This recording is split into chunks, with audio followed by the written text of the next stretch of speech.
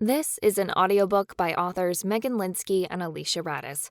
To maintain content guidelines, certain scenes have been removed from this audiobook. Summaries of these deleted scenes can be found within this audio.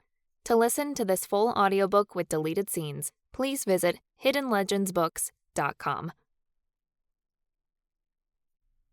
Chapter 13. Charlie. My head spun with all the information we'd learned about the Infernal Underground.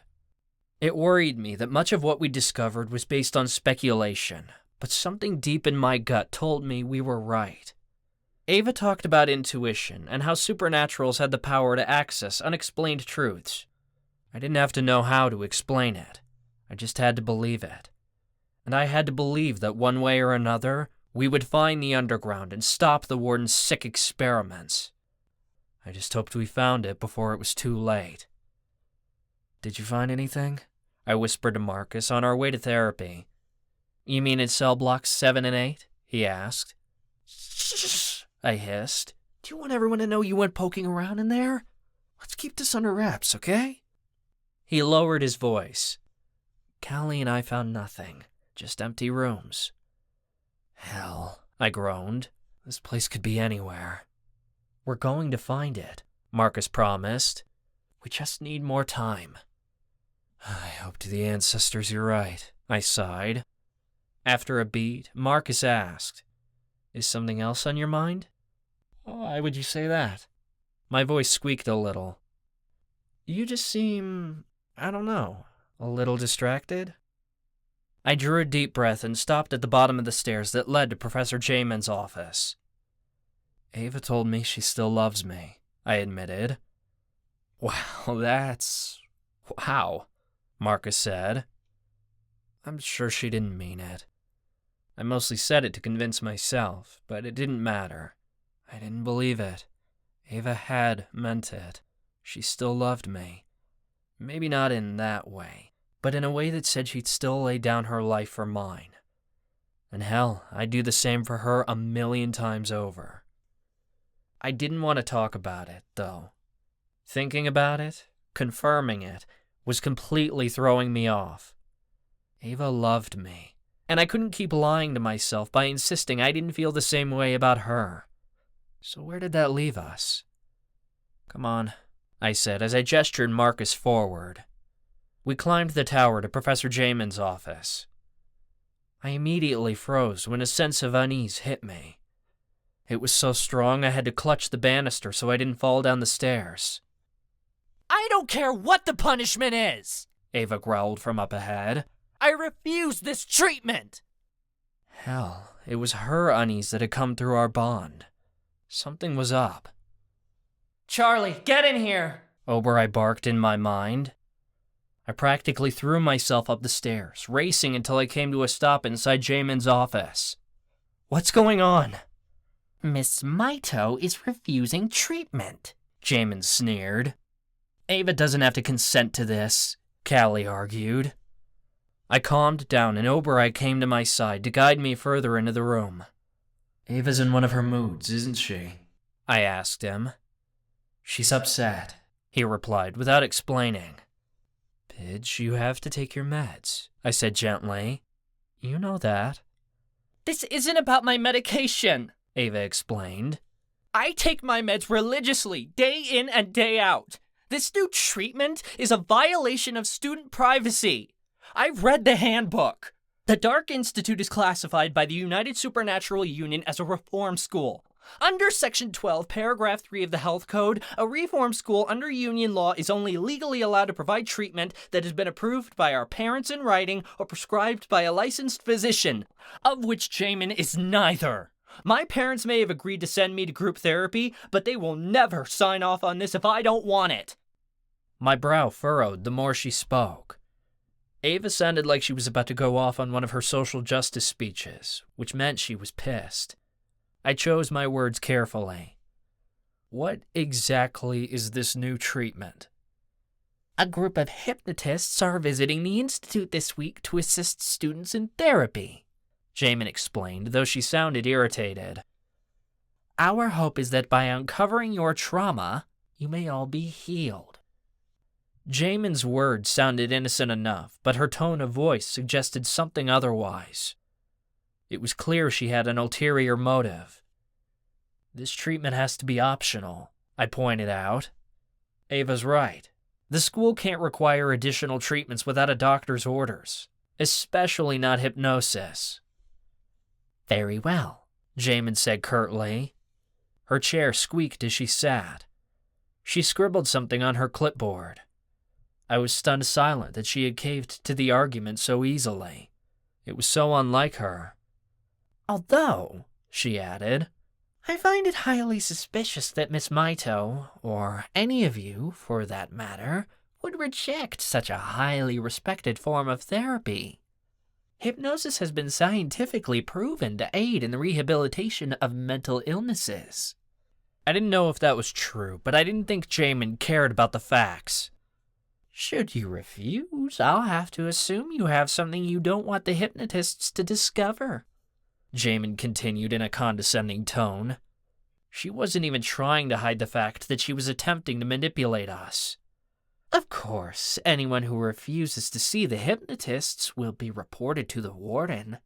I'm sure he'd be very interested to learn you have something to conceal. I have nothing to hide, Ava insisted firmly. We all knew it was a lie, but she sounded damn convincing. I just don't want someone else in my head. I have enough voices in there already. You should know plenty about that. Check your notes. Jamin huffed. It sounds as if your interpretation of hypnosis is severely misguided, Miss Mito. No one will be entering your mind. Regardless, the choice is up to you. You either go through with the hypnosis session, or you answer to the Warden. Which will it be? That's not a choice. That's an ultimatum, Ava snapped. Jamin didn't respond, but she must have been staring Ava down, waiting for her to break, because Oberoi muttered in my mind. Damn, that's one intense gaze, woman. Finally, Jamin spoke. Well, I have a hypnotist waiting downstairs for one of you. Somebody needs to go first. No other groups have refused yet. I'm sure the Warden would love to hear you four the first. We all went silent. We were scared to death of what the hypnotists might find. Considering they were hired by the Warden, I didn't trust their intentions.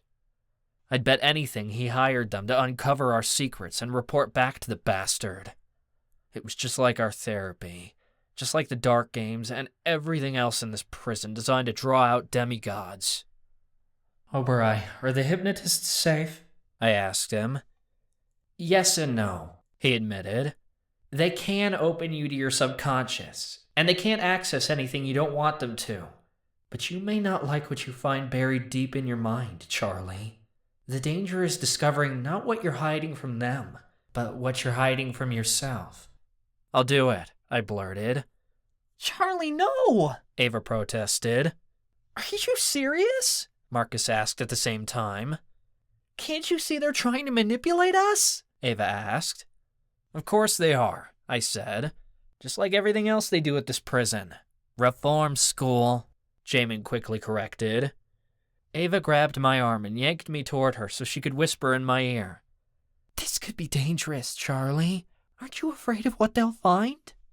Oberoi seems to think it's safe, I whispered back. I quickly turned to speaking my mind across our bond, because I didn't know how much Jamin would hear.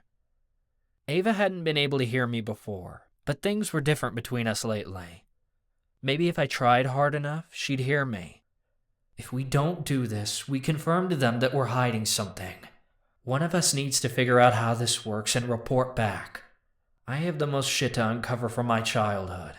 They'll have to dig through a lot of crap before they learn any of our secrets. Let me go in your place.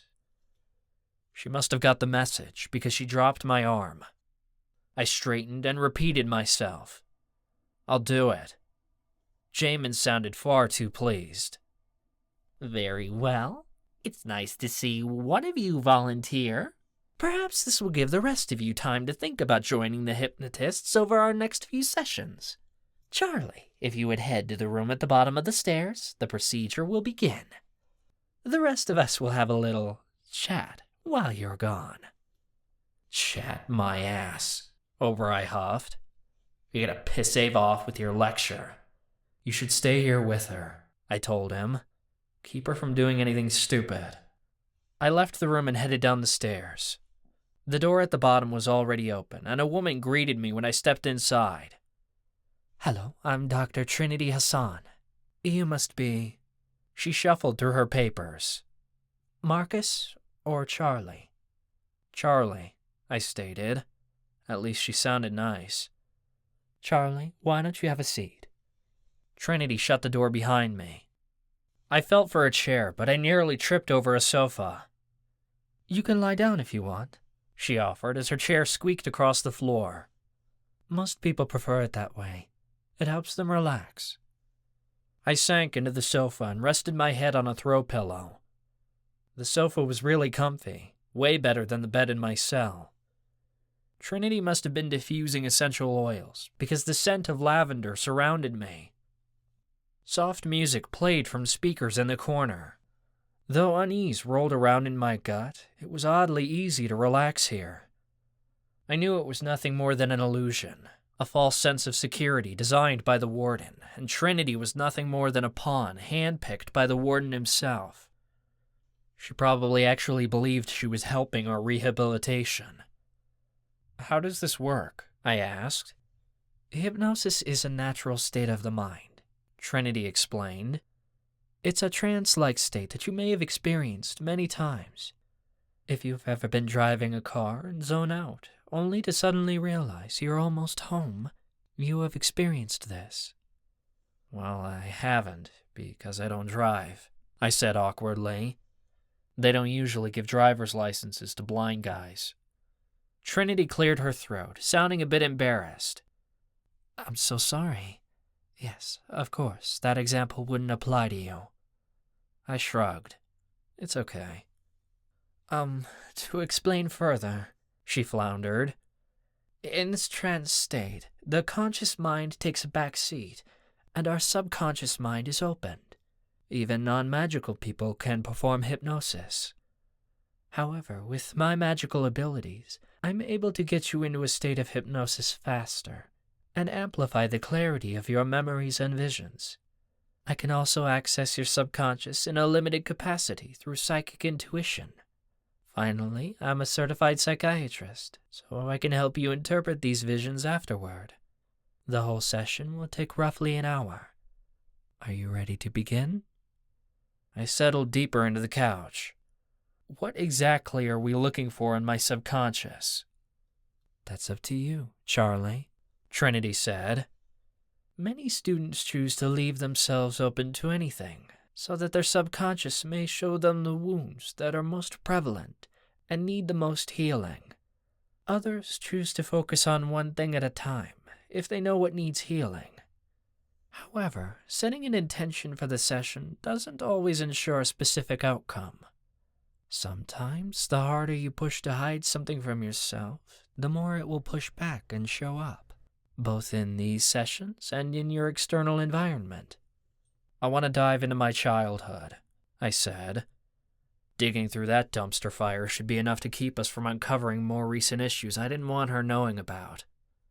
"Very well.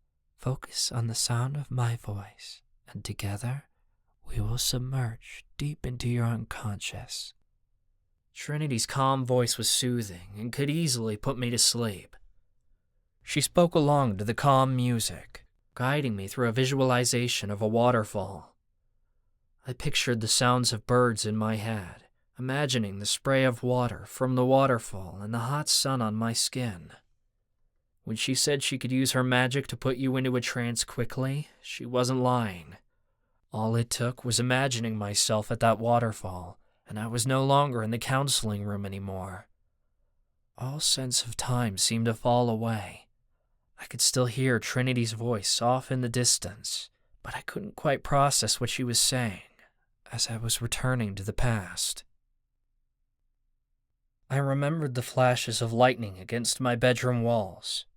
Thunder cracked outside my window. Though my nightlight usually scared the monsters away, they didn't seem to care tonight. They were coming for me, stomping just outside my window. The scent of fresh linen surrounded me, and I buried the teddy bear deeper into my nose.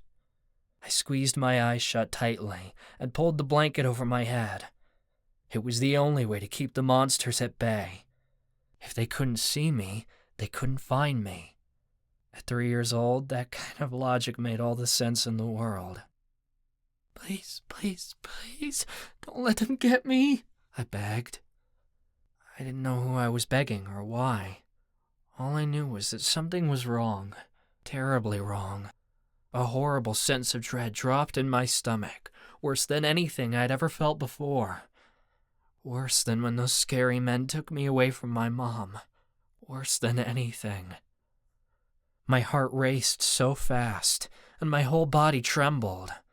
The only explanation I had for it was the monsters. Charlie, you mustn't hide. I'm here for you." The voice sounded so kind, very unlike a monster. I was brave, so I peeled back the covers to peek at the man who'd spoken. My eyes went wide when I saw a glowing eagle flying around my room, leaving trails of starlight behind. His feathers were blue, red, and green, painted with all kinds of pretty designs. In my mind, the eagle was so mesmerizing. I wanted to reach out and touch it. The thunderstorm outside my windows was all but forgotten as I watched the eagle fly around my room. He swooped down, and before my eyes, the bird transformed into a man. He had dark skin and feathers twisted into his long braids. His eyes were bright yellow, like an eagle's, though they were welcoming. "You're not a monster," I whispered. He shook his head. "No, I am Eagle Spirit, the god of virtue. I am here to ask for your help, Charlie." "I'm just a kid," I told him. "I can't help." "Charlie, you are the only one who can help." I glanced around the room, and thunder boomed louder than ever this time, shaking the walls. I sank deeper under the covers. "Help with what?" I asked.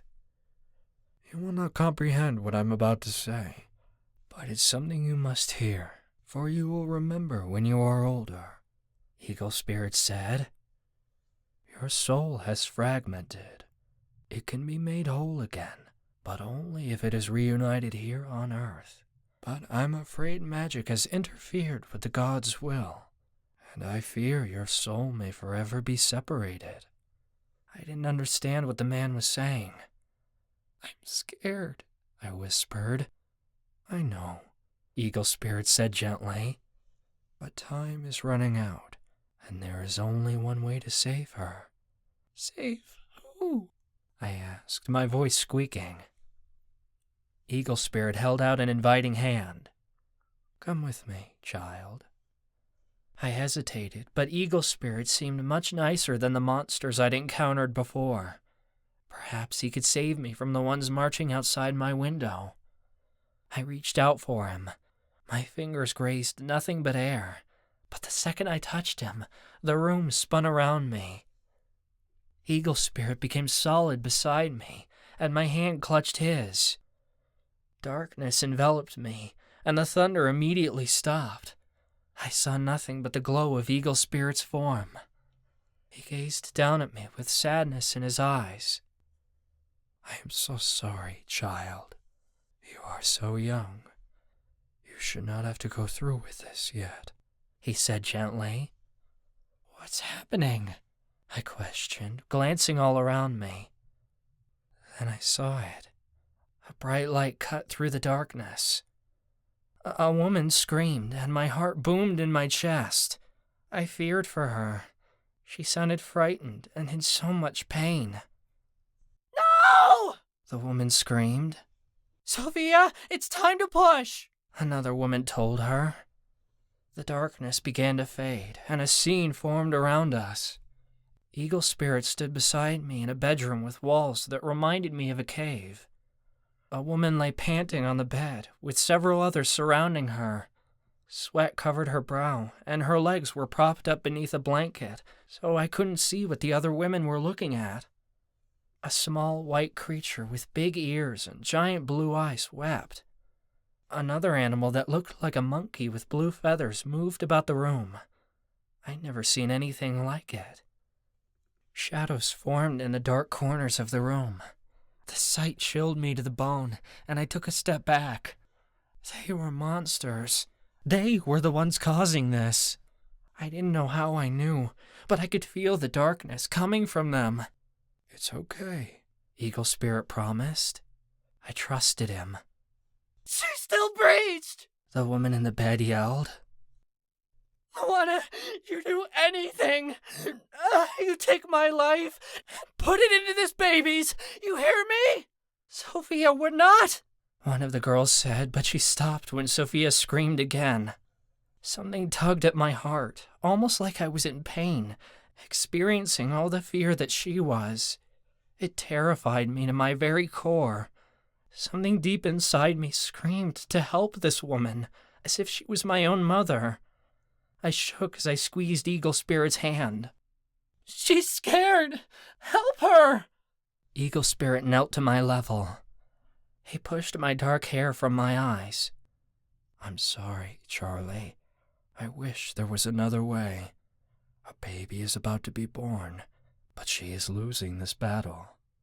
The gods have done everything they can to save her, but even our magic has limits. There's one last spell we can try, but the only power strong enough to save the baby and her mother is a sacrifice. A sacrifice from you. Charlie, do you know what a sacrifice is? Tears stung my eyes, and I shook my head. It's when we give up something we care about to help someone else, Eagle Spirit explained. You and this baby are connected. You must choose to give this baby a piece of yourself in order to save her. One day, I hope you understand why I am asking you to do this. No! Ancestors, please! Don't take her! Take me instead! Sophia cried. My heart twisted in my chest. The screams echoed in my ears, a pain I didn't quite understand. I could feel the baby. I knew her fear and felt pain. She was slipping away. I didn't know what all this meant. I was too small to really understand what death was. All I knew was that I'd do anything to save this baby, and if I didn't, she would die. I said the first thing that popped into my head. My eyes! I cried to Eagle Spirit. Give the baby my eyes! Are you sure, Charlie? Eagle Spirit asked. Yes! I sobbed. Save her! Take my eyes! I don't want them no more! Very well. Eagle Spirit stood and placed his hand on my head. One more push, Sophia! One of the women said. The screams came to an abrupt halt, and the woman went limp on the bed. Tears streamed down my face, and I hiccuped. I feared that I'd made my decision too late. Then I saw her. One of the women pulled the tiniest little baby from behind the blanket and held her up. She was so small, and though she was covered in goo, she was the prettiest baby I'd ever seen.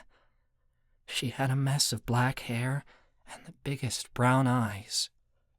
My heart was instantly drawn to her, and I knew without a doubt that our souls were entwined, from now to the end of forever. In the blink of an eye, the room disappeared from around me, but I heard the sound of the baby's first cry break through the darkness. Oh, I was so relieved to hear her voice, but at the same time, terror hit me like an ocean wave. I felt Eagle Spirit's hands upon me, but my eyesight was gone. I was blind. I gasped as the memory ended, and I snapped back to reality. The sounds of music returned, and I smelled lavender. Trinity's chair squeaked as she shifted. I felt like I was going to be sick. Did you see that? I asked her nervously. She let out a shaky breath. No, But I sensed something very profound. You've uncovered a significant memory. I don't know how I could have forgotten it, I whispered, more to myself than to her. I must have thought it was a dream. You lost your eyesight to a very traumatic event, she said. Perhaps even something magical. She sounded unsure, and I wasn't about to confirm it for her. If the Warden found out I gave up my sight for Ava, he could manipulate me to give up anything for her. It was frightening, I told her, just to give her something. I had to lie, but I couldn't spin my web too big. Surely the Warden could uncover my medical records to confirm. I woke up one morning and just couldn't see. You don't know why this happened to you? She asked. The vision was unclear, I lied. All I know is that I was scared. Let's talk about that, she offered. What's there to talk about? I asked. I've lived my whole life blind. It's just how things are. I'm not bitter about it. Then perhaps we can talk about what you saw in your vision, she pressed. I'm blind, I reminded her. I didn't see anything. A shiver ran down my spine. Right. She scribbled something down, her pen scratching the paper. Can you describe what you heard? It didn't make sense, just a lot of thunder, I told her. There was a storm that night. Trinity tapped her pen thoughtfully. Do you remember where you were living at the time? Some foster home. I wasn't there long. She kept pressing for answers, but I kept everything vague. She knew the vision had frightened me, but she didn't know specifics. I didn't tell her anything the Warden couldn't already get his hands on. Can I go? I asked after an endless string of questions. Yes, but Charlie, I encourage you to open yourself up to what this vision means. Your subconscious is trying to tell you something, she insisted. I said before leaving the room. I knew exactly what I was meant to learn, but I wasn't about to tell her that. My body trembled as I left the room. I heard voices upstairs, but they didn't belong to any of my friends. It must have been Jamin's next counseling group. Charlie, Marcus called from a few paces away. I jumped because I hadn't expected him to be there. It's fine, it's just me, Marcus. I relaxed. I know it's you. You look like you've seen a ghost, Marcus said. I mean, felt a ghost. I saw something, I told him. You mean literally? You saw something? I listened closely, and I heard footsteps down the hall. Not here. Follow me. Marcus grabbed my arm and dragged me down the hall. We didn't stop until we could no longer hear any footsteps. What happened in there? I raked my fingers through my hair. I don't know, man. I got hypnotized, and it fucked me up. How? Marcus sounded worried. I shook my head. I can't even explain. It's about Ava. I'm listening. I sighed. I remembered something from when I was a kid. A Hawkeye god came to me the night Ava was born. She was dying. The only way the gods could save her was with a spell that required a sacrifice. Marcus's voice wavered. What kind of sacrifice? A sacrifice from me. My tone came out hollow. I still couldn't wrap my head around it. Marcus, I gave up my sight so Ava could live. The hall fell dead silent. I wasn't sure I believed it was true until I said it out loud. But the memory had been so real, so fresh, as if I'd just experienced it yesterday. I'd never known how I'd gone blind. It had been a mystery to me for years. I figured I'd just had some kind of accident when I was little, and I'd forgotten about it. Now I knew. It was all for her. I broke down and told Marcus everything I'd seen in my vision. It was like if I said it out loud, I might be able to make sense of it. It still seemed surreal, though, even though I knew it had actually happened. "That's intense," Marcus finally said. "I know. To think, our connection goes deeper than I ever thought." "Are you going to tell her?" he asked. "How can I?" I fell against the wall. "She'll blame herself." "No, she won't," Marcus promised. "She will," I argued. "Ava knows the shit I went through growing up. Once I was on my own, things got even worse, and a big reason for that was because I was blind. No one would employ me, so I had to turn to other methods to survive. Marcus, I dealt drugs and slept with women off the street just so I wouldn't freeze in the cold. None of that would have happened if I had been able to provide for myself. Believe me, Ava will blame herself for that. I don't know how I could ever put that burden on her. Ava should know. She has the right. She's your bonded partner," Marcus insisted. "You can't tell her. It would destroy her to know. We can't say anything to her about this, because it would ruin her. Promise me, Marcus," I said. Marcus was quiet until he said, "I won't say anything, but I still think you should tell her the truth." I frowned. I just want to move past it. I'm sick of my past coming up all the time. "You can't just get over stuff like this," Marcus said gently, like he knew far too well. It was pretty obvious he hadn't worked through his own shit. "It's not that bad," I argued.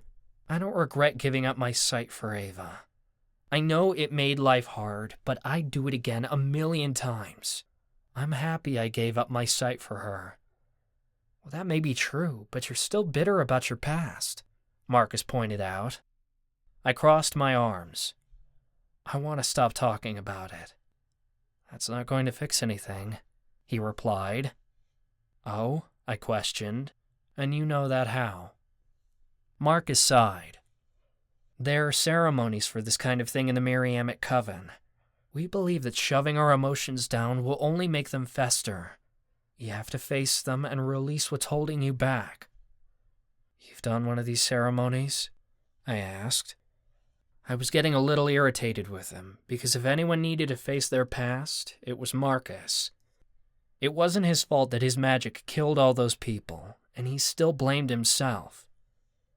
"Not yet," he admitted. "I'll get there. I'm just saying, if you want some help with this, I'm here for you." "Oh," I said flatly. I suddenly felt bad for getting angry at him. He was only trying to help, and maybe I needed it. "The best time to perform these ceremonies is on the full moon," Marcus said. "That's this week," I remarked. "Yeah, but we don't have to do it right away," he assured me. "Whenever you're ready." I pondered his offer for a moment. I don't know if I ever will be, but maybe I can try. "Really?" Marcus asked, sounding shocked. "It's not like I have anything better to do." I chuckled, but it came out stilted. I wasn't totally sure I was ready, but I knew if I put this off, it would never happen. "But only if you make me a deal." "What kind of deal?" Marcus sounded skeptical. "That you work through your shit, too." "Charlie, I'm not ready. You don't have to do the ceremony now," I told him. "Just promise me you'll start figuring it out.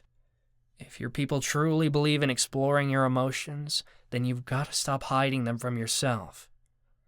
"I don't know how long it will take, but I can try," Marcus said. I offered a light smile. "Then I guess we'll need to prepare for the full moon." I twisted the threads of Ava's armband around in my fingers as I snuck toward the chapel later that week after my factory shift. Oberei led the way. The band had been a gift from Ava, one that I'd stashed away behind a drawer in my dresser when we'd broken up because I couldn't bear to let it go. It was the first and only birthday present I'd ever gotten. Marcus had said I would need something special to me for this ritual, something that represented what I'd been holding on to. I didn't have much of anything that was special. Hell, I'd lived most of my life out of garbage bags. But this, the armband, was the most important thing I owned. The halls were quiet, as it was almost curfew. Now that I was out of Fight Club, I didn't get special privileges to be out of bed after hours, but I'd arranged a pile of clothes under my blanket to make it look like I was sleeping. The guards never checked our cells that closely unless they had a reason, and I hadn't attracted any attention lately. We chose the chapel because it was one of the most secluded areas on campus. The guards never patrolled this hall since most students never bothered to come down here. The people in this place weren't exactly the religious type. I slipped into the chapel and shut the door behind me. I could hear Marcus near the pulpit making clinking noises, though I didn't know what he was up to. Rishi meowed lightly, and Oberoi panted as he guided me up the aisle. "Are we ready?" I asked as I approached. "I'm ready if you are," Marcus said. "The skies are clear tonight, and the moon is bright. It's the perfect night for the ceremony. You can sit." I sat cross-legged across from him in front of the pews. Oberoi lay next to me. The vast, expansive room made me a bit uneasy, but I knew we were alone. I shifted, though I couldn't find a comfortable position. "How does this work?" "Did you bring something?" he asked. I lifted the armband, and Marcus hesitated. "Ava gave that to you, didn't she?" he asked. "Yeah," I replied sheepishly. "I guess I have more to let go of than I thought, huh? Will this work?" "It's perfect. I just didn't think you'd want to destroy that." My eyebrows shot up. "You didn't say anything about destroying it." "Oh, well," Marcus floundered. I meant to. We don't really have time for something else. Our rooms will be locked by the time we get back." I sighed and ran my fingers over the bracelet. "I don't have anything else. I think as special as this is to me, I need to let it go. Ava and I aren't dating anymore. I've accepted that we've broken up, but the rest of it? It's hard because we share a soul, and part of me has been hanging on to that. But I don't know if I can do that anymore." "You can't change it," Oberoi said. I scowled. "I asked you here for emotional support. I don't need your commentary." Oberoi huffed. I handed my bracelet to Marcus. "Let's do this." "Okay," Marcus said. "I'll have you help me cleanse the space. There's a lot of history here in the chapel. I can feel it." "Is it ghosts again?" I asked him. He sounded uncertain. "Not ghosts, per se, just an odd feeling. The energy's weird. I don't like it. We need to cleanse the area with Palo Santo before we start. It's a Hawkeye herb your tribe uses, so I think it makes sense we use it for your ceremony." I heard the click of a lighter, then smelled the sweet scent of burning wood. I didn't know how Marcus always managed to have a lighter on him, considering inmates weren't even allowed scissors, but it was probably approved for spell work in his warlock classes. Marcus handed me a stick of Palo Santo. I walked around the room, filling it with the cleansing smoke. He did the same to the other side of the room. After a good 15 minutes, because the room was huge, we met in front of the pews again. "That should be enough," Marcus said. "Take this." I reached out and Marcus placed a cup into my hands. "What's this?" "It's water," he said. "First, I'm going to have you relax. Take as long as you need. When you're ready, you will whisper a prayer of forgiveness to the water and drink it. Your words have energy, and when spoken, you infuse this energy into the water." "But I'm not a warlock," I pointed out. "It doesn't matter," Marcus said. "This works with any intention. You remember the forgiveness prayer I taught you?" I nodded. "Yeah." Marcus pressed the lighter into my hand. "For the armband, when you're ready. Let's begin." A beautiful melody filled the chapel, played on a string instrument. I tilted my head to the side. "What is that? A harp?" "It's a lyre I found in the music room," Marcus said. "Since when do you know how to play a lyre?" I asked him. You learn a lot when you hang out with band geeks through all of high school, Marcus said. Don't worry about it. I'm here for you. I closed my eyes and listened to the soothing music as Marcus ran his fingers over the strings. He spoke softly, guiding my breath slowly until I began to calm down. I couldn't seem to sit still, so I stroked Oberon's fur with one hand. My mind raced, but Marcus had told me not to judge my thoughts, to just let them come as they pleased and observe them. It wasn't easy. My past seemed to replay in my mind, and the cup of water shook in my hand. I didn't know if I would ever be ready to drink it. We were going to be sitting here all night. It's okay, Marcus said quietly, continuing his tune on the lyre. Take all the time you need. I drew a deep breath and nodded. Ancestors, this is so uncomfortable. I noticed the thought slip through my mind, and I observed it with curiosity. Of course this was uncomfortable. What did I expect? But that didn't mean I should run from it. If I truly wanted to move on from my past, I had to embrace the discomfort. Under this full moon, I forgive my past, I said, repeating the prayer Marcus had taught me. I release myself from the chains I have created out of my past experiences and the people I have come in contact with. I forgive myself of my past mistakes, and I welcome love into my heart now. I am at peace. I drank the water, and I was surprised at how refreshing it felt. It was as if the words I said were even more powerful than I thought, like the water and the intention inside were permeating each cell in my body. Marcus didn't say anything. He just kept playing the soothing melody. Beside me, Oberon curled his nose into my hand. He knew how hard this was for me. I began to pick at the threads on Ava's bracelet until the end of it untied. I ran my fingers through the threads until they untwisted. I drew one thread from the braided tangle and flicked the lighter. The scent of the thread burning away met my nose. I forgive. I choked up. Ancestors, this wasn't going to be easy. This shit sucked. I choose to accept the life that I have lived. It is not my fault, or my parents' fault, that the Hawkeye Elders took me away from Kimpago. Growing up the way I did, it taught me how to fend for myself and to survive. I learned how to remain strong, even in the face of the toughest obstacles. That is one of the greatest advantages I can have if I'm to fulfill my prophecy.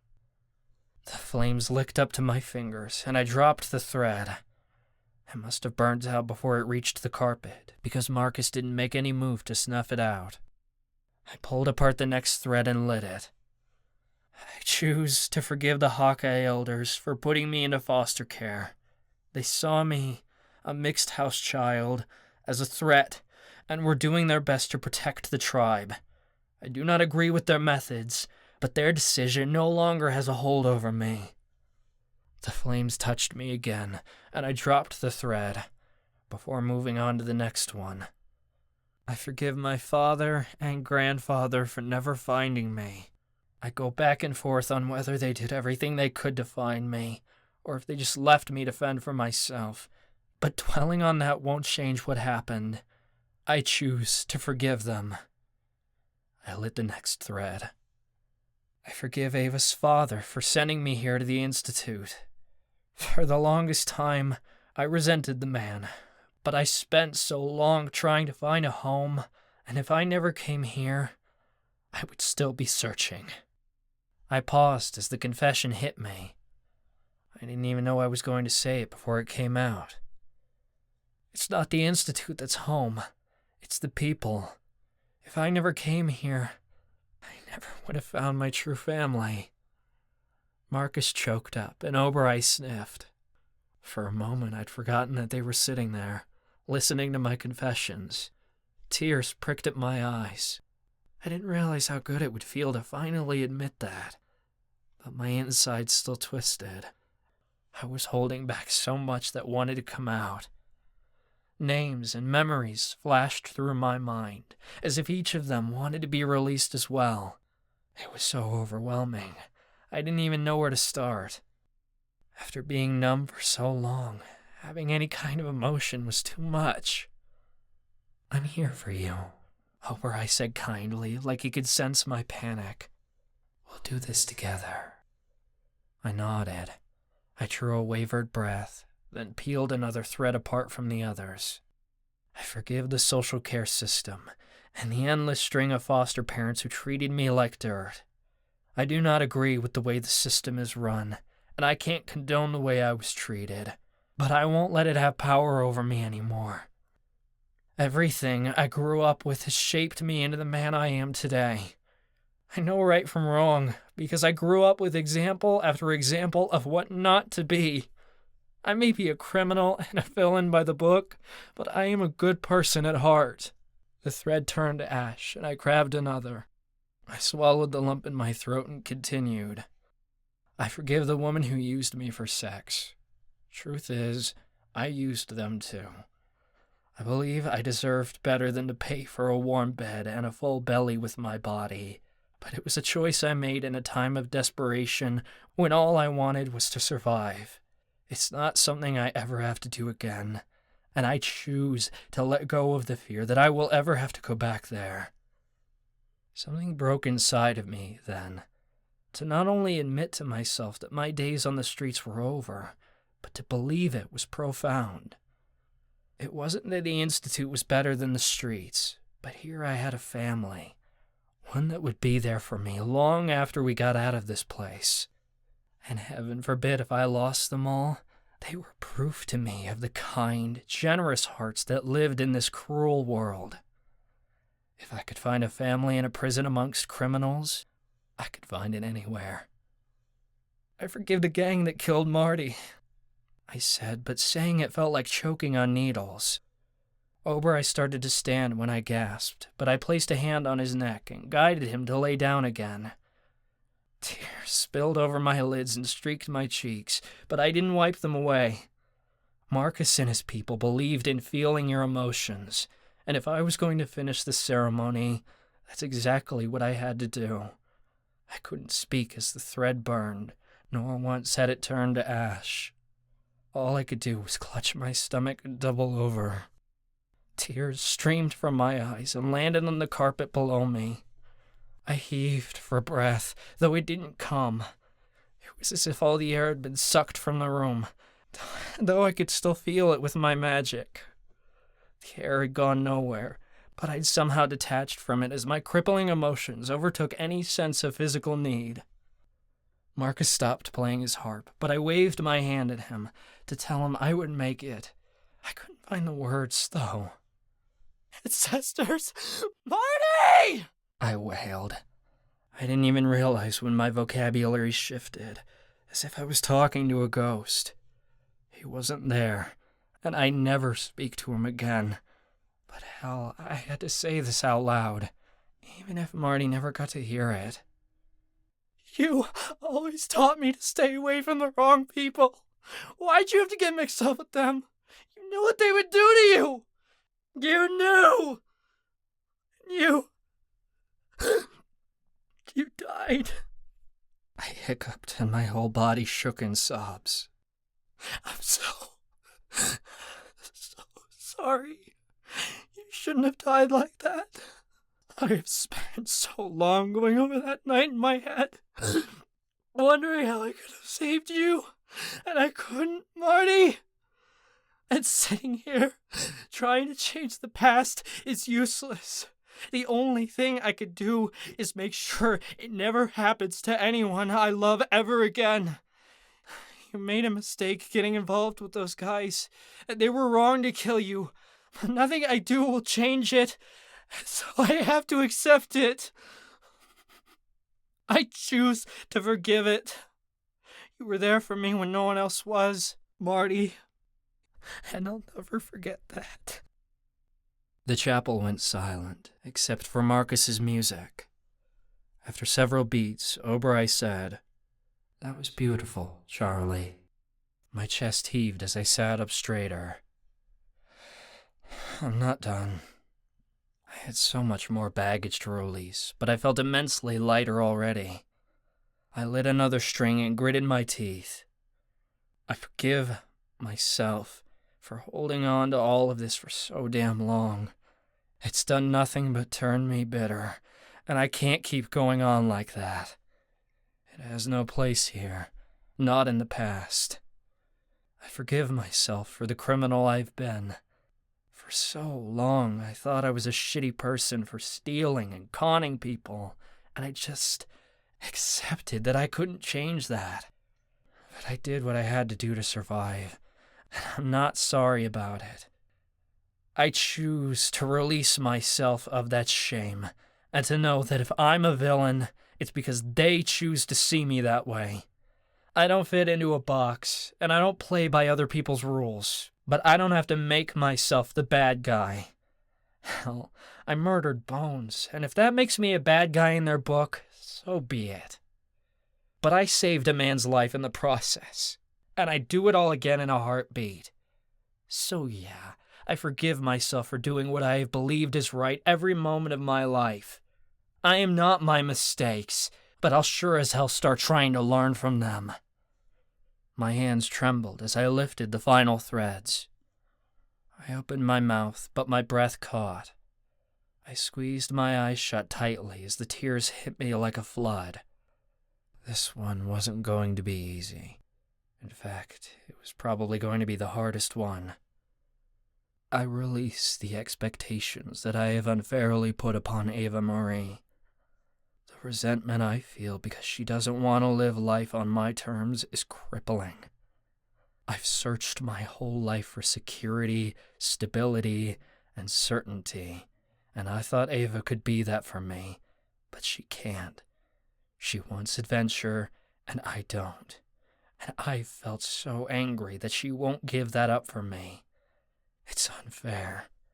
Ancestors, I want to be with her so bad, but I am so fucking scared that we're both going to get hurt. Everything I've ever had has left me, and so I can't rely on faith that Ava would stay. I'm so frightened of losing her that I thought it'd be easier to distance myself from her than love her. Oberei stood, but he didn't say anything. I continued. The only thing I can be certain of is that I'm going to lose Ava-Marie one day, but I'm causing both of us more pain by staying away from her and trying to prevent it. That pain is already here. Ava may be difficult at times, but I'm the real mess. I love her so damn much that I've turned away from her. That's going to change. I forgive myself for the choices I've made. I cannot change them, but moving forward, I can no longer push her away. My ribcage felt as if it was tearing apart, but I knew this would get worse before it got better. I can't keep resisting my heart. Our souls are connected, and I can't turn away from that. I don't care if we're together or not. I will commit to everything we face together in the future. I will be there for her, no matter what, through any obstacle, and I won't be a coward any longer and give up. Sobs racked my chest, but I didn't resist them. I let them tear through me, because if something was going to tear me apart from the inside out, it's because it wanted to be let go. I know this is going to be hard, I cried. I know there is going to be pain at the end. There's always pain, but it doesn't matter, because I want to be with her, and I'm making us suffer more by refusing to. So I forgive myself for letting her go, and I vow to make things right again. You're going to tell her how you feel? Oberei asked. I swallowed the lump in my throat. I will. I can't keep going on like this, for either of our sakes. I have to be honest with her, and with myself. I love her. As I dropped the final thread, I felt the weight in my chest lighten. Tears continued pouring out of my eyes, but I finally felt like I could wipe them away. Oberei pressed his head into my hand, and I scratched him behind the ears. That wasn't good enough, though. I wrapped my arms around his neck and pulled him into my lap, burying my face into his fur. Oberei pressed his forehead to my chest, and for the longest time, we just sat there, not speaking, just feeling. I didn't know how much time had passed before I finally drew away from him, but I knew that for the first time in my life, I didn't feel so burdened. It wasn't completely gone, and maybe it never would be, but I finally felt like I could breathe. Marcus stopped playing music and set his harp aside. "I'm proud of you, man." I sniffled. "Is that it? Is it over?" "Only you can say when it's done," Marcus said. I wiped my nose. "I don't think I'll ever be done forgiving people, but right now I feel pretty damn good. I mean, I feel really crappy, but there's this hope in my chest. I just feel like everything's going to be okay." "I hope you're right," Marcus said. "Your whole ceremony sounded really powerful." "Thanks." Marcus started gathering his things, then he handed me a blanket. "We're locked out of our dorms, so you might as well find a pew." "Thanks, but I think I'm good right here," I said. I lay down on the ground, using Oberei as a pillow. He curled into me, and I scratched him behind the ears. "You okay?" I asked him. "I know how hard that was for you," he said. For once, he wasn't being a snarky asshole. He was genuine. "You're right that you never have to return to your past, Charlie, because I'm here for you now. Even in death, nothing will ever change that. Thank you, Oberei. That means the world to me." I snuggled into the blanket and closed my eyes. It struck me how familiar it was to sleep on the ground, but this was different. Though I was in a prison and my conditions were less than ideal, I'd never slept so well in my life. In the morning, I'd make things right again. I'd find Ava, and I'd tell her how I felt. Everything would be as it was meant to be. I could hardly wait to take her in my arms. "She misses you, too," Oberei said, and I smiled. For the first time in a long while, things were looking up. Bang! I startled awake to the sound of a slamming door. Marcus gasped, and Rishi gave a squeak. I sat up, wondering what was going on. Marcus rushed over to me and grabbed the back of my shirt, yanking me to my feet. He must have subconjured the blanket because it disappeared from on top of me, leaving me cold. "What time is it?" I asked. "Sunrise," Marcus hissed. "Get behind the pews." Marcus dragged me between a row of pews, and we ducked down low where we couldn't be seen. Oberei lay on his belly next to me, and Rishi scurried past me.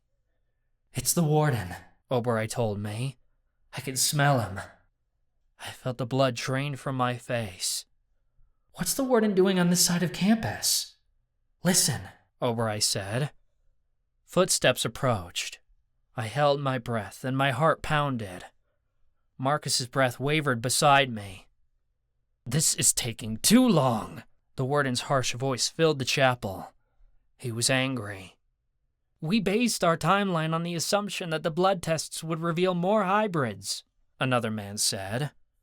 It was probably one of the angel professors, though I couldn't be sure. "We'll have to adjust." "No," the Warden snapped as they passed by us. "There are more elf hybrids in this prison. The prince is here. The seer foretold it. We need to find them by any means necessary." "But sir, the blood tests confirmed." "And the blood tests are imperfect!" the Warden roared. "I want them done again!" "On every student in the school?"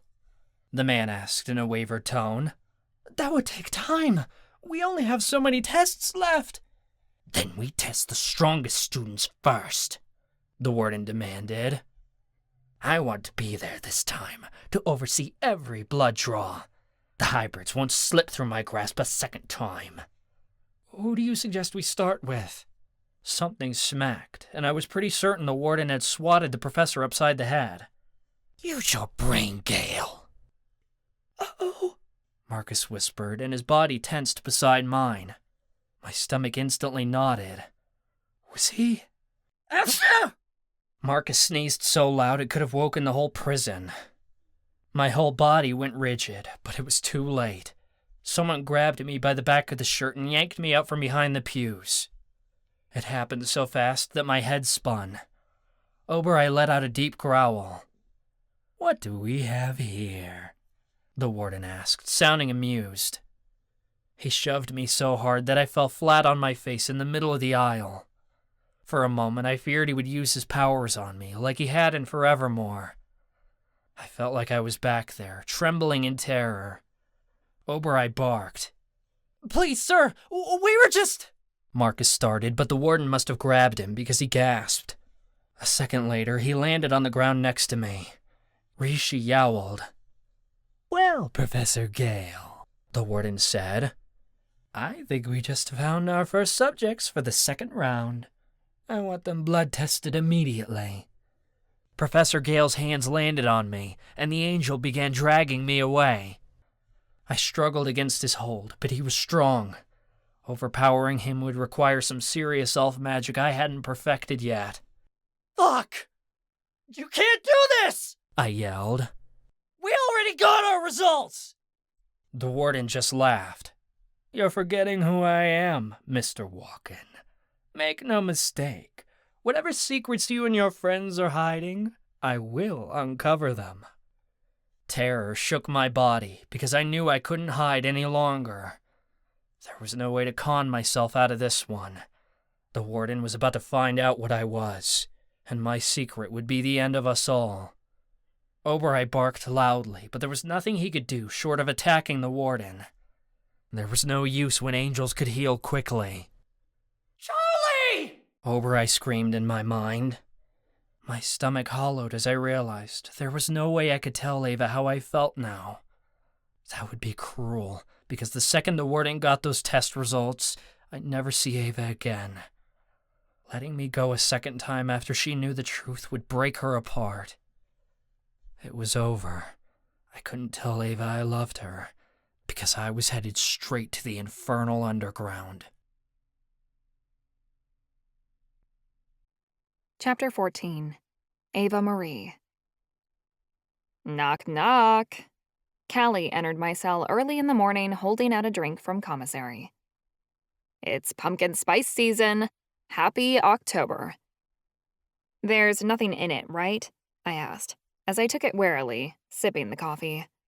I'd already gotten dressed for the day and had a bunch of books spread out in front of me on the bed. "Trust me, I watched the warlock who prepared it very closely. Your drink has no magical properties whatsoever, and as a bonus, it's decaf." Callie took a drink. "Mine, however, is embedded with woven herbs for my shifter strength." "What are you working on?" "Ivy let it slip to me that Charlie's lessons with the elves haven't been going well," I muttered, turning a page. "I'm trying to figure out why they're having such a hard time performing magic." "Simple, isn't it? They've been spoiled in Forevermore," Callie said, sitting across from me. "I know, but there has to be more to it. Even incompetent supernaturals can use some kind of magic." "What does your intuition say?" We'd been working on intuition all semester, meditating by the waterfall in the elementi room. I was getting better at determining what my intuition wanted to say to me, but I still had trouble trusting my judgment. "It says there's something we're missing," I stated. "The answer is right in front of us, but we're overlooking the obvious." "That means it must lie with magic we already know," Callie said. "Elves are similar to Fae. What if they need to practice illusion magic first?" "I guess, but how is that going to help them? They need to be able to overpower the guards and steal another supernatural's magic if they're going to escape." I finished off my coffee with another few chugs. I was on a mission this morning to figure this out. What about simultension? Callie asked. There's a start. I hadn't thought about simultension much since we'd used it in the Dark Games. It was the ability of supernaturals to meld their powers together, even across different races. We'd used it to beat monsters during the games. That could work. What if simultension is the best way to teach the elves how to use their powers? I speculated. Start off slow, teaching them how to meld their magic with another supernatural's, then overpower it. Callie smirked. I am a genius. We have to tell Charlie. I was so excited. This could be the key to getting the elves out of here. I got up from my bed and ran to his dormitory next door. Charlie? I poked my head in, but he wasn't in there. I began roaming the halls, wondering if he'd already gone down to breakfast. Where was he? I did a mental search for Oberai. I felt him somewhere within the prison, but couldn't tell where he was. Only that my familiar was very worried. Okay, I was starting to freak out a little. Callie followed me as we roamed up and down the halls. Charlie? Charlie, has anyone seen him? People shook their heads as I asked, and my gut began to bottom out. He was never very far away. Even when he was mad at me, he was always nearby. Callie came closer as my breath started to quicken. I turned in place in the hallway feeling faint. Charlie? Where are you? I'm right here. Relief flooded into my veins as I watched Charlie approach, Oberai at his side. Marcus followed at a distance, his head down. Ancestors, you scared me. I hugged Charlie and kept a tight grip on his arms as I pulled away. I thought something... My voice trailed off as I saw the tight look on his face. Something had happened. My hand brushed something. It dropped against my side when I saw a white bandage wrapped around his arm, the sleeve of his sweater pushed up. No. I backed away, shaking my head. No! They retested me. They took my blood this time. The Warden watched them do it, Charlie said heavily. They're going to know I'm an elf soon. The tests are more comprehensive, so it'll take longer, but he's going to know. He can't! My voice cracked. I refused to accept this as reality. There's no way to stop it now. I'm going to the underground, Charlie said. I have to get ready for whatever the Warden has in store. I couldn't handle it. I hit the floor. Pidge. Charlie instantly knelt by my side. I was just sobbing. You can't go, I pleaded. You're my best friend. He rubbed my back. You're my best friend too, Ava. I continued to cry and Charlie lifted me up by the arms. Come on. We gotta go somewhere private. The music room, Oberai offered, and we went there. Callie and Marcus didn't follow. Marcus held back tears and placed a hand over his mouth, while Callie tried to console him. His eyes looked guilty. What had happened? When we got to the music room, Oberai guided us to the piano bench. Charlie took my hands as I continued to weep. This is bullshit, I burst. I won't let them take you. I'll bust you out. I'll do whatever it takes. I'll even kill the Warden if I have to. I don't care about the consequences. You can't do that, Charlie said in a concerned tone, like he knew I'd try. It'll put your life in danger. Fuck it, I yelled. If they want to send you to the underground, I'm going to. We'll be tortured together. I want to die with you. Stop. Charlie wiped my tears away. I don't want that. I let out a very unladylike snort. I haven't been one to listen, and I'm not going to start now, not when your life is in danger. This might not be a bad thing. If they take me to the underground, I can find Alice and the others, and we could escape, Charlie offered. He was trying to convince himself this wasn't a death sentence. Charlie, they're going to torture you. The others aren't demigods, but you are. And more than that, you're the heir to the elven throne. The Warden is going to find that out eventually, and once he knows what you are... It's all right. Charlie hugged me again, and I sagged against his body. What would I do when I lost this? I didn't think I could live without his presence, the light he gave me. A breakup was one thing. He was still around in a place where I could see him, hear him, touch him if I wanted to. I wouldn't make it without him. I knew that much. Oberai sat at our feet, looking very lonesome. I think we're overlooking one very crucial fact. I blinked as the realization set in. If you're gone, who gets Oberai? You, obviously, Charlie said. If I'm not around, you need him to protect you at the prison.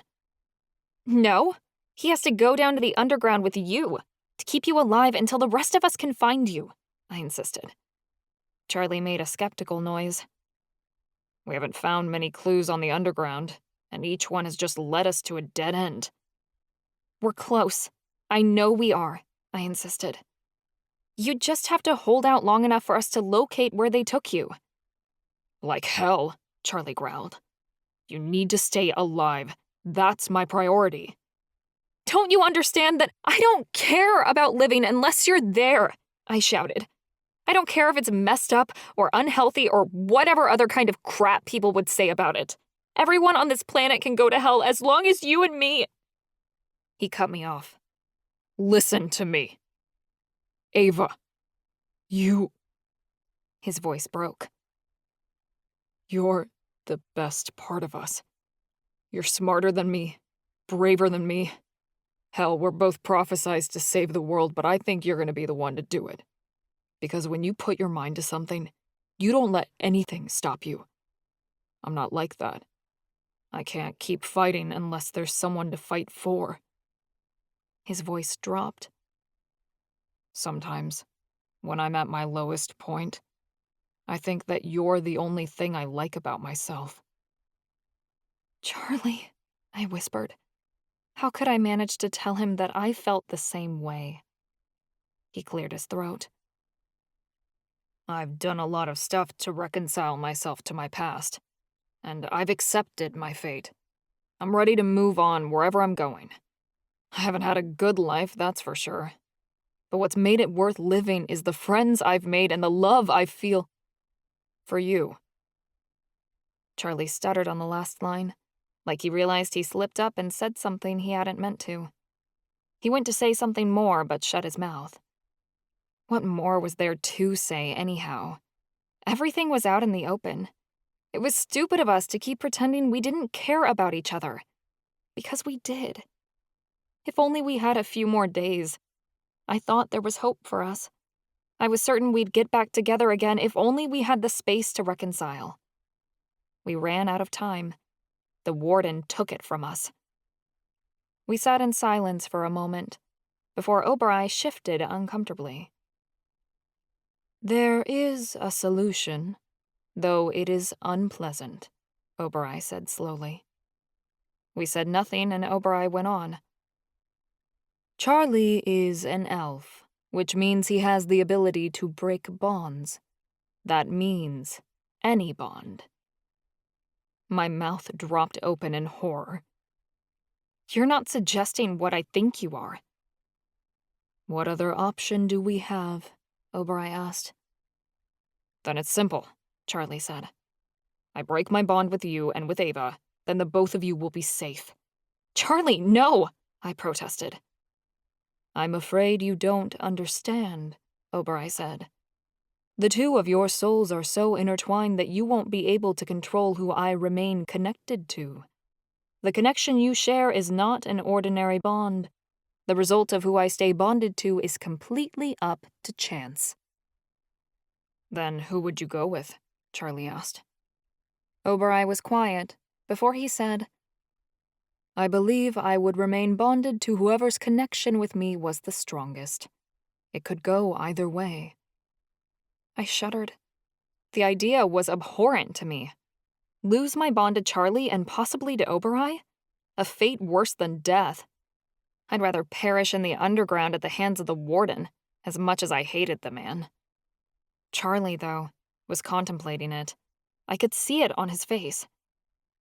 Don't you do it, Charlie. I'll never forgive you, I threatened. "What other choice do we have?"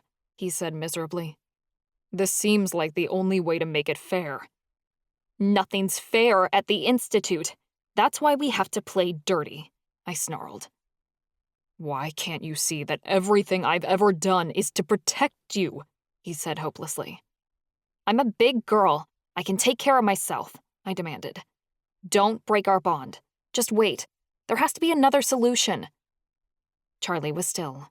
I grabbed his hand. "Come on, we're going to the library. There has to be some kind of loophole." I was damn determined to find some sort of law or rule that would make the warden unable to take Charlie to the underground, no matter what his blood status. Callie and Marcus joined us, sifting through books and papers. I read the Institute's Code of Conduct 3 times and got nowhere. Marcus shuffled through pages in the International Law Book from the United Supernatural Union, and Callie read illusion books, trying to find some sort of fey trick or contract that would get us out of this. Charlie couldn't really help, so he just sat there. His fingers caressed my arm as I worked, or wandered around my thigh. He was looking for some kind of comfort, preparing himself for what he thought was inevitable. I motivated myself as I worked. I am Ava-Marie Mito. I am the firstborn of a great chief and the daughter of a powerful chosen one. I will not be beaten by the warden. I won't lose the man I love and allow him to be tortured and killed. This is within my power to stop. As time went on, though, my determination began to dwindle. By the end of the day, we were all back in the music room. I sat on the floor with my back against the wall, crying heavily. Whenever I shed one tear, there was another to come. The warden could take Charlie away at any moment, and we had nothing to stop him with. As clever as we all thought we were, we had no options. "Let's just enjoy the rest of the night," Charlie offered. He sat next to me, Obereye splayed across his lap. "It's the one last thing we're gonna get together." "We have to keep trying," I sniffed. "Pidge, just let me have this. One small moment of happiness," Charlie begged. The door opened. I didn't look up to see who it was, but the stereo in the music room clicked on, and a familiar song drifted out of it. A Latin ballad. My brother stooped in front of me. He smiled and held out his hand. "Remember this?" As if I could ever forget. Opal, Chansey, and Ivy stood in the doorway. They must have heard the news. I didn't much feel like dancing, but Ez kept his hand suspended there. I took it and rose to my feet. He twirled me around, then pulled me into a tango hold. We began to move in unison, like we'd just done this routine yesterday instead of years ago. Despite the misery I felt, a smile broke its way across my face. I remembered this dance. It'd been our favorite routine. I sang along to the words in Spanish, and Ez spun me around. I was laughing by the end of it. Charlie smiled, like he loved to hear that sound. Our friends applauded in appreciation. "Wow, you two can really rock a dance floor," Ivy said in appreciation. We were champion ballroom dancers. Our Aunt Imogen and Uncle Jonah taught us very well, I said. "Our dad made us quit because we won all the time, and he wanted to give the other kids a chance," Ez laughed. I never cared about winning. It was just for fun, I said. I think that's why we did so well, because we really loved what we did.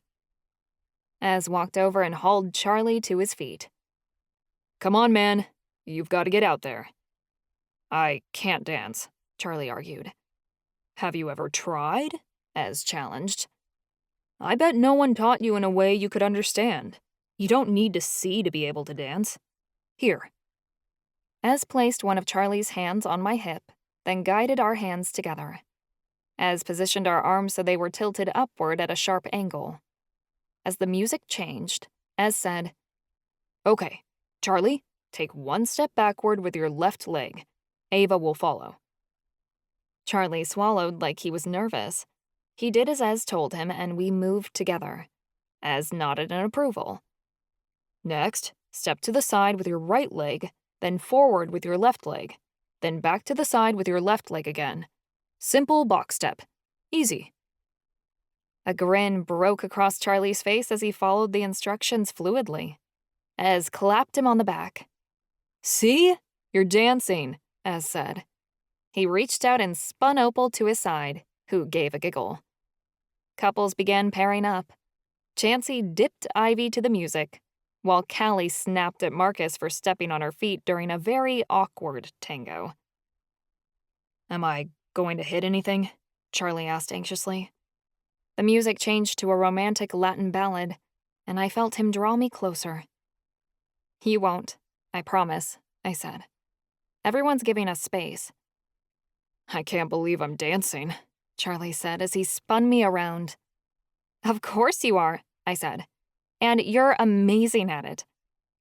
I taught Charlie a simple swing dance before Ez said, This stuff is for amateurs. Let's do swing lifts. Yes, I agreed eagerly. Those are the best. What are those? Charlie asked curiously. You're going to want to hook your left arm around her waist, then bring her behind you and pass her to your other arm. The momentum should make the move simple. She basically curves around your body as you're lifting her, as instructed. I don't want to drop you, Charlie said. You won't, I insisted. I trust you. He was hesitant, but Obereye barked, Do it, Charlie! His body tensed, but slowly relaxed as I drifted my fingers over his chest, waiting for him to make the right move. He hooked me around the waist and sent me flying around him. Charlie could lift me easily. He was really strong and I didn't weigh much anyway, so he could fling me around without much effort. I landed safely on his other arm and got back on my feet. Well done, Ez said. You two are naturals. Opal kept falling out of Ez's arm when they did the lift, though he caught her each time. She fell against his chest and staggered on her feet. I'm getting dizzy. Opal held her head and laughed. You'll get used to it, Ez told her. Just takes practice. Ivy and Chansey had mastered the lift as quickly as we had. Chansey spun Ivy around him like they were meant to do it, and I rolled my eyes. Show-offs, I taunted. Oh, Goddess, I'm so sorry, Marcus bumbled. He dropped Callie on the floor while trying to lift her. Callie huffed a piece of hair out of her face. I'm fine, she said as he helped her up. It wasn't a big deal. Charlie let out a small laugh under his breath, and his hand shifted from my hip to press into my back. We rocked back and forth, and everything felt perfect. A blissful moment tucked away for us in a dark world. Dancing might have been something we enjoyed together, if we had time. Obereye changed into a unicorn and walked to the stereo. She pressed her nose on a button and switched the song. It blasted hard metal music, and she began headbanging to the beat. It was funny watching a unicorn rock out. This is so much fun, Opal gushed over the noise. We could start our own swingers club. Swing club, you mean, Ez corrected. The former sounds like we're all hanging out to have group sex. I wouldn't mind, Ivy said coyly. Chansey grabbed him around the waist and tickled him. We danced the rest of the night away until it was nearly time for our cells to be closed for the night. The looming 10 p.m. deadline seemed like a death sentence. Our friends left us alone as Charlie walked me back to my cell. Every step was painful. I wanted that walk to go on forever. He stopped in front of my door, and I mustered up my best protests. Let me stay with you. Just one more night, please, I begged. I think it's better if we're not together when they come get me. And we don't know when that will be, Charlie said. He knew I'd fight them, and he didn't want me getting involved. Tears rose to my eyes. So, this is goodbye? Charlie had a physical lump in his throat. Ava, He bent forward and pressed his lips to my head. I felt him entwine a hand in my hair, and I thought I was dying. Don't. The words suffocated in my throat as I felt him step away. I grasped for his arm, but his fingers fell away from mine. leaving me grasping for something that wasn't there. Ava-Marie let out an angry nicker and stomped her hoof. She went to go after him, but Charlie sharply turned. "No, Ava-Marie. Stay," Charlie commanded. He continued walking the other way, and Ava-Marie bowed her head. He wasn't going to stay in his cell. He'd camp out somewhere until they found him. At least he had the heart to hide, to not give in too early. I watched him until he was out of my sight, then chasmed inward. What was I supposed to do? Go neatly inside my cell, pull the covers over my head, and cry like a little princess that he'd been stolen from me? Fuck no. There had to be some other way. Curfew was close, but I wasn't giving up. I ran throughout the prison until I found someone I knew. Everyone else had already gone to bed. The only friend I discovered was Marcus, sitting inside the villain's den and looking dead inside, as if he didn't care if he got caught by the guards. I scampered inside and stood before him. He took one look at me and visibly crumbled. "Marcus," I wept. "Don't let me lose him." His mouth became a thin line, and he straightened up. "Never. Come on, Ava. Let's go back to the library. There must be something we missed." The library was closing when we got there. We only had enough time to grab a handful of books and check out. We raced back to my room, where we started going through the books we'd grabbed all over again. "Damn it! I'm not going to let someone else die because of a mistake I made," Marcus hissed. "Fucking give me something!" He yelled at the books, but obviously there was no response. He furiously turned pages by moonlight, searching for an answer. I was sprawled on the floor, paper scattered around me, and Ava-Marie curled around my body. He was back in his husky form and nosing books my way. I kept reading, but I found my eyes growing heavy. The grief and sadness I felt was just too much to push away. I couldn't handle it. The next thing I knew, sunlight was streaming through my window. Ava-Marie brushed hair out of my face with his nose, and I peeled myself up off the floor. Fuck! How could I have fallen asleep at a time like this? I cursed myself for doing so. Marcus looked exhausted. There were huge bags under his eyes, but a smile spread across his face as he shouted, "I think I got it!" I started upward. "What did you find?" Marcus panted as he opened the law book from the United Supernatural Union. "There's a loophole. The warden can't prevent inmates from getting married at the Institute during their sentence." I blinked. "Married? What do you mean?" "By supernatural law, married inmates aren't allowed to be separated during their internment," Marcus said in a rush. "They have to be kept together. It's a law that was written for the benefit of mated partners such as the Fae. It's considered cruel and unusual punishment for inmates to be separated from their bonded partner if they're in the same institution. And since you and Charlie share a soul bond, the law protects you as well." "Does that even matter?" I asked. "Charlie's still part elf." "It does matter. You don't have any elven blood. You're full-blooded Hawkeye, which means the warden can't deport you to the underground without a reason. He doesn't have one because otherwise he'd have sent you there by now. And if Charlie's spouse, aka you, are unable to be taken to the underground, then he can't go either.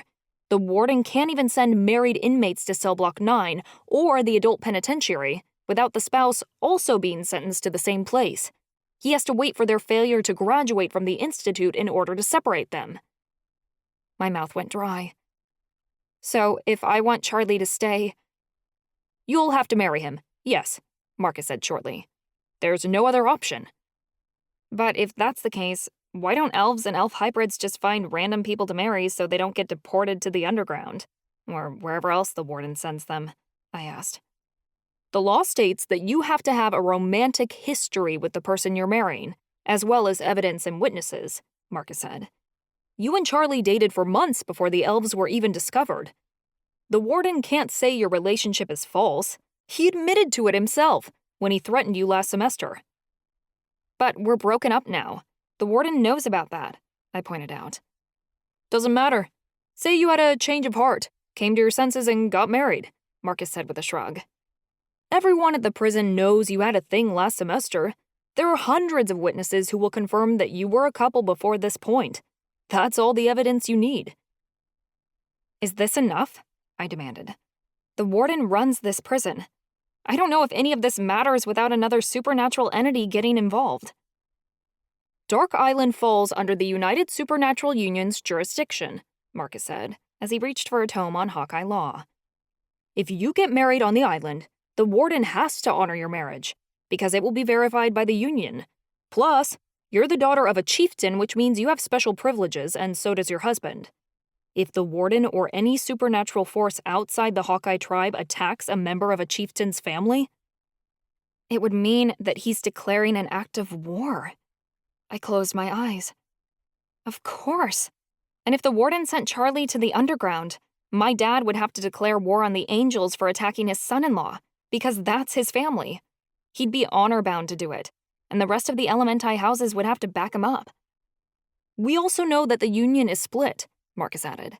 The angels, vampires, and mermaids are willing to help the warden, but the elementals, the fae, and the witches aren't. If the Hawkeye go to war, the witches will probably back them up, and the fae will be forced to pick a side. It'll start another war for sure, I said. The Hawkeye have seen what happened to the elves. We elementals have been at the bottom of the supernatural hierarchy for a long time. We won't allow the other races to push us around any longer, because we know we'd probably go extinct next. Exactly. It sends the supernatural world into chaos at the wrong time, before the warden wants it. He's not going to risk that, no matter how much he wants to experiment on Charlie. Marcus snapped the book shut. So, the only question that remains is if you're going to go through with it. I looked at Oberai. He thumped his tail slowly on the floor and gave a doggy, wide-toothed grin. I think you'd make a pretty bride. I cringed, then turned back to Marcus. How do we even do this? We're at a prison. It's simple. There's a quick ceremony in the chapel, then some paperwork. Weddings can be performed by any professor at the Institute. It's part of their training in order to work for juvenile supernatural detention centers. He scowled. Though, it's supposed to be done by the school's social worker. I wrinkled my nose when I thought of Jamin marrying us. She wouldn't do it. She was on the warden's side. She'd refused to perform the ceremony. Hemlock, I said, getting a burst of inspiration. She'd do it. You'll have to change your name to make it look legit, Marcus said. The Hawkeye based their lineage on their mothers. It's tradition for the women of our tribe to keep our mothers' names, and the men to change their surnames to ours. Not all Elementi do that, but I wanted to keep things that way if I got married, I argued. The Angels are a patriarchal society. If you don't change your name to Charlie's, the warden will use it as evidence against you and say the marriage is fake, Marcus pointed out. You gotta play by his rules if you're going to beat him. I couldn't even keep my own name, but yet it felt like a worthy sacrifice. I'd cut my heart out if it meant rescuing Charlie from this fate. I hesitated a moment too long, and Marcus said, Ava, this is the only way. If you want to save Charlie, we gotta do this now. I jumped to my feet. I couldn't dawdle with the situation any longer. If I took any more time to think about it, I'd lose my nerve. We had to find him.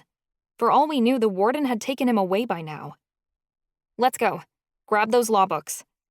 Marcus, Oberai, and I charged down the hallway at a full-on sprint. We checked his room, but he wasn't in there. I began searching the hallways for Charlie, begging the ancestors that he hadn't been found yet. Hey, Naya said nastily as I pushed her out of the way. She sprawled onto the floor, but I didn't stop to apologize. Screw her. Charlie's life was on the line. Out of the way, Oberai snarled, and he snapped at the heels of a merman. Wedding bells are ringing. Do you have to put it like that? I grumbled. Well, I can't say I didn't imagine this moment differently, but at least it's happening, Oberai pointed out. No shit. I never really put much thought into getting married. I'd had the normal daydreams most girls did about what dress I'd pick, how it would feel when my father walked me down the aisle, what song we'd choose for our first dance, and the bliss I'd experience on my honeymoon. I'd get none of that here. This wasn't how I wanted to get married. I wasn't even sure if I wanted this at all. The thought of binding myself permanently to anyone, no matter how much I loved them, made me afraid of the future. I loved my independence and my freedom. I wanted to keep it. But I wanted Charlie far more, and his life was worth any sacrifice I had to make. "Where's Charlie?" I burst, when I found Ivy and Chansey sitting in the cafeteria. I'd checked everywhere and hadn't found him. "I told him to hide out at the Devil's Playground," Ivy said. "They'd have a hard time locating him there." Thank the ancestors for Ivy. I didn't stop to explain, just ran off. Chansey and Ivy followed us without having to be told what was up. I rushed to the Devil's Playground and flung the door open. I didn't relax until I saw Charlie, sitting on the floor, his back against the stage. He was safe. We could still pull this off. A wolfish growl came from the corner, one that died when Callie recognized who we were. She transformed from her wolf form back onto 2 legs. Callie had been waiting there all night with him. Charlie could stop me from trying to protect him, but he couldn't stop her. She was a loyal friend. Charlie jumped to his feet when he heard us coming. His form went rigid, but I called out, "It's us." The obvious fear on his face turned to rage when he heard my voice. "Pidge, why are you here?" he asked angrily. "I told you to stay out of it." "Never mind that. Here it fucking goes."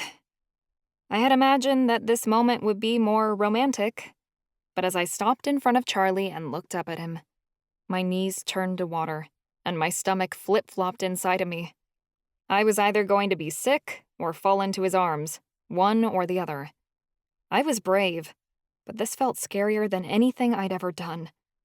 I was glad he couldn't see me, for I was sure if we locked eyes, I would lose my courage. "Well," he fumed, "what is it?" I took a deep breath. I tried not to let my voice waver as I said, "Marry me." Chapter 15. Charlie. "Mary?" I practically choked. Ava couldn't be serious. "Pidge, what is this? A joke?" It was cruel. I had hours at most before I was dragged off to the Infernal Underground and experimented on, and Ava was trying to be funny. I'm sorry. Let me try again," Ava said. She squeezed my hands, and I felt her lower herself to the ground. Was she getting on one knee? "Charlie Walken, will you marry me?" I scowled and yanked on her arms. "Pidge, stop it. Stand up." "I'm serious," she insisted. My heart stopped. Oh, she couldn't be. We weren't even dating. But there was something in her tone that tugged at my heartstrings, something that made me want to hold her closer than I ever had before and say, hell yeah. But marrying Ava was nothing more than a fantasy. This wasn't a fairy tale. It was a nightmare. I was well aware that people were watching us, but it felt like Ava and I were alone. My heart began to race as I considered the real possibility of what she was saying. Of course I wanted to marry Ava someday, but that was never going to happen. Something was wrong. Very wrong. "Pidge, did you take your meds this morning?" I asked gently. "This isn't an episode, Charlie," she said. "I'm getting down on one knee and asking you to marry me. It's the only way to save you." I reeled back a bit, though I didn't let her go. "Save me? There's a way?" "Marcus and I found a loophole," Ava explained. "If we get married, the Warden can't separate us by the United Supernatural Union's own law. If the Warden tries anything to hurt you, it'll be considered an act of war, since you'll be the son-in-law of the Water Chief. A supernatural force can't attack a family member of a Hawkeye chieftain without it being a declaration of war. That's why the Warden hasn't touched me yet. Please, Charlie, we have to do this. It's the only way to save your life." I gaped because I couldn't find the words. This wasn't how I pictured our wedding would go. I always imagined I would take Ava to a nice place, a garden or something, and propose properly. Hell, I was supposed to be the one down on my knees, begging for her hand in marriage. But that dream was long gone, ever since we broke up. Ava's voice wavered. Charlie, answer me. There's not much time left. This is a bad idea, isn't it? I said to Oberoi. Surely he would back me up. Actually, I'm with Ava on this one. It's the only way, he insisted. Well, fuck. It wasn't that I wanted to say no to Ava. I just didn't want to marry her now, under these circumstances. But I didn't really have a choice. Ava squeezed my hands, as if begging for me to answer. Everyone else had gone dead silent. Yes? It came out sounding more like a question, but Ava didn't seem to notice. She leapt to her feet and threw her arms around me. Thank the ancestors, she breathed, as if she'd been worried I'd say no. We have to find Professor Hemlock right away. She can do the ceremony. My stomach twisted, but my heart fluttered at the same time. My emotions warred inside of me so much that it made my head spin. I woke up this morning expecting to end the day in the Infernal Underground. Instead, I was going to end it as a married man.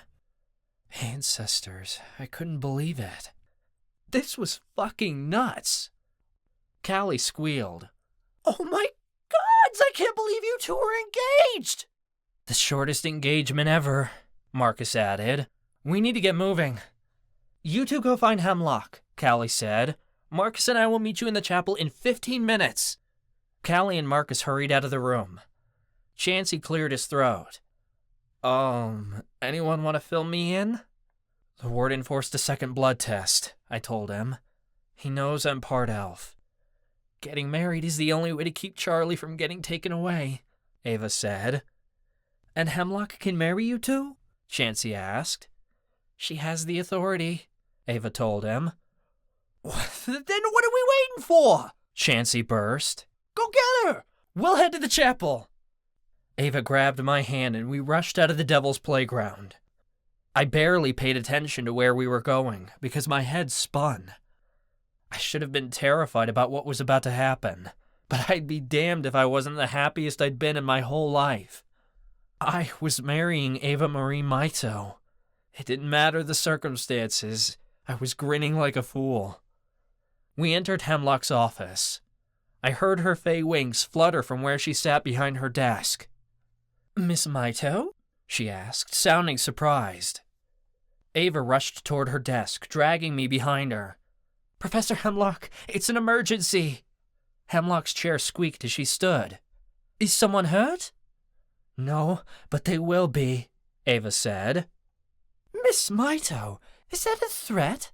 Hemlock gasped. No, it's... my ancestors. How do I explain this? Ava sighed. We need you to marry us. Now.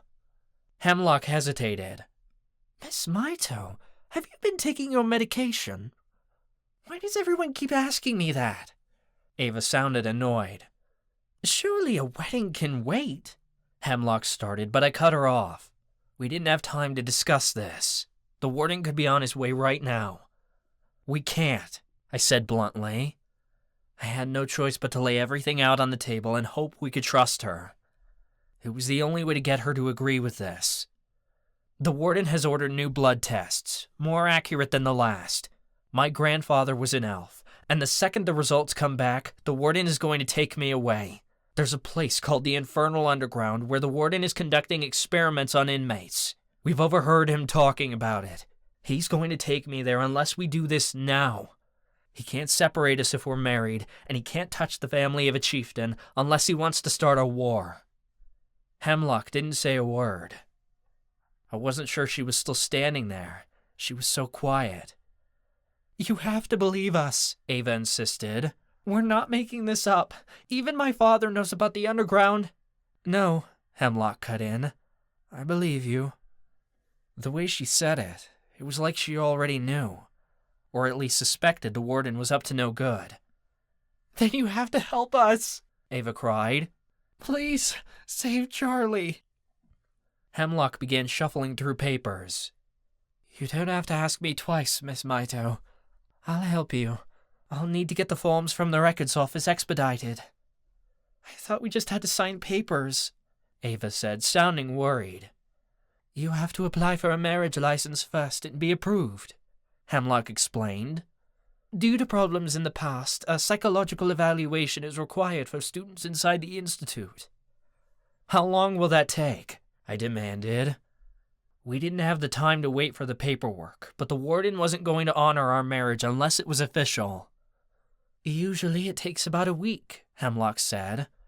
I'll have to backdate the application date. How does that help us with the psych eval?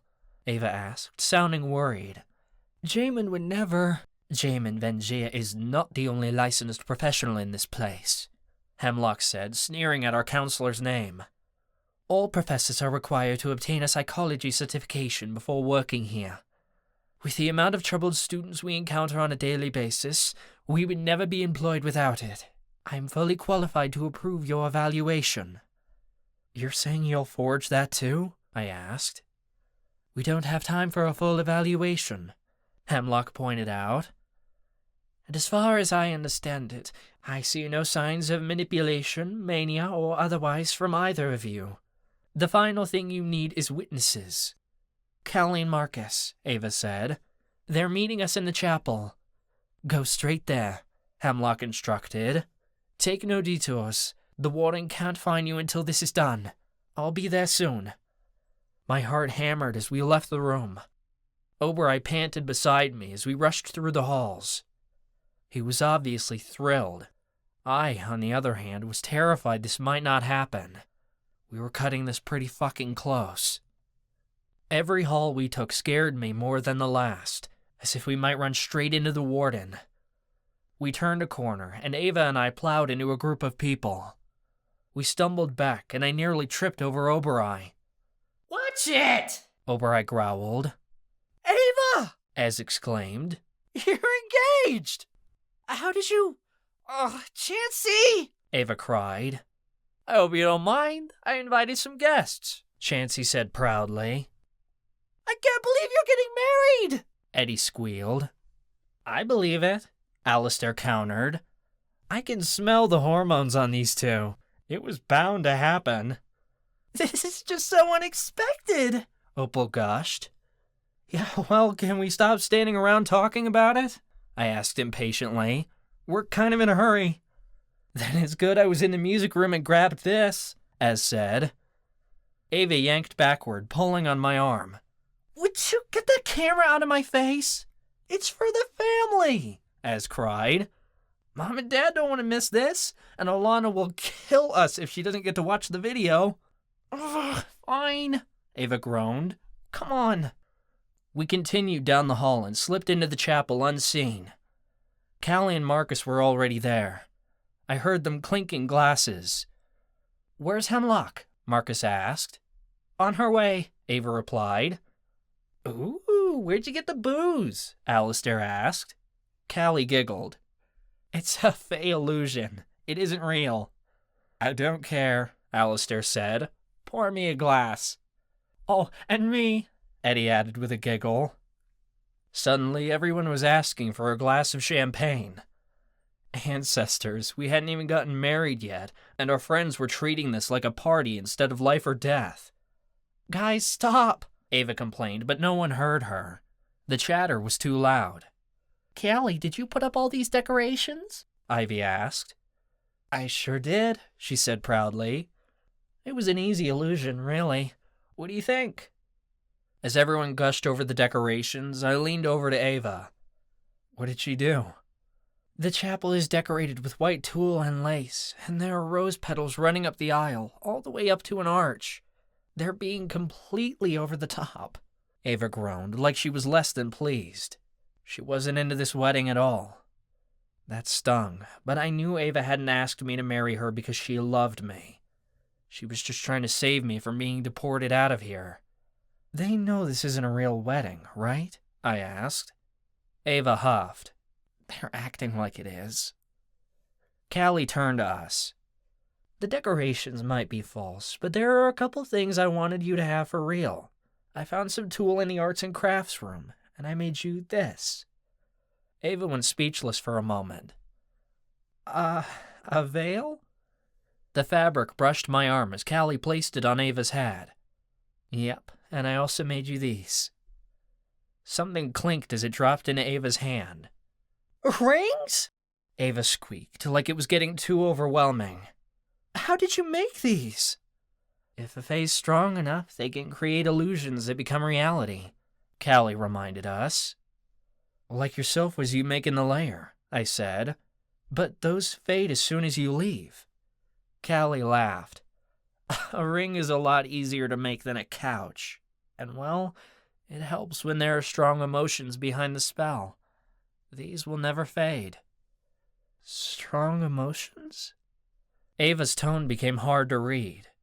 I had no idea what she was thinking right now, and that in itself was crazy, because I was connected to her mind. Of course, Callie cried. It's your wedding day. I'm happy for you, bitch. Now let's get you two married. Neither of us got a chance to respond before Ivy threw himself in front of us, practically knocking me into one of the pews. Can I be the flower girl? I've always wanted to be a flower girl. Sure, I said. Everything was happening so fast. I barely had a chance to process it. My whole body was going numb. I can be the ring bearer, Opal suggested. I'm on it, sister. Obereye sounded thrilled. He shifted into unicorn form, and the rings clinked as Callie slid them onto Obereye's horn. This is perfect, Callie gushed.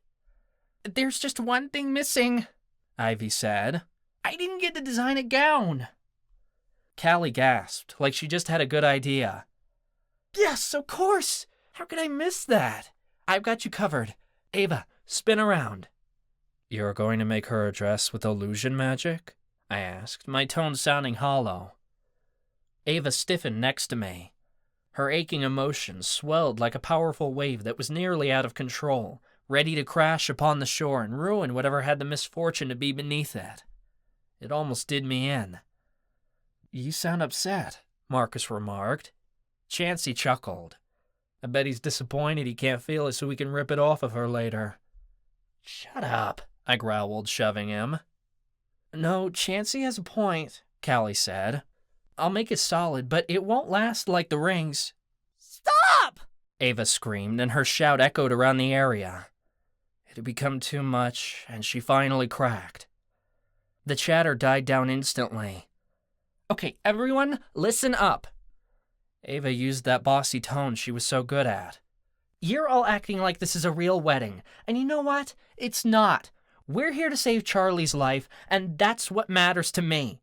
Not decorations or some stupid dress. Can we stop acting like this is something to celebrate and just get it over with already? My heart sank. Ava was right, and I agreed with her, but it still hurt. This wasn't at all the way I pictured our wedding day would go, but I didn't have a choice. I couldn't give her a proper wedding even if I wanted to. She didn't want to marry me anyway. The chapel went dead silent. It was obvious everyone was disappointed, but what did they expect?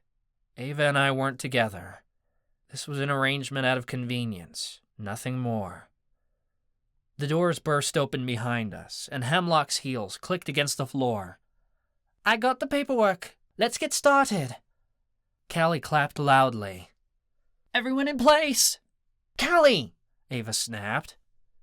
Callie leaned in and whispered, just low enough for the two of us to hear. I know the wedding's a sham, but you at least have to play the part.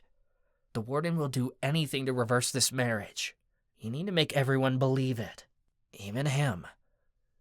Ava gave an annoyed sigh, like she knew Callie was right. I just stood there for a second, unable to believe this was happening. Obereye nudged me in the ass with her horn. Ow! I cried, rubbing my butt. Let's get a move on, she snapped. I heard the scuffle of shoes beside me and was nearly knocked over as someone slammed against my leg. Come on, Eddie, Alistair said. Where are we going? Eddie asked. We need music. Alistair's footsteps faded as he and Eddie climbed the stairs to the balcony where the organ was. Oberei pushed me again so hard this time that I stumbled down the aisle. Hell, how was this even happening? It felt like a dream. Or a nightmare. Hemlock followed me to the altar. She grabbed my shoulders to show me where to stand. "Are you ready, Charlie?" "Hell no. I'm terrified, but I love her," I admitted. I felt something through our bond. Oberei had heard me say it, and she was happier than ever. Honestly, I couldn't believe I just admitted it out loud, to a professor no less. "I knew you do," Hemlock replied, as if she knew it all along. "But I don't think she feels the same way about me," I said. I hated how defeated my tone sounded. I don't even know why we're doing this. I didn't want Ava to marry me out of pity. The thought of her making such a great sacrifice for my benefit made me feel ill. I'd almost rather be dragged to the underground. "There's more to Ava than you realize," Hemlock said. "She wouldn't do this for anyone, Charlie. She chose you." I understood what Hemlock was saying immediately. Ava was giving me her freedom willingly, and that was the most precious thing to her. I wouldn't squander that gift. "Everybody ready?" Alistair called down from the balcony. "Ready!" Marcus shouted up to him as everyone shuffled into the pews. Within moments, the chapel quieted. The horrible sound of clashing notes filled the room, blaring from the organ above me. Alistair obviously didn't know how to play the piano, but he was bound and determined to play Canon in D. He missed a bunch of notes, and the chords didn't work with the melody at all, but it loosely resembled the song. My knees began to tremble as Ava stepped down the aisle. I could hear her footsteps coming toward me, but more than that, I felt her through our bond. The closer she came, the stronger the magic got. The bond seemed to strengthen with every step she took, and the magic flared through my body so hard and fast that I nearly fell over. Here we were, in a chapel and in our school uniforms, having a shotgun wedding to rival no other. I wasn't sure if I could go through with this. "Ancestors, I can't believe this is happening. Fuck!" Ava telecommunicated through the bond. I didn't think she had intended for me to hear her thoughts. "It is," I said back. I felt her shock when she realized I'd heard her. "You weren't supposed to hear that," she said sheepishly. Hell, she could say she didn't want to be with me all she wanted, but beneath the fear and anxiety, I felt her excitement. Something about this was intriguing to her, at least. "You're my fiancé," I said. "You don't have to hide anything from me." Ivy had to be walking down the aisle in front of Ava. I could feel the flower petals fluttering to the ground with my air magic. Callie must have gotten some from the arts and crafts room. When he reached the altar, Ivy threw the remainder of his flower petals in the air, and they rained down in front of me. "Congratulations, ho!" he laughed. I scowled, but I turned my attention to Ava. The sound of her footsteps approaching sent a thrill through me, yet I was more terrified than I'd ever been. She reached me, and her raspberry scent surrounded my presence. I reached for her hands, and she entwined her fingers with mine.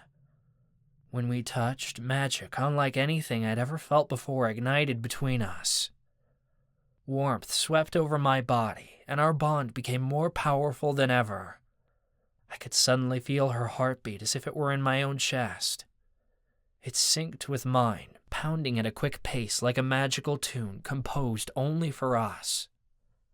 I swore her scent became even stronger, intoxicating me. Her voice in my head became louder than ever. "Did you feel that?" she asked in my mind. My fingers trembled in hers. "Yeah, that was weird." Ava and I remained silent as the music stopped, but one thing became very clear. Even though we weren't prepared for this, and we certainly weren't ready, we couldn't resist our bond. Our magic wanted this. It longed for this day since the moment we met, and it was here sooner than anyone could have anticipated. "Dearly beloved," Hemlock said, her voice projecting across the chapel, We are gathered here today to join Charlie Walken and Ava-Marie Mito in holy matrimony. Have the two of you prepared your vows? I stammered. I didn't even know what to say. Ava and I weren't getting married because we were in love. We were marrying each other out of obligation. How could I tell her how I truly felt if I couldn't tell her I loved her? Yes, we have vows, Ava answered. She squeezed my hands, obviously noticing my unease. I can go first. Very well, Hemlock said. Ava drew a deep breath. I heard a soft sound as she took one of the rings from Oberei's horn and positioned it over my finger. Charlie Walken, from the day I met you, I knew I would never stop hating you. That's romantic, I said with a scowl. Hear me out, she insisted. I thought I knew how I felt about you, but then we were sentenced here, and things changed. I came to the Institute thinking I'd been sentenced to hell, but you've been by my side every day. What I thought was going to be hell turned out to be something amazing, incredible even. This might not be the wedding of my dreams, but I've been unable to predict anything we've gone through since the moment we met. I've always been searching for adventure, but there's been no adventure greater than the one I've lived with you. I promise you, from now on, you will never be alone. And so, I vow to follow you on all future adventures, because being with my worst enemy is the greatest adventure of all. Ava slid the ring onto my finger. I didn't know if she meant any of it, but damn it felt so sincere. Callie had said we had to play the part, and Ava played it very well. I swallowed the lump rising in my throat. Hell, bitch. Ava didn't say she loved me. We weren't ready for that yet, because if we did, this would become far too real. But somehow, in her own terms, she had said it. How could I follow that? Say what's in your heart, Oberei encouraged. She nudged my shoulder with the tip of her velvety nose, and I took the ring from her horn. I held Ava's hand and placed the ring on her finger. I let out a wavered breath. I hated you too. Ava snorted, and I couldn't help but laugh. I know, shocker, right? I chuckled. I didn't know I could despise someone more than I hated you, but that hate turned into passion, and that terrified me. You wanted adventure I couldn't give, and I wanted security you couldn't promise. But I've come to realize that there's only one promise I truly need, and that's my promise to you. Ava-Marie, I vow to serve you as your bonded partner from now until the day we die, no matter how long that might be. I vow to hate you with the same intensity as the day we met, because no matter what happens, no one can take that from us. I didn't know if Ava had spoken the truth, but I meant every word I said. I cared about her. I always had, and I always would. Making a permanent vow to stand by her forever didn't frighten me one bit, because it's what my soul had decided when I'd given up my sight for her long ago. I'd given her my eyes. I was more than happy to give her my life. Hemlock waited a moment before asking, Charlie Walken, do you take Ava-Marie Mito to be your lawfully wedded wife, in sickness and in health, as long as you both shall live? I couldn't believe I was going to say this. My hands shook in Ava's as I answered with firm conviction. I do. And Ava-Marie Mito, do you take Charlie Walken to be your lawfully wedded husband, in sickness and in health, as long as you both shall live? Ava paused. For a moment, I was terrified she was going to back out, and I felt unease flicker across our bond. A long moment passed in the chapel, and I heard a few people gasp to hold their breath. Oh, shit. She wasn't going to do it. I was going to be left at the altar. Then my heart trembled as Ava cleared her throat and said, I do. Then, by the power vested in me by the United Supernatural Union, I now pronounce you man and wife, Hemlock announced. "You may now kiss the bride." We hesitated, and I felt Ava's unease through our bond. She was a free woman. She didn't want to get married. If she kissed me, it sealed the deal. And yet, Ava must have been willing to give that up for me. Otherwise, I'd be headed to the underground right now. Ava leaned into me, and I wrapped my arms around her waist. I hadn't kissed Ava in months, and my heart hammered in anticipation.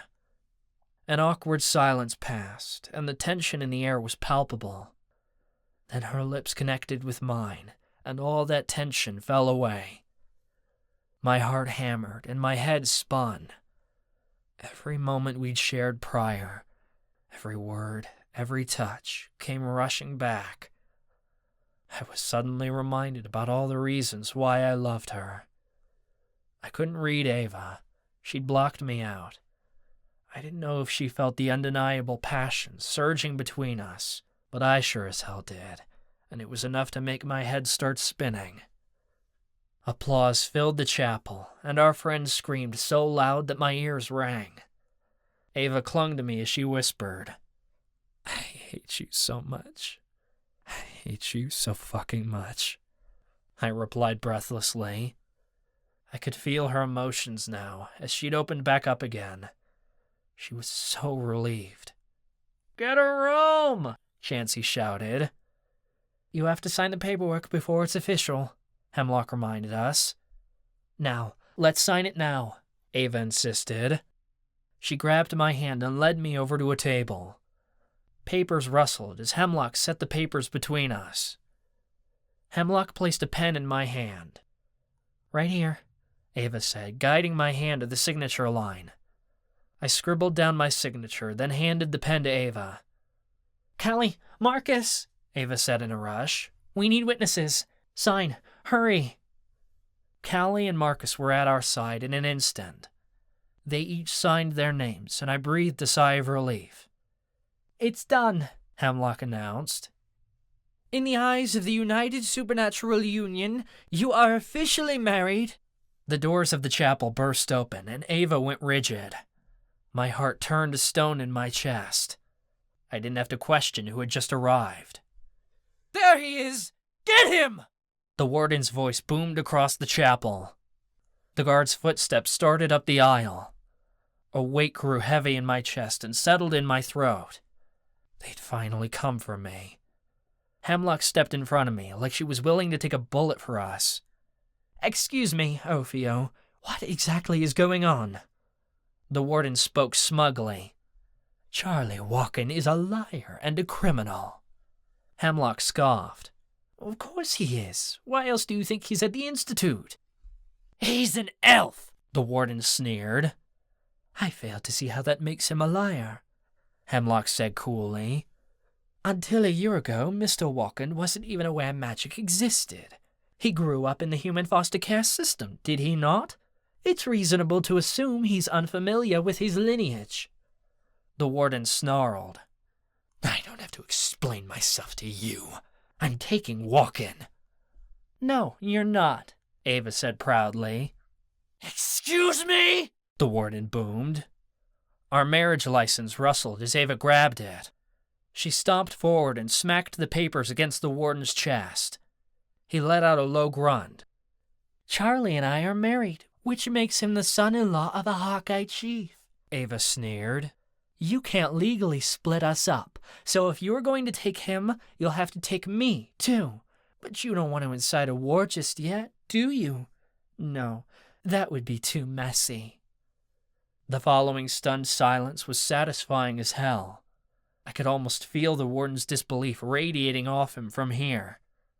"I was fucking right. You can't touch him," Ava said smugly. "This is a fraudulent marriage!" a woman screamed. I didn't realize someone else had entered the room with the warden, but she sounded pissed. "Jamin, please," Hemlock sighed. "To the contrary, this marriage is entirely valid. I officiated it myself. Under Union law, inmates of the Dark Institute for Supernatural Offenders must undergo a psychological eval before getting married," Jamin seethed. I performed no such evaluation. You're not the only qualified individual to do so, Hemlock snapped. There was an obnoxious noise from Jamin's throat. I, Jamin stammered. Ava's not fit to be married. I beg to differ, Hemlock argued. The warden was obviously pissed. I could hear his heavy breath from here. He stomped toward Hemlock and spoke in a low, intimidating voice. Tell me, Natasha, what's to keep me from firing you right now for such insubordination? Hemlock laughed. Insubordination? Really, Ophio? I've been at the Institute for over 20 years. There's no alchemy professor in the world who could replace me, and I am well within my rights and certifications to approve the marriage application and officiate the ceremony. So what insubordination exactly are you referring to? Because whatever you think I've done wrong here, I'm sure the United Supernatural Union would disagree. Holy shit, Hemlock was bold. She basically just told the warden to tread carefully because she was not a bitch to be messed with. I never thought I could love a professor more. The warden's breath became even shallower. He seemed on the verge of exploding. You can only protect these students for so long, Natasha.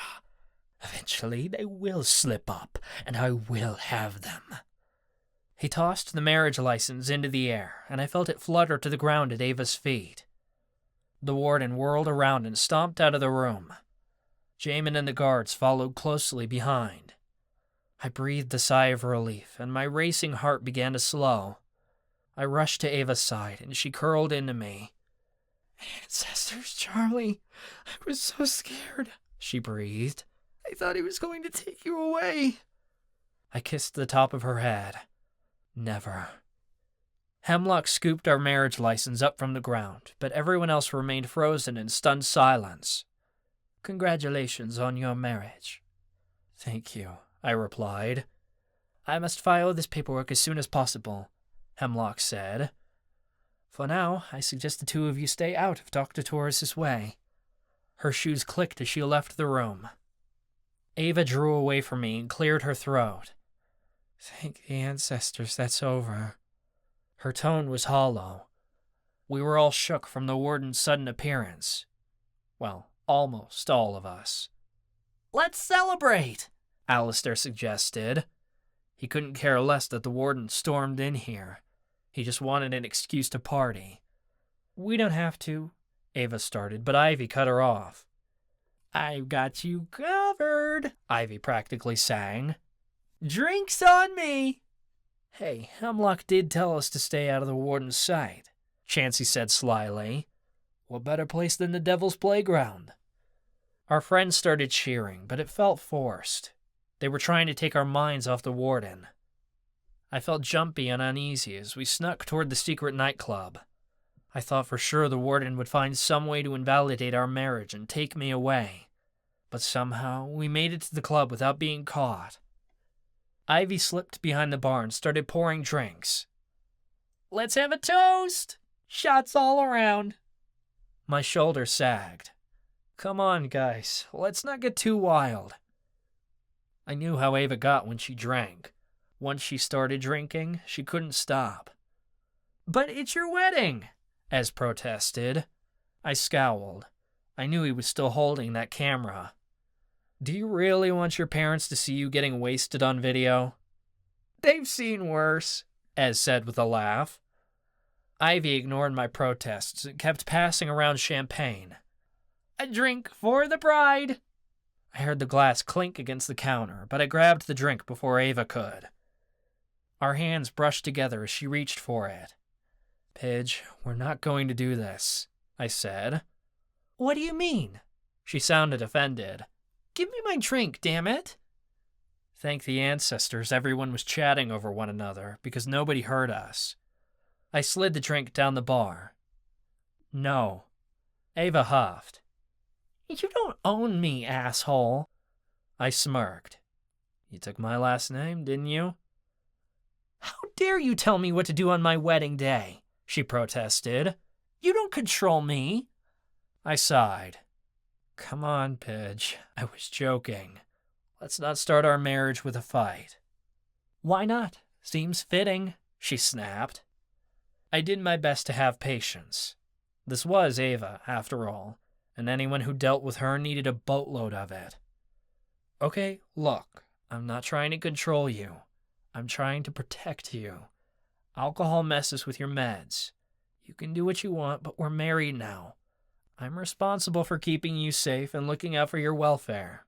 I'm asking you not to do this, today of all days. Please. Ava didn't say anything right away. To be honest, I didn't know what she was thinking, and I didn't dare try prying into her head right now. Fine, she finally said. Whatever makes you happy. Hell, she'd finally let me have my way on something. Was the world coming to an end? It's time to get this party started! Ivy screamed. Loud music boomed over the speakers. Come on, Ava, Callie cried. Let's dance. Ava groaned like she didn't want to. Damn, I'd never seen that girl pass up dancing before. She must have been really pissed about this wedding. Callie dragged Ava away, and she disappeared from my side. Chansey nudged me. Why so glum? You're the groom. Before I had a chance to answer, Alistair cut in. I'd be pissed too if I never got a bachelor party. Ivy gasped, like the idea of missing my bachelor party was ludicrous. That's right! What a shame! Well, there's never a time like the present! Ivy rushed around the bar and grabbed my arm. I dug my heels in. Where are we going? On stage! Ivy cried. It wouldn't be a wedding without strippers! What kind of weddings have you been to? I gaped. Ivy didn't answer as he dragged me on stage. He guided me over to the pole and placed my hands on it. Stand there, Ivy instructed. What are you? I started. The music changed, and Ivy called our friends on stage. Come on, boys! Alistair laughed gleefully, and Eddie chuckled as they climbed on stage and surrounded me. Chansey reached past me to grab the stripper pole, and they all started dancing and grinding on me. I want in, Ez cried. Here, Opal, keep recording. Ez jumped onto the stage and started rubbing his ass on my leg. Marcus must have followed behind him because he was suddenly next to all the guys, laughing in my ear. Oh my fucking God, I was mortified. This is not how I pictured my bachelor party at all. My embarrassment lifted when I heard the sound of Ava's laughter below me. It was the first happy sound I'd heard from her all day. She cheered from below. Work it! Mama and Daddy are going to love this! It's better than the last video they saw! What a great way to introduce your new husband to your parents, I said sarcastically. She continued giggling, and you know what? Fuck it. If it made her happy, I was happy. Even if Ez was twerking so hard he was about to knock me over. I'll give him something to talk about, Alistair said. Come on, Eddie. The two spun away from me, toward the front of the stage. Alistair must have been using Eddie as a stripper pole, judging by our friends' applause. Go, Alistair! Opal yelled. Eddie laughed the whole time, like he was having the time of his life. I bet he really liked whatever the hell Alistair was doing to him. Good thing I was blind, because I didn't want to watch. You call those dance moves? Marcus challenged. I'll show you dance moves. Marcus reached for the pole, but he tripped and landed with a hard slap against the stage. He must have fallen right on his face because he let out a pained noise. Okay, that's it, Callie said. You men don't know how to dance. Let me show you how it's done. Callie must have been really good because everyone was hooting and hollering at her show. Soon, everyone was on stage, dancing and taking turns spinning around the pole. Even Oberoi came on stage, clapping her hooves against the floor. There was so much going on that I thankfully got a chance to step back and sneak away. Ivy kept the drinks coming, and my friends became tipsy over the next hour. Alistair and Chansey were taking shots, seeing who could drink each other under the table. I was certain Alistair was winning because Chansey had fallen into a chair and broken it. Opal gave noises of glee as Ez swept her around the dance floor, and I was certain she was blushing as Ez whispered sweet nothings in her ear. Their cutesy actions ate at me. I wished Ava and I could be that happy. The guests were having more fun than the bride and the groom, that was for sure. Ava stayed away from me. She was with Callie most of the time. I heard them dancing together somewhere near the stage. Ava and I were the only two people who weren't wasted at our own wedding. I stayed at the bar most of the time and kept to myself because I was still trying to process everything that had happened. I mean, I thought for sure I was going to die this morning, and now I was at my own wedding reception. Life at the Institute was just too crazy. This is so exciting, Eddie babbled, already 3 glasses in. My master is married, and our monarchy finally has a new queen. Maybe this will mean a new heir and... Eddie, shut up, I growled. Right away, sir. Eddie hiccuped and gave a girly giggle. Eddie couldn't hold his champagne for shit. What a lightweight. I hoped Ava hadn't overheard, but I caught a slight pause across our bond. Hell, she had. Fuck, I grumbled. How close had she been standing to me when Eddie had been rambling? Eddie, new rule. No more talking about heirs, I stated flatly. Of course, sire. His drunken salute slapped me on the side of the head, and I fell over. He hit harder than I thought. Oh, I'm so sorry. Eddie clumsily reached for me to help me up, and he punched me by accident. This time, my head smacked the side of the bar. Ouch! I rubbed my temple. Can't you be more careful?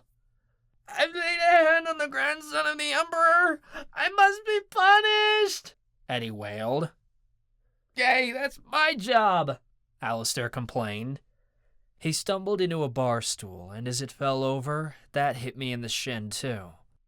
Be careful with the royal jewels there, pal. The man's gonna need them on his wedding night, Chansey slurred, giving a childish giggle. As he staggered, he stepped on my hand. I'm going to kill you guys, I seethed. I half meant it. Would you all please stop beating up my husband? Ava's sharp voice cut in, and I felt her hand on my arm as she helped me up. The purpose of this wedding was to keep him in one piece, thanks. Something changed within me when she called me her husband. It was a warm feeling, like one of possession and want. It was like I belonged to her. I never belonged to anyone before. Who wanted to claim me anyhow? Ava did. Maybe this marriage of convenience was more permanent than I thought.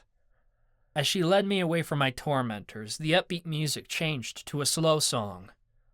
Oh, Eddie sang. I know what this means. I sighed.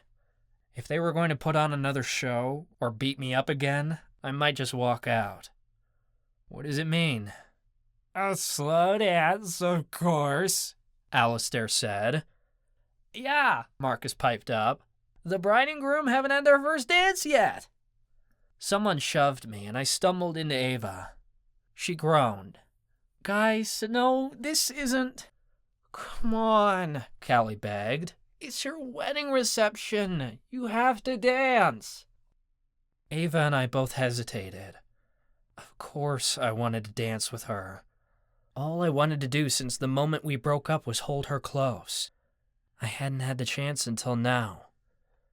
But Ava didn't want this, and I wasn't going to push her. If she doesn't want to, it's fine, I said. Mom and Dad will be disappointed if I don't get it on tape, as pressed. Ava sighed, and my heartbeat skipped as she took a step closer. Okay, one dance. She took my hand and pulled me onto the dance floor. I wrapped my arms around her waist, but I was more shocked than anything to be this close to her again. Her raspberry scent was intoxicating. My body was stiff as I guided her around in circles. Our friends are ridiculous, I said, to break the odd silence stretching between us. Ava scoffed. No kidding. We didn't ask for a reception. I chuckled lightly. We didn't ask for a marriage either. Yet here we are. I know, she said, like she couldn't believe it. I mean, you're my husband. My heart fluttered when she called me her husband again. It still didn't feel real. I wasn't sure it ever would.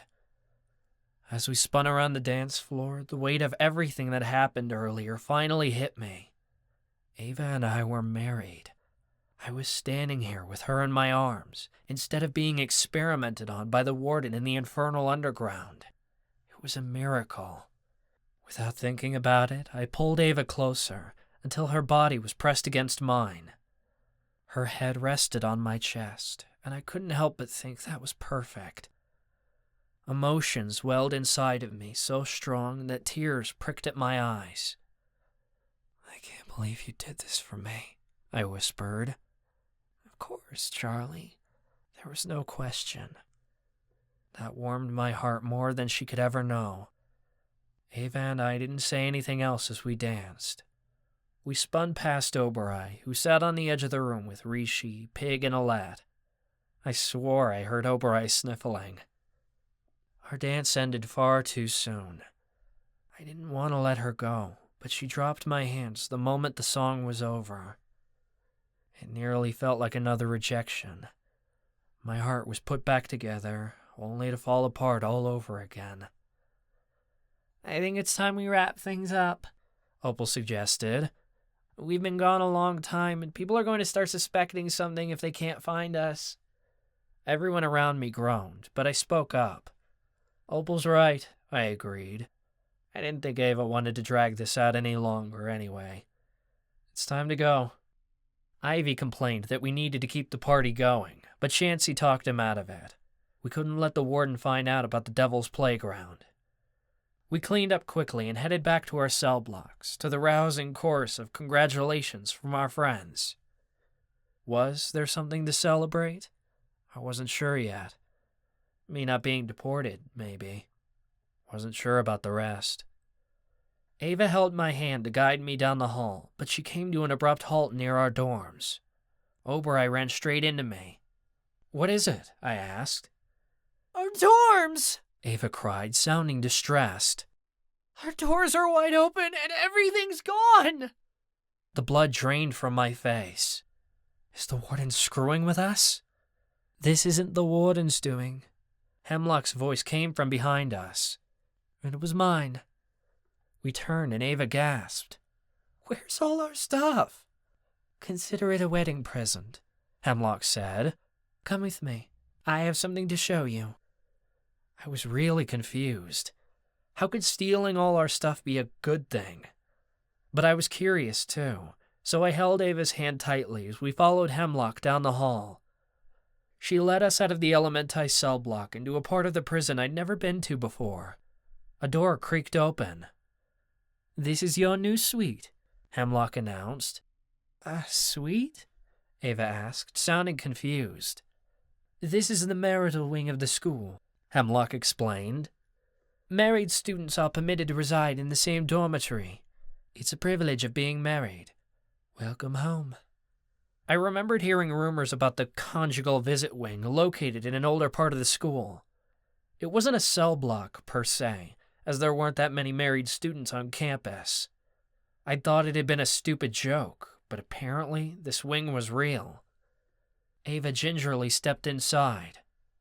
Oh, wow. Oberai shifted in a husky form and pushed past me, nearly knocking me on my ass. This is great! No more switching rooms every night! Is it good? I asked Ava. Charlie, it's twice the size of the other dorms. There are even 2 rooms, Ava raved. This one's got a couch. Mine, Oberai called as he jumped onto the couch. It creaked beneath his weight. And the other one has 1 bed. Ava trailed off, and my guts sank. We were married, but neither of us had considered that we'd have to sleep in the same bed. Is that going to be a problem? Hemlock asked, as if to test us. No one could know this marriage was a sham. No, of course not, I said quickly, though it totally was. Very well, Hemlock replied. Good luck to you both. She left the room and shut the door behind her. Dread dropped in my stomach the moment she left. "You're worried," Ava pointed out. She knew my discomfort immediately. "They moved all my stuff," I complained.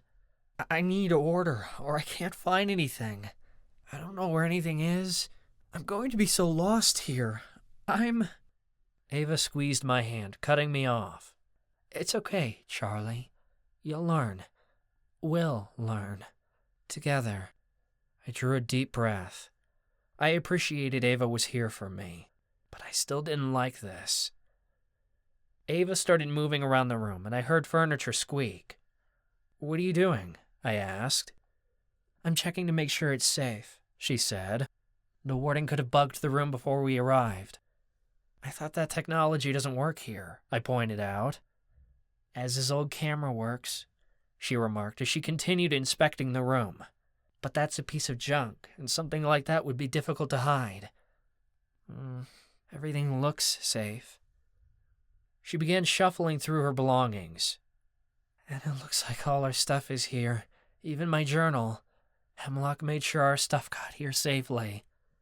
"You can take the bed," I offered. I moved toward the couch and felt for Oberai. I slapped his butt so he'd move over. "Hey, this is my spot," Oberai said. "You can share the bed with Ava," I replied. "No," he insisted. "I refuse." Oberai immediately shifted into a unicorn. I heard the couch buckle underneath her massive weight, and she added, "Good luck moving me now." "Oberai!" I leaned down and began shoving her side. "Get off!" "Help! Help! I'm being oppressed!" Oberai screamed. She didn't budge an inch. I wiped my sweaty brow. "That's no use. We're not moving a 1,000-pound unicorn off the couch."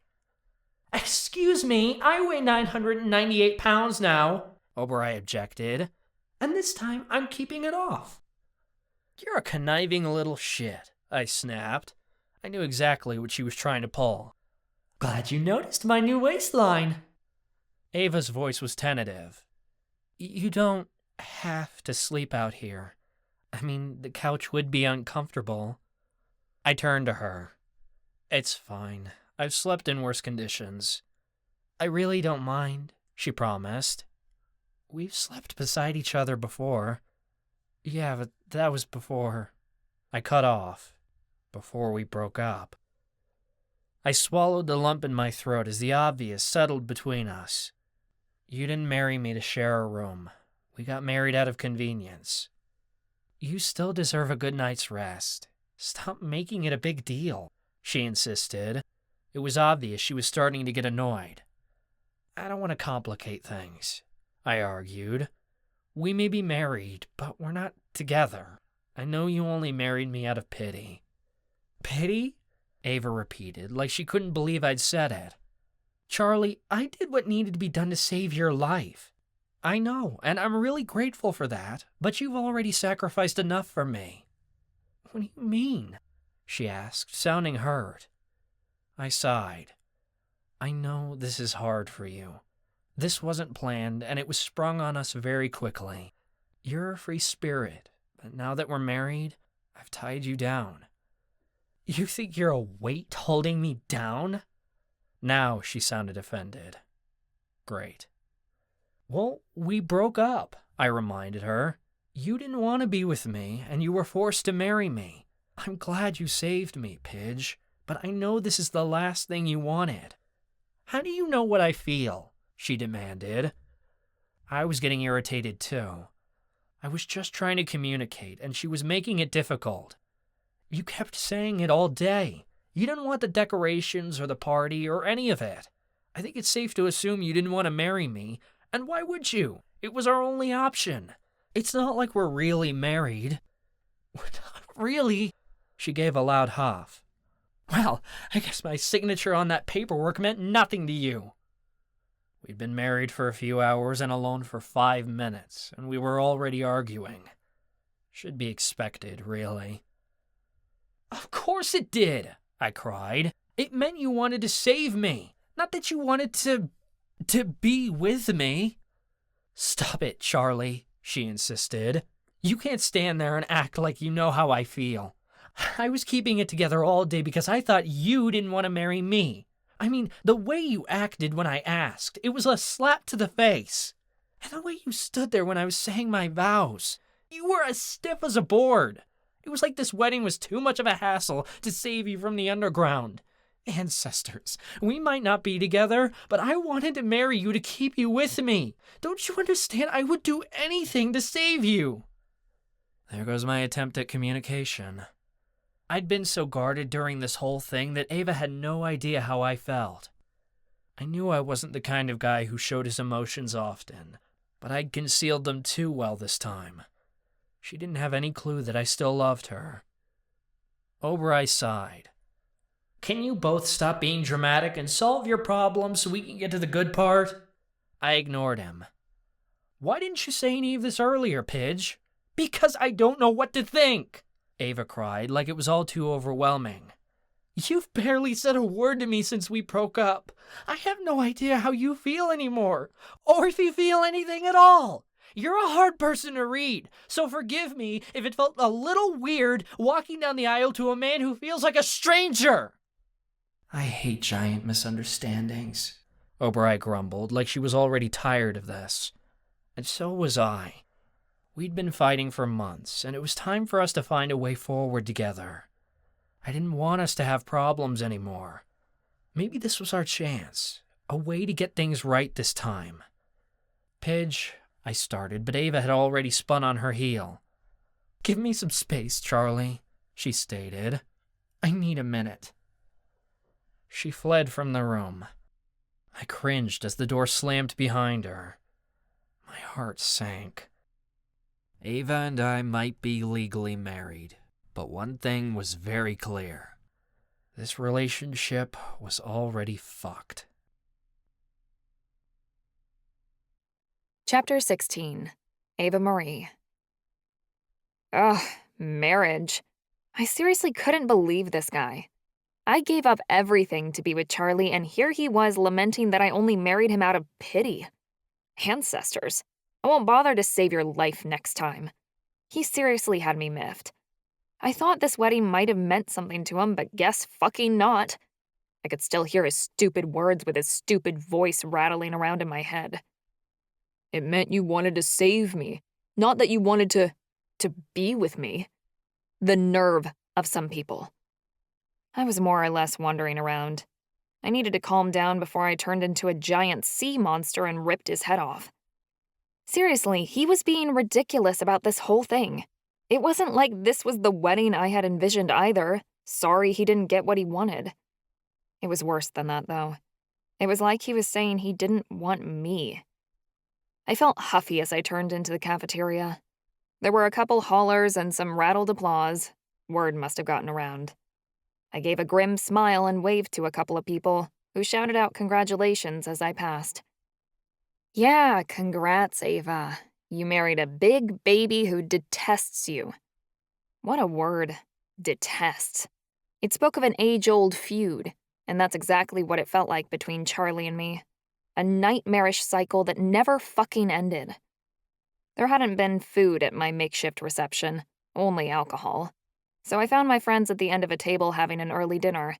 Or was it a late lunch? Everyone was there, save for Eddie and Alistair. Wonder where they'd run off to. I slid next to Callie, and she raised her eyebrows in surprise. Hey, thought you two would be enjoying yourselves. Honeymoon's over, I growled. I wish I had drunk something at the reception now. I'd held off for Charlie's sake because he'd asked me to, and him looking out for me was kind of sexy in a way. Now I just wanted to numb myself with alcohol.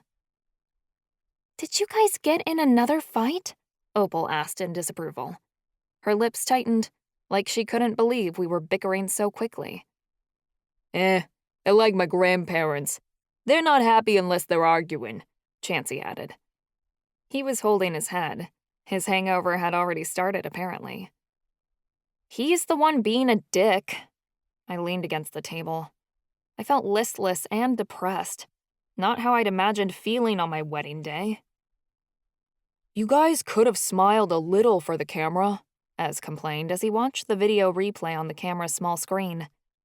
I didn't get hardly any good shots. I sighed warily. Ez, please don't send them that video yet. I need to be the one to tell them. Ez snorted. Like I want to be the one to drop that bomb. Dad's gonna kill you. I didn't even want to think about Daddy's upcoming reaction. It'd be a family legend for ages. How interesting is your life that you had an arranged marriage? Ivy asked. He was sipping on a styrofoam cup of tea and appeared to be much better off than Chansey. Vampires burn through alcohol. It needs to stop being interesting. I want to be happy for once. I flung up my hands. Aren't you? Marcus looked clueless. He cast a glance at Callie, who shrugged. Happy that I'm married to a man who hates me? Are you guys nuts? I asked. For the love of the Great Spirit, my heart was breaking right now. Did nobody see that? Marcus frowned. He doesn't hate you, Ava. Goddess, I don't know why you'd think that. He just insinuated I married him out of pity, so there's that, I scowled. He's just being self-deprecating, like Charlie always is, Callie added. This is a big change for both of you, and it happened so fast. Give him some space to get adjusted. You're probably both still panicking. Shit, if that was true. My heart hadn't stopped pounding since the moment I'd said yes. I couldn't believe I'd taken an oath to be with Charlie forever, in front of the Great Spirit and all my friends. That meant something. And I was no good at keeping promises. I always broke them.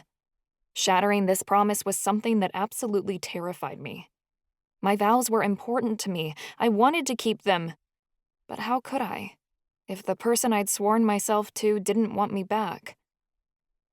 I can see you're spiraling, Ez said, and he leaned across the table to tug on my sleeve. What's the real problem? My lip wobbled. I couldn't believe I was breaking down in front of all my friends like this, in the middle of the cafeteria, but I couldn't give a damn at the moment. I married someone who doesn't love me. There was a collective awe around the table, one that was broken when Marcus burst. But that's just crazy. Charlie does love you, Ava. He does not, I insisted, and a tear broke out of my eye. I wiped it away and mumbled. I told him I still loved him before all of this, and he didn't say anything back. He's been so distant through this whole thing. If he loved me and this wedding was real, he would have shown some sort of emotion during the ceremony or said something afterward that confirmed it was real. I sniffed. But it's not. It's a fake-ass marriage, one that's held together out of my duty to keep him alive. That's not true. Charlie's just a tough guy to read, Callie said, and she put a hand on my back. Yeah, Chansey agreed. I know Charlie. He's got his guard up, but he never lost his spark for you. You think so? I wiped my eyes with the back of my sleeve. I mean, we all knew you guys would come back to each other eventually. We just didn't think it'd take this long, Chansey said. Everyone around the table nodded. It can't be that bad, I insisted. You two have really been dragging it on, Ivy drawled. Ivy, Opal scolded.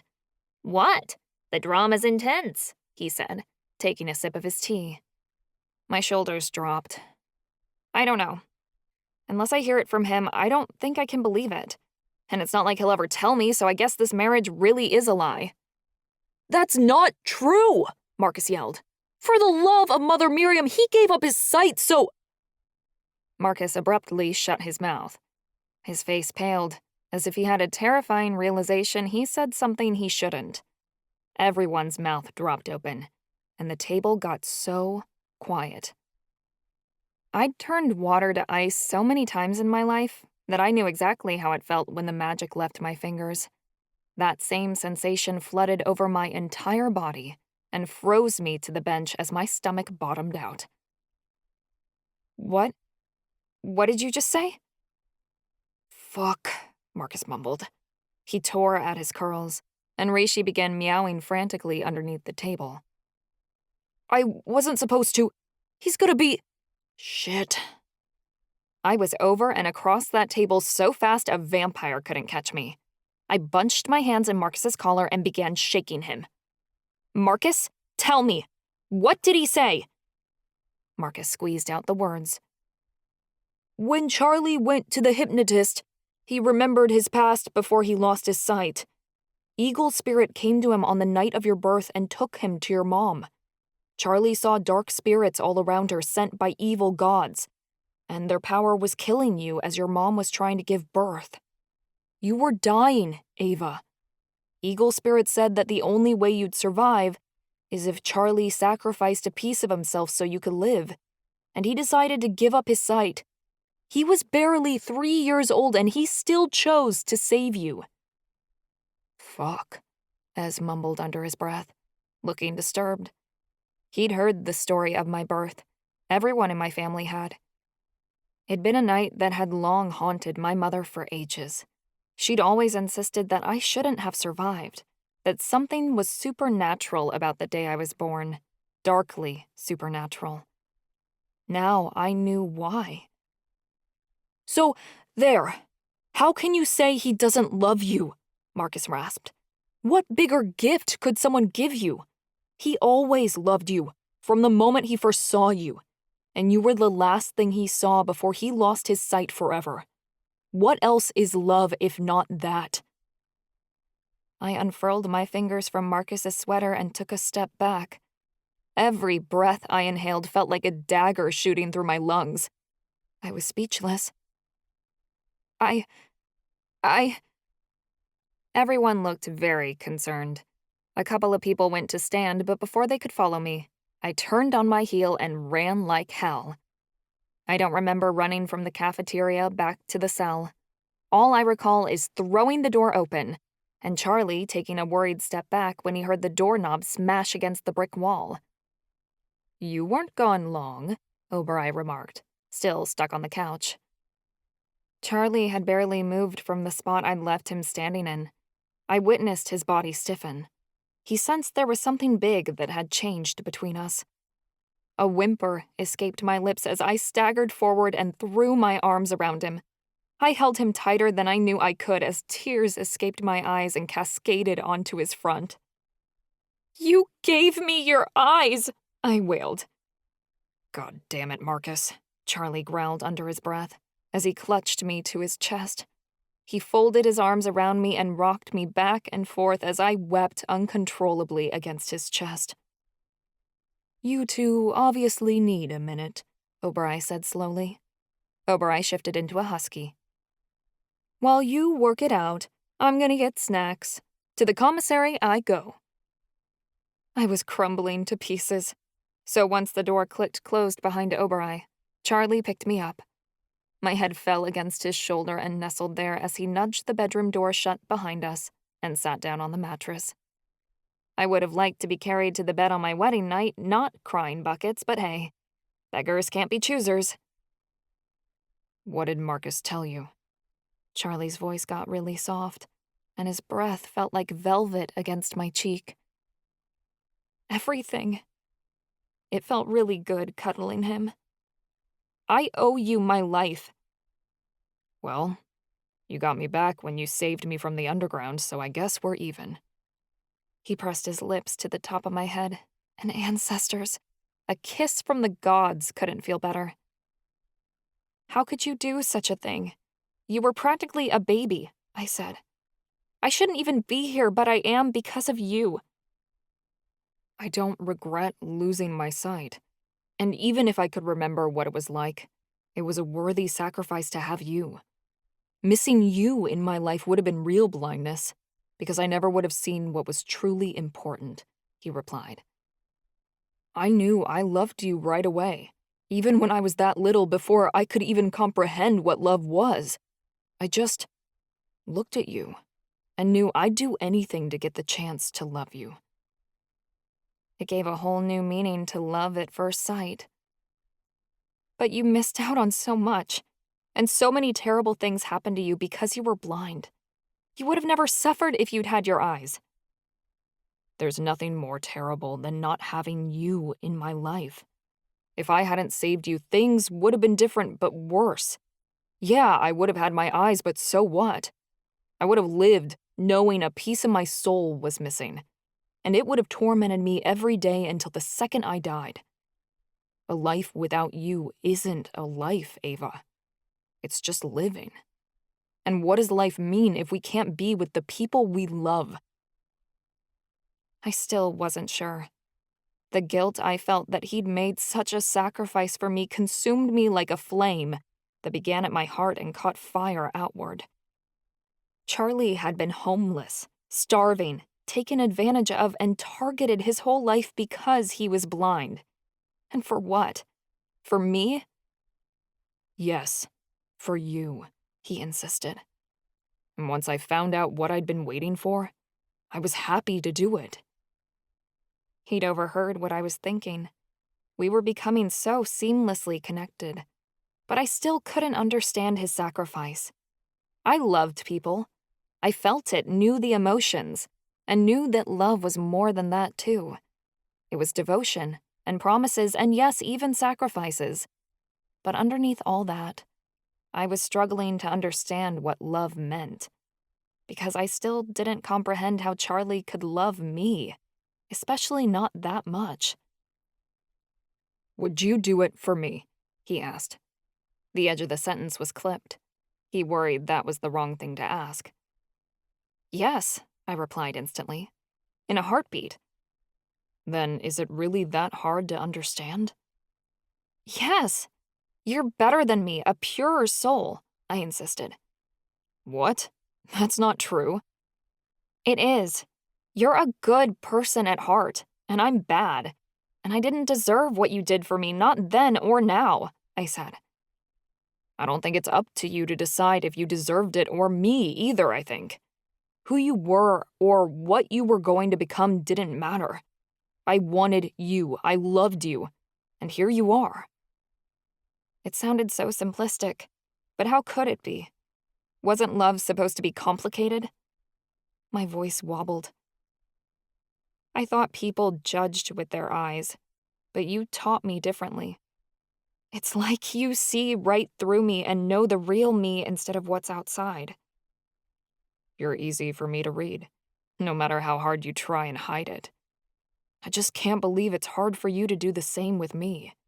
I figured how I truly feel is so obvious," he said.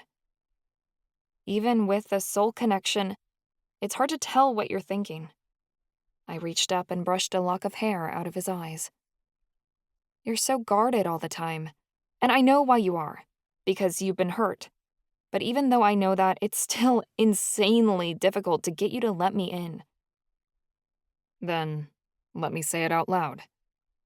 I was giddy when you asked me to marry you. There wasn't anything that could have made me happier than being in that chapel with you and sharing my vows. I just have such a hard time showing it because I'm so afraid." "You don't want to lose anything else." I knew the feeling. I identified with it because we destroyed each other. "Yes, but I've got to get past that, because I want to be with you. I was almost over that fear. I was tired of us being apart. I was going to ask if we could try again." He sighed. "Then the second blood test happened and I knew I was going to the underground. I didn't have the heart to confess that I loved you right before I was taken away from you. That'd be so cruel." "I wouldn't have let them take you," I promised. "I would have died preventing that. So you should have told me you loved me so I could have gone down knowing that you did. I would have died with a smile on my face." "I think it worked out better this way." Charlie pressed his forehead to mine, and the movement was blissful. He lay back on the bed, still holding me. Our legs tangled together like they always used to, and the way he held me against him was precious and tender. This was everything I'd ever wanted since we'd broken up. Just his body pressing against mine felt so good. I closed my eyes and inhaled the scent of bergamot as my fingers caressed his shirt. I was dying to kiss him, but I knew once my lips touched his, we wouldn't be able to stop, and there were things we needed to talk about first. "I wanted you to, Charlie. I wanted us back together the moment I walked away. But the memory of what happened in Forevermore held me back. I took a breath, unable to escape the sounds that were filling my ears. The screams of dying elves, the crackling of fire, the marching of the Warden's troops. I think we need to admit that Forevermore wasn't our fault. We aren't responsible for what happened to those people. His tone was broken, but a little flat. Time had created enough distance for us to see things clearly. Aren't we? We led the Warden there, I pointed out. The Warden was going to find Forevermore one way or another. He'd been looking for it for years. Who's to say my grandfather wouldn't have tried to break me out and the Warden found out that way? Charlie asked. We can't take on the burden of a whole genocide. It isn't our fault that the elves died. But now that we've revealed them and they're back, it could start another war. War is coming. It always does, Charlie said in a tired way. People are cruel and evil that way. Maybe we could have stopped it. No.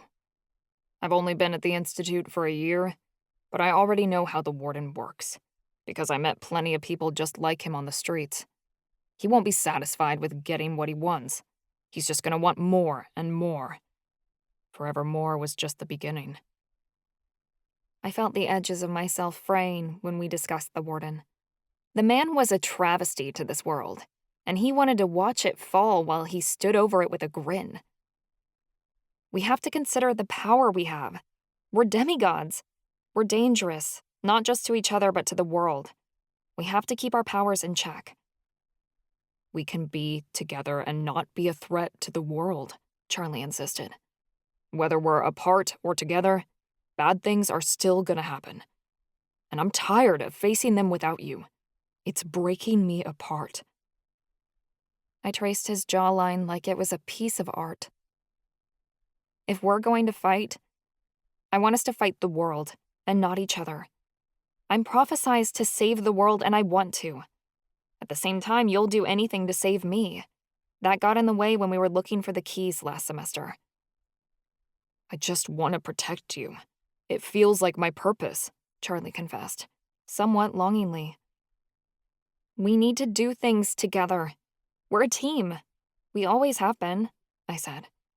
You can't just defend me from the world and expect that I'll never get hurt. You've got to let me take the necessary risks.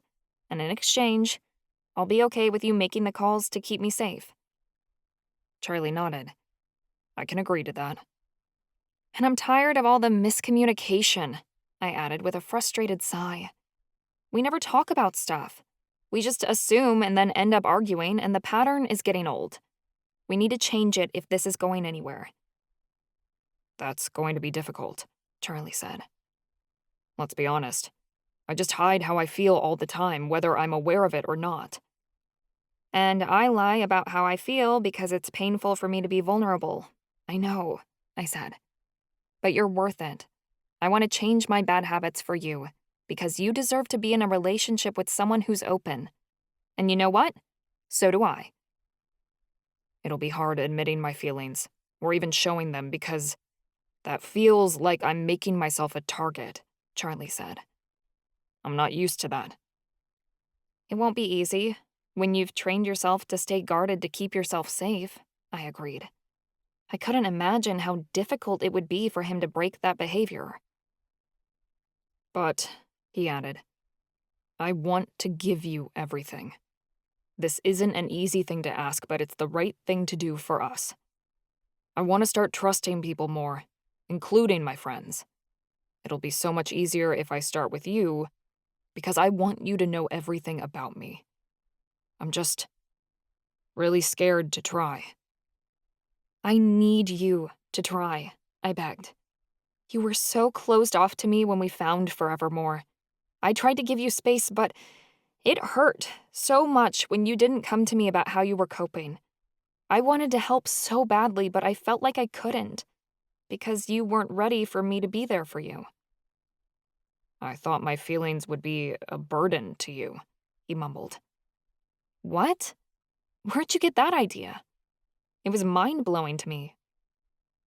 All a man wants is to make his woman happy, Ava. It tears me apart when you're upset, when you cry. Whenever you're sad, I feel like I've failed, he confessed. Burdening you with my unhappiness just made me think I was a bigger failure. It felt better to retreat from you and deal with it alone, because at least then I wouldn't have to be disappointed in myself that I'd made you feel that way. You can't make me feel anything. I want to be there with you through the good times and bad, I insisted. I can deal with hard feelings, Charlie. Being bipolar, I do it all the time. Exactly. How can I put you through more shit than what you're already going through? His body tightened. He was getting frustrated. You aren't putting me through anything if we face stuff side by side.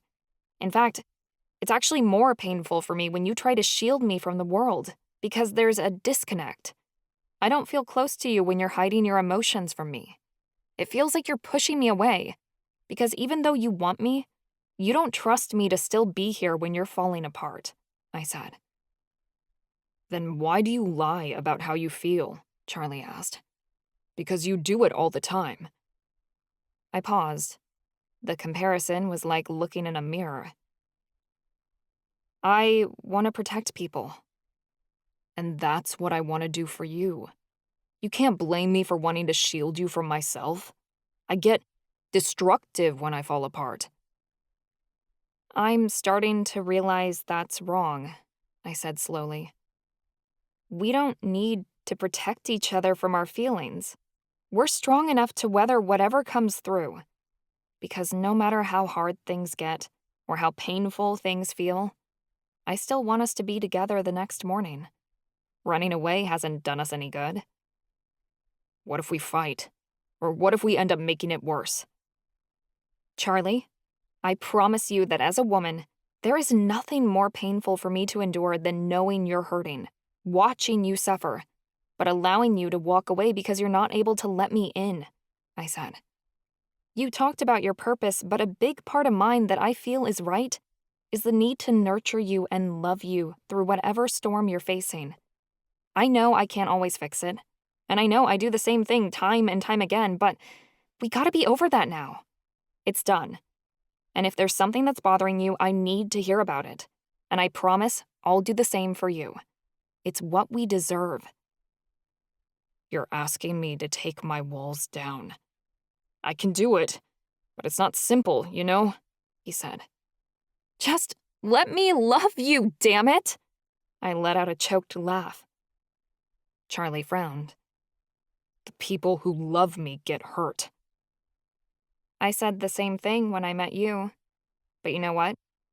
I think it's the other way around for both of us. The people that I love hurt me.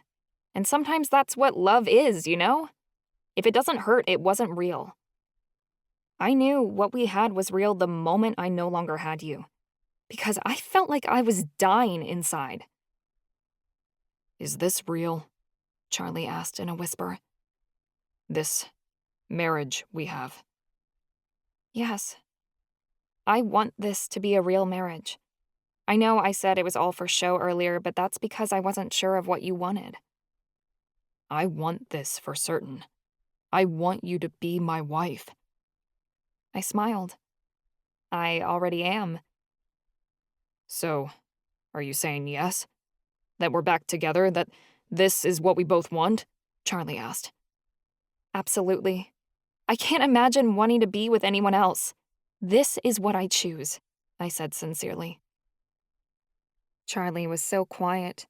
I could tell he was holding back, so I said, You know, we made an agreement to start talking about stuff. If we're married for real, we might as well start now.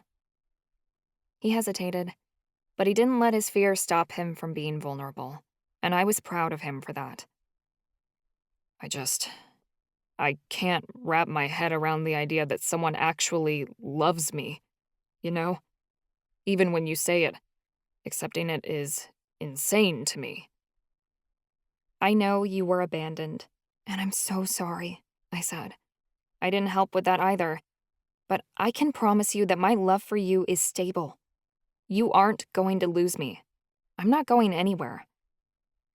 We're such different people, though, and we want different things. You need adventure, I need stability. How do we work that in? I can be stable for you. That is, as long as my mind doesn't get in the way. Can't promise no more mood swings or bouts of psychosis, I scowled. I'm not talking about your bipolar. That doesn't scare me.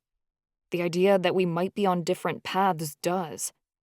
We got married really young because you wanted to protect me, and though this is a good thing, that is exchanging some of your freedom. We need to be on solid ground before I go off seeking adventure, I explained. Travel is important to me, but so are you. I have my whole life ahead of me to explore. That part will come once we have a good foundation. You trust that you won't lose it by being with me? I know you wouldn't take that away from me. That's all the reassurance I need. Charlie rubbed my arm slowly. Ancestors, I nearly shivered at how good it felt. Why'd we even break up in the first place? Seems stupid now. I don't know, I replied. I think I figured, if you were with me, my prophecy would kill you. I knew the closer you were to me, the more danger you were in. So even if I wanted you, it didn't matter, because keeping you alive was more important than making sure we stayed together. Charlie massaged my shoulder. I think we agreed to split up because we wanted to keep each other safe. But I'm starting to realize we don't have much control over that anyhow. That much was true. When we died and how was up to the gods above, not us. We could choose our paths, but we couldn't decide everything. I fought against fate as much as anyone, but even I was beginning to understand the things I had power over and the things I didn't. A few seconds of silence slipped by before Charlie whispered, I'm sorry, I took your key in the woods. Agony invaded my senses. For the first time, I turned away from him and curled up on my side. I don't want to talk about that. But we have to. It was fucked, Ava. I shouldn't have done it even if my motives were to keep you safe. That night in the forest had been one of my most beloved memories, and also one of the worst. Charlie and I had shared every feeling and touch underneath the shade of pine trees and the falling rain. I'd never felt more free or more loved. But he'd soured it when he later revealed he'd used the moment to steal the key my mother had given me, in an attempt to destroy it so I wouldn't continue down the path of my prophecy. I knew he'd just been trying to protect me, so I wouldn't be at risk of what the prophecy said. Yet he'd taken advantage of me when I was at my most vulnerable, at the worst possible moment he could. I wanted to forgive him for it, but it was hard to think he wouldn't do something like that again, because he proved he was capable. What can I do? His voice was pleading. I definitely screwed up. Keeping my back to him felt wrong, so I faced him again, though I kept our legs separate. I don't know, I replied. I know you'd never force me to do anything, so it's not like I'm afraid of you. But since we're being honest, that's the worst thing you've ever done to me. You deserve to feel safe in that kind of situation, Charlie said. I want to win your trust back. Tell me how. It's just going to take time, I said. I can't be in the moment if I'm wondering if you've got ulterior motives. There won't be any. Not ever again. Then I forgive you. I trust you won't do anything like that again. I won't, Charlie insisted. I promise. We were making a lot of promises today. Fear was welling up inside of me that we couldn't keep them. That was just my ego talking. Yeah, I was afraid, but I loved Charlie more than I feared the future. And I had an inner knowing that things would work out as long as we stuck together. Call it my intuition. She'd never failed me yet. Charlie's fingers moved from my shoulder to the ends of my hair. I prayed for somebody like you to enter my life for the longest time. I never thought I'd actually find you, but you managed to show up at the perfect moment. I wish we could have had more time, I hushed. You're why I believe in love. After I was raped, I didn't think I'd be able to feel that way about anyone. Then you came along and it was like everything changed. Sometimes I think that if we'd always known each other, we could have kept each other safe. The past is behind us now. It's always going to sting, but we've got so many good years ahead that'll make up for the time we lost. You think so? My heart lifted at the thought. With everything I have, I just know we're gonna grow old together. Charlie's voice got thick. We'll get out of here, and we'll get a little cottage on the water. We'll sit on the porch, and you'll describe to me how the mist rolls in over the sea as morning comes, and I'll sing you to sleep every night. That sounds just like heaven. It will be. And to hell with the prophecy, you know? We either save the world or we condemn it, but no matter what happens, we're there together. Even if the world caves in, I want to be the one who ends it with you. His words cemented in me every feeling I'd ever have for him. I loved Charlie naturally. It wasn't like I needed to tell my heart to beat or my lungs to breathe. And that's what it was like with him. He existed and I cherished him. My legs wound around his again, and he pulled me closer. I drifted my hands over his chest. Can we act like we like each other now? Definitely. I buried my face in the crook of his neck. This was paradise for sure. My world was safe again now that Charlie was in it. There wasn't a need to do anything or say something more. I think after a tumultuous past year, all either of us wanted to do was rest in the peace that we could be together again and not fight it. All the excuses I'd used to keep myself away from him seem silly now, because what could be better than this? I just want to cuddle, Charlie said, and he kissed my forehead again. Me too. The bed felt so warm, even though the blankets were scratchy, and he smelled so good. I reached up and ran my fingertips over the stubble on his chin. By the way, I like your beard, I said, and I gave a little giggle. It's sexy. Really? I didn't really notice it, to be honest. I just didn't care to shave it because I was depressed. I think it looks hot all short and scruffy. Then I'll keep it. I was glad about that. The door creaked open as Oberai yelped, I brought snacks! He jumped on the bed. Chips and candy went everywhere as Oberai dropped snack bags from his mouth and barked. Where'd you even get all these? Charlie asked as he picked up a handful of cookies. I'm a cute dog. People will give me whatever I want, he said with a wag of his tail. Is everything all better yet? I laughed and scratched his ears. Yes, everything's perfect. Ooh, I'm so happy. Oberai wiggled his way between us and snuggled us both. He licked our faces and pressed his snout to our cheeks. Now we can be a family. We are a family officially, Charlie said. Then his expression slackened. His body went tense beside mine as he froze on the bed. What's wrong? I sat up, immediately concerned. Are you okay? Alarm spread through me as I watched his eyes water and his lip tremble. I didn't realize. I do have a family now. You took my last name. We're married and everything. That's right. A smile bloomed across my face immediately. Charlie, we're your family. Yay! Oberai began jumping on the bed. A real family! Charlie sniffed and used his sleeve to wipe at his eyelids. I'm not alone.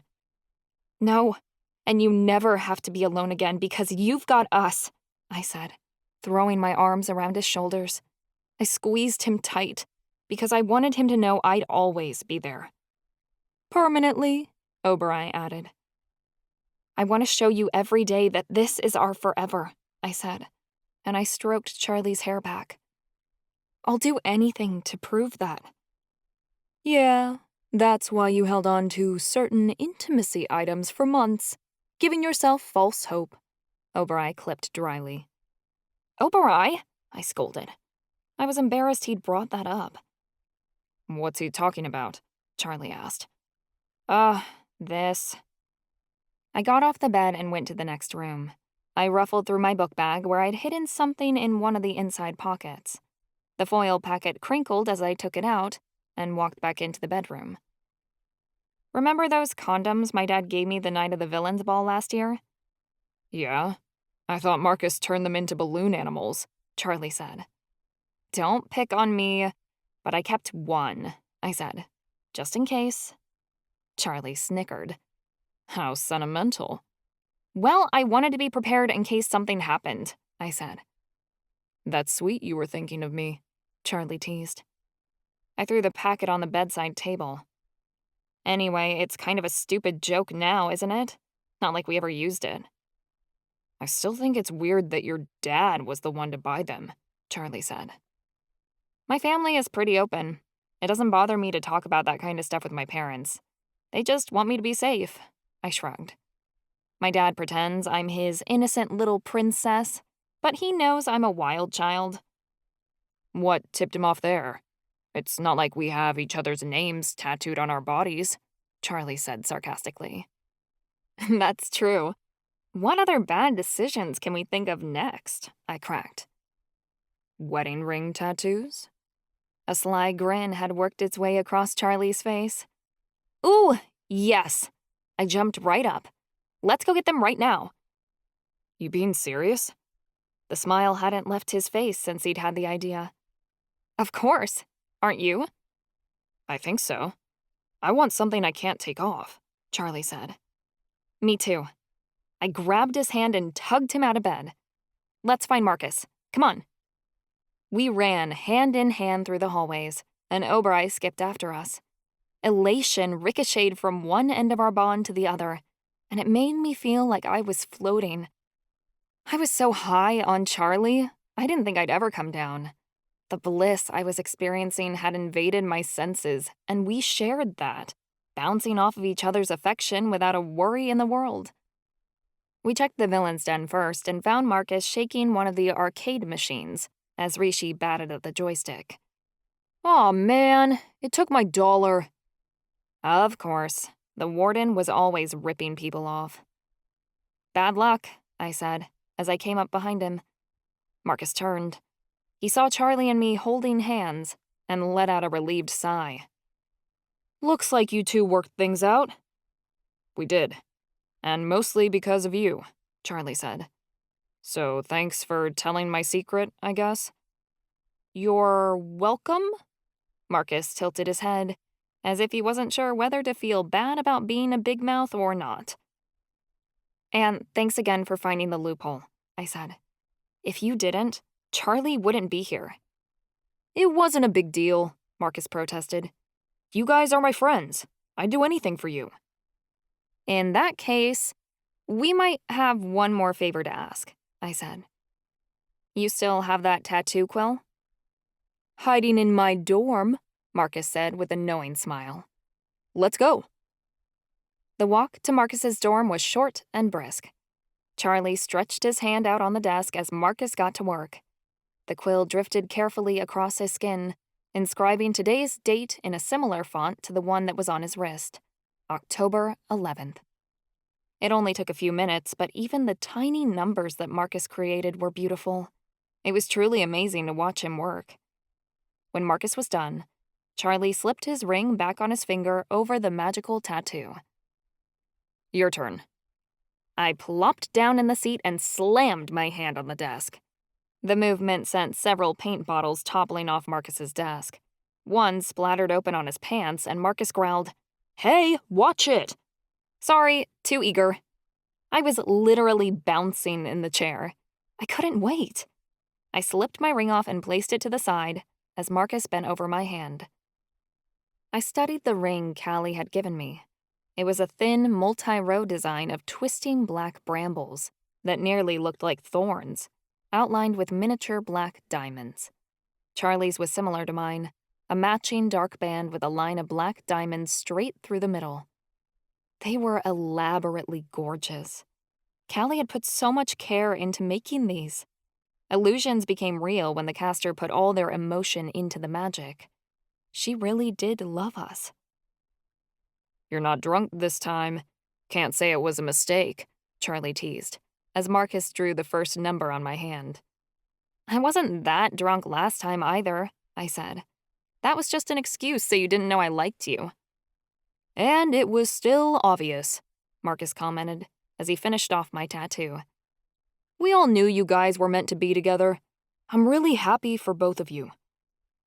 His voice ached with something that pained me, like Marcus believed happiness was something he'd never get to have.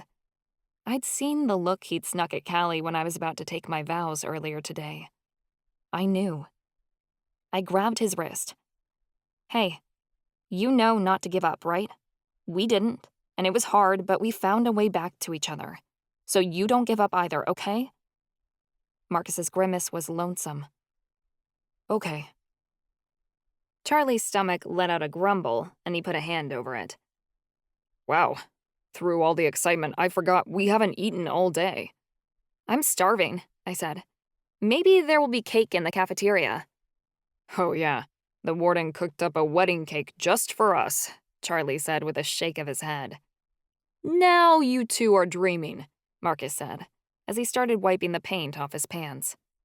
He's probably still fuming in his office. He's not gonna forget this, Charlie said warily. We need to be careful. Screw him. I knew the warden was probably off plotting his revenge, but that would have to wait for another day. Sticking it to the warden was the best wedding present ever. Next time I was bummed out, I'd just remember how I'd wiped the smug-ass look off his face when I'd thrown my marriage contract at his fat head. That memory alone was worth the paperwork. We said goodbye and left for the cafeteria. There wasn't cake, but they had pudding cups tonight, which was almost as good, and lasagna, which counted as wedding food because it was pasta. I fed Charlie off my fork and got sauce smeared all over his cheek, which I wiped off. And he nicked me 2 pudding cups instead of 1, which we weren't supposed to do. Every laugh that burst out of him lifted my spirits. This wasn't how I'd planned my wedding day, but the feelings were all perfect.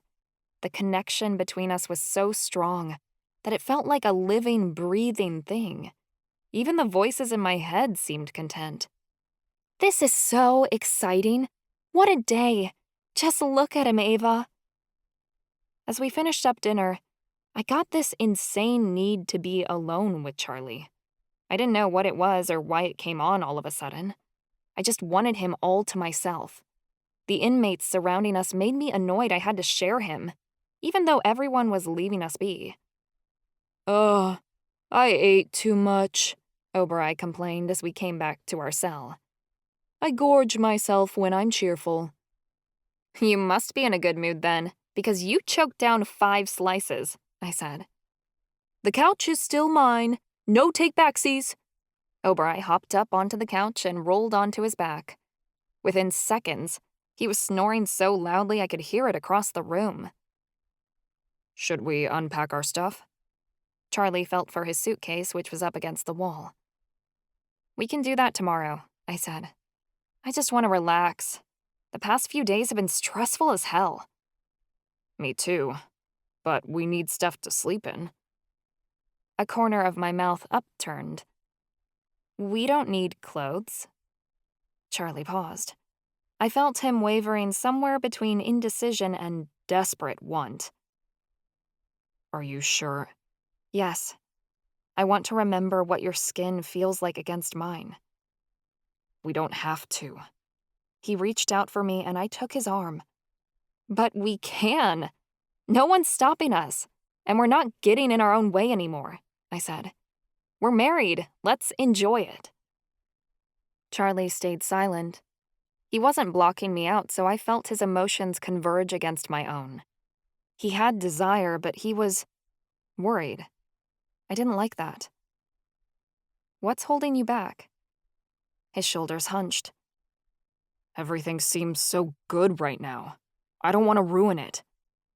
We won't. Charlie, we've been through so much. Being together is our reward. I want us to have all the benefits of married life. Intimacy is a part of that." He nodded slowly. "Okay, I'm willing to try." I grabbed his hands and led him to the bedroom. Oberai's snacks were still all over. We moved them into the other room, and Charlie shut the door behind us. The way the lock clicked sent a shiver racing up my spine and all over my body. Charlie's hands drifted down my arms until they settled on my elbows. He leaned down to kiss me. His lips felt soft and tender against mine as we pressed together.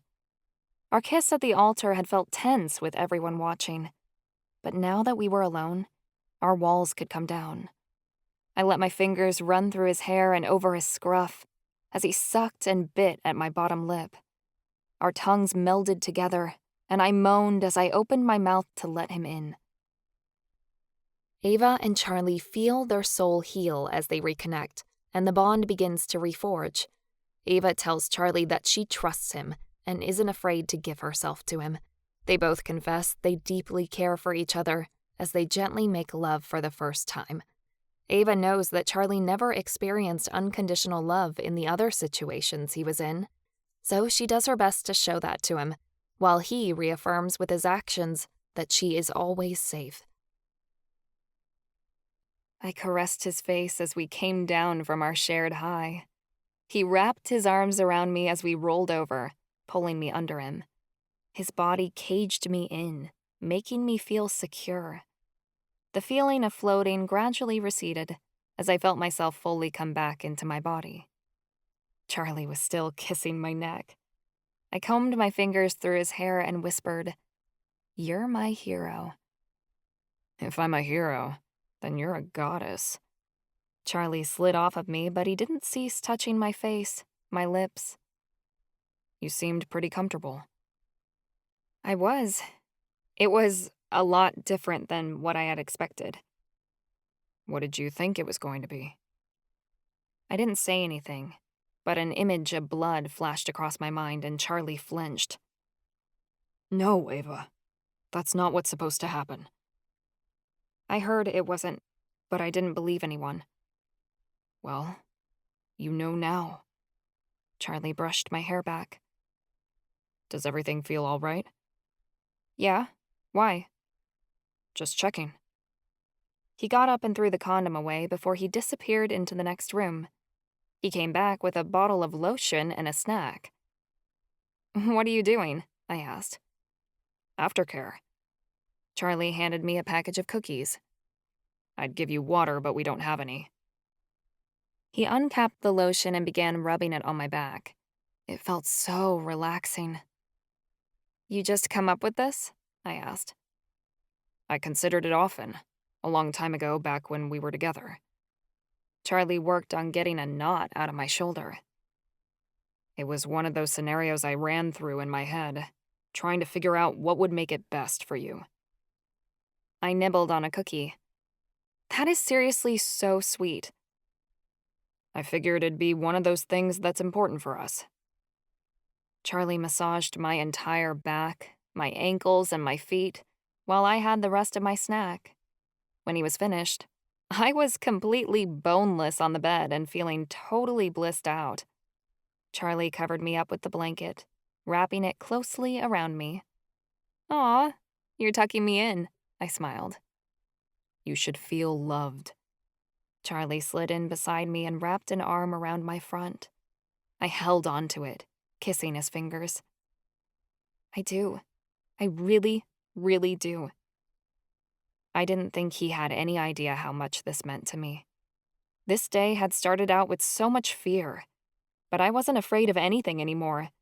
How could I be afraid when I felt this much joy? Charlie was everything I wanted, and this marriage was a brand new start for us. If this was just the beginning, I couldn't imagine how wonderful the rest of our lives would be.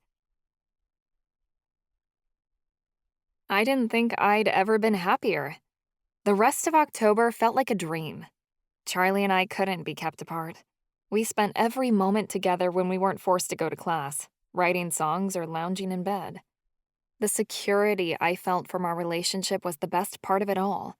I had someone who loved me and took care of me, and I could do the same for him. I woke up Halloween morning to an empty spot beside me. I momentarily panicked, wondering where he'd gone, but my heart settled when I watched him walk in moments after I sat up. "Hey, where'd you go?" I asked. "I just had to go to the infirmary before class," Charlie said. "Are you okay?" I felt a thin, icy veil of fear settle in around me. "I'm fine. I got a prescription for birth control, since you can't be on it," Charlie said. "They have that for guys?" I asked in surprise. "Yeah. The Institute only prescribes them for married inmates, though," Charlie said. "It's magical. Don't really understand how it works, but if it does the job, I guess it doesn't matter." "You do that for me?" So many guys would refuse to take birth control. They'd make their girlfriends do it. "I'm doing it for us. We don't know if we want to start a family, and we definitely can't do that here," Charlie pointed out. I was undecided on kids. That was a big step, and with how severe my bipolar was, I secretly feared what kind of mother I'd be. "But don't you want heirs?" My gut sank thinking of Charlie's stupid obligation to the throne. "Gotta find the elves first, and save them after that," Charlie said. "Not like we can have a baby running around the Institute, and I don't think either of us want to end up like Opal." I got so sad thinking of her situation. Opal wouldn't get to see her daughter until after her release. It was so cruel to separate a parent and child like that. But the United Supernatural Union had their laws, and they couldn't be broken. "It's just a pill, not like it's permanent," Charlie added. "It's permanent until we get the hell out of here, at least." I crawled out of bed and began rifling through the closet. "Do you still have your suit from the villain's ball?" "Yeah? Why?" "It's a surprise. We're doing a group costume this year with Callie and Marcus," I said. "Put it on." Charlie and I got dressed. My high-heeled boots clicked on the floor as I led him to the villain's den. Halloween was the only time of year I could wear stilettos at the Institute, and by the ancestors, I was working them. I spotted Marcus and Callie near the couches. I stopped Charlie and put his hand on my arm. "Okay, now you can look." Charlie laughed as he felt the arms of my costume. "What are you wearing?" "A black leather pantsuit. We all are," I said. "We're Charlie's Angels!" Callie, Marcus, and I struck karate poses. Obereye barked and wagged his tail. I blinked. I know you can't see it, but we're all posing right now." "Mine's a little small," Marcus complained, and he yanked at the side of the suit. Callie's eyes were locked on the bulge in his leather pants. "I'm guessing I'm Charlie?" My husband wore a playful smile, and it made my breath skip to see. "Of course. We thought it'd cheer you up, since you're having so much trouble with teaching the elves and all," Callie said. "And I've been working on my spy moves for weeks," Marcus said. He fumbled forward and did a cartwheel. He tried to end it in the splits, but he fell over and ended up ripping a giant hole in his crotch. "Aw, man," Marcus complained. "Now I've got to go to class like this." "Nice dinosaur boxers," Callie snickered. "Nobody ever asks you what your favorite dinosaur is when you're an adult," Marcus grumbled resentfully. "I think I look the best." Obereye had insisted on being a pirate this year, and had donned a striped shirt with a matching skull and crossbones hat. Marcus had put Rishi in a taco costume, which was better than last year's pumpkin by far. "Are we still having that Halloween party tonight?" Callie asked me. "Yep, the balcony at 7 o'clock, I told her. I can't wait. "A party, huh?" Charlie poked my side and I giggled. "It's just a little thing with all our friends," I said, and I swatted his hand away. "Eddie wanted to have one. He's never celebrated Halloween." Charlie frowned slightly. "I didn't realize. I should probably be paying more attention." "Believe me, his costume is a riot. He went all out," Callie said. Let's go, Marcus, before Professor Mazur flips a nut about us being late. Callie picked up Rishi and headed out of the villain's den. Marcus waddled after her, holding his book bag in front of his pants. We grabbed a quick breakfast, then Charlie walked me to Hemlock's class. I sat by Opal. Her face was painted with a variety of fake blood and dirt, and her clothes were ragged and ripped, like she'd just pulled herself out of a grave.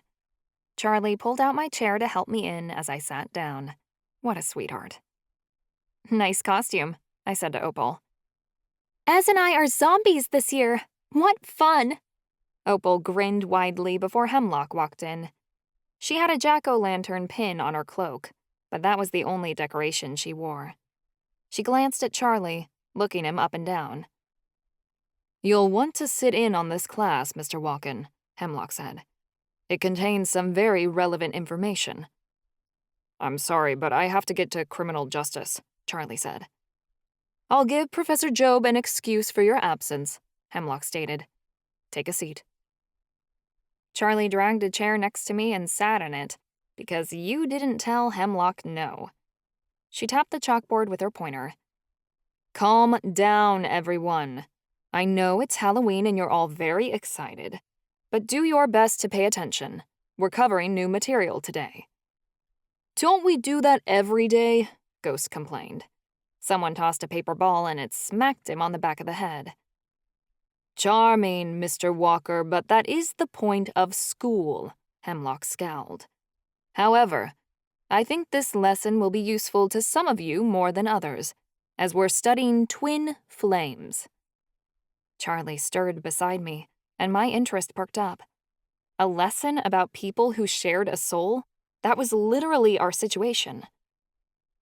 Twin flames are the separate halves of one soul living in two different people, Hemlock began. Twin flames are actually more common in the supernatural world than we realize. In fact, the Institute has its own twin flames in the case of Mr. and Mrs. Walken. I frowned. I didn't like how Hemlock was using us as her examples. I could feel everyone's eyes on Charlie and me as Hemlock continued her lecture. Each supernatural culture has their own legends surrounding twin flames. In Miriamic lore, natural-born twins are considered to share a soul. In some cultures, twin flames are seen to be the sign of ultimate friendship between two platonic beings. Other races, such as the angels, don't believe in twin flames at all. In Hawkeye society, it's usually thought to be a romantic connection. The Elementai believe that the person who is born first has their soul fractured at birth. The other half separates to go to someone else. The two halves are eventually united later within one familiar, once both of the individuals come of age. My Aunt Imogen had said something similar when Charlie and I had met, but before the idea could be confirmed, Hemlock went on. However, this might not be the case. From what supernatural research has deduced, twin flames were split at the very beginning of creation and are reunited during their mortal lives to complete some sort of divine mission. It is the objective of the twin flames to discover what their divine mission is and work together to fulfill it on this earth. Does that mean everyone has a twin soul? Opal asked, raising her hand. No, not everyone's soul is split, Hemlock said. In fact, twin flames are particularly rare in Fae culture, where we are destined to have soulmates. Uniting two souls through a magical bond is a very different connection than the one that exists between the halves of a singular soul, which is meant to be brought together and reunited at some point. There is a contract that is signed between these two different halves before birth to work together during their lives on Earth. Therefore, the bond that exists between these types of individuals is magnetic. It can't be denied once prompted. We sign contracts before birth? Ghost questioned. Yes. In fact, it is believed that souls plan out their life paths and make agreements with other souls on the journey they want to take before they incarnate on the mortal plane, Hemlock said. So why isn't it happily ever after right away when twin flames meet? Naya asked. I'd forgotten she was in this class, as she hardly ever paid attention or spoke up. Her biting comment had clearly been directed toward me, because she smirked as she said the words. She was trying to be a bitch. Everyone knew Charlie and I had problems in our past. I bet a lot of people thought our marriage wouldn't work out, including her. Screw them. The twin flame connection is very intense. It is one of the most powerful bonds the supernatural world has, Hemlock replied. It's a balancing act of two different individuals. It's similar to looking in a mirror. A twin flame will challenge you, reveal all your flaws, and push you to become the best version of yourself. It's not unusual for twin flames to be opposite in every way. And that kind of dynamic can be very difficult to manage. Psh, she had that right. Charlie challenged me in all sorts of ways. No wonder we hadn't gotten along when we'd first met. Obereye was unnaturally silent during the lecture. His ears remained perked, and he lay stiffly at our feet as Hemlock went on.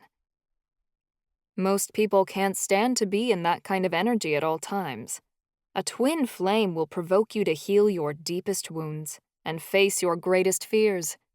It's not unusual for twin flames to take separate paths after struggling to make their connection work, Hemlock said. Charlie cringed, and I felt my stomach twist into knots. Did that mean we really were doomed? Ultimately, though, the twin flames who can endure the heat, so to speak, and remain committed to each other have very fulfilling and rewarding relationships, Hemlock stated. I shot my hand into the air. So do twin flames sign contracts with just each other, or can that be done between any number of souls? This goes a bit more into theory than it does actual supernatural science, Hemlock said warily. But, since you asked the question, we might as well discuss it. It is believed among some academic circles that before we are born, all of us make choices as to what we wish to experience in order to help our soul grow, and we sign spiritual contracts with other souls in order to fulfill our purpose and better the world. This goes beyond the concept of twin flames. The theory is, we sign spiritual contracts with everyone in our lives, so that as we live on Earth, we can become a better society through the experiences of the collective soul population in the spiritual realm, even as we suffer through things such as pain or war. I couldn't help but think of Callie and Marcus. Did the four of us sign a spiritual contract before our birth, that we'd all work to save the world together? I had a brief thought about Monica. Had she agreed to die young? Had I agreed to watch her go through that, so I could grow and learn from the experience? I wasn't so sure about that, and I didn't know how to feel about it. This stuff was way too complicated. But thinking about how I could have chosen my own path, instead of being a victim to suffer through whatever destiny decided, was somewhat comforting. Sounds like you'd be locked into a relationship for life without having any kind of control, Ghost said, and several people mumbled in agreement. Everyone is always their own person, Mr. Walker, even twin flames, Hemlock said. Contracts that are made in the spiritual realm before birth can be broken between all parties, just like contracts in the mortal world. Like most things in life, the twin flame connection is not determined by fate or destiny, but by our choices. Hemlock put her pointer down. I'm giving you the rest of the class period to work on your essays that are due next week, seeing as how some of you failed to turn in a first draft, or any sort of paper at all. Keep in mind that crayon drawings are not an acceptable substitute. I worked hard on that, I heard Jeffrey Johnson grumble behind us. As people took out notebooks and pencils, I got up from my seat and took Charlie's hand. We strode up to the front of the classroom. I stood in front of Hemlock's desk as I asked, Professor Hemlock, what you said about twin flames, are we really at risk of taking separate paths? Charlie blurted. He voiced aloud what I'd been thinking, and the anxiety that we both shared. Hemlock gave us a kind smile. Neither of you should be worried. I wouldn't have married you if I thought your relationship was doomed to failure. I believe that you two have a divine path to take together that was set by yourselves and the gods. What that is, I can't be sure, but your union is a crucial part of that. I married you on the pretense that I was doing what was best for both of you and for the world. Thank you. That's good to hear, Charlie said. I nearly let out a sigh of relief. Charlie and I had been through so much already. I couldn't imagine being separated from him after enduring our breakup. Another would be unimaginable. I could tell Charlie was still thinking about what we'd learned when we left class later.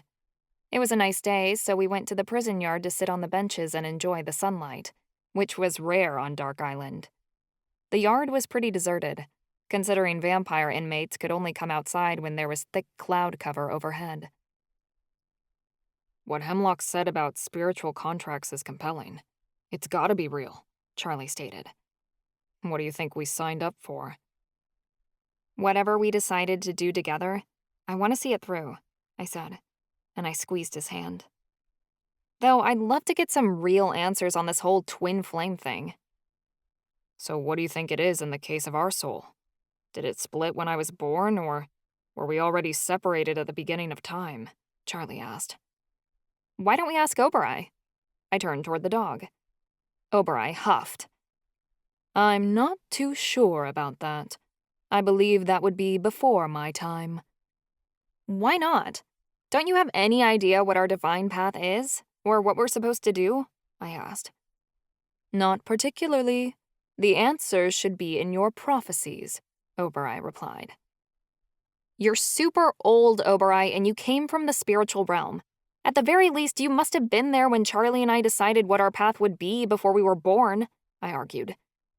Of course I was there, but it's not like I remember. That was years ago, he complained. 20 or so years compared to the thousands you've been alive, I shouted. You can't say you have no idea. Listen, Ava. There's a reason our memories are wiped clean when our souls incarnate on Earth. I recall some things, but not all, Oberai argued. When I left the spiritual realm to find Charlie and find you, my understanding of the universe changed. I can no longer wrap my mind around things my spirit can. The answers are on the tip of my tongue, and yet I can't explain them. I feel awful I can't help, but at the same time my mortal brain doesn't comprehend the big picture. I can't give you the answers. Why the hell not? I threw my hands up. Because the whole objective in this life is for your soul to grow and learn. And how do you learn anything when you have a cheat code? He shook his whole body, and his hat went flying off. Oh no, my hat, Ava! I fixed the pirate hat and sighed. Guess we're not getting any answers out of him. We should do what we can to keep studying twin flames, Charlie said. I bet what Hemlock knew was only the beginning of what we can learn. I doubt we'd find that kind of information lying around the Institute. Well, what about your intuition? You've been working on it all semester. Let's start there. That was a good idea. I made a mental note to meditate on it as soon as I had time. We had to split up for our next class, so we didn't meet up again until it was time for lunch.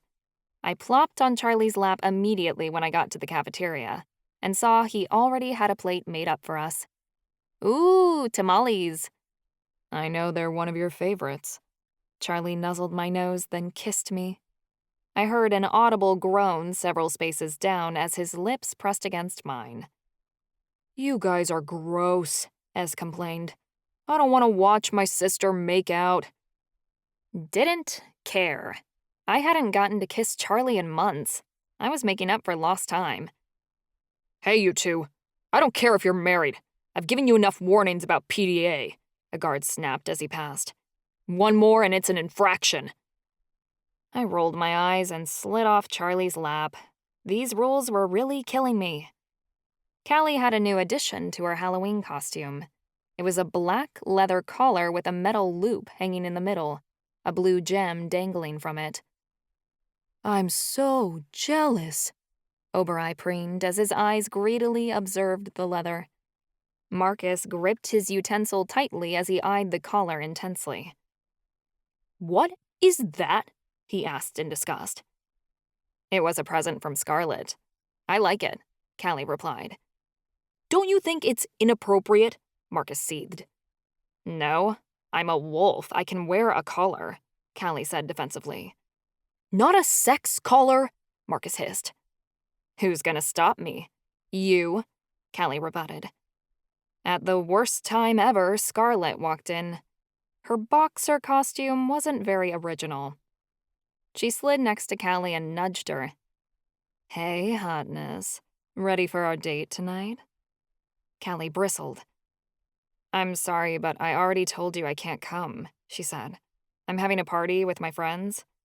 Scarlet's nose crinkled. Yeah, I forgot. She leaned forward and put her chin in her hand as she locked her red eyes on a vampire across the room. Could anyone introduce me to Zane? I'd like to get to know him personally. Didn't he get sentenced here for a string of car robberies? I asked. Yeah, I love a guy with some hot wheels, Scarlet purred. They're so cool. I have a moped, Marcus offered. It's cool. Scarlet let out a mean snicker. Wow. Could you be any more of a loser? Callie's hand slammed on the table. He is not a loser, Callie shouted. Okay, geez. I was only kidding, Scarlet said slowly. She stood up. I've got to go train. See you around. Scarlet swaggered off. In Zane's direction, I noticed. Marcus spoke quietly. Thanks for sticking up for me. I know I'm a nobody. You're not, Callie said immediately. Don't listen to her. The rest of lunch was rather awkward. I sent an intention across our bond to tell Charlie I needed to talk with Callie. He made some excuse to get Marcus away once they were done eating. I waited for everyone else around us to leave before I turned to Callie, who was staring at her plate rather listlessly. What are you thinking about? Homicide, Callie said. No, I meant about Scarlet. Oh. Callie sighed and slumped forward. She's cool, I guess. Not a promising response when you're talking about your girlfriend. We're barely dating, Callie complained. She's only around when she wants to have sex, which is great and all, but as far as romance goes, I feel like I'm being ignored. So, is it better sleeping with a girl over a guy? I asked. I hoped I wasn't being invasive, but I was curious. She shrugged. I don't know. I've never been with a guy. Really? I thought that guy you were with back in Malovia. Ew, no. Callie wrinkled her nose. Don't even go there. So, it's only been Scarlet, I said slowly. Don't you guys cuddle or whatever after you're done? No. She gets annoyed if I hang around, so I just get my stuff and leave, Callie said. I thought about Charlie and me. We'd been messing around a lot after our first time, and every time we finished, he always made sure to take care of me by giving me lots of affection and getting whatever I needed. Imagining Callie getting dressed and walking back to her dorm by herself, after being in such a vulnerable position, made me really sad and angry at Scarlet. If you're not happy, you should break up, I offered. You obviously want a real relationship and Scarlet only wants one thing. I know. I'm trying to figure out how to break it to her easy, Callie said. Which is still complicated because the only time I get with her is when we're alone in her cell, and she gets aggravated whenever I try to talk. Callie fiddled with her collar. I do like this, though. I think I'll keep it.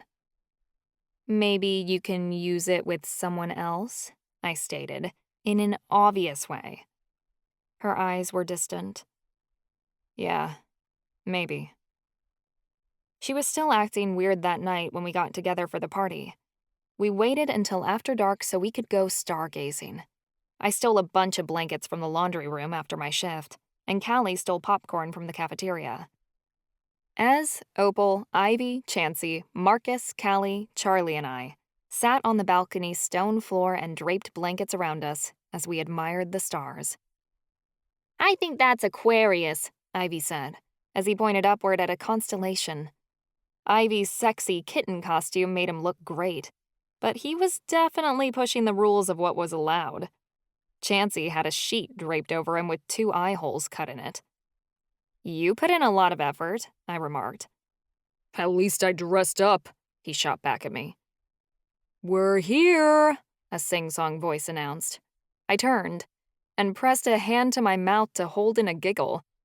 Eddie was wearing an inflatable koala costume, and Alistair was dressed as a zookeeper. It was overtly ridiculous. That night was nearly magical, as we continued pointing out constellations and watching for meteorites. I couldn't help but describe it all to my husband. "It's so gorgeous, Charlie," I said with a sigh. "The sky's a mixture of blue and black. There are so many stars, hundreds of them. You can see them clearly because there's not much light pollution on Dark Island. The moon is a waxing crescent and... Oh, wow, a shooting star!" I watched it race across the sky, and Charlie said, "Make a wish." I wish. I smiled as the thought crossed my mind. I wish all of us could be like this forever. "That's a perfect wish." Charlie kissed my cheek and I swooned. The stars looked so beautiful above us, and the sky was so wide and open. We might as well not be behind bars. Up here, surrounded by my friends, I'd never felt happier. I'd completely forgotten what it was like to be happy, as I hadn't in so long. But happiness was warm, peaceful, and full of light. It was so much better than feeling the cold claws of misery creeping over you. And I knew that now. I was no longer used to the comfort of being sad, not since Charlie and I had married. I was really glad I wasn't in that space anymore. Marcus's teeth chattered so loudly I could hear them across the balcony. "You okay?" Callie asked. Great! Marcus crossed his arms and Rishi meowed in his lap. Everyone else had a buddy to keep them warm, but Marcus and Callie were clearly sitting away from one another on purpose. Callie scooted to where Marcus sat and said, "Here, I'm a shifter. I'm basically a walking heater." Callie hugged Marcus from behind, draping a blanket around both of them. Marcus stiffened, but he didn't make any attempt to pull away. "I bet she just made his Halloween," Charlie said under his breath. "Maybe next year he can be Red Riding Hood and she can be the big bad wolf. I bet she'd love to eat him up," I whispered. Charlie laughed lowly. "Oh, man. Oberoi ate all the popcorn," Ez complained. It was true. My familiar's head was stuck far into the bag, and he was jumping around trying to get it off. "I'll go get some more," I offered. We'd left an extra bag in our cell. "I don't want you to go by yourself." Charlie didn't like me wandering around the Institute alone after dark. "Then come along." Charlie and I untangled ourselves from each other's arms, got up, and left the balcony. As we wandered down the black halls of the Institute, the cheeriness of the balcony left me, and I became overcome by a sense of eerie dread. "I'm glad you came with me," I said in a low voice. "No kidding. This place is creepy at night," Charlie muttered. I had the thought we should turn around and go back, before I heard a low voice from the next hallway utter, "You shouldn't have come. This nearly exposes us all." It was Hemlock. Her words caused me to stop dead in my tracks. I flung out an arm to stop Charlie. We pressed ourselves to the wall, waiting to hear who she was talking to. A man's voice was low as he uttered, "The Infernal Underground must be stopped. I could wait no longer." That was Professor Takahashi. I knew it was. Elation spread through me at the realization that my favorite counselor had returned. Did this mean no more Jamin? Ancestors, I hoped so. I was about to spring out and welcome him back, but Hemlock's fierce words made me pause. The underground is the only thing keeping Ophio distracted. It needs to remain functional to keep his attention off our top priorities. I can't stand by and allow students to be ferried to the underground. I took an oath to keep them safe, and as a guardian of this institution, so did you, Takahashi insisted. Hemlock's tone was regretful as she said, "It is for the best. Sacrifices must be made for the greater good of us all." It sounded like she was trying to convince herself, but Takahashi let out a harsh noise. "We can't keep allowing innocents to be taken to the underground in exchange for buying Ava and the others more time. The discovery of the elves has driven Ophio mad. We agreed that you needed to go into hiding until you discovered the truth," Hemlock said harshly. "And I did. That doesn't mean it's safe to return. Ava and her friend should be informed. They need to prepare for what's coming," Takahashi responded gravely. "They're not ready, Hiroto. They won't be for quite some time," Hemlock insisted. "We need to be patient if we're going to keep them safe. Ophio already has his eye on them. If he learns what you've discovered, they'll be in more danger than ever before." "On this we disagree.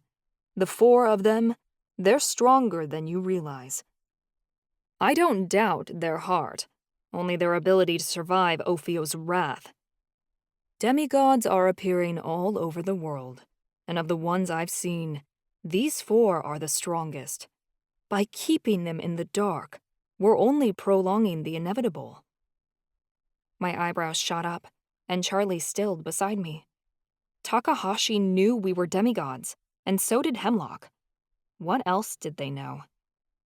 Hemlock took a short sigh. "We'll discuss this in detail later. You need to remain hidden. I'll do what I can to ferry supplies to you, but I'm being watched as well. The gods be with you, Hiroto. And also with you." I heard the sound of retreating footsteps. I turned the corner and opened my mouth to say something, but the words died on my tongue as I realized Hemlock and Takahashi had both vanished. The hallway was completely empty, as if they were never there at all. My blood ran cold. Professor Takahashi was back, but he was in hiding, and he knew something about the underground. Whatever that knowledge was, Hemlock wanted to keep it from us. We couldn't remain in the dark. Somehow we had to learn exactly what Takahashi knew. Maybe he could help us save Alice and the others. Or maybe he'd tell us exactly what we didn't want to hear. The only way to know was to find him. Chapter 17. Charlie. If anything was going to do me in inside this prison, it was Ava-Marie, my wife. The way my heart skipped a beat every time I heard her voice, and the surge of passion that came through our bond every time we touched, was unlike anything else. I could get lost in those nights we found ourselves tangled in the sheets, when I held her against my chest as we fell asleep. The first time we slept together was like waking me to a lifetime of tender loving care I'd never experienced before. And giving that back to her, it was as if the elements had converged into one. The line between where Ava ended and I began was thin, and our soul was finally whole. If my heart gave out at any one of these moments, I'd die a happy man. My fingers tangled in hers as we headed to breakfast one Saturday morning. We'd picked up shakes from commissary on our way to the cafeteria. Oberei trotted alongside us, panting happily. Ava and I had groomed his husky fur together this morning while we wrote new lyrics. He drooled all over my knee. I didn't think Oberei had ever been happier. Hell, I didn't think any of us had. I mean, Ava and I were writing music again. Sure, the Warden was still conceiving secret plans, and the underground was still operating. Odd things were happening inside the Institute, like how Professor Takahashi had returned, though we had yet to find him. But it didn't seem to matter what darkness and secrets were brewing inside the Institute, because whatever it was Ava and I could handle it together.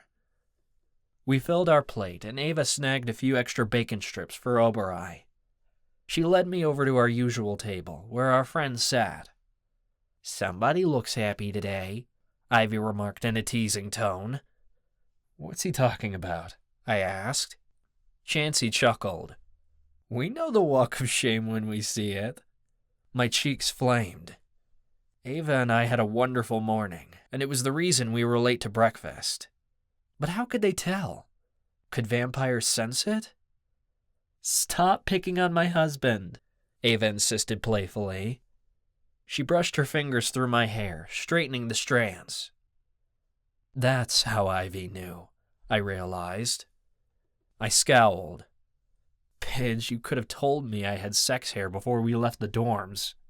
"I didn't notice," she cried. "Or you wanted us to know," Callie teased. "Like you guys don't know we're doing it," Ava laughed. "We're married, for ancestors' sake." "Yeah, and you won't let us forget it," Marcus cracked. "What do you mean?" I demanded. "Sir, I mean Charlie," Eddie said. "You should see the shirt your wife is wearing today." It was the weekend, so we weren't required to wear our uniforms. But Ava was just wearing a t-shirt. I'd felt it this morning when we cuddled. It wasn't anything special. Or was it? "Pidge, are you going to get yourself into trouble?" I asked. "No," she assured me. "It covers everything." "And what's on it?" I questioned. Ava sucked a breath, like she was embarrassed. "It says wifey for lifey." I burst into laughter. It felt so good to laugh. "That's what you guys are concerned about?" "You don't think it's tacky?" Ava asked. If anything, I found it hot as hell. All I wanted to do was take her back to our room and rip it off her. Ava leaned into me and whispered, "You can do that later." I smirked. The way my thoughts slipped through sometimes was starting to grow on me. "Can you guys not talk about that in front of me?" Ez demanded. "She's my sister." "And I'm not a little kid anymore," Ava shot back. "Go suck a dick, Ez." I'd already finished my shake, so I reached out to take a sip of Ava's. I nearly gagged the moment I tasted it. "Yeah, ancestors, how much peanut butter did you put into this?" "As much as I could. I love peanut butter," Ava exclaimed. "This is awful. It tastes like I sucked off a peanut," I shouted. Chansey choked, and several people around me laughed. I heard Ava let out a humph as Ez said, "All the Mito kids have a thing for peanut butter. It's our mom's fault." "Yeah, Daddy thinks it's gross. You won't touch it," Ava added.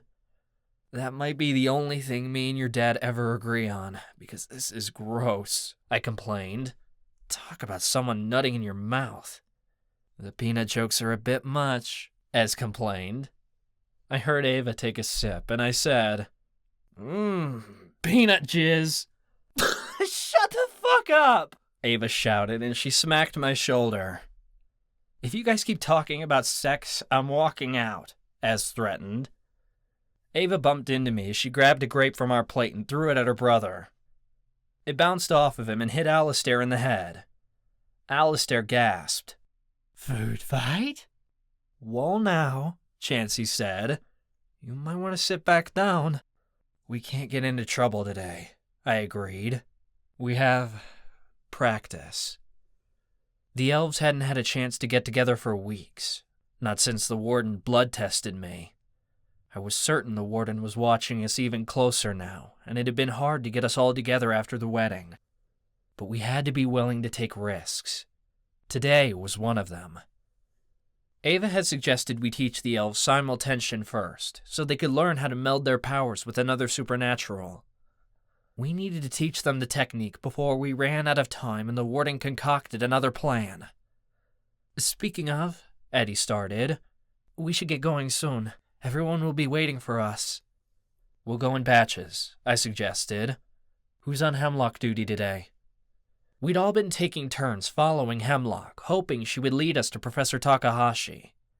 So far, all our efforts had been a bust. Marcus and I can go, Callie offered. You don't need us anyway. Our friends left the table one by one until Ava and I were alone. We finished our food, then headed to the Devil's Playground together. When we arrived, the elves were already there. "It's easy," I heard Ivy say from the stage. "Just grab the pole right here." "That's it." I frowned. What's he up to now? Ava snickered. "He's teaching Soleil and Andrea how to dance." I groaned. Those two girls had to be the most innocent elves in this place. He's corrupting them. "Actually, they're doing really great," Ava praised. "Like this?" one of the girls asked Ivy. He clapped happily. "There you go." Okay, I called. "Everyone off the stage. It's time to get serious." "Boo!" Ivy called across the room. I flipped him off, and he burst into laughter. "Okay, ladies," Ivy said. "You heard the man." Feet scuffled as everyone gathered near the bar. There weren't as many elves here as there had been before. Our numbers had dwindled by half, and that terrified me. It meant that for some of the elves, it was already too late. I hoped this worked, because our last few sessions had been a disaster. If we didn't start teaching these kids something, they wouldn't make it through next semester. I hoped we could save the rest of them. "Tell me you have something new for us," a kid named Leaf said. His voice was distinct, and he was the loudest of all the elves. He was obviously getting peeved at me that we hadn't made any progress. I'd been trying to get them to siphon magic from other supernaturals all semester, but so far, Eddie and Reed were the only ones who could do it. We'd started too far above their pay grade, and we had to try something else. The elves here could conjure their own illusions, but couldn't do much else. "We have a theory," I said. "A good one. Ava and Callie came up with it, and I think it may be the key to unlocking your powers." "What is it?" a timid girl with a high-pitched voice asked. That must have been Lori. "It's called simultension," Ava said, stepping forward. "I learned about it my first semester in supernatural behavior science. My team and I used it to place second in the dark games. It's a magical technique that allows supernatural races to combine their powers," I explained. "It differs from elf magic in that both parties have to be willing participants." "How does that help us?" Leaf asked. "No guard is going to hand over their powers willingly." "How's that any different from what we've been practicing?" Felicity added. "Simultension is universal to all races," I pointed out. "It should be easier, but it's close enough to your powers that once you learn simultension, you'll gain a better understanding of your own magic. Eddie, would you like to help me demonstrate?" Eddie scampered up to the front eagerly. "What do you need, Charlie?" "An illusion," I said. "Can you create a pistol?" "I can give it a try," he replied.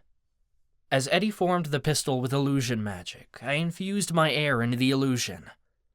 The weight of a pistol appeared in my hand, though it felt light as air. Eddie's illusion magic wasn't strong enough to make it solid. There were too many parts, and it was a complicated illusion. But combined with my air magic, I was able to feel it in my hand. I pointed the pistol at the ceiling and pulled the trigger. Air blasted out of the barrel, and concrete cracked. Several elves clapped, but Ivy gasped. "My ceiling!" he cried. I winced. Whoops. I ignored Ivy and continued my lesson. Simultension is an art form. It requires creativity and imagination. Once you can meld your illusion magic with another supernatural, you will learn how to make their power your own. "Who wants to give it a go?" Ava asked. "Samara, can you make a goblet?" "Sure," she said. I heard the crackling of fire moments later. "Well done," Ava said kindly. "I like how we made the flames part of the goblet itself. It would certainly keep your hot cocoa warm. How did it feel?" "It was much easier to combine my powers with yours than to try taking them," Samara said. "I actually felt your powers. I've never done that before. Good. We were making progress. Does anyone else want to try? I asked. I'll give it a go, Felicity offered. She stepped forward. We made a pop-up storybook of plants with real flowers that grew out of the pages. Impressive, I told her as I stroked the sunflower's petals before turning the page and smelling a rose. Who's next? I want to try, Reed spoke up. What do you say to a crown? Ava suggested. Easy, Reed said confidently. Ava giggled, then placed something upon my head. I shivered and reached up to feel a crown of ice and metal. It was heavy and solid. It seemed that combined with our magic, the elves could create stronger illusions. This is great, I remarked. Simultension seems easy for elves. I've never done magic so seamlessly before, Felicity said. Then let's give everyone a shot, I offered. Split into groups. The elves seemed excited because they rushed into action. Ava and I walked around to observe, and she described to me what each team was doing. Oh, she sounded impressed. Chansey used his angel light, and Soleil formed it into the shape of a halo. I snorted. If angels came with halos, Chansey lost his ages ago. Ava hummed as we continued around the room. She stopped dead in her tracks and grabbed my arm. Something whizzed by me and a crash sounded. My favorite table! Ivy cried. What are you complaining about? Obereye cracked. You've broken enough tables banging on them. I tried to hide my laughter. Obereye wasn't wrong. Alistair, please, Ava scolded. Can we go easy on the battle orbs? It's practically filling the whole room. But that was impressive, Alistair protested. I've never created one so big. That's the beauty of simultension, I told him. But you may not want to blow us all up in the process. Alistair groaned like I was being unfair. I just shook my head. A screech tore through the room so loud that it made my head vibrate.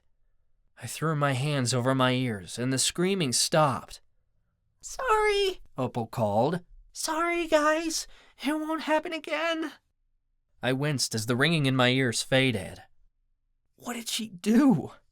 Opal and Andrea created a foghorn that used Opal's siren scream, Ava explained. Thank the ancestors it wasn't stronger, or we'd be sitting under a pile of rubble. Yeah, we're going to have to set some safety rules, I said. But I want them to learn how to defend themselves, so experimenting is a good thing. Wow! A real shield! Ez cried. How'd you do that, Alistair? Magic, my friend, Alistair said proudly. Lori made a really beautiful shield illusion, Ava told me. Alistair combined his shield magic, and it became a solid sheet of metal. My shoulders sagged in relief. For the first time, all the elves were using magic. It was incredible. We practiced for hours until Alistair and Eddie started sparring against Chansey and Reed. A rogue battle orb nearly fried Obereye's tail. Ivy squealed and ducked behind the bar. How dare you! Obereye growled. I just fluffed that this morning! Calm down, Obereye, I insisted. Guys, I think it's time to wrap it up. We've been gone for a while, and we've made good progress. I was actually starting to believe the elves would be able to escape the Institute soon if we kept this up. Plus, Obereye's getting pissed, Ava teased.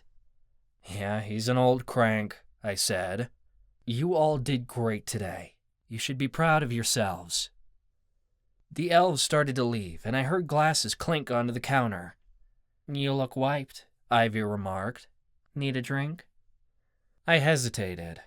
It was tiring teaching magic, but I wasn't going to drink unless Ava could, and she wouldn't. We didn't do that anymore. Do you have anything non-alcoholic? I asked. Ivy slid a glass across the counter. I sipped on a carbonated lemon-lime drink before handing it to Ava. Want to try? I asked her. Ava said. It's good. There's more where that came from, Ivy offered. Have a seat. We sat beside each other on the bar stools. We had time to kill, since we couldn't leave all at once or someone would notice. Is everything okay? Ava asked Ivy. You look down. Things are going all right with you and Chansey? I could hear Chansey across the room, comparing muscles with Eddie. I bet Alistair was drinking that up. Yeah, everything's fine, Ivy assured us. It's just, I've been hoping to ask you guys something. If it's about how to propose to Chansey, we're not much help, Ava cracked. Charlie and I didn't really plan our wedding. No, Ivy said quickly. It's, more of a question for Obereye. What? Me? Obereye perked up near my feet. Sure, we can translate, I said, though I was confused about what he could possibly say to Obereye. No one's paying attention to us, Ava said. Ask away. Ivy drew a long breath, like he wasn't sure how to word the question. It's embarrassing. You don't have to be embarrassed around us, I assured him. He was starting to worry me. I didn't even know you could get embarrassed, Ava added, sounding encouraging. I mean, you're so confident about everything. I know I come across that way, Ivy said. But deep down, there's a lot that I hide. I'm still trying to find myself, you know? In what way? Ava asked curiously. Ivy started wiping down the counter, probably just to give his hands something to do. His wet towel brushed my fingers, like he wasn't quite paying attention. It probably sounds dumb to you, but it's important to me, Ivy started. It's about my pronouns. That's not dumb, I said. Your identity is valid, whatever you decide. Ivy sighed, like he had a heavy weight on his chest. That's the thing. I haven't really decided yet. I mean, I know I tell people I'm okay with male pronouns, but it doesn't feel right. They feels better, but no one actually uses it, and I feel weird telling people to call me they when they've been using he as long as they've known me. It's not your job to make sure other people are comfortable, Ava pointed out. That's what I wanted to talk to Obereye about, Ivy admitted. I hear you guys call Obereye he sometimes and she other times. How do you decide which pronouns to use? Obereye pushed between Ava and me, placing his front paws on the counter. Listen up, Ivy. You are a badass, and don't let anyone tell you differently. Regardless of your pronouns, you are amazing, you hear me? Only you get to decide who you truly are. Ava was quick to translate and repeated what Obereye said. Ivy didn't say anything. I could tell this conversation was weighing heavily on him. I wondered how long he'd wanted to bring it up. To answer your question, my gender changes when I shift. I have feminine forms and masculine forms, Obereye explained. I'm a he when I'm a he, and a she when I'm a she. Ivy mused after Ava translated. That makes a lot of sense. Maybe you have different forms too, Obereye suggested. I don't know, Ivy said. I could. I'm intrigued. In a lot of indigenous cultures, including the Hawkeye, we have something called two-spirit people. It's a broad term for LGBTQ people, but stems from the idea of a third gender role in our societies. Kind of like people who are considered to have a feminine and masculine spirit in one body, Ava explained. That sounds like you. It could be, Ivy said reluctantly. What did two-spirit people do? They were super important to our tribe. They were often shamans and other kinds of religious and spiritual leaders because they could see things from two different perspectives, Ava explained. In indigenous society, we focus on what people do for our tribe rather than how they identify. Gender is fluid to the Hawkeye. Maybe it's like that for your tribe, but my dad was really rigid on that kind of thing, Ivy said nervously. He insisted men and women were different, that they think and do things differently, and people were either one or the other. Well, of course men and women are different, but some of us just don't fit in either category, and can shift between the two, Obereye said.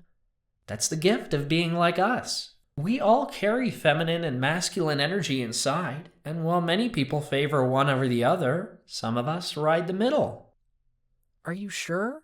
Ivy asked after Ava had translated. He sounded skeptical. Yes, gender isn't what you're born with, but who you feel you are and who you want to be. We are free to carve our own destinies and our own paths, and you are free to expand and create yourself in any way you desire, without the influence of others weighing you down. I translated, and Ivy drummed his fingers against the table. Would it be okay if you guys called me she today, just to try it out? I'm thinking that today I might be a girl. Sure, Ivy, I told him. I mean, her.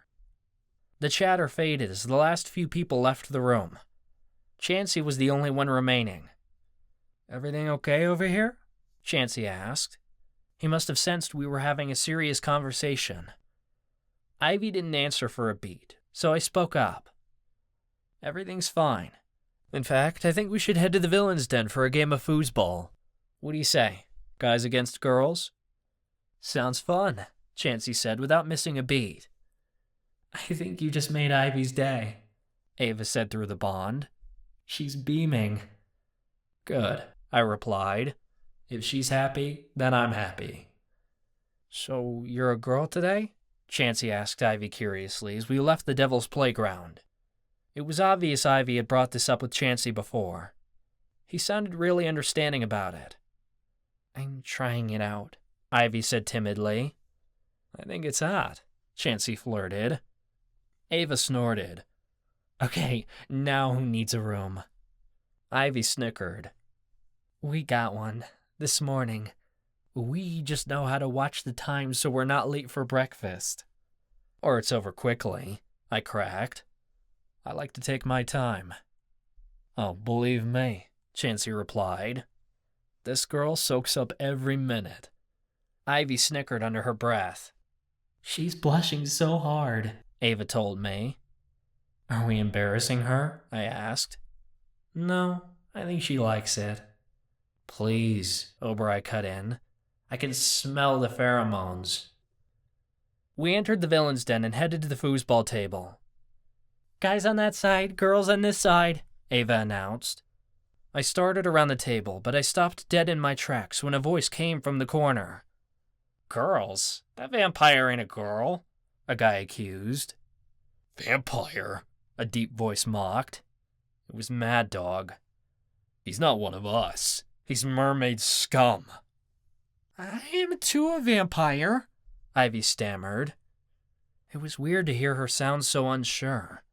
Usually, Ivy was always down for a fight, but this was definitely a soft spot. Watch it, Mad Dog, I warned. The chair squeaked as he and his gang stood. What you gonna do about it? Mad Dog challenged. You're out of Fight Club. No one's going to come to your rescue. We could beat your ass and you'd end up in cell block 9. Chansey just about lost it. He stripped off his jacket and shoved it into my hands, preparing for a brawl. You really want to go? Mad Dog's entourage surrounded us, and a few of them ended up on the other side of Ivy. Oberoi growled, but none of us moved. I hesitated.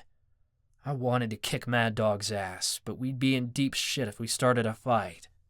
You want to be called a girl? We'll treat you like one, one of Mad Dog's cronies cackled. Come on, pretty lady. Show us what's under that little skirt of yours. Yeah, another chimed in. Prove you're a girl. Show us what's between your legs. You think that's how you treat a lady? Ava snapped. No wonder none of you are getting laid.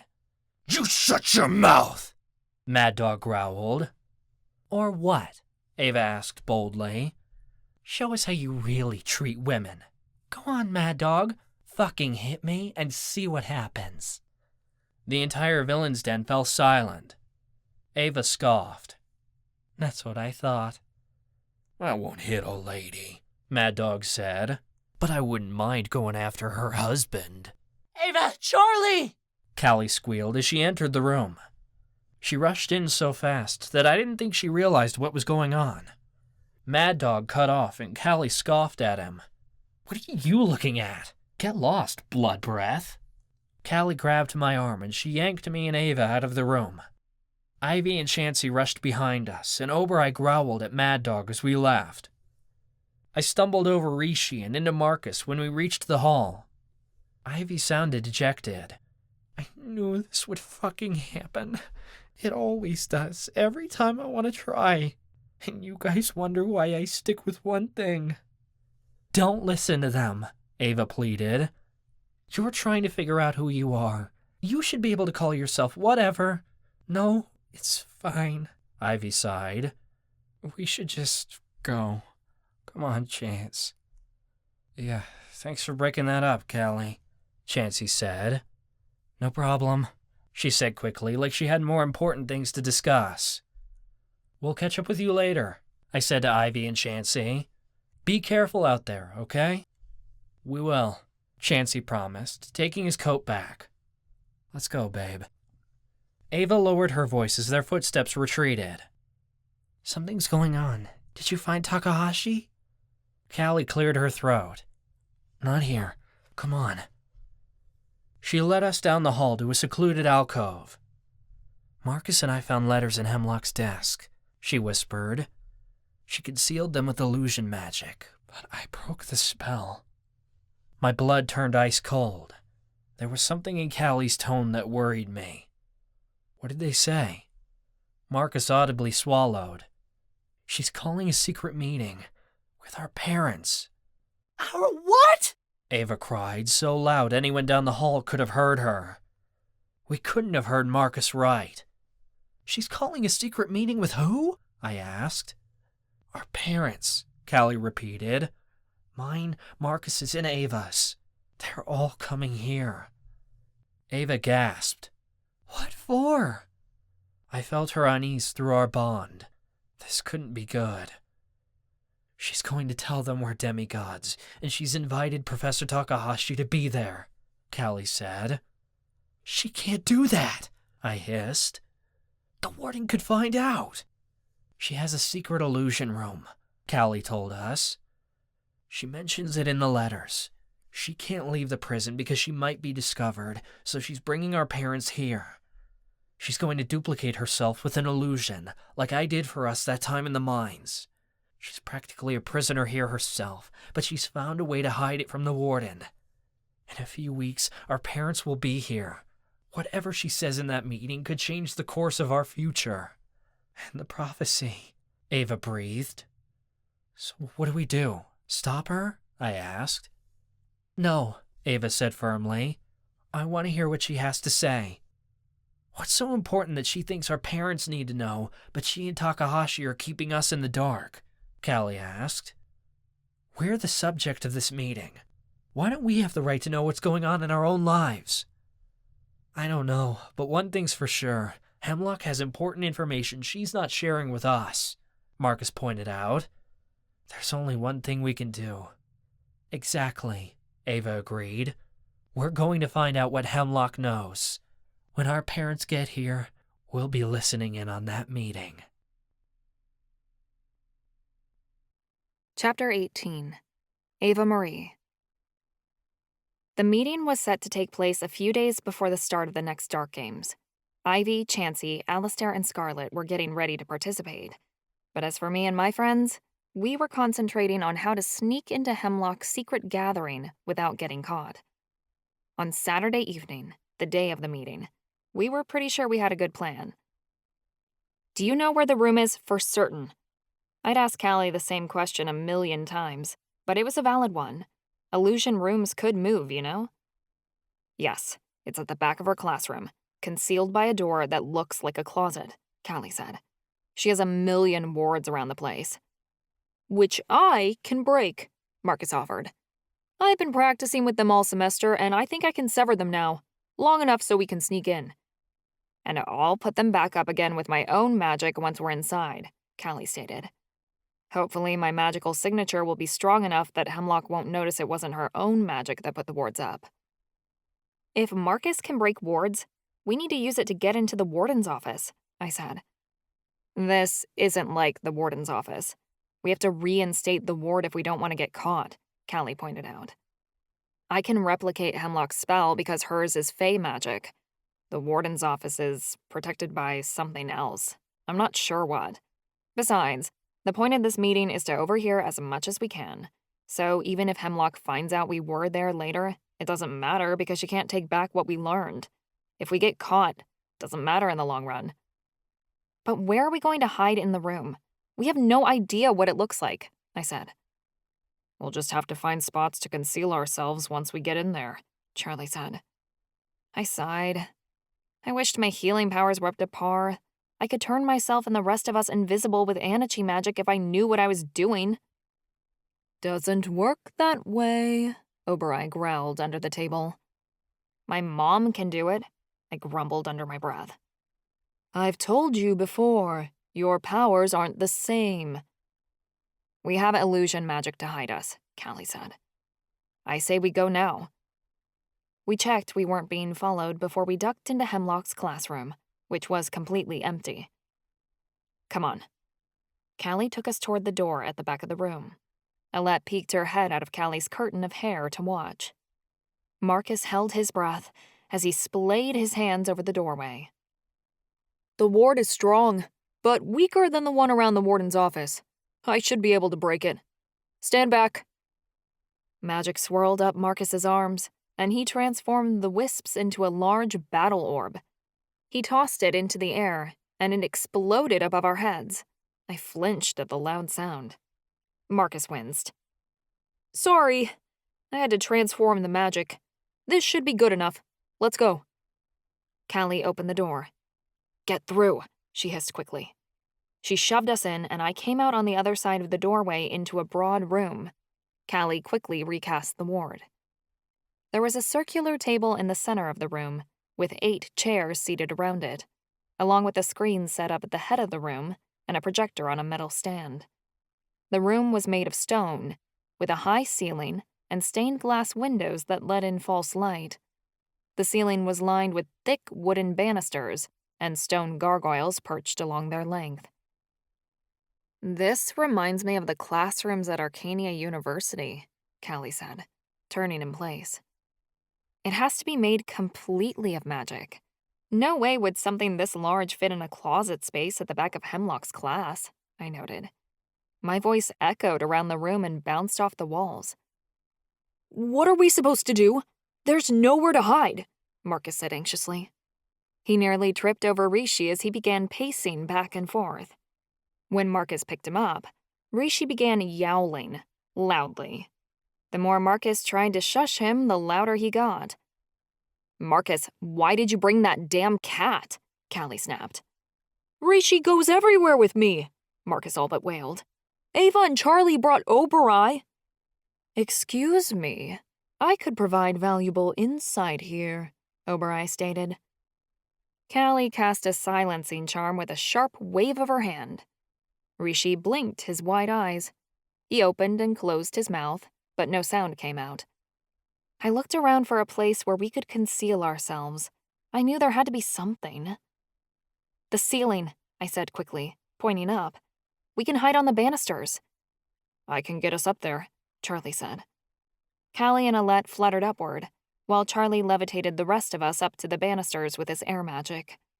The banister we sat on was sturdy and supported our weight easily. It was wide enough that each of us could have our own space. Not without bickering, though. Why does Charlie have the best seat? He's right above the table, Marcus asked. He scooted down to make room for Rishi, who was still gulping air trying to meow.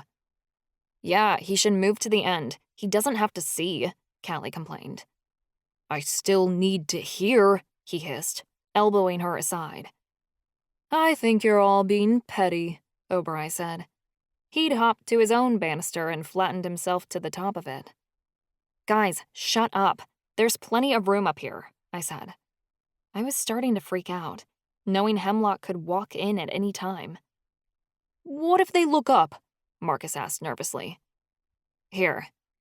Callie wiggled her fingers, and a strange tingle began to spread across my skin. I lifted my arm and saw that my skin and clothes had taken on the colors of my surroundings, like a chameleon. I could still make out the features of my friends, as well as the outlines of their bodies, but that's because I was close to them. Anyone more than 6 feet away would have a hard time distinguishing them from the rest of the ceiling. Our bodies will blend in with the background. The illusion will disguise us as long as we don't move too much, Callie replied. Just stay still until they leave and they'll never know we're here. Easy enough. We'd hidden just in time because the door opened. I held my breath as I watched Professor Takahashi, as well as Professor Hemlock, stride in. They remained at the door as other people walked in to shake their hand. A brunette woman strode confidently into the room, and a tall man followed behind. She had a badge on her hip attached to the waistband of her jeans. I bet that was Marcus's mother. "Detective Taylor," Hemlock said, shaking her hand. "So glad you can make it." "Call me Nadine. This is my husband Lucas," Nadine said, stepping aside to introduce the man beside her. Marcus's dad was the same height as he was. Hemlock clasped Lucas's hand graciously. "I apologize for the short notice and for taking you away from your work. I know you were working on a story." "The paper can wait. My son is more important," Lucas replied. Takahashi was awfully quiet through all these introductions. He bowed slightly as Nadine and Lucas took their seats, but gave no other greeting. The next people who entered the room caught my attention immediately. They were dressed in plain clothes, but walked with a sort of regality that betrayed exactly who they were. King Ethan was muscular, dark-skinned, and had a stoic way about him. Geez, Callie's dad was big. The wolf shifter towered over everyone else in the room. I couldn't see anything in him that resembled Callie. In contrast, Callie looked a lot like her mom. The older woman had beautiful red hair and the same blazing spark in her green eyes that gave Callie her ferociousness. Hemlock hugged the king and queen as they came to her side. "Ethan, Emma, so nice to see the two of you again." "We missed you," the queen replied, giving her a peck on the cheek. "It's been too long." Hemlock stepped aside as the king released her from his embrace. "Your Majesties, I'd like to introduce you to Mr. and Mrs. Taylor." "We've met before." Nadine smiled. Lucas gave the king a nod of acknowledgement. "Indeed," King Ethan said. "Briefly, but we know each other." "Yes, we helped them out of a rough spot a long time ago," Nadine said. "What the fuck?" Callie whispered. Marcus shrugged beside her, clearly stumped. Our parents kept secrets like Ivy collected dollars on club nights. It was beyond annoying. Mama and Daddy were the last to enter. Mama looked worried. Her brow furrowed like it always did when she was concerned and didn't want to say it out loud. Daddy had a water canister attached to the side of his hip, I noticed. He hadn't come in here without ammunition. "Please, take a seat," Takahashi said, and the sound of chairs scraping the floor filled the room as everyone sat down. There was a long moment of silence, filled with tension and distrustful glances. They didn't know why they'd been asked to come here, but they knew it couldn't be anything good. "I trust that all of us were able to enter the prison unseen?" Hemlock asked. "Your portal was effective," Queen Emmeline said. "Worked for us too," Nadine said. "Portals don't typically work on Institute property, but as it is close to the Dark Games and I am an instructor, I was able to open one on prison grounds without alerting the attention of the guards," Hemlock said. "I'm sorry I couldn't provide it for everyone, Mr. and Mrs. Maito. Our son has medical issues. We came here under the guise that we're here to visit," Daddy spoke up. "A good cover-up, so long as Dr. Torres doesn't realize the rest of you are here," Hemlock replied. "We plan to leave once this meeting is over," King Ethan replied. "It's difficult for us to be out of the country for too long without it going noticed, and the transition from giving the crown to my son is still on shaky ground." Daddy scoffed. "You're not the only one with a nation to run. I'm surprised you took time out of your busy day to be here." King Ethan sneered, but didn't bite back a comment. The Queen stared at Daddy, as if trying to figure out what his deal was. I'm sorry to say we were unable to locate Cameron Walken. The elves have followed Emperor Cassiel somewhere we don't know, and our best efforts to contact Charlie's family have been unsuccessful, Hemlock stated. I'm sorry, Charlie, I hushed, and I reached out to squeeze his hand. It's okay, Charlie whispered, but I heard the lie in his voice. Whatever anger he held toward his dad, he still wanted him to be here. Liam and I can act as Charlie's guardians, Mama said. What did you bring us here for? Charlie's surprise was evident as he stiffened beside me, but Hemlock went on. Professor Takahashi and I are part of an organized group of elders called the Demigod Guardians, Hemlock explained. Our numbers are few but elite. Many years ago, both of us took an oath to join the Guardians in search of demigods, not to use them, but to protect them from those who would use their powers against the world. As all of you are aware, your children are demigods, and though we've done our best to conceal them, we are very certain that Dr. Torres and his associates suspect, if not downright know, what your children truly are. There was an uncomfortable shifting sound as people adjusted their seats, and Takahashi took the lead. We are not sure of what Dr. Torres is planning, or what he wishes to use your children for, Takahashi explained. We've attempted to uncover his master plan for decades, but the Celestial Church continues to block us at every opportunity. We know he wants demigods, but what for or why still remains a mystery. What about the Infernal Underground? Queen Emmeline asked. You told us about it briefly when you reached out, but from the information you gave us, it seems you have nothing. We aren't completely certain of his operations in the Infernal Underground. If we were, we'd move to stop him immediately. But without the proper intelligence, we can't risk exposing ourselves for what might be an elaborate ruse, Hemlock said. Dr. Torres is cunning. If he wants to distract us, he has the means, and I don't believe the Underground is his master work. The Underground is real, though.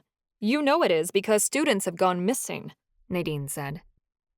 Yes, elven students in particular, and anyone who the Warden suspects to be a demigod are sent to the Underground, Takahashi confirmed. Though what their fate is, none of us can be sure of. Has anyone come back from the Underground? Mama asked. One, Hemlock said softly. We managed to rescue one. Well, what happened to him? Daddy demanded. Why doesn't he tell you where the Underground is? Daddy must not be feeling well today. He was clearly in a mood and trying to provoke whoever would take the bait. Hemlock didn't bite. I'm afraid that Carson Forsberg is in no state to tell anyone anything, Hemlock said dryly. Whatever happened to him in the Underground has left him mute and confused. My chest tightened in fear. Carson had been one of Alice's teammates during the Dark Games, so the winners of the Dark Games were taken to the Underground. How did you rescue Carson if you weren't able to determine the Underground's location? Lucas asked. He managed to escape the Underground on his own, though his mind is so rattled he couldn't tell us how, Hemlock said. It was a lucky thing that I found him before Dr. Torres did. We've moved him to a safe place. Unfortunately, the poor boy's in such a dire state. He'll most likely have to spend the rest of his life in a mental institution. Hemlock sighed and placed a shaking hand to her temple. I squeezed Charlie's arm beside me, feeling horribly guilty. We'd done that by giving up our Dark Games win. What Carson was suffering through was our fault. Are you telling me that the Dark Games are some sort of elaborate ruse so the warden of this prison can kidnap and experiment on whatever students he pleases? Daddy seethed. That's what we've determined, Takahashi confirmed. This is bullshit!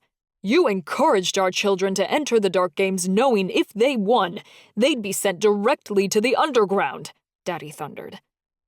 At that point, I wasn't aware that the winners of the games were transported directly to the Underground. I had the hope that if your children won, the Guardians could swoop in and take them to a safe place upon the release, which is why I encouraged them to sign up," Takahashi responded. He gave a dull sigh.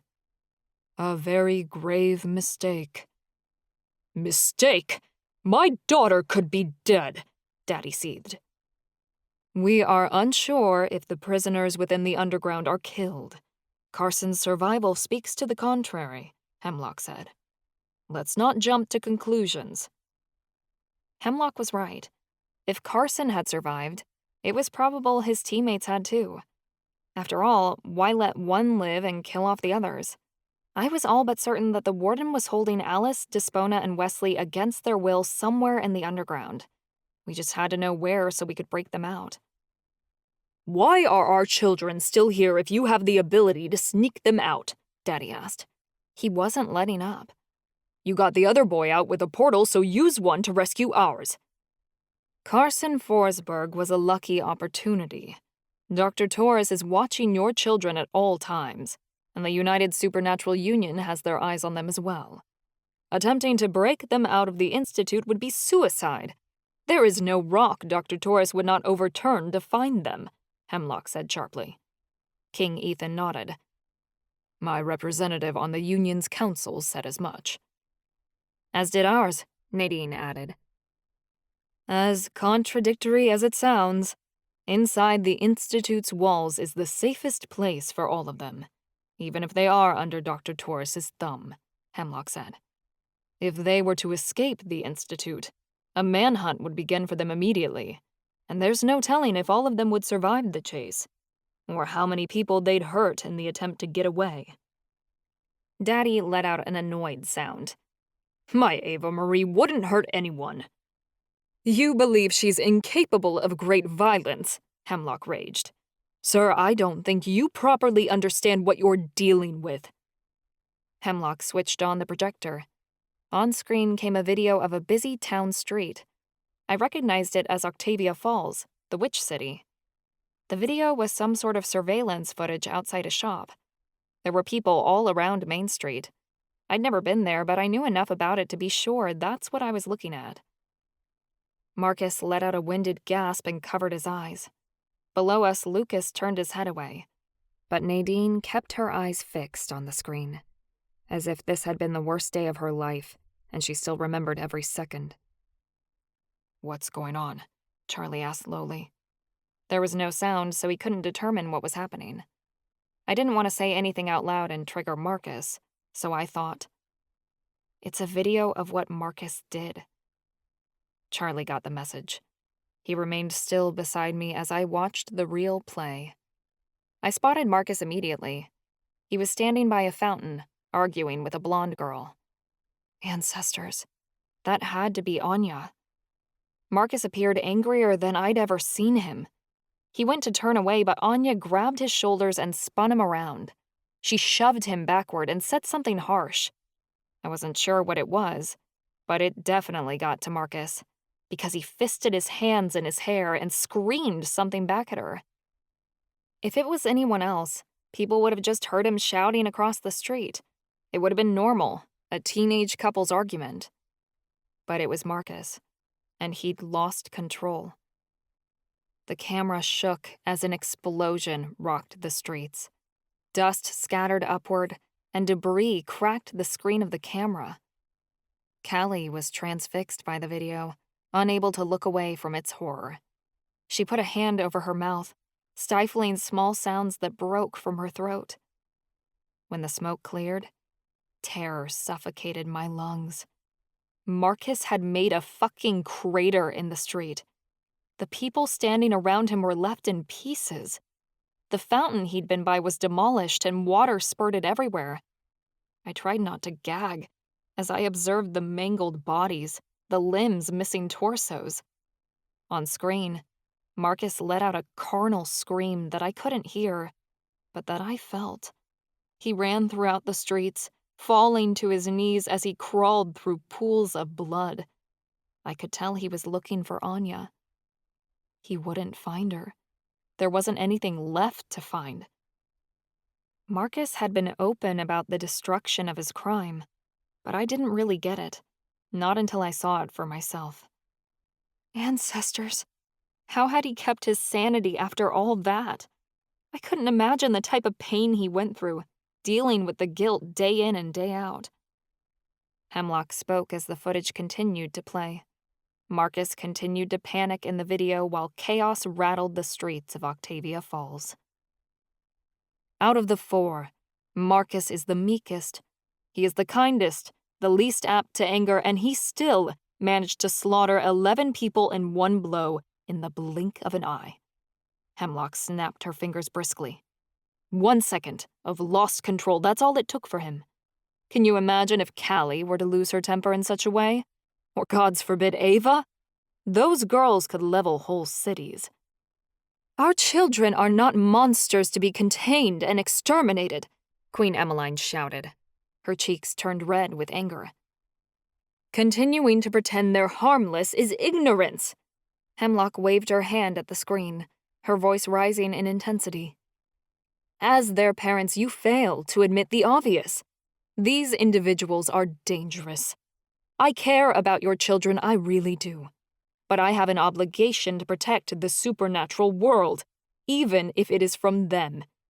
You're holding a bomb in your hands that could go off at any moment, all of you. And if you're not committed to learning how to contain it, then you're playing with fire. Hemlock switched off the screen, and the horrible images went away. You love your children, but they are weapons. This you have to admit. And because they are weapons, there are people out there who will do whatever they can to use them. Nadine and Lucas were extremely quiet. What could they say, really? They'd experienced the true devastation of Marcus's powers firsthand. So, what can we do? Daddy sounded so skeptical, like he didn't want to admit that I could possibly do the same thing Marcus had, even though I knew in my heart I could, and so much worse. All of you are voices of reason within your nations, and many of you are in places of power, Hemlock said. You must use your power to stop Dr. Taurus at whatever cost, whatever he may be planning. You're asking us to incite a war, King Ethan stated. We are asking you to stave off war for as long as you can, Takahashi replied. At least until the children are ready to fight. We need to make an alliance outside of Union control, Hemlock insisted. The 6 of you need to agree to fight together. The Arcania, the Hawkeye, and the Miriamic Coven together would be a formidable force. It would at least cause Dr. Taurus to pause. It's not going to make him stop what he's doing, Daddy scoffed. No, Hemlock agreed. But it will buy us some time so your children can graduate from the Institute. Then we can get them away from here once they do. That's over 2 years away. I'm not convinced he'll hold off that long, King Ethan said. We have no choice. The vampires and the angels are already making plans together after your treaty with them failed to go through last spring, Hemlock stated. They're looking for more allies. Don't give them any options. If their forces remain small, they won't provoke the other races, and we can maintain some semblance of peace. The Fae won't side with them. My son has already decided that, Ethan said. We fought alongside them in the last war, but we won't do it again. That should be enough to make them pause. For how long? Daddy's tone was harsh as he spat. I regret sending my daughter here in the first place. So do I, King Ethan growled. This was a mistake. With all due respect, Chief Maito, Ava would have ended up here one way or another. Her behavioral problems and, dare I say, addiction to causing trouble would have had the Hawkeye court system sentencing her here eventually, Hemlock stated. And my king, I beg you not to be offended when I say that the only other penalty Kalina would have received for her crimes was the noose, and you would have not executed your daughter. Marcus had to go here, Nadine said quietly. The Coven was calling for his head the moment he killed all those people, accident or not. I was worried the burning times were going to start all over again. Sending him to the Institute was the only way to keep him safe from the Coven. And poor Charlie. Mama shook her head. Hemlock sighed. You understand my sentiments. This place saved him. As inept as this institution can be, the streets would have killed him. He didn't know any other way to live until he came here. So let's not deceive ourselves and think that this situation could have been avoided. They're here now, and damage control is the best we can do. What is this really about? Daddy leaned against the table. You didn't call us here to demand we unite. We would have done that anyway to protect our children. What's the real fucking punchline? Hemlock glanced warily at Takahashi. The old counselor took a short breath as he removed his glasses and said, Over the past 7 months, I've taken a sabbatical from the Institute to investigate what's truly at stake. And what did you find? Queen Emmeline asked. I began with Charlie's prophecy, Takahashi stated. He is destined to lead the elves to the Blessed Haven, their true home in the afterlife. It is his mission to unite the keys that open the Elven Gate on Dark Island, so that the elves may find a true home there. However, there are consequences if he doesn't complete his mission. What kind of consequences? Mama asked. The keys were lost centuries ago, when they were stolen by the unseelie Fae, and after that no one quite knows what happened to them. From what we can tell, the elves who have died since the gate was closed are caught in a sort of in-between place between Earth and the afterlife, Takahashi said. If those keys are not found, and the gate to the Blessed Haven is not open, no elf will ever enter the Blessed Haven. Their souls will be trapped forever in limbo, unable to rest in peace or reincarnate into new lives. Charlie let out a choked noise beside me, and I felt my blood turn to ice. Are you telling me that the elves that have died are stuck? Queen Emmeline questioned. It's worse than that, Takahashi said. The elves were the first supernaturals, and therefore each magical race shares a connection with them. Souls that aren't inherently elven continue to pass back and forth from Earth to the afterlife, but it is a temporary state. If the elves are not restored to the Blessed Haven, and their race dies out before the gate is opened, then all supernaturals will face the same fate of becoming bound to this in-between. Souls are energy. They cannot be destroyed, but neither will they be able to venture on to other spiritual planes of existence or reincarnate into this one. After an eternity's passing, there's a worry that these souls will cease to exist at all. What about the gods? Queen Emmeline insisted. Surely they can do something. This is a great fight between the gods, Takahashi said. The dark gods that populate the eternal torment, hell as you all know it, don't wish for the gate to be opened. If souls are unable to journey to the Blessed Haven, they are able to be harvested. If a soul has a choice of being imprisoned in this in-between forever or servicing a dark god in hell, there are some who would take hell, and every soul that joins itself to dark forces increases hell's power. It can't end there. Ava's prophecy determines that she will be the one to decide what will happen to all magic.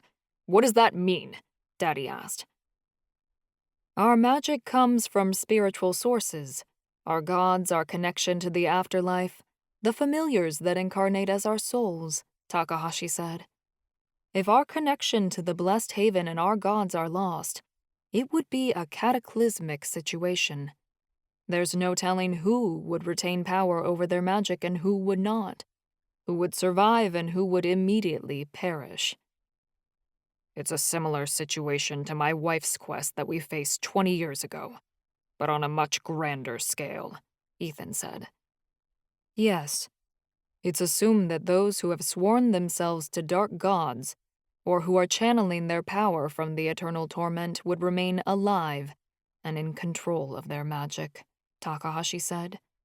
Which is exactly what we don't want. That's where Ava comes in, Hemlock said. Whoever she decides to help, heaven or hell, will win. She will choose who keeps their magic and who does not. I scoffed. I wouldn't choose to help out the dark gods. No fucking way. Why would the gods, ancestors, or anyone else choose Ava and put such a huge responsibility on her shoulders? Daddy demanded. This is a choice for a god to make, not a young girl. We don't know why, only that she was chosen, Takahashi said. All of you sitting here have prophecies made about you that you fulfilled, and you did not understand the reasons you were picked until you completed your tasks. There's no reason to assume it'll be different for Ava, or for Charlie. All will unveil itself with the passage of time. And what does the Warden have to do with all of this? Nadine asked. Surely he has some idea this is all going on, and has a plan to work it to his advantage. That we are unsure of, Takahashi replied. But whatever he has in mind, we can be certain it isn't good, and that he needs a demigod to do it. He wouldn't be interested in your children otherwise. But he knows Ava is the key. That's why he's obsessed with her, Mama said. He most likely suspects, due to the wording of her prophecy which he acquired through her phone conversations with her aunt. He knows she'll make the final decision on who wins, which is why he's so keen on bringing her under his control, if he can't sway her to his side, Takahashi confirmed. There was a terrible bout of silence below us, one that was broken by the sound of Charlie's thoughts rattling inside my mind. This is why your prophecy says that I'm meant to stop you, Charlie realized. If you side with the Warden, you'll stop the elves from going to the Blessed Haven. I would never do that, I insisted. There isn't a force in heaven or hell that'll make me join him. You know how much I hate him. It didn't make any sense. The Warden was my worst enemy. I'd never help him. Why was it even a concern? The quiet was shattered when Daddy said, Well, to hell with the rest of you. I'm getting my daughter out of here one way or another. I beg your pardon, but your child is the most dangerous out of all of them, Queen Emmeline spat. She's the one who will choose what will happen to our magic. And forgive me when I say her track record isn't the best when it comes to making good decisions. Daddy gave a cruel laugh. Ava's never killed anyone. Your child is an assassin. She deserves to be here, and in my opinion, so do the boys. If they're such a danger to society, they should have life sentences at the adult penitentiary, not be allowed to roam free after graduation. Don't talk about my son that way, Nadine threatened. Liam, that's enough. This is embarrassing, Mama hissed. But his comments had gotten to Callie's dad, because he shot to his feet. Do you think you can make decisions about my daughter's future? King Ethan roared. I am a king. And I am a chief. Daddy's chair tipped backward onto the floor as he rapidly got to his feet. King Ethan exploded into a massive white wolf with huge wings. He snarled and displayed his teeth, swinging his head back and forth as he pounced over the table and flew toward my dad. I gasped, but Daddy uncapped the water canister at his side. He fashioned it into a whip, which he smacked across the king's face. King Ethan went flying backward, and his massive weight broke the table as he landed on it. The wolf rolled back onto his feet, charging at Daddy once more. Next thing I knew, water balls were flying everywhere. King Ethan prowled around my dad in a circle, snarling and swiping out his paws in order to knock my dad off his feet, while Daddy kept him at bay with water magic. They hadn't hurt each other yet, but they would. I was ready to step in, but Charlie grabbed my shoulder firmly to tell me to hold back. Gentlemen, please, Hemlock shrieked, covering her head from a jet of icicles that cut off a chunk of her bun. I couldn't believe our fathers were fighting like this. It was nuts. I nearly let out a scream when King Ethan reared on his back paws, preparing to crush Daddy underneath him. But a great magical shield welled up between the two of them and pushed them apart. The explosion sent Daddy flying against the wall, while King Ethan went rolling in the other direction. I looked to the side. Lucas had cast the shield to split them apart. I could see the remnants of magic flickering at the end of his wand, which he'd pulled out of his jacket at the last moment. "Break it up," Lucas said roughly, stomping toward them. His wand was at the ready, if either of them made another move. The shield had hit the king so hard that it forced him back into his human body. He staggered to his feet and balled his hands into fists so he could duke it out with my dad hand to hand. But Lucas put a hand on his shoulder and held him back. "You still owe me. Back down," Lucas said firmly. "Now's not the time to let our emotions get in the way." The king backed off. Must have been one big favor the king owed Lucas. Queen Emmeline stomped between my dad and King Ethan like a raging bull. "Would you two stop comparing dick sizes for 2 seconds so we can figure out how the hell we can help our children?" "Go, Mom," Callie whispered beside me. Below us, her father scowled. "Yes," Mama said, and her look was just as fiery. "Obviously, both of you are so used to being in charge that neither of you can put your egos aside for a moment, even for the sake of our daughters. If we're going to solve anything, we need to work together." "But," Daddy stammered. "Liam, sit down," Mama barked. The Queen turned her blazing gaze on King Ethan, and I swear he shrank an inch. Both my father and Callie's dragged their feet back to their seats, acting like sad puppies who'd just been yelled at. "By the gods, at least your wives have some sense," Hemlock grumbled as she fixed her hair. "May we please get back to the task at hand?" "Emotions are high right now," Takahashi said, taking the counselor's role. "It's understandable, given the situation is upsetting, but there is a solution." "Rishi!" I heard Marcus hiss. He was floundering, trying to hold on to his cat. Rishi was clawing out of his arms, squirming to get away. "Marcus, I swear to the gods," Callie growled. Rishi bit Marcus's hand, and he gasped. "Ouch!" Marcus yelped. And he did it. He fucking dropped him. That wasn't the worst part. Marcus lost his balance and went tumbling off the beam, screaming as he went. The illusion magic concealing us instantly broke, as he and Rishi fell toward the table below. All the adults looked up, mouths dropping open as they watched Marcus careen downward. I closed my eyes and looked away, but I didn't hear any impact. I dared to look down. Both Marcus and Rishi were hovering an inch above the broken table. Charlie had caught them at the last second. Charlie let them drop, and Marcus face-planted against the table. Rishi ran to Nadine and Lucas. He rubbed his head against their legs, purring. Everyone stared at Marcus for a second, then looked upward at us. Oh, ancestors. Hemlock looked madder than a twisted dick. "I suggest the rest of you get down here. Now." None of our parents looked happy. Great. Now we were in trouble. "They'll never know we're here," Charlie mocked as he floated us down. "Great job, guys." "I didn't blow our cover," Callie snarled back. She whirled on Charlie, but I got between them. "You know what? It doesn't matter that we got caught because we overheard everything we needed to know," I said, turning toward Takahashi. "Why weren't we informed?" "Because you weren't ready," Takahashi said in a tired voice. "But I suppose there's nothing that can be done now." "You said you have a plan," I said, and Marcus scrambled off the table to join us. "What is it?" Takahashi opened his mouth, but Daddy stepped in front of me. No, I don't care what it takes. You're going home, and you're getting away from these people." "Excuse me?" I shouted.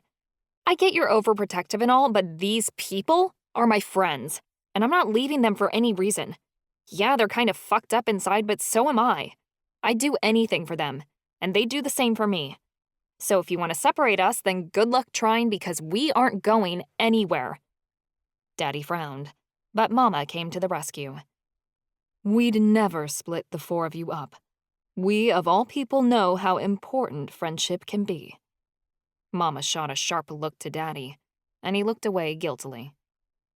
None of the other parents spoke up. They must have had similar opinions. Anyway, I sighed harshly. So, the elves are trapped, heaven's in danger, and hell's about to take over. What do we do about it? We train you to be ready. I have some understanding of demigod magic, Takahashi suggested. I could teach you to use and control your powers in an effective way, to avoid another unfortunate situation such as Marcus's in the future, and to be ready to fight the Warden when it's time. I was already in. We'd been floundering around all semester trying to learn our demigod powers. Takahashi's instruction could be valuable. Perfect. Let's get to work straight away, I said. I'm afraid that's not possible, Takahashi replied regretfully. When I applied for my sabbatical, I agreed not to return to my position until the following year. If I return to the Institute now, it'll alert the Warden that I'm up to something. We must keep up the ruse that I'm still traveling. If he knows I'm here, there will be dire consequences. Callie's mouth dropped open. You mean we have to put up with her for another semester? Professor Vengier's position as counselor is temporary. She'll be gone by the end of December, and I'll return to campus in January, Takahashi said calmly. We have to wait until then. It was only 2 weeks, but with what was at stake, it seemed so far away. Lucas put his hand on Marcus's shoulder. I think all of us would like some time with our kids. This has been a lot to process. Agreed, King Ethan said. Kalina, your mother and I wish to speak with you privately. What about? Callie's voice cracked. It's about you and your brother. Is there somewhere we can go? Her mother asked kindly. Callie nodded, but I could tell she was frightened. Whatever they wanted to say was super important. You may use my office, Hemlock said. She conjured a door which materialized in the wall. Dr. Torres does not have access to it, and the two of you can leave back to Malovia through a portal there. Bye, I whispered, as Callie's parents escorted her out. She gave a short wave, but her complexion was pale. For as brave as she was, this conversation was freaking her out. Your family can have this room, Mama said kindly to Nadine. My husband and I have to visit our son. And speak with our oldest, Daddy added grumpily. I wrinkled my nose. I will aid Takahashi in getting off campus unseen, Hemlock stated. This room will remain open until the last person leaves. She and Takahashi made way for the door, until she turned briskly and stated, By the way, Ava, if you and your friends eavesdrop on me ever again, you will be extremely sorry. Don't make it a habit. Crystal clear, ma'am, I said with a salute. Charlie nudged me as they walked out. When are we going to tell your parents about us?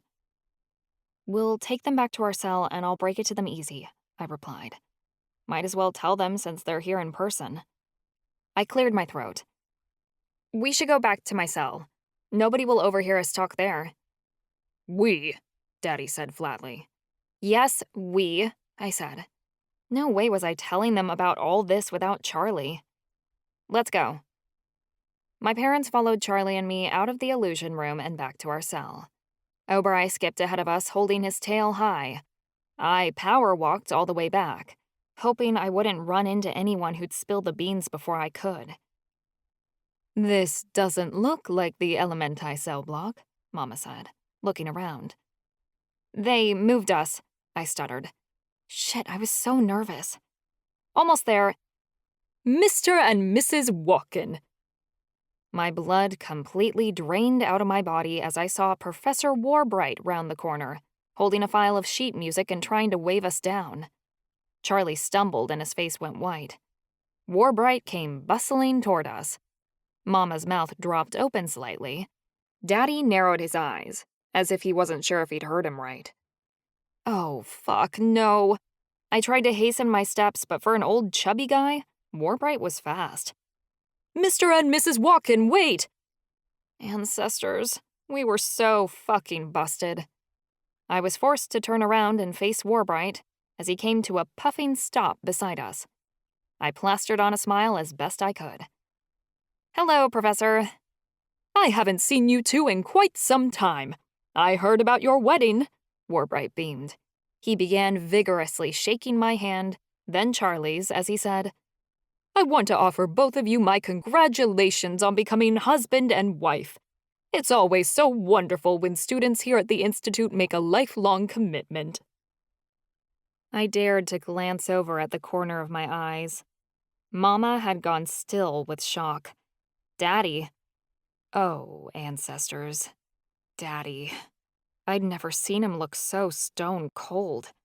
His hands shook at his sides as he stared Charlie down, eyes burning like he was imagining strangling him. Your dad's looking at me, isn't he? Charlie asked across our bond. Don't make a move. It felt like we were dealing with a wild crocodile and not my father. Thanks, Warbright, for blowing our secret. Warbright turned toward my family. Oh, you must be Ava's parents. How lovely. I'm certain you're very proud of your new son-in-law. Over the moon, Daddy seethed. Mama did her best to salvage the situation. We're happy to welcome Charlie to the family. If you don't mind, we were actually... Oh, of course, Warbright said cheerily.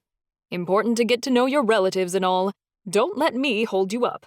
Congratulations again, you little lovebirds. Warbright waddled away. Awkward, Obereye peeped, glancing between us. Daddy sputtered. His face got red as he shouted, What in the name of the ancestors is going on? Not here, I said through clenched teeth. I rounded on my heel and continued in the direction of our cell. Charlie stayed at my side, though Daddy didn't take his glare off of him for 1 second. I planted myself between the two of them, in case Daddy got any bright ideas to start swinging. Once we were all inside our little apartment, I shut the door and let out a quick breath. It's not what it looks like. But it is, Charlie added. And it's not, I finished. It's complicated.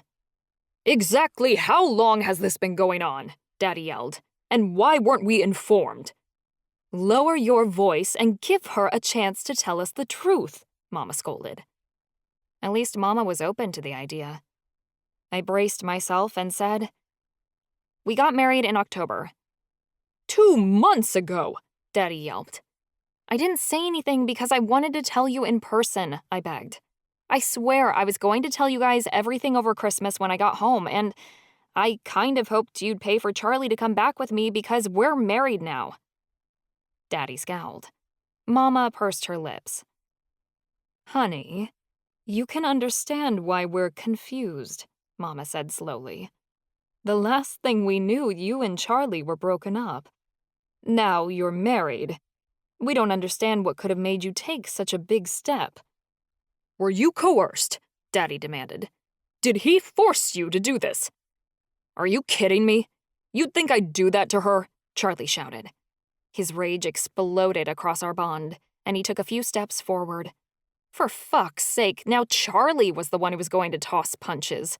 The last thing I wanted, or needed, was my husband and father getting into a brawl, and that thought pushed me over the edge. Everybody needs to stop, I said, and I put my hands over my ears. You guys are going to push me into a panic attack, and that's just going to make everything worse, so give me a minute to catch my breath. That made everyone pause. No one in this room liked it when I fell apart. It had devastating consequences for everybody. Let's sit down, Mama suggested, and she guided Daddy to the couch. Oberai hopped between them and put his drooling mouth on Daddy's lap. Daddy frowned, but patted Oberai's head. "Geez," I mumbled. I was burning up in here, so I unzipped my jacket and tossed it on the counter. Daddy's eyes got huge when he read the inscription on my t-shirt, and I looked down. The shirt I'd put on this morning literally said, "I'm his missus," and I didn't even realize. Oops. It didn't help that my notebooks on the floor had Ava-Marie walk-in written all over them in cursive with little tiny hearts everywhere. And Charlie's prescription for birth control was still on the counter. Fuck. Charlie remained standing, leaning against the wall. He didn't like sitting when situations were this precarious. I sighed and took a seat in the crappy armchair across from the couch. The warden was blood testing people for elven ancestry and sending the people who tested positive to the underground. We tried to avoid the test as long as we could, but Charlie had to take it eventually. The warden was going to send him to the underground unless we stopped it. Marcus found a loophole that married inmates at the Institute can't be separated.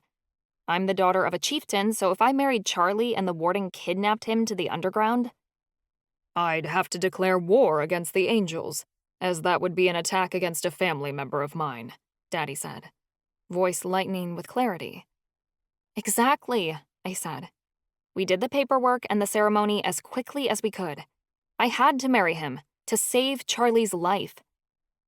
So this is all just one big misunderstanding, Daddy said in relief. Once all this elf business is taken care of, you can annul the marriage and everything will go back to what it was. Charlie was really getting irritated. He couldn't hold back his emotions through our bond even if he tried. I had to make this clear. Well, no, I said. We got married to save Charlie from the underground, but this is a real marriage. We realized we're important to each other and we're in love. So we're going to stay together. Daddy scoffed. This is ridiculous. You're too young to be married. Bull crap. Mama was the same age as me when she married you, I pointed out. That's different, Daddy stammered.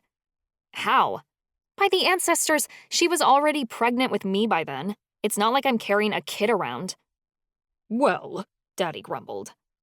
Mama's voice was nervous as she asked, Sweetie, don't take this the wrong way, but you weren't cycling when you made this decision, were you? Absolutely not. Hemlock was the one who married us. She wouldn't have done so if she thought I was in a manic state, I insisted. I married Charlie of my own free will because I wanted to. Mama nodded. She believed me. You have the authority to make your own decisions about your life. Mama leaned forward and grabbed my hand. If this is what you want, we're behind you. Are you? Charlie asked scathingly. Are you really prepared to accept me? Depends on your intentions, Daddy said, before Mama could speak up. I know I'm not the best choice for your daughter, Charlie stated. I'm a convicted criminal, and I've done a hell of a lot more bad in my life than good. But the one thing I've done right is this marriage. I love my wife, and if you accept me or not, fine. Nothing's going to convince me to walk away. I don't need to earn the approval of anyone else because I have her, and her happiness is what's important to me. Oberai let out a loud whine and blinked at my parents with big black pupils. My dad looked totally guilty. Good job, Oberai, laying on the puppy eyes. You don't have to earn our approval, Mama said. Family means everything to us. You know that because you know Ava. Liam and I would never do anything to push our daughter away. And if she's married to you, then we'll consider you our son. There's nothing else you need to do to prove yourself to us. Charlie relaxed a little. He wouldn't let himself believe Mama's words, but he wanted to. I could tell. The bottom line is I love Charlie. He's my husband now, so he comes first, I stated. And an annulment is out of the question because we've already consummated the marriage and we can't take that back. Charlie moaned and slapped a hand to his face. He might think it was weird that I told my parents we'd had sex, but I didn't. They needed to know I was serious about him. Daddy didn't look thrilled, but Mama gave me an encouraging smile. You know your father and I are always ready to make our family bigger. There's plenty of love to go around, especially for you and Charlie. I gave Daddy a pleading look, and he finally cracked. If this is what you want, I'll accept it, Daddy finally said. If my baby's happy, I'm happy. Thank you guys so much. I leaned in to give both of them a hug. You have no idea how important this is to me. We might have an idea, Mama said with a twinkle in her eye. Your father and I had quite the battle convincing our tribe that we should be together. I never wanted my children to have to fight for the right to be in love. And I always thought there was something special between you and Charlie from the beginning. I love you, Mama. I kissed her cheek, then pulled away. Daddy had become really quiet. I wished I could read his mind right now, because his expression puzzled me. We want what's best for you, and that includes a happy marriage, Mama said, stroking my hair back. As long as you're being safe, Daddy added. We are, I promised. I wanted to be extra careful after what happened with... I abruptly cut off when I realized what I was about to confess. What are you talking about, sweetie? Mama's brow furrowed. I bit my lip.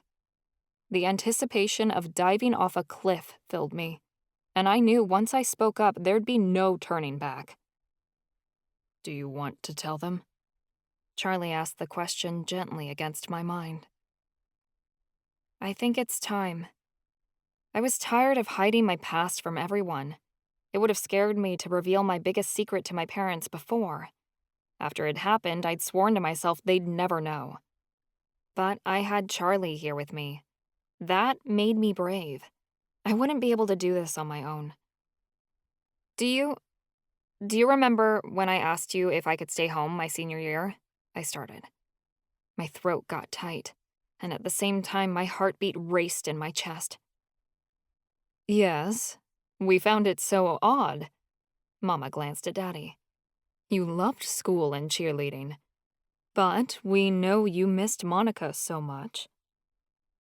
I did, but that's not the only reason, I began. There was that bonfire after Monica died that I went to. You probably forgot about it.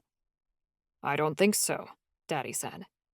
You seemed very upset when you came back home. We just thought you were grieving, so we let you have your space. But we knew something was off, Mama said. So they had noticed something. I wasn't as good at covering shit up as I thought. I'd just gotten back from the women's shelter. Why would you need to go there? Mama asked. Because I had to get a rape kit done. Ancestors. I'd never felt a silence like that in my life. It invaded my bones and completely ravaged me of any personal space. Mama leaned back against the couch and put a hand over her mouth, like she was fighting to keep her real reaction concealed. Daddy's face had gone completely white. My dad wasn't old, but I was worried how this news would affect his health, because the words I'd spoken made him go gaunt. I almost regretted telling them. They looked so hurt. Charlie came over. He knelt by the armchair and took my hand. Oberai jumped off the couch to place his head on my lap, giving a tiny whimper. Oh, ancestors, Ava.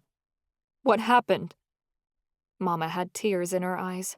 She leaned forward and grasped my other hand. I had to blink rapidly to keep from crying myself. It was John Smith.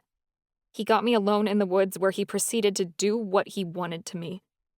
I didn't have my magic yet, so I couldn't fight back. Mama dropped her head like she'd been defeated. But where her reaction was subdued, Daddy completely lost it. Daddy leapt right up. He began pacing around the room, his hands balled into shaking fists as he raged. How dare that son of a bitch violate my daughter! This bastard needs to be prosecuted to the fullest extent of the law. I'll kill him with my bare hands if I have to. I winced, and my husband stepped in. Please, Charlie pleaded. We need to focus on Ava right now. Daddy's face fell. Though I could tell it took him a great deal of self-control, he slowly sank back down on the couch, though this time he was closer to Mama. Okay, I'm listening. I'll never forget the woman at the shelter. Mia was so kind. I was just falling apart, and she was doing everything she could to help me, I blurted. I was dirty and just covered in blood, and she remained so calm. I don't know how she did it. It's over now. You don't have to go through that ever again, Charlie said, and he squeezed my fingers. Mama sharply grasped Daddy's arm. Recognition crossed her features like she knew Mia's name. I didn't quite get the gesture, but Daddy nodded, telling her he understood. After I did the kit, I just went home. I didn't know what else to do. I didn't say anything, didn't tell anyone. I was speaking too fast, like I had the habit to do. My bipolar was beginning to flare. I hoped they could understand what I was saying. I think Josie guessed, and when Uncle Jonah visited a couple weeks ago, he told me he'd figured it out, but didn't say anything because he wanted me to be ready to talk. I gave a loud sniff. I didn't say a word about it for 2 long years. It was like if I acted like it didn't happen, it'd go away. But it didn't. Then I got so close to Charlie so quickly, and he was the first person I told. I wiped at my face. I'm glad you did, Pidge. It helped you heal, Charlie said, and he rubbed my back with his free hand. It did. Ancestors, I couldn't keep the tears down now. They were overwhelming me. After I said something to him about it, I felt like I had to tell my friends, then I really wanted to tell Ez. Oh, ancestors. Ez. Daddy ran a hand through his hair. He looked horrified. He was just defending me, I told them. Once Ez found out about the rape, he couldn't let John get away with what he'd done. But I still feel so bad about it because he's at the Institute now. I shouldn't have been so hard on him, Daddy said quietly. It's my fault he doesn't want to speak to me. Mama had pressed a hand over her lips again. I wondered if she was trying to keep in a scream. You shouldn't feel bad about Ez coming to the Institute, Pidge, Charlie said softly. He just told me the other day he loves it here. Yeah, it's a prison and it's kind of a shithole. But he wouldn't have met Opal if he hadn't come here. And the classes are better tailored to his magical skill level. He's happy. I guess so. I didn't know how anyone could be happy at the Institute. Then again, I was happy here, and so was Charlie. So was it really that incredible that Ez was too? But why do you feel like you had to keep it a secret? Daddy asked softly. You could have told us. Because I was ashamed. I didn't want anyone to know, and who would believe me anyway? I asked. I have a terrible criminal record. Everyone would just assume that I'm lying. But you have evidence, Mama insisted. The kit. Big deal. I gave a teary laugh that had no humor in it. I'm already the laughingstock of the tribe. No matter how much evidence I have, I'm a criminal. So people will think that I deserved what I got. Worse, they'll say it was consensual and that I waited so long to come forward proves it. There's no justice for me. I dropped my head. Besides, I'm the daughter of a chieftain. Stuff like this isn't supposed to happen to us. You didn't want to tell us because you were worried I'd lose my job? Daddy's voice was aghast. Well, yes, I admitted. You could have come to us. We are always here for you, whatever you need, Mama insisted. You were the hardest people to tell. I respect you both so much and I love you. I didn't want this to cause you any pain. Daddy had so many health issues the year before, and I didn't want him to be in the hospital again. Don't worry about me. Daddy knelt in front of my chair. I can handle scrutiny at work, and I've been dealing with my illness for years. but I will make any sacrifice to be sure you get whatever you need. I'm so sorry. I was so mean to you after it happened. I just didn't know what to do with my feelings, I sobbed. Don't worry about it, Daddy insisted. You don't have to ask forgiveness for anything. My tears finally dried. At least you guys know now, and I don't have to hide it anymore. I'm sorry you went through such a terrible thing, Mama said gently. We know it'll take time to heal, but we are here to help you through it no matter what. I had such great parents. I knew they'd stand by me. If I hadn't been so concerned about protecting them, I would have said something sooner. I just want you to know that you have options, Daddy said. If you want to prosecute, you can. No, I said immediately. He can't come to the Institute. I don't want him near me. Hell, send him here, Charlie said darkly. He'll need a body bag when I get done with him. Problem solved. John won't be sent to the Institute, Mama said quickly.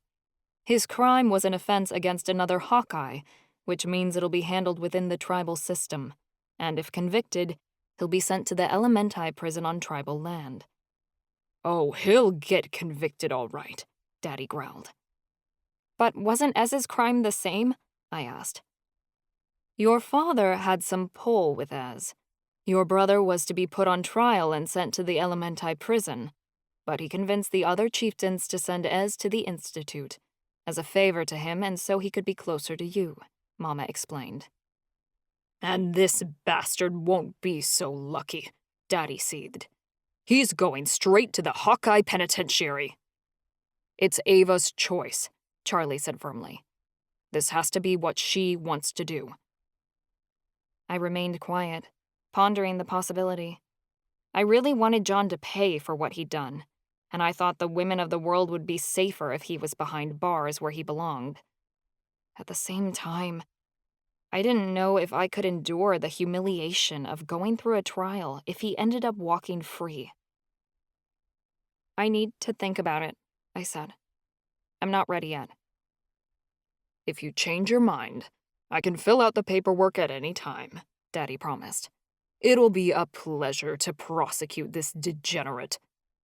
Daddy, you can't do anything to go after him, even on your own, I said. It needs to be my decision. Of course, Peanut. Daddy leaned in to give me a tight hug.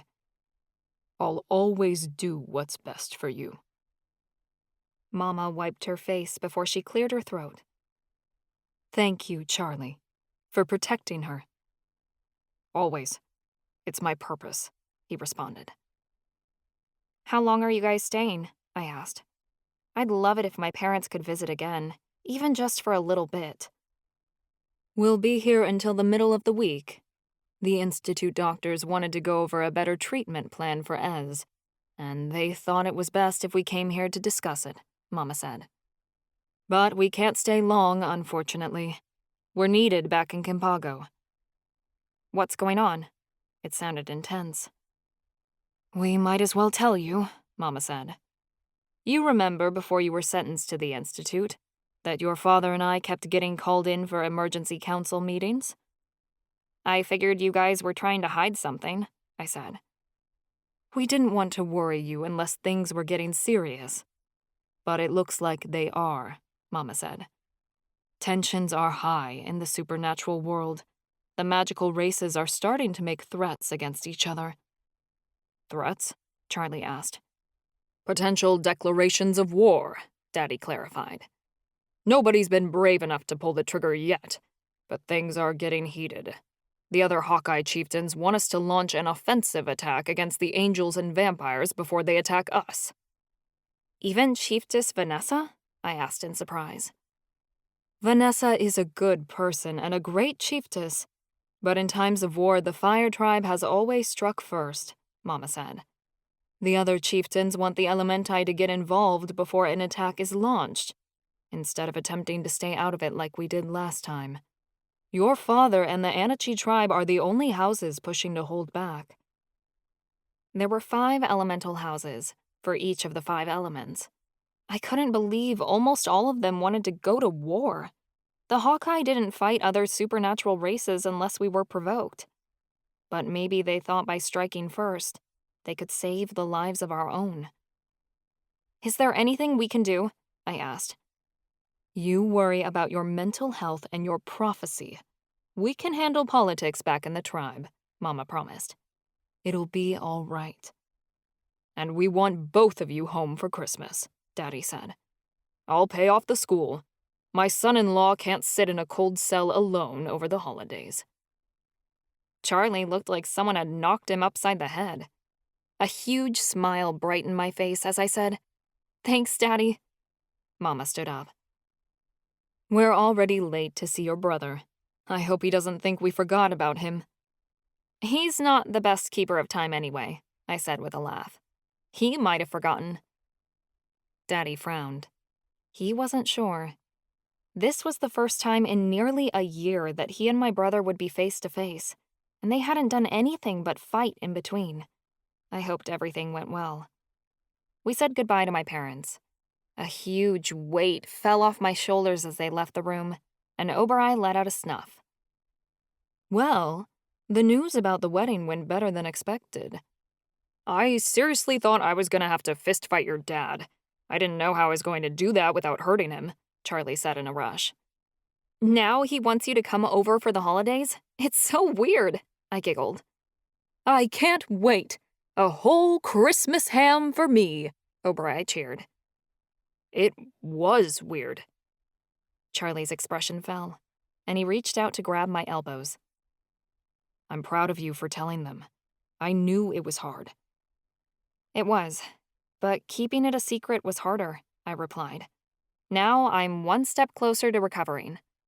Charlie frowned.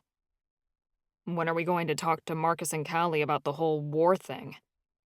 Let's just wait until tomorrow, I shrugged. Who knows how long their parents will keep them? Charlie and I tried to relax the rest of the evening, then went looking for our friends the next morning. It was Sunday, so everyone was sleeping in, and the prison was pretty deserted. We found Marcus and Callie sitting on the bleachers in the empty prison yard. My stomach dropped when I realized that Callie was curled up against Marcus, who had his arm around her. Callie was crying. Shit, what had happened? She never cried. Callie, I called out. She spotted us out of the corner of her eye and turned into Marcus's chest. What's going on? I sat on the other side of her, and Charlie took a seat beside Marcus. Is it about your brother? Charlie asked. Kind of, but I don't want to talk about it, Callie sniffed. Is he okay? I asked. He's fine, it's just too much to understand. She hung her head. Whatever they had told her must have shattered her world. Marcus said nothing, but he knew. His eyes were dark. He failed to elaborate as Callie continued to squeeze his middle. Is there anything we can do? Charlie asked. I just need some time to process. Callie pulled away from Marcus and wiped at her eyes. I'll tell you guys when I'm ready. I promise. Okay, I said. We're here to help if you need us. I know, Callie sniffed. She took a short sigh and said, but we should talk about end-of-the-world stuff. My dad said things in Malovia are getting bad. It's a terrible time. They're still in the process of transitioning the crown from my parents to my brother and his mate. Kaz has got to deal with all of this, and he hasn't even been on the throne a year. Ava's parents said the Hawkeye chieftains are getting ready for war too, Charlie said quietly. At the base of the benches, Oberai sniffed a patch of large brown mushrooms. He licked his lips, which were drooling. Oberai, don't eat that, I scolded. I didn't have breakfast, Oberai complained. I'm hungry. I rolled my eyes. Oberai leaned down to lap the mushrooms up, taking down a giant one in a second. Marcus shivered against the cold and rubbed his hands together. Do you guys really think there's gonna be another war? An expanding tightness entered my chest, like I was having trouble breathing. I rubbed my throat as I added, History is bound to repeat itself. Oberai! Charlie shouted, as a coughing sound filled the air, and I looked down. Terror flooded my limbs as I watched Oberai stagger back and forth, gasping for breath. The tightness in my chest suddenly became clear. That wasn't me. It was Oberai. Oh, ancestors! Charlie and I both scrambled off the bench at the same time. We fell to our knees on the muddy ground. Oberai hacked as foam spittled at his mouth and dripped onto the ground. I watched his tongue turn blue as it lolled out of his mouth, the light slowly draining from his eyes. The mushrooms were poisonous, I screamed. He's suffocating. Ava, we need a potion, Charlie shouted. I didn't even know the type of mushrooms he'd eaten. I could whip up an antidote in less than an hour, but it was already too late. Oh, shit, Oberai gasped. I guess I'll die. Oberai dropped to the ground. His paws convulsed for a second or two, and his body shook with tremors before going still completely. Oberai let out one last breath, and it whooshed out of his body as his lungs ceased to expand and his sight became distant. I felt my connection to Oberai rip and tear. The effect was more painful than a dagger to the heart. The piece of Oberai that bound itself to me withered away, a fading beacon in a cold, dark world. I struggled to hold on to my sense of self as everything I'd ever cared about, everything that had meant anything at all, turned into a bleak nothingness. I ceased to know who I was, to feel the ground or even the heartbeat inside my own chest. My breaths became shallow, each inhale a stabbing blade that carved out my lungs. An effect like a cursed spell froze my organs, turning them to chilling stone. All I felt was a floating sensation that told me my familiar was gone. Without Oberai, I couldn't comprehend why life was worth living anymore. Why did I even bother existing? It's not like I mattered without my soul. Charlie let out a sob, and tears trickled down my face as I reached out a shaking hand to feel Oberai's pelt. His body was already growing stiff and cold. I shook him, but the familiar gave no sign of life. He had no pulse. The edge of our bond that connected to Oberai was lifeless, and his magic didn't respond when my own pushed against it. I let out a shuddering wail. Our familiar was gone. Oberai was dead. Chapter 19. Charlie. Everything had happened so fast that it felt like a dream. 1 second Oberai was beside us, and the next he was gone. I lost all feeling in my limbs as I shook his lifeless form. A weight crashed down on my lungs, and even with my air magic, I couldn't be bothered to breathe. It was like I'd forgotten how. This couldn't be happening. It had to be some sort of illusion. But I felt it through our bond, and I knew what had happened for sure. Oberai had died. No, I refused to believe it. This wasn't real. Charlie, do something! Ava demanded. Get these mushrooms out of Oberai! You have earth magic! They're not plants, Pidge, I snapped. I can't control fungi more than I can control animals. We have to do something! Ava cried. Fuck, we were both paralyzed. Our grief was so tremendous that it made us completely worthless to even try and reverse Oberai's fate. Marcus leapt up from his seat. We'll find Professor Woolley. He's an expert on mushrooms. He must know how to fix this. Marcus was trying to give us hope, but I knew it was already too late. Callie and Marcus's footsteps scrambled across the prison yard. Rishi meowed and raced behind them. My hands trembled as I pulled Oberai into my lap. Tears streamed down my cheeks, and I pressed my face into his fur. Gently, Ava reached out for him. Her fingers brushed against my arm as she stroked his fur. He can't be. Her tone wavered. All the horror I felt twisting in my gut was amplified by her emotions. I felt them surge through me, then just wither away. Ava's connection to me faded, like a candle flame burning out. This was worse than when we tore our bond apart when we broke up.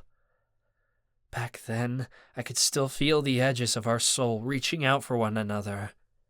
Now, there was nothing. Without Oberei connecting us, the bond tying me to her was gone. It was as if the earth had dropped out from beneath us, and the air had swept away. I was spinning through an empty vacuum, in a place where time didn't exist. Everything I knew to be true seemed to vanish in the blink of an eye, and all time and space lost its meaning. I forgot my name, or what I was even doing here. The place in my heart where my soul should have been became empty and hollow. The chasm that opened inside of me was worse than any loneliness I'd ever felt, because I didn't even have my own soul to keep me company. Terror shook me to the bone. I put an arm around Ava just to make sure she was still there. Her presence was the only thing keeping me sane. I pressed my forehead to hers. "I'm sorry, bitch," I whispered. She sagged into me, and I placed a kiss on her head. The moment my lips touched her skin, she yanked away from me. Hang on. If Oberei's dead, why are we still here? My stomach sank. I hadn't thought of that. Elementai couldn't survive without our familiars, as our souls were tied to theirs. Hell, we're going to die too, aren't we? I asked. We can't, Ava insisted. There's a prophecy. We have to survive to fulfill it. Prophecies can be changed, I said in a rush, my heart pounding. If Oberei dies, we die, right? How much time do we have? It's usually fast, within minutes, Ava replied in a panic. Days, at most. But maybe it'll be different with us, because we share a soul too. We wouldn't survive it. I already knew that. Our souls had become untethered the moment Oberei died. We didn't have time to contemplate this. We could follow Oberei to the ancestral land within moments. There wasn't even time to grieve. I took Ava's hand in mine. Listen to me. There's an afterlife, right? So we just have to find each other there. I'll walk through hell and back to find you. How sweet. Oberei's thoughts cut through my mind. He stirred in my arms. Something twinged in my chest, rushing in to fill the emptiness that had been there moments before. Oberei! Ava squealed. Energy surged through our bond, and I didn't think I'd ever felt so alive. Air returned to my lungs, and I felt the solid ground beneath me.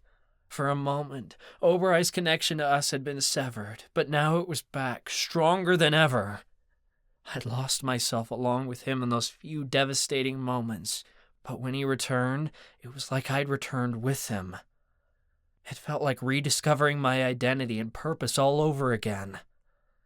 The knowledge that I was Charlie Walken, heir to the Elven throne, husband to Ava-Marie, and demigod, flooded through me like my identity and soul were the one thing keeping me tethered to reality, so I didn't lose my mind. I gaped as Oberei pulled away from me. I heard him shake out his fur. "Well, I'm never doing that again," he said, like this whole thing had been nothing more than a minor inconvenience. Oberei, what the hell? I demanded. What just happened? Ava added. I ate a mushroom, he stated flatly. We know that, I growled. Oberei sniffed the air as if looking for something else to eat. It was pissing me off how nonchalant he was being. He'd just died, and he didn't give a flying fuck. It was quite the trip. He gave a bark like it was some hilarious joke. How the hell did you come back? I asked. Ava spoke at the same time. Did you go to the other side? What did you see there? Oberei continued sniffing. Oh, God, these mushrooms still smell amazing. Ava and I lunged for him at the same time. We grabbed him by the scruff and dragged him away from the mushroom patch. We weren't risking that again. Over-eye! Ava cried. Get away from those mushrooms! Are you trying to kill yourself for the second time today? You're going to tell us exactly what's going on, I ordered. I don't really know, he admitted nonchalantly. Bullshit! Ava said. Don't give us that look. What look? I asked her. He's flattening his ears to his head and looking at me with big eyes, she sighed. It's not going to work, Obereye. You know more than you're telling us. That wasn't just a trip. You died. We felt it. But you came back. Tell us the truth. Obereye let out a low whine. I don't have all the answers. I didn't see anything on the other side. I don't think I was gone long enough. But I got this feeling. Like intuition? I asked. Yes, Obereye replied. I just knew I was going to come back, and I know now that I always will. Unless my elementi die with me. I'm still a familiar, so the rules still apply, I believe. So neither one of you get any bright ideas. So what, Mutabicha can't be killed? I asked. Why weren't we aware of this? Yeah, Obereye, Ava said accusingly. I thought you said you could die. Technically, I did die, Obereye pointed out. And I'd die if my elementi did. Ava gave an introspective noise. We don't know a lot about Mutabicha to begin with, but they must reincarnate immediately whenever they die, as long as their elementi live. How else can we explain him dying and coming back to life? I don't know, but this is all really weird, I said with a shiver. She paused for a moment. This is good to know, but we're also a unique case. If one of us dies, could Obereye and the other person survive? Or would we both have to die for Obereye to die too? I don't know, Obereye said. Don't ask me. I'm just the dog. He sniffed around again and started in the direction of the mushrooms. Obereye! I yelled, getting his attention. I stomped over to the mushrooms and squashed them under my feet. I didn't know if I'd gotten them all, but I think I'd made my point. Could you pay attention for 1 second? You're an idiot for eating those mushrooms in the first place. You're not getting another helping. Obereye huffed. They were delicious! You've ruined my breakfast! We don't need to go testing any of these theories, I raged. I couldn't believe he didn't see the problem. Just because you came back to life doesn't mean you can cork off whenever you want. We don't know how this magic works. Charlie's right, Ava agreed. We can't chance it again. Obereye groaned. By the ancestors, I'm fine. You scared us to death, Ava cried. Obereye snorted. You weren't the one who died, honey. We're here! We're here! Marcus yelled across the prison yard. I heard 3 sets of footsteps racing toward us. We found Professor Woolley, Marcus said in a panic as he skidded to a halt beside us. He's gonna do his best, but can't make any promises. Obereye walked up to Marcus and licked his hand, making a loud slurping sound. Marcus sighed. Obereye, not now. I'm trying to... Obereye? Obereye snickered in my mind. I was not amused. What's going on? Callie asked curiously. I froze. How could we explain what had just happened? We can't tell anyone, Ava insisted across our bond. If the Warden finds out Obereye can't be killed, he'll want him, just like he wants us. Agreed, I replied firmly. Professor Woolley sucked in a deep breath. He was obviously winded from running. This is the familiar in question? The one that ate the mushroom? Yeah, but he was just... Callie trailed off. Well, it's obvious, isn't it? Professor Woolley said in a jolly way. This familiar was playing a prank on you. They're quite intelligent creatures, really. He seems like a funny character, aren't you, boy? Obereye panted and barked happily. At least someone thinks so, he said snidely. Who's a good boy, Professor Woolley said. Just don't give your elementi too much trouble. Had you truly eaten those mushrooms, you'd be a goner for sure. No one has ever ingested a macrulosa fungorum and survived. They melt your organs from the inside out. Oh, yes. I felt that as I was dying, but it's all better now. Oberei quipped. My blood turned to ice. If they're so dangerous, why are they growing on prison property? Ava asked. Oh, the guards spray the grounds every year, but Dark Island is their natural habitat, so one or two always manage to pop up on school grounds. The same goes for you, Kitty, Professor Woolley said to Rishi. Magical fey mushrooms grow around here, and they're very toxic. Rishi won't go anywhere near those, thank the goddess, Marcus said. Professor Woolley's tone brightened. His name is Rishi? Like the mushroom. How creative. What? No, like the... It's just a name, Marcus stammered. It's not even spelled the same. Professor Woolley ignored Marcus's response and walked over to the patch of mushrooms, which must have been in pieces after I stomped them. Let's see, what do we have here?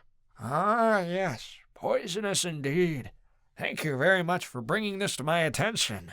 We'll have to eradicate them immediately. We can't have these growing in the prison yard. In the meantime, you'll want to take your animals back inside.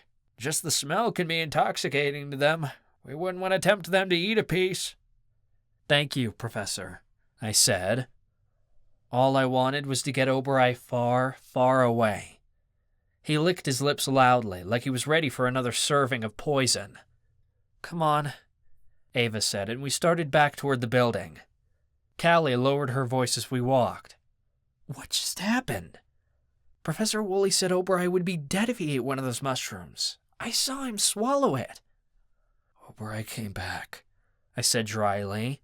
I still couldn't make sense of it. Back to life? Marcus hissed. We don't really understand it, Ava said. We're certain he died, so Mutabicha must reincarnate. This is weird, even for the supernatural community. We can't tell anyone. Cross my heart and hope to die, Marcus said. I won't tell a soul, Callie agreed. For the ancestors' sake, it was just a mushroom, Oberei bellowed. A poisonous mushroom, Ava shot back. Okay, Mom, Oberei said sarcastically. What are you going to do, ground me to my room? If we have to, I said. At least you'll be safe. What's going on? Marcus asked. I sighed. Oberei's being a dick. He thinks it was no big deal. I'm not going back to the room, Oberei insisted. No way, no how. I'll spend the day with people who won't judge me for my life choices. With who? I challenged. Rishi? He's a cat. A non-judgmental cat, Oberei said matter-of-factly. We're not judging you, Oberei, Ava said gently. We're worried you made a big mistake. You can't just do whatever you want without consequences. What if you can only die and come back so many times, or... La la la la la, Oberei sang, ignoring us. I don't need to be around overdramatic pansies. You two are acting as if someone died. You did! We shouted. For like 5 seconds. By the gods, get over yourselves. Oberei sprinted ahead of us, and Rishi let out a meow as he raced behind him. I sighed. Oberei's acting like a child. We'll keep an eye on him, Marcus promised. Oberei wasn't going to listen to us. The best thing we could do right now was give him some space. Ancestors, it really was like having a child. Callie and Marcus followed Oberei. Ava took my hand and led me down a separate hallway. She walked at a brisk pace, though I didn't know where we were going. Her hand shook in mine, and she gripped my fingers tighter than normal. It's going to be okay, Pidge, I told her, squeezing her hand. We got lucky. Yeah, this time. Ava stopped abruptly before she dragged me into a nearby classroom. We couldn't talk about this stuff in the open. The door clicked shut behind us. She sighed heavily once we were in private. Shit, what if Oberei's lives are numbered? Legend says cats get 9 lives, but I've never heard of one that came back. Maybe it's a story about Mutabicha. But we know nothing about them. If he's not going to take this seriously, he might push it too far. I mean, what's he going to do now that he knows he can come back? Ancestors, if it was me, I'd be delusional. I'd think it made me indestructible. Oberei's my familiar. He has some of that in him. To think of what he'll do. I grabbed Ava's shoulders. He'll come around. He's probably just embarrassed about the whole thing. That's why he's being such a jerk. I didn't know where the suggestion came from. I might have picked up on Oberei's feelings, or I could have been making it up to soothe Ava. Either way, it worked. Ava's shoulders fell and she sighed. You're right. Were we too hard on him? No, I said immediately. He fucking died. We have the right to be upset about that. She stiffened. I can't stand the thought of losing either of you. And we almost... Ava choked up and I wrapped her in my arms. We didn't, though. Everyone's here. We're all okay. Ava scoffed. Yeah, for now. I didn't like the way she said that. Charlie, what are we going to do if one of us dies? Ava asked. My guts sank. She was so blunt about it, and it sent daggers straight into my heart. No one's going to die, Pidge. Oberei did, though, she cried. We never know when our time might be. We need to be prepared if one of us is left alone with Oberei. We'll have to keep going for his sake.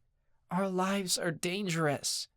I can accept my death, but I have to know that you two would be okay without me. Stop it, Pidge, I growled. Just the thought of living without her, burying her before it was my time. Ancestors, I couldn't even go there. I absolutely refused to. There was no greater fear I had. You're right. Our lives are dangerous, but that doesn't mean we have to be separated. If one of us dies, so do the rest of us. We'll all go together. But we didn't die when Oberei did, she argued. That could mean... Nothing's going to happen, I repeated sternly. Ava had to believe me, because I wasn't willing to entertain any alternative. Ava would live just as long as I would, and we'd die together. That was it. Denial was the only safe option. To think anything else, it took me to a place I didn't want to go, turned me into someone I didn't dare to become. I placed a kiss on the top of her head to distract her, and she melted into me. We're safe right now. Oberei is safe. I may not know what's going to happen in the future, but I know that in this present moment, we're okay. Don't ask me to prepare to lose you, because I could never be prepared for something like that. If something like that were to happen, we deal with it. Right now, let's just celebrate the fact that Oberei survived. Ava sagged against me. She must have noticed how this conversation weighed on me, because she spoke softly. I'm glad Oberei lived, and you're right. That's something to celebrate. I lifted her chin and pressed my lips to hers. Ancestors, she felt so good against me. It was torturous to think of living without her, and all I wanted to do was savor this moment with her. Ava pulls Charlie into a nearby classroom closet. They begin being intimate before a group of students enters the classroom to discuss decorations for the upcoming villains' ball. Concealed by the closet, Charlie and Ava quietly make love behind the closed doors, while the students go on with their meeting. We should probably go check on Oberei, I suggested. I think he's had enough time to cool down. Let's hope so, she said sarcastically. He acts like we were the dramatic ones, but he was the one putting on a 3-act play earlier. Ava and I started down the hall. We had to be near the infirmary when we heard angry voices around the corner. She grabbed me and we stopped to listen. Can we not do this right now? A male voice growled. It took me a moment to place the voice before I realized it was Az. Az, we gotta talk. I recognized the voice of Ava's father. I didn't know voices well, but his was one that I always remembered. You don't want to hear what I have to say? Az snapped. Of course I do. Liam insisted. Your mother and I are leaving soon. I don't want to go home with this unresolved. That's the problem, Dad, Az yelled. You think this can be resolved with a conversation? If you wanted to make things right, you should have started years ago. Liam sighed heavily, like he was trying to keep his composure. I know you're upset. No, Dad! I'm hurt! Az's voice cracked, and the hall went dead silent. What should we do? Ava asked in my mind. I don't know, I replied. We might make it worse if we step in. Ava went to take a step forward, but I grabbed her arm and held her back. Whatever this was, it was between Az and his dad, not us. Liam cleared his throat. You're hurt by me? Of course I am! Az raged. Did you really not notice? Whatever I did to you, I'm sorry. Ancestors, you don't even know! Az exploded. You can't even see why I'm pissed! Then tell me! Liam demanded. You want to know how I really feel, Dad? Az challenged. You were never there for me. Of course I was. No! Az yelled. You don't get to tell me how I feel. You were hard on me growing up. Way harder than you were on Ava or Alana or even Maverick. I needed your compassion, and all I got was your lectures. You let Ava get away with stealing cars. But when my condom broke, suddenly I'm the villain. I was trying to protect you, Liam insisted. As his tone wavered, he was on the verge of breaking down completely. I didn't need you to protect me from anything. I needed your support. I was being safe and doing the right thing. But even though what happened was an accident, you acted like a total hard-ass once I came to you with the news. I could have hidden it, but I didn't. I chose to trust you guys, and now I see that was a mistake. When Rosary got pregnant, I thought about running away with her. You were protecting me. You were pushing me away. And when she lost the baby, I... Ez couldn't finish. My heart broke for him. I didn't know what he was about to say, but it was evident how deeply devastated he was. As his tone softened, you let Ava get away with everything, but you were so strict with me. I did nothing wrong, and you treated me like I'd failed you. Son, I'm so sorry, Liam said gently. I always suspected you might have inherited my illness. I thought I was preparing you for the worst because I knew how difficult it was going to be for you to face. And yeah, I was harder on you because I wanted to prepare you for that.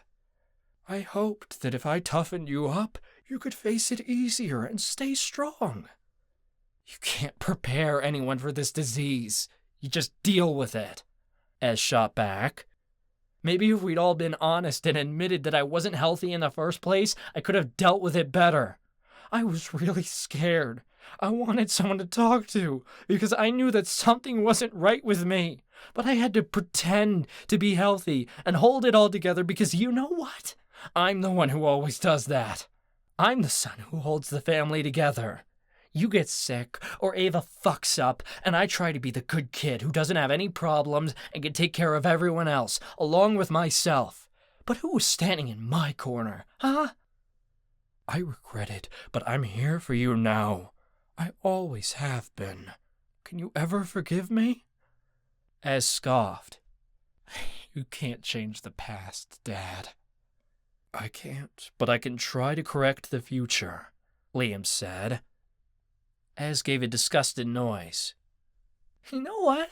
The night I got arrested, you didn't even bother to ask why. You just came blazing in, bitching about what a horrible kid I was.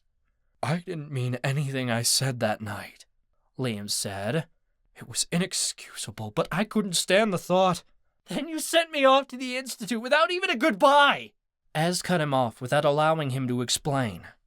I was defending my sister. And you treated me like some kind of criminal. You should have known me better than that.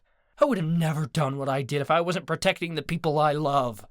I wouldn't let myself get carried away by a jealous streak. And if you think that's true, then I'm not really your son at all. The longest pause I'd ever heard in my life stretched through the hall. I see that you're angry, and you have every right to be, Liam said. I'll be here if you're ready to talk. I'd never heard Ava's father speak in such an understanding tone. He knew he'd royally fucked up. Why bother? Ez said bitterly. Just take Ava home for Christmas. I'm staying at the Institute for the holidays. As we all want you home. Well, I'd rather be alone. We have nothing to discuss. Sharp footsteps started in our direction. Ezekiel, Liam called after him, but he sounded hopeless. His footsteps didn't follow. Ez turned the corner where Ava and I were standing. He stopped in his tracks and sneered. What are you doing here? Ez, Ava said gently, like she wanted to help. Are you following me? Ez accused. What? No! Ava cried. Ez started down the hall, stomping away from Ava and me. Leave me alone. Ez, please! Ava started after him and I followed. I want to help. Help? Ez stopped again. You're half the reason this is a problem in the first place. Do you know how hard it is to have a bipolar sibling? Everyone made everything about you all the time. I had to tiptoe around you so you wouldn't break. Well, guess what? I was sick too. Hell, I wasn't even allowed to be sick because that was your thing. You sucked up all the attention in the room, and there wasn't any left for anyone else. Nobody was ever worried if I was going to break. Do you think we didn't care about you? Ava asked. Of course we did. Always, Ez. You're lying, he accused. Ez, please, I cut in. Let us help. This has nothing to do with you, Ez growled. Just go away, Ava. I don't want you around me anymore. He stomped away, and we were too stunned to go after him. I've never seen Ez like this, Ava said in a hollow tone. I reached out for her. She had her arms wrapped around her stomach, like she was trying to hold herself together. I'm sorry, Ava. What he said must have really hurt. She sighed. Yeah, but he's hurting more. I just wish I could help. She was downplaying it. I could feel the sting of his words through our bond. Ava felt responsible for Ez's pain now more than ever. You can't help him if he's not willing to accept it right now, I told her. He'll come to you when he's ready. I hope so, she said in a sad tone. Her shoulders slumped when I wrapped an arm around her. We started walking, though we weren't headed anywhere in particular. Do you want to talk to your dad? I asked. It'll just turn into another fight, Ava said with a sigh. Daddy needs to focus on Ez right now. I've done enough. I stroked her arm. I'm here for you and your family, Pidge. Whatever you need, just say so. I think we all just need some time, she admitted. Chatter spilled into the hall, and the sounds of the air hockey table came from up ahead. I could hear Reed and Felicity arguing over their foosball game. A few other elves laughed and joked with them. Let's go sit down, I suggested. Ava led me into the villain's den. The room was so packed that we had to push past people to get inside. I heard our friends talking near the TV.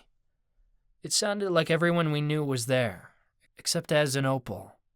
We didn't know where he'd run off to. I'm glad you and Scarlet broke up, I overheard Alistair say. You were too good for her. Wait, back up. What happened? Marcus asked, a bit too eagerly. It sounds like we got here just in time, Ava said in a brighter tone. She needed some gossip to take her mind off her family. Ava found us an empty spot on one of the couches. She guided me to it, then sat on my lap. Oberei padded over to us. I sensed his mood through our bond, and he seemed happier than earlier. Callie groaned. It's not that big of a deal, guys. I just walked in on Scarlet and Zane, okay? Walked in on them doing what? Eddie asked innocently. You know, Ivy said coyly. It. Oh. Eddie replied in realization, dragging the word out. I'm sorry, Callie. Don't be, she insisted. I detected both bitterness and relief in her tone. Scarlett and I were bound to break up eventually. She was so jealous of... Callie cut off like she'd said too much. It implied everything. I'd bet anything Scarlett was jealous of Callie's bond with Marcus. Alistair's right, Chansey added. You're better off without Scarlett. She was a bitch in the ring. The sound of heavy boots entered the villain's den, and the room quieted within moments. The sudden shift of atmosphere was eerie. Ava stiffened from her spot on my lap, and my heart began to race. Whatever it was couldn't be good. Guards, Ava said in my mind. They look pissed. All full-blooded elves are to come with us immediately, a guard announced. Reed cleared his throat from across the room. Where are you taking us? We're not taking questions, the guard sneered. You can come with us the easy way or the hard way. They're taking them to the underground, Ava panicked. We're not going anywhere with you, Reed snapped. Before anyone else could move, an explosion sounded from the middle of the room. A battle orb. Hey! Alistair cried. Reed must have siphoned Alistair's powers. I was both proud of him and a little peeved, because the second Reed reacted, the room burst into chaos. Shouts filled the area and magic whizzed by my head. A loud crash sounded like the TV had been knocked off the wall. Several students screamed and fled the den. Rishi hissed loudly and Oberoi growled. I felt her shift into a unicorn, standing over Ava and me to defend us. The click of Noxite guns sounded. All I could think to do was protect Ava. I grabbed my wife and shoved her to the ground, throwing myself over her to protect her from rogue magic. Let go of me! Felicity shrieked. Samara, get down! I heard Leaf shout. Stay away from my boyfriend! Alistair started, but he cut off at a whizzing sound. I was certain he'd been shot by a Noxite dart. Hey, you fuckers! Ivy snapped. Ives! Chansey cried, but it was too late. Guns went off, and I heard both of their bodies hit the floor. Everybody on the ground! A guard screamed, but no one listened. Master! Eddie shouted across the room. My entire form froze as I heard him call for me. He gave a few choked sounds like he was struggling to get away from someone. Charlie! Ava cried, pushing against me. Get up! We have to move! They're going for Eddie! Panic flooded through me. The second she said it, I was on my feet. I raced over to where I thought Eddie had been last. I sensed someone approaching with my magic. I gathered air magic in my hands and blasted it outward. An oof sounded as the guard went flying backward. At the same time, a sharp pinch shot through my leg. Oberoi gave a loud neigh as she surged to help me, and I felt her place her body between me and the guards. I reached down and yanked a Noxite dart from my skin. I'd been practicing all semester with Noxite, and the diluted serum barely fazed me. My magic didn't even react to it now. Charlie, what do we do? Eddie cried. Fuck, I had to think fast. The elves weren't ready to make a break for it, but if we didn't do something, the guards would take Eddie and the others to the underground. I started, but I hesitated too long. Don't touch Felicity! Reed screamed.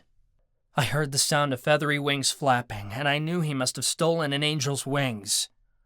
All his rage and anger must have made his power stronger, but those wings were useless here in the villain's den. A blast of defensive magic shook the room, and several of us were blasted into the wall. The air knocked out of my lungs, and I sank to the ground. I rolled over, straight into a puddle of warm, sticky liquid. I reached out, and my fingers grazed an unmoving body. I realized with horror that the spell had killed one of the elves. I jumped back and scrambled to my feet. A woman's screams welled over the noise. You killed Reed! Felicity wailed. How could you? You monsters! You! She cut off as another pair of footsteps entered the room. I swore I felt the air shift around him. The tension inside the villain's den was palpable. I felt Ava's intense terror, and I knew exactly who'd entered. She feared one man more than any other. The Warden, Ava told me through our bond. She stood across the room, and there was nothing she could do to come to my defense. I swallowed the lump in my throat. Heavy footsteps sounded as the Warden crossed the room. He barely even looked at Reed, Ava said. He's coming towards you. I held my head high as the Warden approached. He stopped so close to me that I could feel his breath. Well, well, well. The Warden clicked his tongue. If I had to guess, I'd say you were the instigator here, Mr. Walken. Every instinct told me to reach out and end this man right here. But his guards would finish the rest of us off. If I made a move, I damned us all. It tore me to shreds knowing there was nothing I could do. I was trying to protect my friends, I said through gritted teeth. The Warden gave a light laugh, like he found it amusing. Then he leaned in and whispered for just me to hear. You may think you're stronger than me, but one day I will have you and Ava both. If you intercede again, perhaps that day will be today. I can't separate you, but if you attack me, the Warden of this school, I will have the full legal right to send you to wherever I like, and your tribe will be unable to do anything about it. Think long and hard about what you'd like to do. Ava's terror came to me, and I knew she'd heard what he'd said through our bond. The Warden's threat was clear. If I kept fighting back, he'd take me and Ava both to cell block 9, or send us to the underground itself. I had two choices. I could try to save Eddie and the other elves and get them out of here, or I could keep Ava safe. I already knew I'd failed at the first option, and no matter how many lives were at risk, I would never put Ava in danger. Not even for people I was responsible for, dear friends that I cared about. It was a gut-wrenching decision, but one I had to make. All I could do was stand there as the Warden gave the order to take the elves. Several guards pushed past me to get to Eddie, and horror twisted in my gut as I heard handcuffs clinking as he was dragged away. It will be all right, Charlie, Eddie told me with terror in his tone. He went willingly, as did the others. No one wanted to risk anything after what happened to Reed. The eerie quiet in which the elves moved gave me shivers. They were being marched to their slaughter. Hot, angry tears rose to my eyes. I'd kill the Warden right here and now if I thought I could get away with it. Fuck him. Good boy, Charlie, the Warden said in a condescending tone. I see you'll do anything for your little wife. He clapped me on the shoulder. It was nearly enough to make me bring this whole place tumbling down with my earth magic. I would have, too, if Ava hadn't been here to be crushed beneath the rubble. My stomach twisted into impossible knots as the Warden left the room behind the guards and the elves. Send a medic in for the ones who were shot, the Warden ordered someone, but it didn't sound like he gave a flying fuck about the students, just the protocol. As for the others, he paused and a shiver ran down my spine. Arrest them and take them back to their dorms. Chapter 20. Ava-Marie. Reed's body was still oozing blood onto the carpet. The guards had blasted a hole in his chest so big you could see clear through to the other side. All around us, students screamed as they stepped over bodies and did their best to squeeze out the entrance as nurses from the infirmary hurried to treat the inmates who'd been shot with Noxite. Ivy, Chansey, and Alistair lay limp on the floor. The Noxite darts had knocked them out. I wanted to help them, but the medical staff would intercede, and right now the elves needed us more.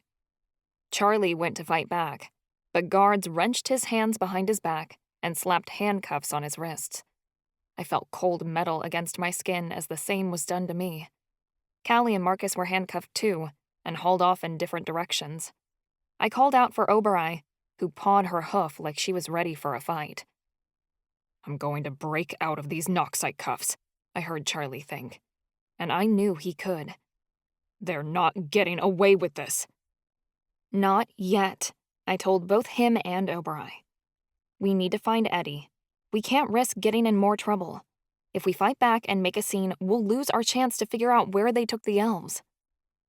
Oberai snorted, but she didn't make a move to attack, as the guards yanked Charlie and me out of the villain's den. Out in the hall, the warden continued barking orders. All students are to remain in their cells for the rest of the night, the warden called out. Anyone who is found wandering the institute grounds will immediately be arrested and given a severe infraction. This is your only warning. The warden gave me a slick smile as the guards hauled us out of the room. He had us right where he wanted us. Or at least, he thought he did. I damn sure wasn't giving up hope. Charlie's body was stiff as the guards forced us back to our apartment and took our cuffs off, shoving us through the door. Once it shut behind us, the automatic lock clicked, sealing us in. Oberai turned around to stand guard. It was like she wanted to be big right now, to protect us in case anything else came through. Unfortunately, it provided Charlie and I very little room to move. This is fucking perfect, Charlie growled. We can figure it out, I said calmly. Eddie and the other elves could be dead by then, Charlie shouted. We'll be able to rescue Eddie and the others if we can get to the underground tonight. We still don't know where it is. What are we supposed to do when we find it, huh? We still have to escape the Institute once we do. I don't know, Charlie. I need to think. I put a few fingers to my temple. Charlie punched the brick wall, and his knuckles started bleeding. I'm responsible for these people. They asked me to protect them, and I taught them everything I could, but my lessons backfired. Now they're in danger because of me. I could hear the tears in his voice, and as much as I longed to comfort him, that couldn't be my focus right now. Not if I wanted to save Eddie. I strode over to him and picked up his hand. As I brushed my fingers over his knuckles, they healed instantly. I hadn't been able to mend many injuries since healing my brother, but what I did for Charlie felt effortless. I had no time to ponder it. I know this is a lot right now, I said, trying to keep my voice even. But if we don't keep our heads, who's going to rescue them? We can't do anything if we're stuck in here, Charlie protested. You're not helping, I growled through clenched teeth. Go in the other room and calm down while I work on this. Charlie swore under his breath, but he gathered himself enough that he managed to do as I asked. I grabbed at my hair and tried to think. I needed to review everything we'd already learned about the underground. I had everything I needed to crack this case. I just had to be smart enough to put the pieces together. Oberai hung her head low. I am very sorry, dear one. My behavior this morning was out of the question. I should have been kinder. We all had such a terrifying experience, and I was trying to hide that with pride. I regret everything had to come to this. Save your regret for later. Help me figure this out. We kept all the evidence we had for the underground, as well as my journal, in a cardboard box underneath the couch, as we hadn't found a good place to hide it yet, and the lair was out of the question. I grabbed the box, then I took a huffy seat on the floor, and started withdrawing the contents. I spread the blueprints out in front of me, as well as copies of the news articles we'd scanned about the underground. I examined them several times, but didn't notice anything I hadn't before. Oberai weaved her horn from side to side, just as confused about this whole thing as I was. Hours passed, until I realized it had to be dark outside. I'd been investigating forever, and I was still going in the same circles I had been when we'd arrived. Charlie was awfully quiet in the bedroom, but the other side of our bond was about to go off like a powder keg. I couldn't keep asking him to be patient. I needed to give him some answers so we could come up with a real plan. This was getting me nowhere. I had to think outside the box. I'd been practicing with my intuition on and off, but Charlie and I had such a wild ride lately with everything going on between us. I hadn't taken the time recently to sit down and listen to what my spirit was telling me. What had Hemlock said about intuition again? It'd been so long ago I couldn't remember, but I had to. A friend's life was in danger. I crossed my legs under me as I closed my eyes. I took a few calming breaths. I need to find the Infernal Underground. I need to find the Infernal Underground. The mantra I repeated melded against the symphony of ever-constant voices in my mind. Long moments dragged on. I wasn't sure this was leading me anywhere. I didn't receive a spark of inspiration or any whisper of a clue. "Ancestors, please," I pleaded. "If we don't do this, Eddie will be killed. We can't let that happen." Again, there was a lapse. I wasn't sure how any of this tied together, but I knew that it did, somehow. We knew the underground wasn't in the basement or in any of the abandoned cell blocks around the school. So why couldn't we locate it? It wasn't like there were many places left the warden could hide it. The underground was concealed, but an operation that big had to have something hiding it. If it wasn't a building, then what was it? Was there a place on campus where no one would find a secret torture chamber? It seemed impossible to conceal something that large. The underground killed people. We knew that for a fact. Except, the parents of the kids who went missing never found their remains. Where could the warden possibly smuggle out and bury that many bodies without it being discovered? I didn't understand how the bodies of these tortured kids weren't being found. That's because the bodies are being used to hide it. The thought slammed into me and nearly knocked me off my seat. My mind raced to consider the possibilities. The underground wasn't under the school. It couldn't be. We'd already decided that. But the prison grounds were huge, large enough to contain a small forest and a lake. I checked the blueprints again. I saw that the concrete slab that was buried underneath the property to prevent students from escaping only went around the perimeter of the main building, not anywhere else on campus. There was plenty of space elsewhere the underground could be. So then where? A random cellar in the ground somewhere in the woods? That doesn't make sense. An inmate could find it if that was the case. The warden needs something to sit on top of the underground, to serve the ruse and pose as a distraction in case there's an investigation. The institute was made of 2 different buildings, the original asylum, which served as the school, and the chapel, which had been here before the asylum was built. Rooms had been added on to the asylum to make more room for more inmates, but the chapel had remained virtually untouched, except for one area, which had only expanded over time. "Ancestors!" I gasped. I rifled for the blueprints again until I found one with the chapel on it. My eyes scanned the paper, and the realization hit me. I took in a sharp breath, which halted when I heard the lock on my door jiggle. I jumped to my feet. Oberei stomped her hoof in warning. Charlie came flying in from the bedroom, ready to punch whoever came through that door. I relaxed when Callie slipped in. She was followed by Marcus, who had Rishi bundled up in his jacket.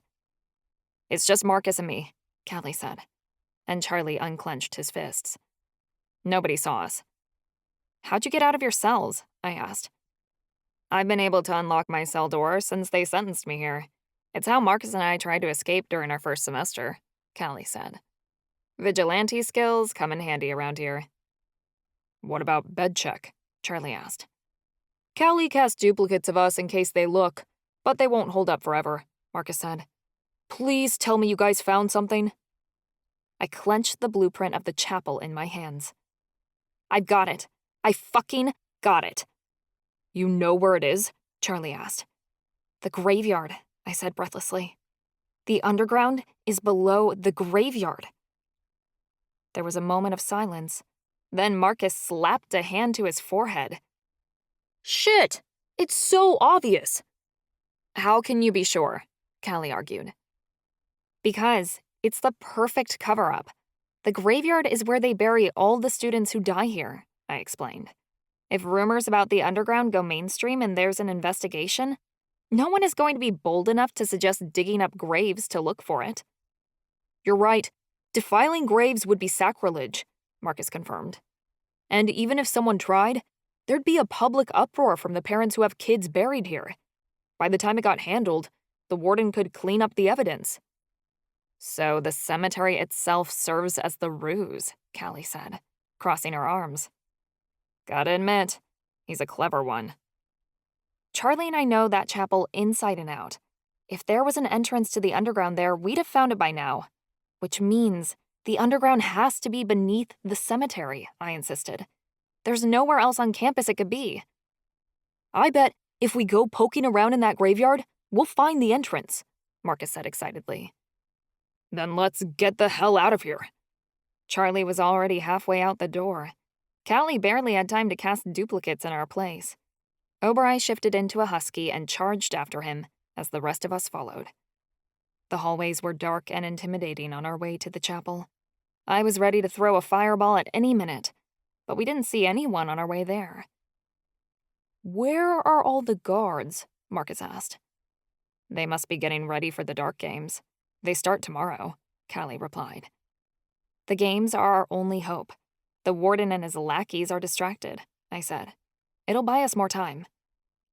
As we walked, I heard a couple of familiar voices coming from a door up ahead, arguing in hushed tones. I think it was an abandoned classroom. Wait a moment, I hissed. I pressed my face to the door and whispered, Ivy? Precious! Thank Atlantis, he gasped on the other side. What are you guys doing in there? I asked. The warden had us brought here after we woke up from the knock site, Alistair complained. The nurses wanted to pull us out of the dark games because we don't have any magic at the moment, but he wouldn't allow it. What? I spat. I couldn't believe this. Yeah, he's still making us compete even though our magic isn't back to normal, Ivy screeched. Ivy didn't get scared, but even I could hear the fear in his tone. He was terrified about going out there without his magic to protect him and the others. I can get you guys out, Callie offered. Just let me pick the lock.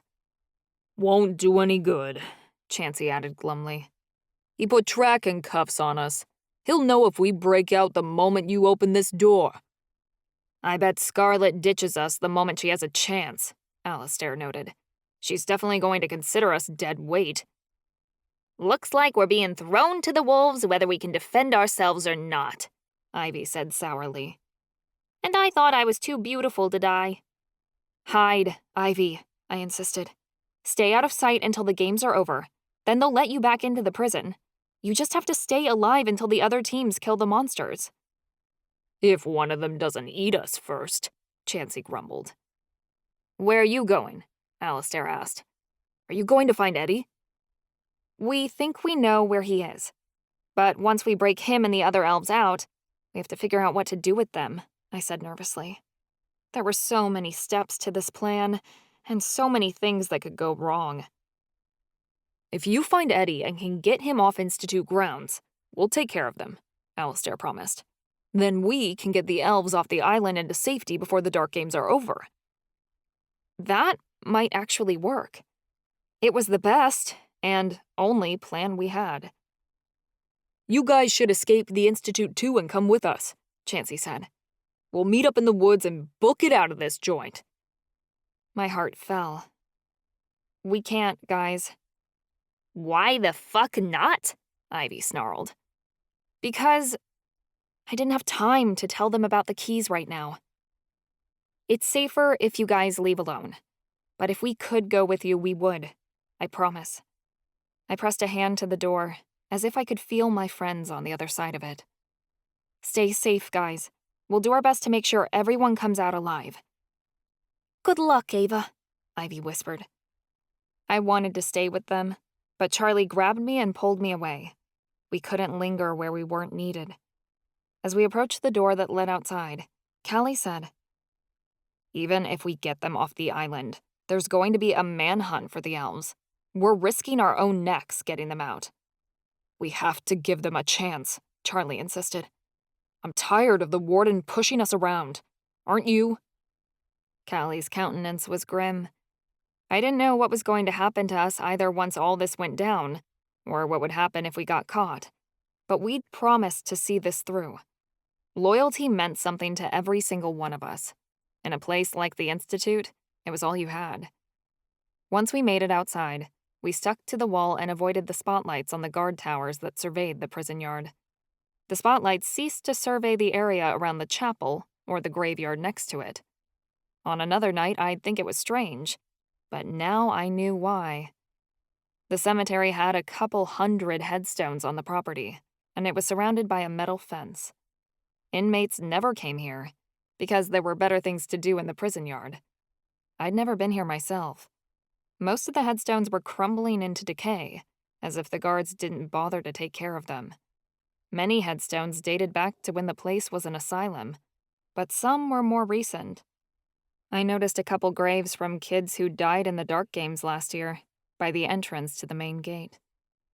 After we'd slipped past the fence, Charlie knelt on the ground before a headstone and splayed his hand out. "What do you feel?" I asked. "There are a lot of bodies buried about 6 feet deep," Charlie said. "But under that..." Charlie cut off mid-sentence and pressed his hand deeper into the dirt. "There's some sort of structure underneath all the graves, about 20 feet down. It's huge, a kind of compound. My earth magic didn't notice it before because it just stopped looking once it got to the bodies. I didn't suspect there was anything else under them." Victory rattled in my chest. "Let's get inside," I said. I strode forward confidently. Ova-Marie put his nose to the ground and sniffed, as Rishi jumped from headstone to headstone. I took Charlie's hand and did my best to lead him around all the different graves. We stopped in front of the mausoleum in the middle of the cemetery's property. It was a small, private building, built to house the resting place of one person. 2 stone doors were chained up at the front of the monument, underneath a very grim and eerie-looking gargoyle. Do you think the entrance could be in the big, scary, ominous, and yet entirely obnoxious mausoleum?" Ova-Marie said sarcastically. We approached the monument. It was old, at least a couple hundred years or so. But despite the moss and thorns that covered the mausoleum, it was still standing tall. I approached the doors and ran my hand over the lock holding them together. "These chains are new," I murmured. They'd been put on recently. They hadn't even had enough time to rust in Dark Island's rainy weather. Callie approached a plaque attached to the side of the mausoleum. She brushed off the dirt and read aloud, "Here lies Vincenzo Filippo, doctor, scholar, friend." "Ooh, I heard about him," Marcus blurted. "He was the crazy doctor who built the original asylum ages ago, then experimented on the patients. When he got caught, there was supposed to be a trial for his crimes, but he died before he could be brought to justice." "Maybe he didn't die," Charlie said ominously. "Maybe he just faked his death as a way to continue his experiments." "Only one way to find out." I put my hands to the chains, and they melted off. I struggled to push open the massive concrete doors of the mausoleum. Charlie and Marcus ran forward to help me.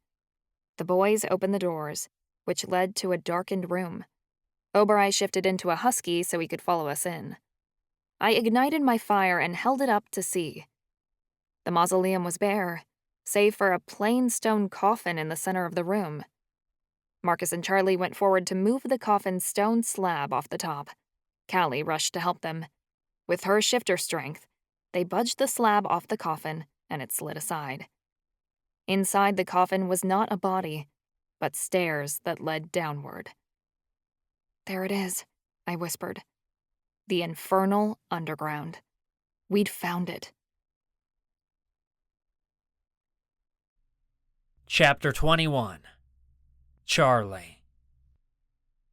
I shivered as we descended the long staircase. Ava held my hand, and she shuddered as the area around us grew cold. I held my breath and listened closely for the sound of screams, for anything, really. I heard nothing but the soft pad of our own footsteps. It was eerie, and I feared we were already too late. We reached the bottom of the stairs unharmed. The chilly air expanded into a long hallway, but the silence was deafening. The slight scent of something rotten touched my nose, but I couldn't be sure of what it was. "That was too easy," I whispered. "Where are the wards, the spells?" "Maybe the warden doesn't need them," Ava replied. "He's arrogant enough to think he's concealed this place well enough. He needs the guards to do his dirty work," Callie pointed out. "If he placed a ward around this place, they couldn't come and go." Ava's hand shook in mine. "I can't see a thing." "I'll use my witchlight," Marcus started, but he cut off with a gasp. He jumped backward and knocked straight into me. He hit me so hard that my hand slipped out of Ava's. I stumbled, and Rishi screeched when I stepped on his tail. His cry echoed down the long hall. I caught myself on a ledge cut into the wall. Something tumbled from the ledge and landed with a loud clunk on the ground. My fingers grazed something long and hard. I picked it up and ran my hands over it, trying to make sense of it. My heart leapt to my throat when I realized what it was. I instantly dropped it and scurried a few steps back.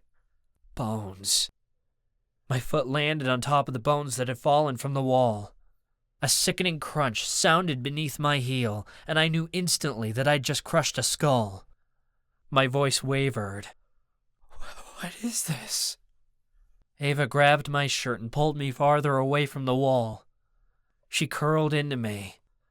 It's a crypt, she said in a shaky tone. There's a long hallway with endless doorways and holes in the walls between them. The holes were cut out for caskets, Marcus said thoughtfully. But instead of caskets, these people were left here to rot.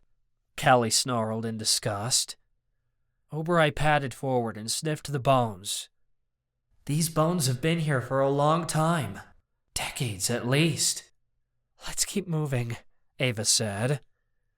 She started forward and guided me through a doorway. Ava gasped when she saw what was inside. I reached out, and my fingers curled around a cold metal rod.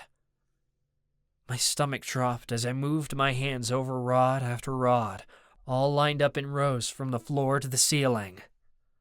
Cells, Ava said in a hollow tone, more to herself than to me. This must be where the warden has been holding people. I continued down the row of cells, wondering how far they went. Ava described the room for my benefit. There's dry blood all over the floor. It's... Something wet squished under my shoe, and I slipped. I flung my arms out to grab onto the cell bars, but my hands met nothing as I went crashing to the ground. "Charlie!" Marcus cried, racing over to me. I landed on my back, and the liquid seeped into my shirt. My hands felt sticky as I lifted them from the floor. "What the..." I started, but I cut off when the horrifying realization hit me. It was blood. Magic swirled out of the blood and tingled up my arms. It felt so familiar and similar to my own. It's not all dry blood," Marcus said.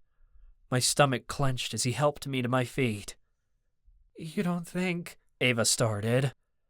"It's elf blood," I said with certainty. "How do you know?" Callie asked. I swallowed. I can feel the magic with my elf powers. The room fell dead silent for a few beats. I didn't bother trying to clean up because there was no time to waste. I continued moving around, hoping to find more clues. As I reached the end of the row of cells, I ran into a table. I reached out to feel what lay atop it when... "Charlie, don't!" Ava cried, but it was already too late. Pain shot through my palm as my flesh met the tip of a sharp blade. I winced and immediately felt warm blood spring from a deep cut. I touched a saw of some kind. "Ah, fuck!" I growled. I curled my fingers tightly around the wound to stop the bleeding, but it only made it hurt like hell. I heard drops of blood splattering across the table. A flap of skin moved under my touch. Ava hurried over to me. She grabbed my hand to inspect the cut. "Hold still!" She pressed her palm into mine, and her warm healing magic swelled through me. The throbbing pain eased slowly. I breathed a sigh of relief when she dropped my hand. "Don't touch anything else before I look at it, okay?" Ava suggested. "Agreed," I said firmly. Metal clinked as she picked up one of the items on the table. "Torture devices," she said thoughtfully. "They've been used recently. The Warden must be using them to get information. He tortured them before." Ava paused. We had no idea what happened to the elves, and none of us were willing to jump to conclusions just yet. "We need to figure out what he did with them," I said. "We might still have a chance." "Then let's keep moving," Callie suggested. "There have to be more clues somewhere." Ava took my hand, and she guided me out of the room and down the hall. The next door creaked as she opened it. She stilled in the doorway the same time a putrid scent hit me. It smelled of mold and rotting flesh. My head began to spin, and I thought I might puke. I gagged. "Ew! I am not going in there! This place stinks!" "That's making me sick!" Callie cried. I sniffed the rotten air. "What is that?" "Mushrooms," Ava said, though she sounded curious. "There are rotten bits of wood everywhere, with really strange mushrooms all over them. The Warden's growing them for something." "Poison, you think?" I wondered aloud. "I don't know," Ava admitted. "I don't recognize this fungus. It looks like red tentacles, with black spikes growing out of the stumps. I've never seen something like this used in potions."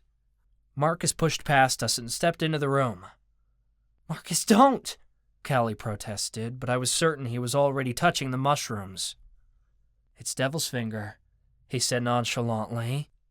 "I've seen it on the mushroom identification chart in Professor Woolley's classroom. It's supposed to be really rare." I stepped forward and ran my fingers over one of the mushrooms. Tentacles was an accurate description. The tentacles bloomed from the center of the fungus, and I ran my fingers down them until I touched something hard. My head began to spin, and nausea twisted in my gut, but my curiosity got the better of me. "What's that?" I asked thoughtfully. Oberoi came up beside me and nearly shoved me out of the way to get a good look. He sounded horrified. "Ava, you might want to come and look at this." Ava came to my side. "Oberoi, what is that?" Ava's fingers brushed mine as she started digging into the fungus. She gasped as she pulled something out. "Ancestors! It's one of the crystals Jamin had! No wonder we feel so sick in here!" "The Warden is hiding the crystals inside fungus?" I asked. "Why would he do that?" "I don't think he's hiding them here," Callie said. "I think he's growing them." "Devil's finger is believed to be connected straight to hell," Marcus said in a shaky tone. "So these crystals are coming from hell," I stated. "It actually makes a lot of sense," Ava pointed out. "We know these crystals didn't come from Earth. This fungus must act as a portal of some sort."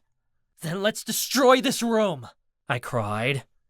If this fungus was rare, and it was the only way the Warden was getting his hands on these crystals, we could burn his operation to the ground. A crackling sound came from Ava's hand as she conjured fire. "You're right. We have to get rid of this." "Wait!" Callie protested. "We're not done here yet. If we burn this place down, we may not find the elves." "Callie's right," Marcus said. "We need to see what other clues we find first, before we burn all the evidence."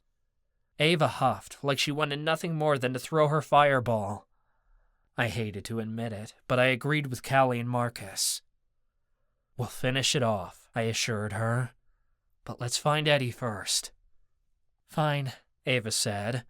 "But I'm burning this room to the ground before we leave." "Let's get out of here," Marcus said quickly. "These crystals are giving me a splitting headache." "Agreed," I said. I couldn't get out of there soon enough. We left the room, and Ava opened the door across the hall. The moment we stepped inside, she sucked a breath and turned into me, like she couldn't bear to look. I held Ava tightly in my arms. Water dripped onto my head from the ceiling. Oh my gods, Callie whispered. Everyone just stood there for several seconds, taking it all in. I wasn't sure if I wanted to know what they were seeing. Water splattered on my head again, and I reached up to wipe it out of my hair, but my fingers came away sticky. I reached toward the ceiling to figure out where it was coming from. My stomach bottomed out when my hand sank into something soft and squishy. Chains clanked, and I gasped when I realized what it was. A body. Wet innards spilled from the corpse suspended above me. Ava and I screamed as we jumped backward. The guts landed with a loud splat on the floor. I gagged, and Ava whimpered. What the hell is this place? I demanded. Callie stepped past me and entered the room. Oberei followed her, sniffing the air. The warden has set up metal tables, like those you'd find in a morgue, Callie told me. There are bloodstains on the floor and broken crystals everywhere. This is where they experimented on them, Ava said with certainty. This is where he tried to uncover their demigod powers. How do you know? I asked. She swallowed audibly. A pretty damn strong feeling. Do you think he could have experimented on Eddie? I wondered. I don't think he had time, Ava replied. Apart from this corpse, I don't see any fresh blood. This corpse is still fresh, though, Marcus said thoughtfully. He stepped around me to inspect the room with Callie. I'll bet anything this guy died earlier today. My guts twisted so tightly that I could barely get the question out. Is it anyone we know? Marcus swallowed audibly. It's Tony. His body is hanging off hooks. The dangerous dragon. I should have been sick to know what the warden had done to him, but truth be told, I didn't care that Tony was dead. He'd hit Ava last semester, and I nearly killed him for it. At least he couldn't hurt her anymore. The warden must have kept him prisoner for a long time, Ava said in a hollow tone. His test results showed he was part elf, I reminded her. I'm sure the warden bled every bit of magic he could out of him. The warden's experiments are failing, Callie said from across the room. These crystal bits are useless. I can't feel a thing within them. Maybe, Marcus started, but he cut off when Oberei started to whine. Hold on. You found something? I asked, hoping it might lead us to the elves. There's something under this table, Oberei said. Marcus gasped, and I heard something jingle. It's from my coven, he rasped. What did you find? I questioned. Marcus placed something into my hand. I ran my fingers over it to see it was a small star pendant attached to a chain. The 5-pointed star represents the 5 types of witches in the Miriamic Coven, Marcus explained. Alice wore a necklace like this during the games. So she was down here, Ava said, sounding horrified. Nausea slammed into me. We were right. The warden had never sent Alice and her team home when they won the dark games. It was all a ruse to identify the strongest inmates and run experiments on them. I had been holding on to the last shred of hope we had that we'd been wrong, but this confirmed it.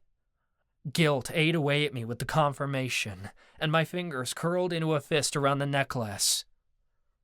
This should have been us, I said in a hollow tone. We gave up our win for Alice and her team. We should have been the ones to win and been experimented on down here. I thought we were saving them. We all did, Callie said gently. I could hear the guilt in her tone.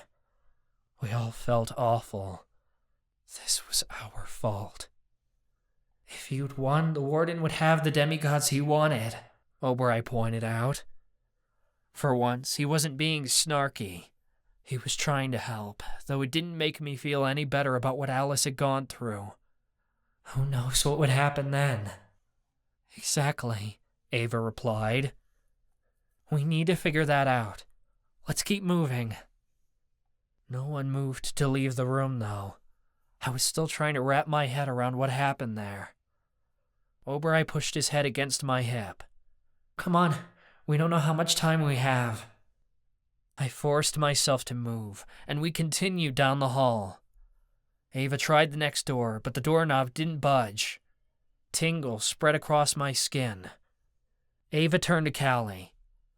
You can pick this lock, right? Hang on, I said. Before Callie could answer, I stepped forward and splayed my hand over the door. Energy buzzed through me. There's magic here, a ward of some sort. We aren't getting through. If we try, the Warden will be immediately alerted that we're here. Unless we break it, Marcus said. He strode up to the door and nudged me aside to inspect it. Remember, I can break wards with my Cursebreaker powers. Usually, Cursebreakers can only work with witch powers, and sometimes Fey powers, because their magic is so similar. But this is the Warden, Callie said hopelessly. You broke Hemlock's ward because she's Fey, but this is angel magic. And we're demigods, Marcus pointed out. If I can overpower his ward, I can break it. We can't reinstate the ward like I did to Hemlock's room, Callie stated. Doesn't matter, Marcus said. This is bigger than us. We need to figure out whatever he's hiding. At least if I break the ward, it buys us time. The Warden won't know we were down here until we're long gone. Do you think you can do it? Ava sounded uncertain. Marcus hesitated. He may be a demigod, but he had yet to truly embrace his powers. He constantly held himself back. I wasn't sure he could do this unless he believed in himself. I placed a hand on his shoulder. You can do this, Marcus. I believe in you. We all do. He drew a deep breath, like he was trying to work up the courage. Everybody stand back. Is it dangerous? Callie asked in a shaky breath. To break this, I have to transform the magic into something else, Marcus said thoughtfully. It has to be similar to a ward, and wards are protection magic, so I could make a shield. Let's get to work then, I stated. I could hear Marcus rubbing his hands over the door. He drew several deep breaths, then began muttering to himself. I've got this. I could do this. It's simple. I knew the second Marcus began his spell, because I could feel the magic shifting around us. It was like an electrical current that made my hair stand on end. Something moved deep in the earth below us. I didn't think the girls felt it, and I wouldn't have either if it wasn't for my Navita magic. Marcus groaned like he was trying to lift twice his body weight. The spell was too much for him. The ground began to tremble, and I was certain this time everyone could feel it. Ava grabbed onto me to steady herself. What's going on? I don't like this, Oberei said in a shaky tone. Rishi meowed loudly. Marcus, you need to stop, I cried. I'm almost there, he replied. Callie squealed as the ground began to shake more violently. I could hardly stand upright, and I had to steady myself against the wall. Dust rained down on us from above, and bones fell from their crevices in the stone wall and crashed to the floor. I could feel with my earth magic that the entire underground was losing its structural integrity. I began to panic. I stumbled toward Marcus and yanked on his shoulder. If you don't stop now, this whole place is going to cave in! If I stop, we'll never get inside! Marcus protested. He shoved his elbow into my chest, and I stumbled backward. I landed on the ground, and Callie and Ava screamed as they fell over from the violent tremors. We'll die! I shot back. Of fucking course, Marcus had to be brave now, when it could kill us. The elves will die without us, if they haven't already, Marcus spat. Oh, hell, he was right. But this magic was too strong for him. I could sense it buzzing through him, rattling around his body and begging to escape. The shield he intended to make never came. If Marcus didn't bring this whole place down, this ward was going to kill him. I scrambled forward on my hands and knees and reached out for him again. The hall shook so hard that I couldn't find him.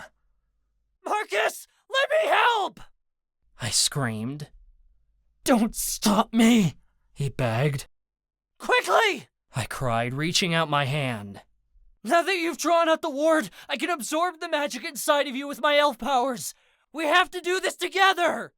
A moment of hesitation passed, and Oberei whimpered from down the hall. I thought for certain this place would crumble, but Marcus grabbed my hand a moment later. Magic shot up my arm so fast that I was blasted backward. My whole body flipped through the air, throwing me straight into the wall. My head knocked against the stone, and the wind left my chest. My body dropped to the ground, and my thoughts spun so fast I couldn't make sense of what happened. "Charlie!" Ava's voice cut through my confusion. Her hands landed on my face, and she dragged me onto her lap. "You're okay. You have to be okay. It's over. Wake up, Charlie." I groaned as I tried pushing myself upright. It took me a few moments to realize that the tremors had stopped. Pain throbbed through the back of my head, and nausea rolled in my gut. I thought I was going to hurl, but nothing came up. "I'm sorry, Charlie," Marcus said in a shaking tone. I ignored his apology, because only one thing mattered. "Did we do it?" "Yes," Marcus answered, though he didn't sound particularly proud about it. "The ward is broken." Ava helped me to my feet. I felt so unsteady that I had to hold on to her. I couldn't make heads or tails of my surroundings. "Are you okay?" Callie asked me. "I feel like shit," I admitted. "Let's get this information and get out of here, because I don't know how much longer I could stay in this place." The disorientation frightened me more than I'd admit. Everyone moved quickly, and we hurried into the room. Ava stopped abruptly, and I ran into her. I grabbed her shoulders to steady myself, and I felt her tremble beneath my touch. I heard Marcus gag. "What's wrong, Pidge?" I demanded. Ava swallowed audibly, and her tone became hollow. "There's a bulletin board behind the warden's desk. He's pinned a pair of..." Ava sounded like she was going to be sick. Callie finished for her. "He's pinned a pair of elf ears to the board." My stomach bottomed out. "Fresh?" "No, the color's drained from them," Callie said. "But they seem oddly well preserved. It's sick." "They're Uriel's," I realized in horror. Uriel had been half vampire. That had to be why the ears were so well preserved. Uriel had been dragged to the underground after being accused of the murder at the pool. The warden had tortured him and sliced his ears off as some sort of souvenir. He was a monster. "Guys, we have to get to work," Marcus said, snapping us all back to attention. "I'll start at his desk," Ava said in a rush.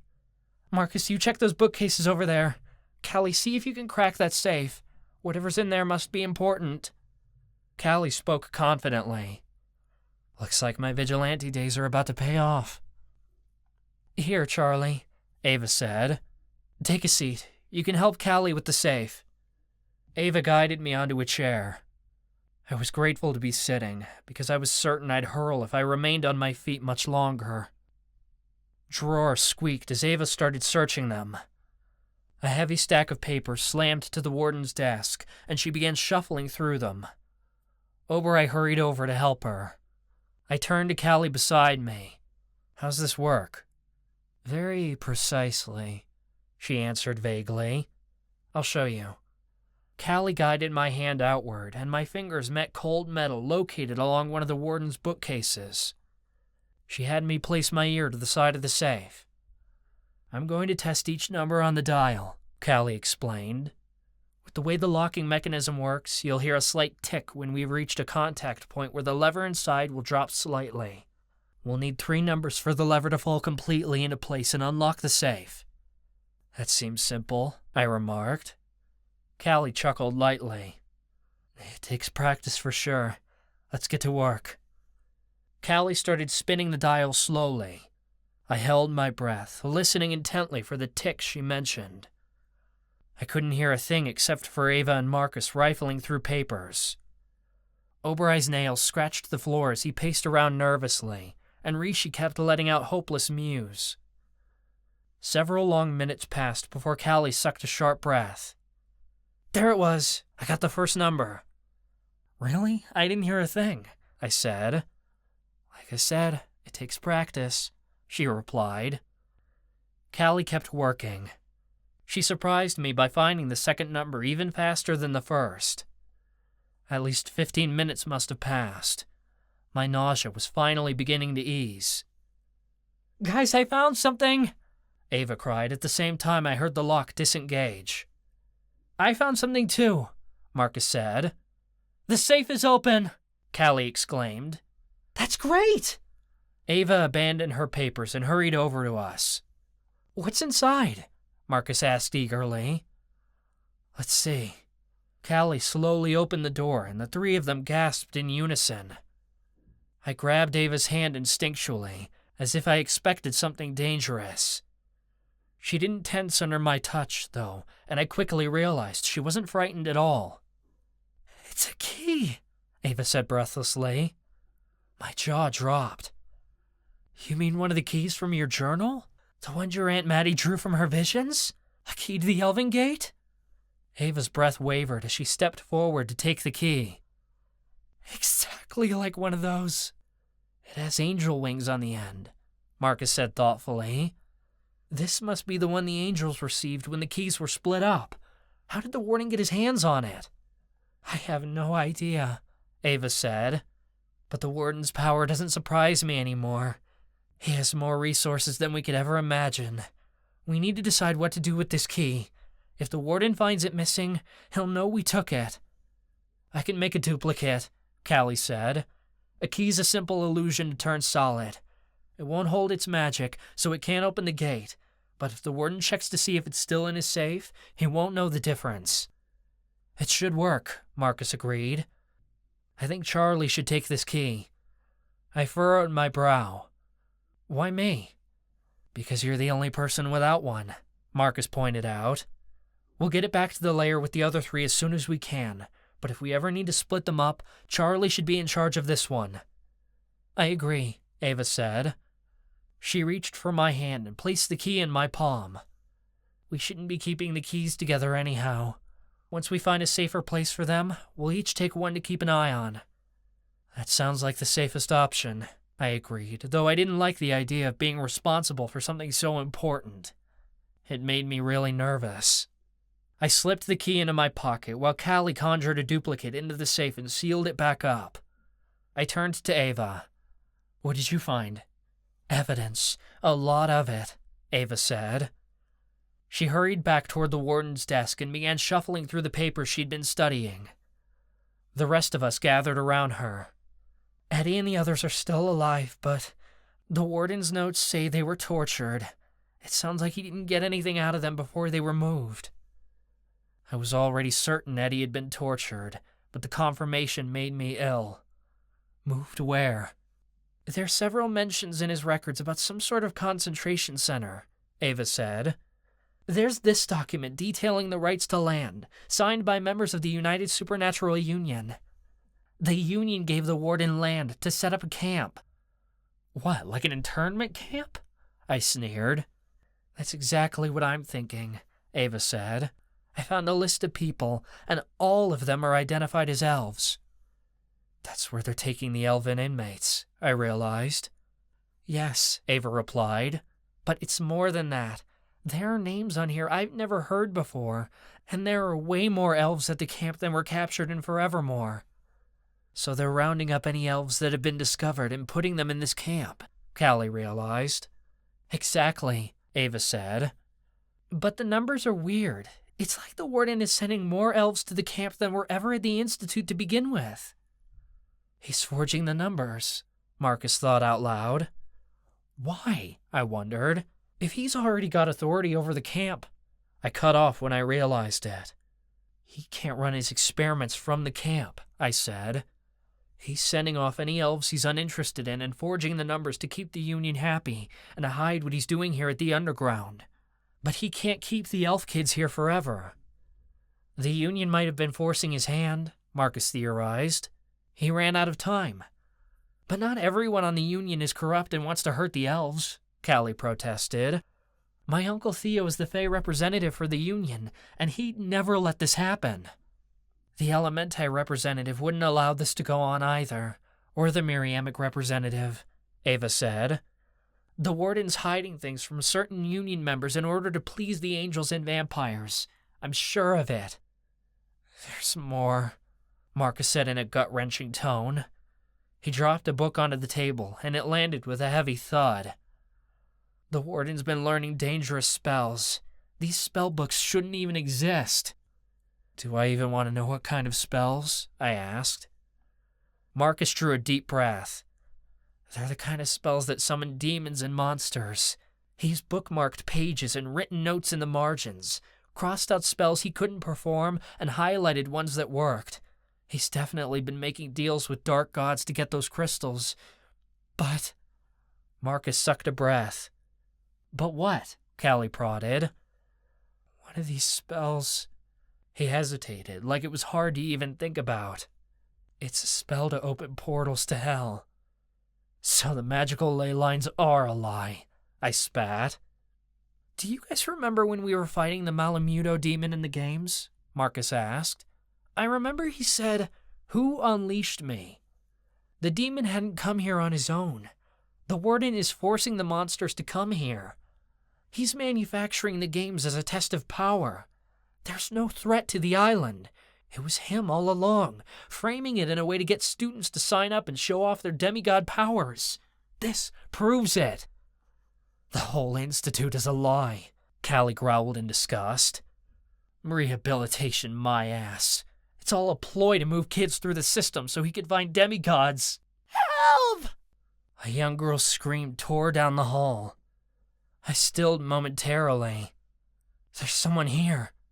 Come on! Ava grabbed my hand and yanked me out of the room. More voices came as we raced down the hall. Please don't! A boy cried. Stop! A girl screamed. They must be... Ava cut off as we burst into a room at the end of the hall. An awful scent hit my nose, and I thought for certain we'd entered another room of mushrooms. I didn't realize Ava had stopped moving, and I took a few more steps into the room. My foot caught on something, and I went tumbling to the ground, but the hard smack of the floor I expected never came. Instead, my arm sank into a pile of something I couldn't place. I felt around to figure out what it was, and that's when I felt a pair of fingers on mine. A body landed on top of me, and my heart leapt. Help! I yelled to my friends. The Warden had found us. His guards were tackling me. Hands landed on my ankle, and my friends dragged me backward. I broke free of the body that had dragged me down. Go to hell! I screamed as I leapt to my feet. I lifted my hands to fight back, but Ava grabbed my wrists. Stop, Charlie, she said gently. They're not alive. They're not... I cut off when I realized what she'd said. Ancestors, the smell. It wasn't mushrooms. It was corpses. Honest to God, rotting corpses. A whole pile of them, and I'd fallen right into them. All the nausea I thought had passed came slamming into my gut again. I doubled over and gagged as bile shot up my throat. Victim screams continued to fill the room, but they were quieter now, like someone had turned down the volume on a radio. A shiver traveled down my spine. I wiped my mouth. What is this? Marcus's footsteps sounded as he paced around the room. It's a residual haunting. Their cries are echoing through time. These voices are trapped because of the trauma that happened here. So no one's really here? I asked. No living soul, at least, Callie stated. She stepped closer to the pile of bodies, and I heard something squish as she began moving corpses aside. What are you doing? Ava asked her. I'm trying to determine the cause of death, she replied. Something smacked, like a corpse's hand landing on another's face. I winced. Oh, gods, Callie gasped. She died of bloodletting, and he was drowned.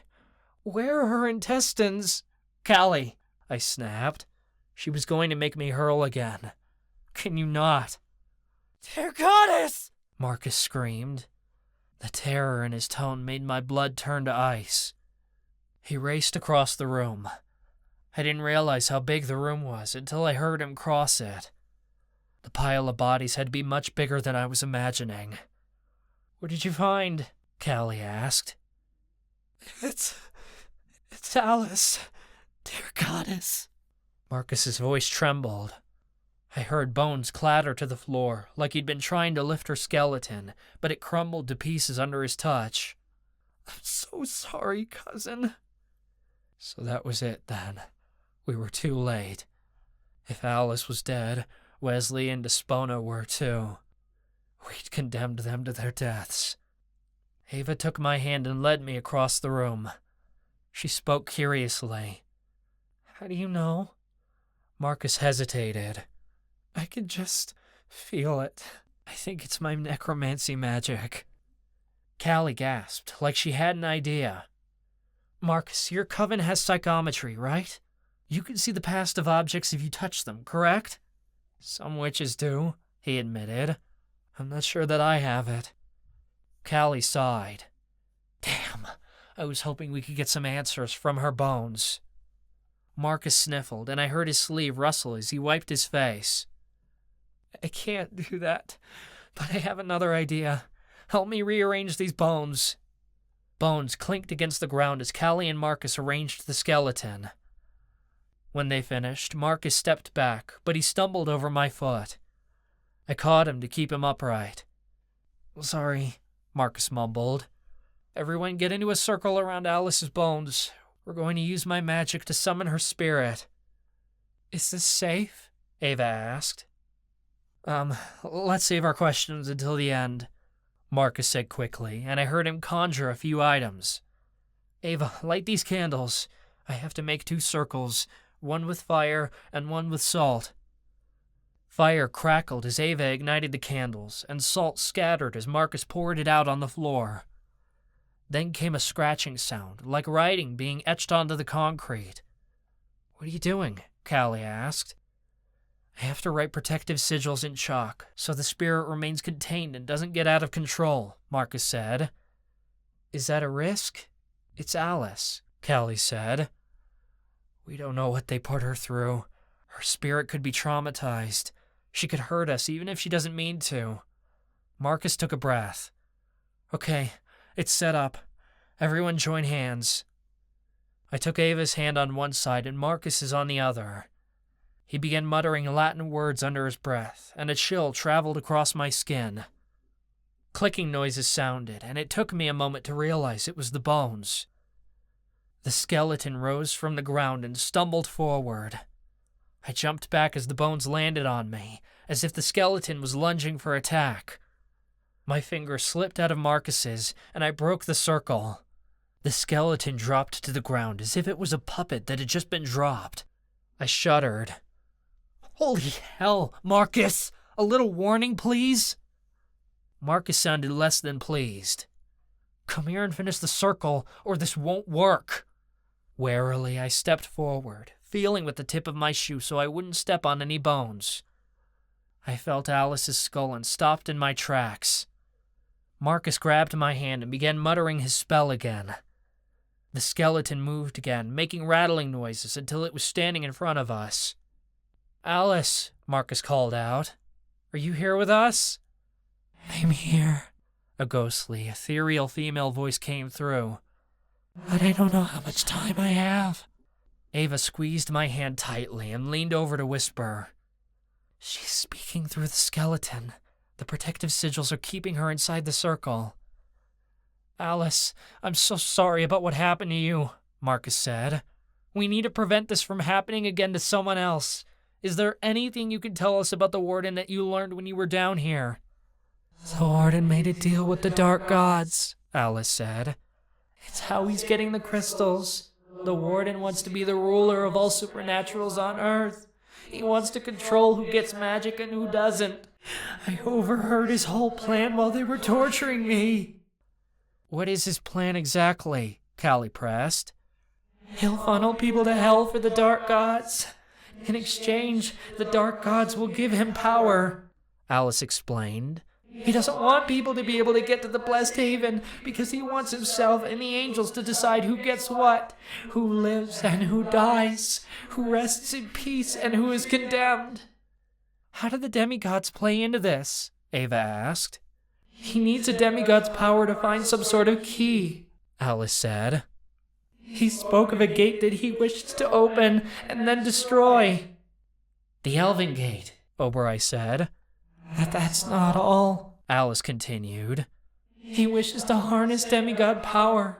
He wants to put their power into the crystal so he can try and draw from it. He wants to become a demigod himself. I gave a shudder. Have any of his experiments been successful? Not yet, Alice said. Everyone he's experimented on so far has died, and the crystals always break every time he tries. You must not let him succeed. If he's able to harness demigod powers, he could gain enough magic to betray the dark gods. He intends to kill the gods we worship and become a supreme being himself. But there are whispers on the other side. The dark gods are manipulating him. They need him to start this war in order to overthrow our gods and free the dark gods from hell. They will kill the Warden when that happens. The skeleton creaked as Alice turned. My Reaper is here for me. My soul has been tied to this place, waiting to pass on the information I've learned. Now that you know it, I can leave the underground and join my ancestors in Alora. Go in peace, Alice, Marcus told her. We'll do what we can to save people with the knowledge you've given us. A whoosh of air swept through the room, and Alice's skeleton crumbled to the ground. I smelled smoke as the candles went out. I knew her time with us was up, and I hoped she was finally at rest. We have to escape, Ava blurted. If the Warden experiments on us and succeeds. How do we keep him from hunting us down? Callie asked. Their voices faded as I took several steps backward in shock. I could hardly wrap my head around everything Alice had just said. The Warden wished to use our powers to kill our gods. The Great Spirit, Mother Miriam, the 7 gods, all of them. And when he did that, all hell would be unleashed. Literally. I took another step back. Something clinked beneath my feet, like the sound of metal on metal. My feet tangled in the shackles, and I fell over. As I landed, something snapped, and heavy metal teeth clamped around my ankle. I heard the crunch of bone. Pain shot up my leg, and a scream tore from my lungs so loud that it echoed through the room. Charlie! Ava screamed. She rushed over to me, and her fingers curled around some sort of metal trap. His leg's broken, Callie murmured as she knelt beside me. I felt Marcus prop me up from behind. Shit, he's about to pass out. They're down there! A female voice came from down the hall. Hell, I knew that voice all too well. It was Jamin. Ava stilled. Fuck! They found us! Oberei shoved Ava aside. Quickly! There's no time! We must hide the key! I was in too much pain to ask what the hell he was doing. Oberei used his paw to dig into my pocket, and I heard the key I'd put there clink onto the ground next to my hand. Oberei's tongue grazed my skin as he snatched up the key in his jaws and swallowed it. Guards burst into the room. Screw the pain. I lifted my hands to blast them to motherfucking oblivion, but nothing came out. My magic rattled inside of me, but something was blocking it, keeping it in. I realized in horror that it was the ward. All the disorientation I'd been feeling hadn't been from the blow to the head at all. It was because I could no longer use my magic to orient me. Guys, the power I absorbed from the ward backfired, I said weakly. It's trapped all my natural magic inside of me. I can't do any spells.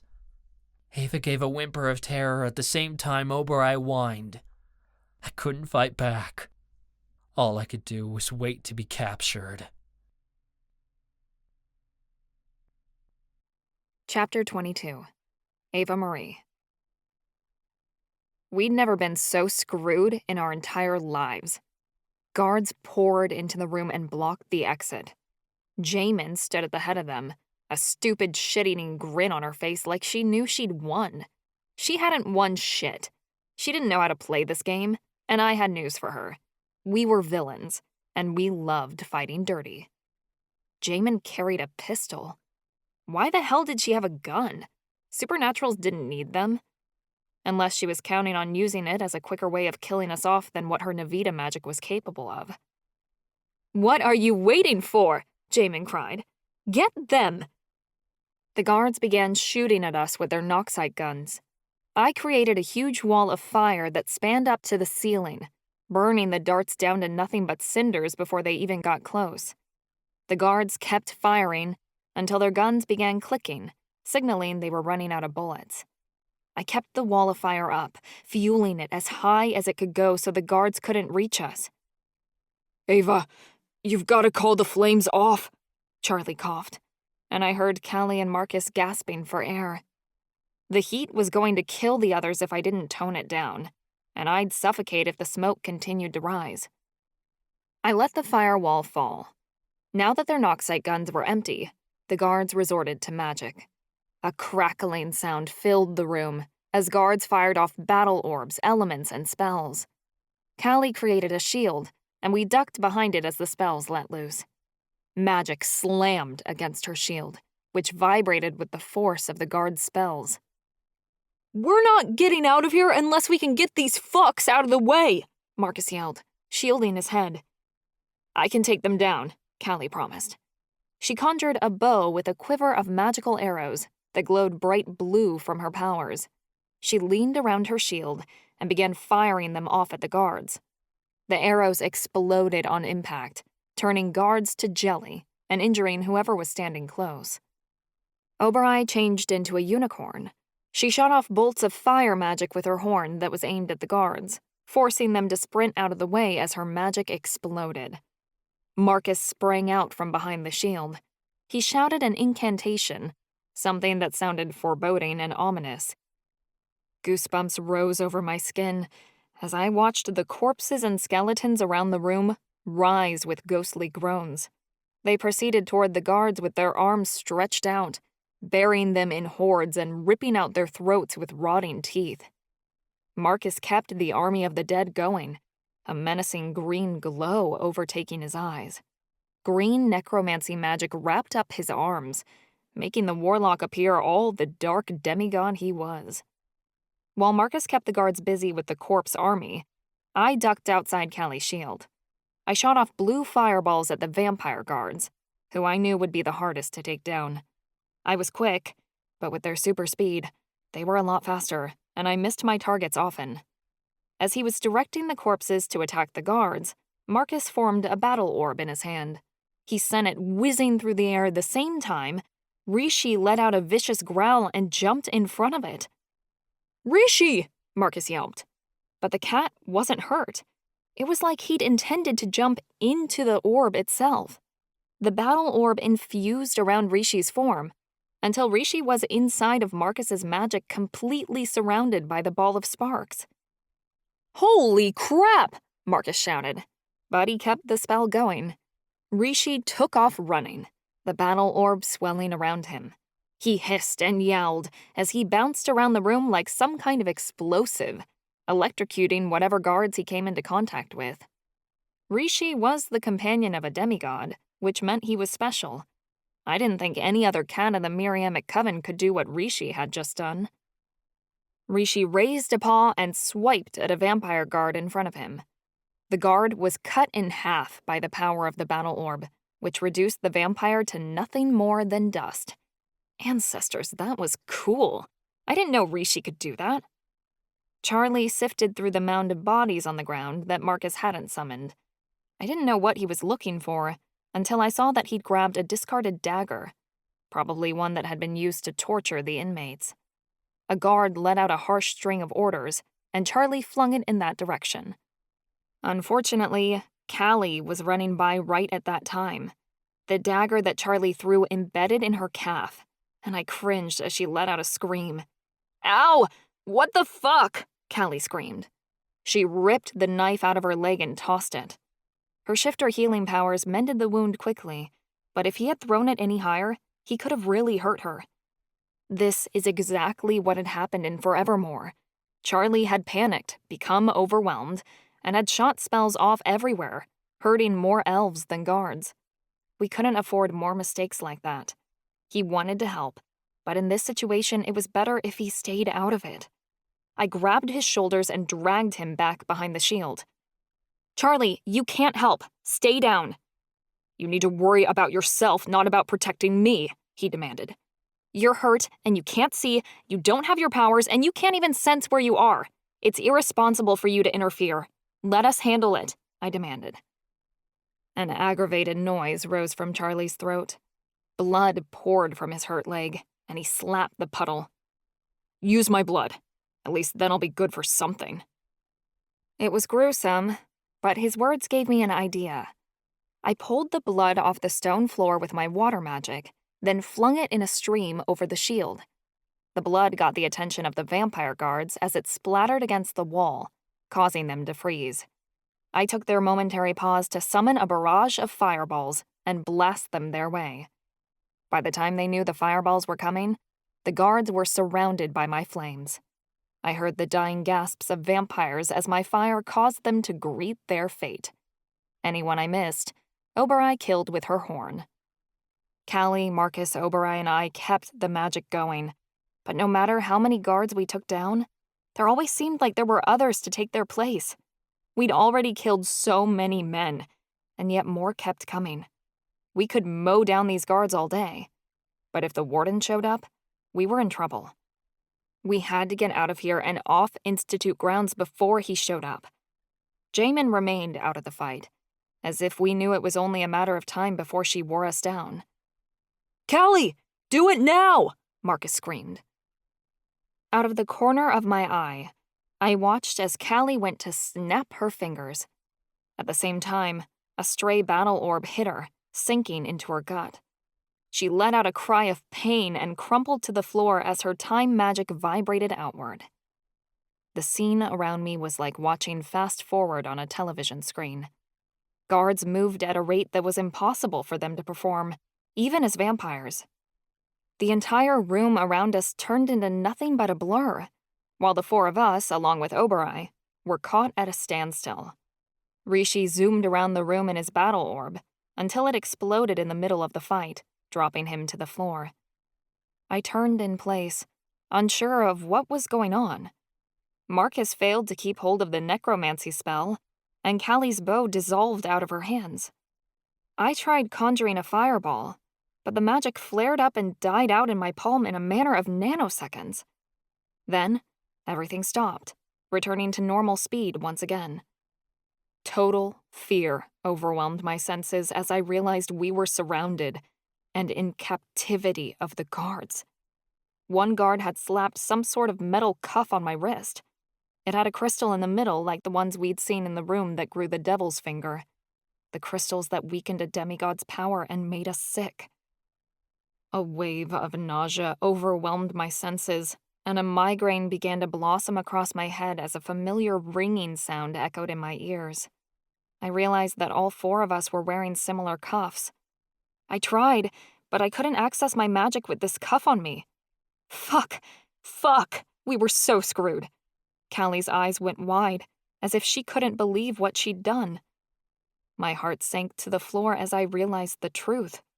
She hadn't stopped time. She'd sped it up. And because she had, we'd been unable to defend ourselves and had gotten caught. Callie tried snapping her fingers again, and she let out a whimper as time ceased to move to her command. A guard wrenched her arms behind her back so she couldn't move. "Make sure the wolf can't escape," a guard barked at his lackeys. A couple of dragon shifter guards stormed forward, grabbing her arms. "Get off me, you bastards!" Callie cried. But even with her shifter strength, She couldn't escape 2 dragons. Marcus attempted to wrench free in order to get to Callie, but a guard slapped him across the face. His knees buckled at the blow as his head hung limply. Rishi yowled. He charged after the guy who'd hit Marcus, but a guard reached down and shoved him into a cat-sized cage he was carrying, locking it so Rishi couldn't break free. Charlie had been forced to his feet by a guard, but his broken leg wouldn't support his weight. They didn't even bother putting cuffs on him, just held him tightly by the arms. They'd guessed, for whatever reason, his magic wasn't working at the moment. Obereye tossed her mane and charged forward to help him, but one of the guards threw out a binding spell. She collapsed to the floor beside Charlie, her hooves bound by some sort of invisible force. She couldn't move, nor could she break the spell. "It's in your best interest to stop resisting," Jamin announced. "That is, if you want to keep your parents alive." The guards parted. My heartbeat kicked into overtime as I watched a group of guards drag my parents into the room, shoving them to their knees. They were bound with Noxite cuffs and had probably been drugged with it too. They didn't have any magic to spare. They were defenseless and unable to fight back. "Don't listen to her. The 4 of you need to get out. Don't worry about us," Daddy demanded. He was in chief mode, using his authoritative voice to tell me to run. But how could I leave them here? One of the guards punched Daddy across the face and Mama gasped. I cringed, but Daddy spat blood onto the guard's boots and shot him a glare. "This is child's play. I've been through more than that in my day." "You 2 have caused me enough trouble," Jamin snarled at him. "Be silent." "We should have never stopped searching for you until we found you," Mama growled. "It was a mistake to let you go." "We all have regrets, Sophia," Jamin replied coldly. Jamin's attention returned to me, and her voice dropped to a deadly tone. "Ava-Marie, if you or your friends make a move to harm us, your mother and father will be killed. It's best to do as I say." Callie hesitated and glanced at me. Marcus whispered, "Ava, what do we do?" I swallowed the lump in my throat as a thought crossed my mind. Had Callie and Marcus's parents gotten off campus without being captured? What if they were being held somewhere too? I knew we were all thinking the same thing, as I observed the stricken look on my friends' faces. We had no idea who Jamin was holding hostage. We could be killing off all our families if we made an effort to escape. "Professor Vengier, why are you doing this?" Marcus asked in a wobbly tone. "Her name isn't Vengier. That's Jamin Risk," Daddy spat. "The war criminal." I froze in shock. I'd heard of Jamin Risk. Everyone in the tribe had, but hadn't made the connection. She'd used child soldiers and committed terrible crimes during the Hawkeye Civil War. I had no idea she was still alive. She hadn't been seen in over 20 years and was rumored to be on the run. I couldn't believe she'd surfaced here at the prison. "Actually, I went back to my maiden name after my husband had an unfortunate accident," Jamin replied simply. "So don't accuse me of being too dishonest." My gut twisted with horror. "You killed him." "He wasn't on board with the plan," Jamin spat. "He was willing to do anything during the Hawkeye Civil War to win, but he insisted getting involved in the affairs of other supernaturals went too far. It was so sad that tree crushed him. But if you're as dedicated to the cause as I am, you'll do whatever it takes to win. A sad liability I had to get rid of." "You're a monster," Mama said, with all the hatred in the world. "Don't you morons understand? If the Hawkeye can align themselves with the angels, we can elevate the status of our race. We can preserve the line of the tribe. And what's more, we can decide the fate of other supernaturals. The Elementi will finally be one of the dominant magical races instead of being forced to live at the bottom," Jamin ranted. The Warden isn't going to share power, I growled. You're delusional if you think he'll let anyone have a say in how the world is run besides himself. Dr. Torres is a visionary.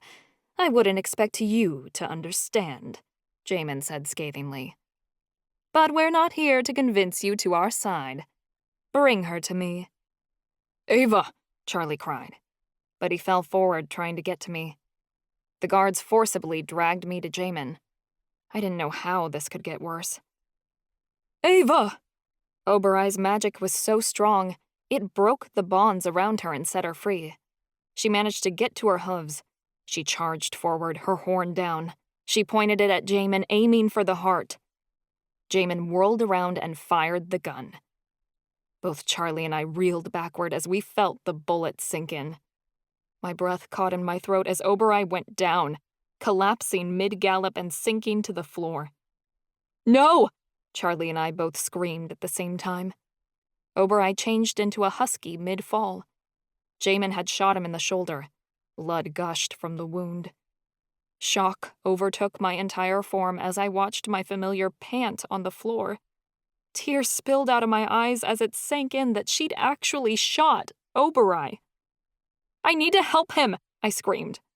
I struggled against the guards, who yanked me back into place. Charlie managed to pull himself free, but the guards shoved him back down to the ground. I'll shoot your familiar again if you don't comply, Jamin threatened. Don't make this harder than it has to be. Oberai let out a few painful cries. He lay in a pool of his own blood. My poor dog was in so much pain. Ava, don't worry about me, Oberai rasped. I'll regenerate even if she kills me. We don't know that for sure. I stopped struggling and went limp immediately. I wouldn't do anything to hurt Oberai, even if it meant doing what Jamin said. I knew there was a possibility that he'd come back, but I didn't want to take that chance, or put him in more pain if Jamin shot him again. Charlie tried crawling in my direction, but a guard put a boot on his back and forced him to the floor. Let her go, my mother screamed. I heard her and Daddy fighting against the guards that were keeping them on the floor, but neither of them broke free. They were as powerless as the rest of us were, and now with these terrible crystals attached to our bodies, we couldn't fight back even if we wanted to. Inferokite is highly effective at weakening demigods. It absorbs their powers quite gradually, Jamin said with glee. Unfortunately, its side effects can be fatal if the exposure period is too long, but you'll keep your life if we manage to succeed. One of the Fey guards conjured a metal table. They forced me onto it, then fastened my ankles and wrists to leather binds that were attached to it. A guard placed 2 Inferokite crystals on either side of my head. Once they were laid upon the table, Jamin began chanting a spell. Di tenebrae hanc potestatem sumait, ut e uti possimus nostro. Di tenebrae hanc victimam horait, ut nos dilecti fiamus. I wasn't proficient in Latin, but I knew enough to translate what she was saying. Dark gods take this power, so we may use it for our own. Dark gods drain this victim, so we may become elite. At Jamin's chant, a thin stream of magic connected from the crystals to both sides of my temple. The moment the magic from the Inferokite latched onto my mind, I began to scream. They were trying to funnel my powers into the Inferokite. I couldn't let them take my magic. I fought against the Inferokite with everything I had, but ancestors, it was painful. The Inferokite had latched onto my organs and was attempting to forcibly rip the magic out. I screamed and wrenched against the binds holding me in place, twisting on the table as my body was forced to endure the worst pain I'd ever experienced. I thought I might pass out, but the Inferokite forced me to remain conscious as it stripped me of every thought and sense of being about who I was. My fire magic was eating me alive from the inside out, while my water magic filled my lungs and made it hard to breathe. The only thing that remained hidden was my Anachi magic, which stubbornly remained out of my reach even as I begged it to heal me. This is what the Hawkeye elders had tried to do to my aunt long ago. They tried to take her powers of prophecy by using the Inferokite, and now they were doing the same to me. Ancestors, I wanted it all to end. If this is what I had to endure, I would have gladly died there at that moment just to be rid of the pain. I wanted to curl up and find a place to hide, as the crystals began tearing me up inside, skin to bone, until it felt like my entire form was in pieces. Yet I was still whole. Despite the ritual taking place, I didn't feel any magic leave me, just dissipate for a moment before returning. I realized that my powers weren't fueling the crystals. All the Inferokite was doing was making my magic go in a loop, through the magic tendrils and into the crystals, before they funneled back into my own body. Despite Jamin's incantation, the Inferokite couldn't hold on to my powers. These dumb fucks. They had no idea how to use these crystals. Even in my inebriated state, I could figure that out. But they weren't as smart as me, and their incompetence on how to use Inferokite against a demigod properly was probably going to take my life. "Stop it!" I heard Callie plead. I think she was crying. I could barely make out the rest of the room as tears streamed out of my eyes and screams ripped out of my throat. Charlie knew exactly what I was going through. His expression was overtaken by a visage of utter horror and disgust as he felt my magic being turned against me through our bond. He shook against the ground and tried to get up, although the guards held him down. Oberei moved his paws against the stone, trying to find the strength to fight back. "Leave her alone! Stop torturing her like this!" Mama's voice was frantic as she pleaded with Jamin to stop. But I knew it was a hopeless attempt at bargaining. Jamin would do what she wanted with me, no matter what anyone said. "I'll deal with the two of you later," Jamin seethed. She grabbed my mother by the hair and threw her at Marcus's feet, before a couple of guards did the same with Daddy. "For now, stay out of my way." My throat went raw, and eventually I stopped screaming. There was just no use in fighting against this kind of pain. Letting it happen would be easier. My body slackened against the table and began to convulse. Maybe I was finally nearing the end. I longed for it. I knew someday I'd make it out of here, though maybe not in the way I hoped, and I accepted that I probably wouldn't be walking out of the underground. Ever. What Jamin was doing to me wasn't reversible. It was permanent, and going back to who I was before was a lost cause now. "Jamin, she's dying," a guard said from far off. "Then we'll start on one of the others," Jamin replied. But her voice was hesitant. She was worried about losing me. "The Warden won't be pleased if we let this one die," the guard growled back. He sounded ready to intercede himself. "We stick to the plan," Jamin barked. "Go for the one with the broken leg."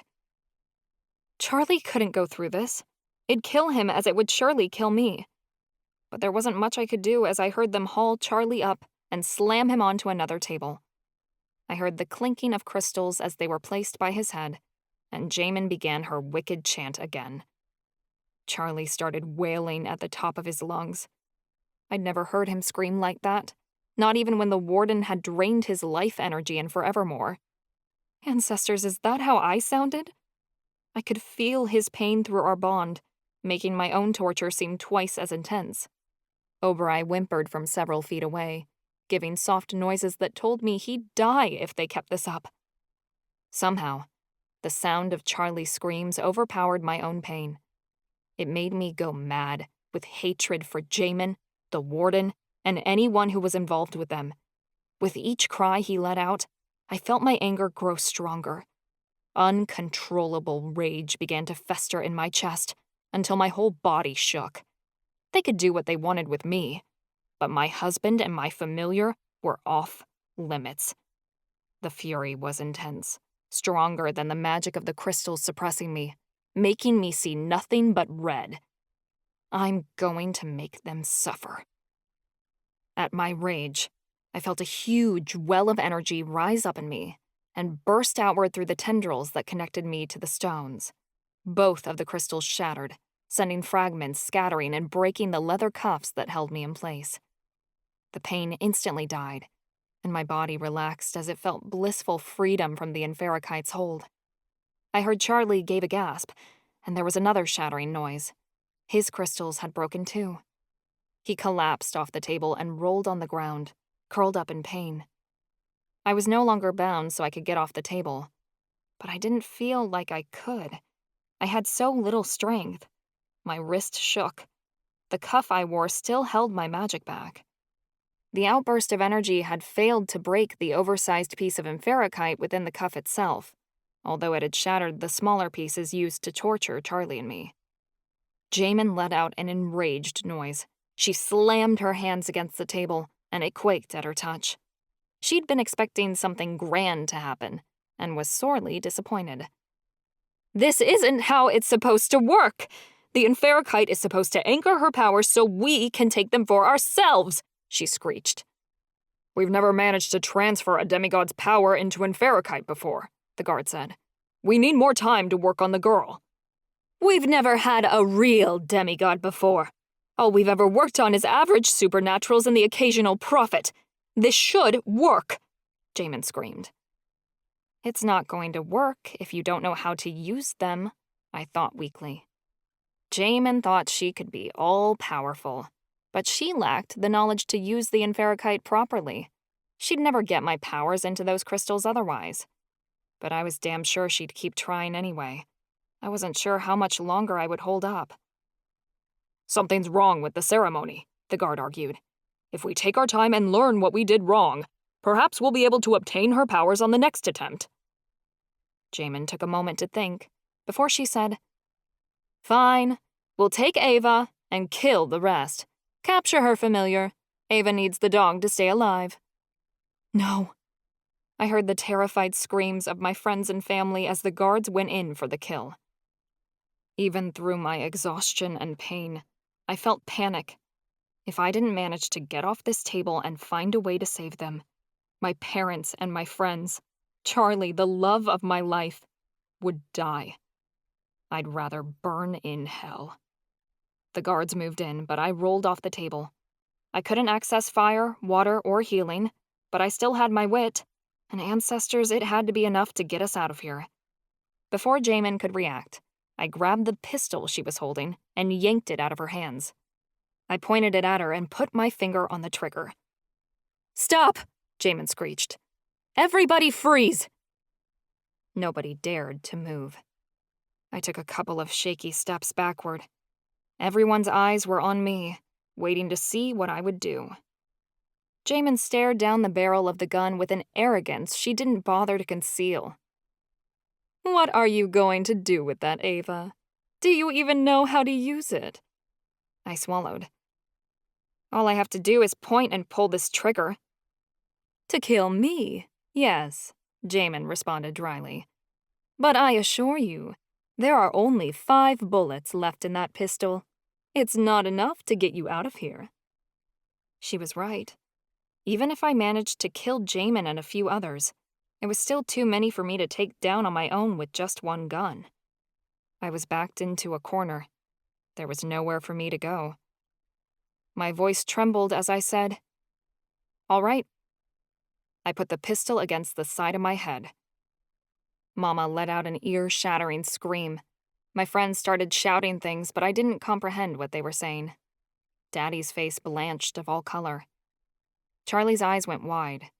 He had no idea what was going on, only knew that I must have done something insane. Better he didn't know. He didn't need to see this. "Don't come any closer," I warned. "I'm not fucking around." I didn't know if this plan would work, but I'd use myself as a hostage if it meant saving the people I loved. "You don't dare," Jamin seethed, narrowing her eyes. "Everyone always called me Crazy Ava-Marie, right?" I let out a hoarse, mad laugh, and I felt my eye twitch. "Let's see just how crazy I really am." My voice had taken on some kind of deranged tone that I didn't recognize. It wasn't me, and yet, this was more me than I ever had been before. Jamin had made a huge mistake. I was Ava-Marie Walken, and I refused to be cornered. And if I was, I'd fight. I'd fight like hell to get out, even if I had to kill myself to do it. Now, Jamin looked scared. Now, Ava, let's think about this. Fuck you, I screamed. You come any closer, I'll blow my brains out all over the fucking wall. Charlie looked like he was going to be sick, as he realized exactly what I was doing. His emotions overpowered our bond, drowning me in nothing but panic, fear, and complete devastation. Ava, don't, he pleaded. Please don't hurt yourself. I'm begging you, Pidge, no matter what happens, stay alive for me. We can get through this. Don't pull that trigger. This is for the best. I swallowed as I tried to work up the courage. I didn't want to die, but I wanted my loved ones to live. I had to choose between the two, because I couldn't have both.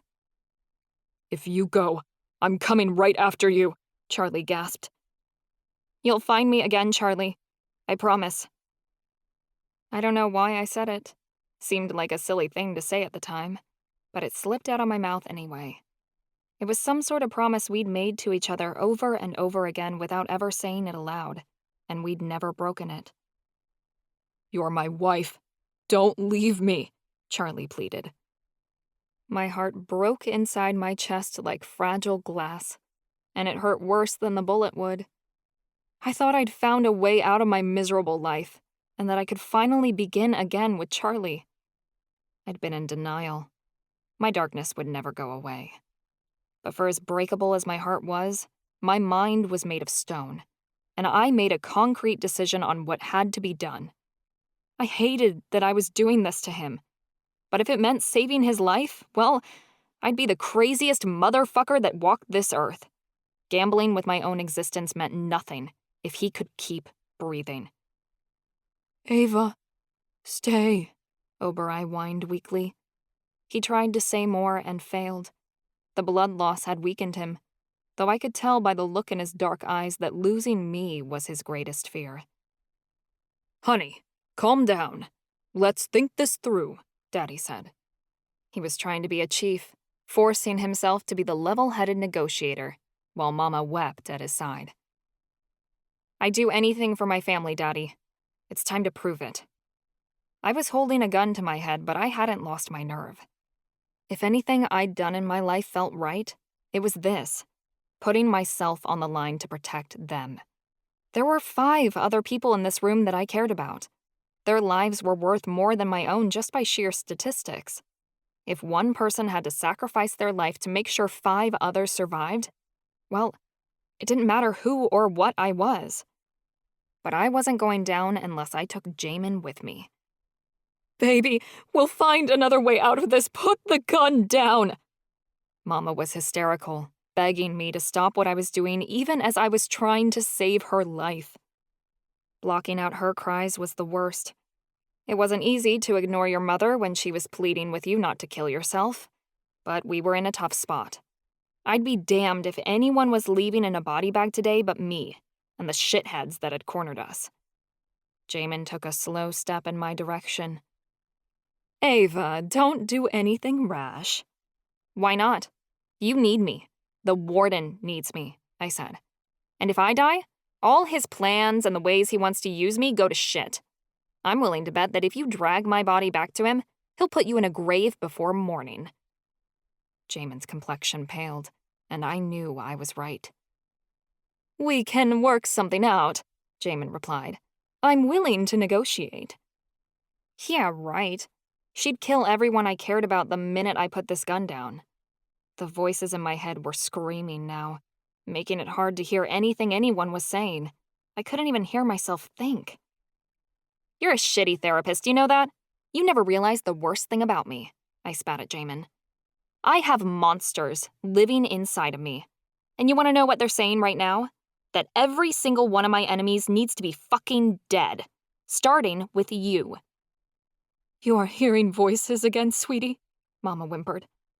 I never stopped, Mama. It's my blessing and my curse. My fingers trembled as I held the gun. The voices kept repeating, do it, do it. She's psychotic. We need to put her down, a guard cried out. No, the warden wants her alive, Jamin screamed. Yeah, I bet he does, I growled. He wants all of us to either die or fall in fucking line, which is exactly why I'm giving him a big fuck you on my way out. I'm not gonna feel a damn thing. The voices made me numb a long time ago. I felt completely unhinged as mania overtook me. At this point, any doctor would rule me insane, because there was nothing I wouldn't do to get my friends out of this situation. I was done wearing the mask I had to put on every fucking day. Done pretending that I was a good little girl who had her shit together because she took all the right pills and said all the right things. This was the real Ava, and I was letting her loose for the first fucking time. She could do anything she wanted and change her mind at any moment just because she felt like it. And right now, I felt like pulling this fucking trigger just to see what would happen. Ancestors, I was finally free. Nothing could hold me back now. This isn't one of your little mind games. This is real life, Jamin sneered. She was losing her patience. I told you to stay back, I warned again, as Jamin approached. She didn't listen. I took a deep breath and tried to summon my courage. You don't have the stomach, Jamin hissed, and she darted toward me. I closed my eyes and hoped it wouldn't hurt, though I hardly cared if it did. I wasn't letting Jamin take me back to the warden. I pulled the trigger, and the gun went off. Jamin connected with me a second before I did so, and the bullet ricocheted into the wall. The gun fell out of my hands and broke into several pieces on the stone floor. I shoved Jamin away from me, and she fell on her back beside the pistol. I heard Charlie let out a cry of grief. He thought I'd done it. I scrambled back to my feet and felt my back hit the wall. She's okay, Callie hurriedly stated. Charlie trembled, giving sobs of relief. I've had enough of this, Jamin snapped. Guards, kill the rest of them and drag her back to the warden. The guards rushed toward me in a stampede of fury. Throughout it all, my anxiety and fear had gotten out of hand, and they were causing the magic inside of me to tremble. The Inferokite had weakened my body, but my demigod powers were longing to break free. The Inferokite had rerouted so much magic back into my body that it was difficult holding on to it all. For the most part, my demigod powers always remained submerged, hiding within me in case I ever needed to pull from them. The Inferokite had brought it all up to the surface, and I needed somewhere to put it. It was like trying to stop a spell that was already in mid-cast. You just couldn't do it. The more I tried to push back against my magic and put it back where it belonged, the more it longed to ignite. I couldn't seem to put it back where it'd come from. It wanted a release. If I was going to constrain it at all, I had to perform a powerful spell, though I wasn't sure what kind. The voices inside my head raged, giving me direction. You can stop this, Ava. Just let your powers be free. Become unbound and let them see what a demigod can do. My gaze locked with Marcus. I remembered the security footage I'd watched when he lost control of his magic. It was then that a desperate idea formulated in my head. My demigod powers, which were churning within me and warring against the Inferokite, were desperate to be unleashed. I had shattered the smaller Inferokite crystals.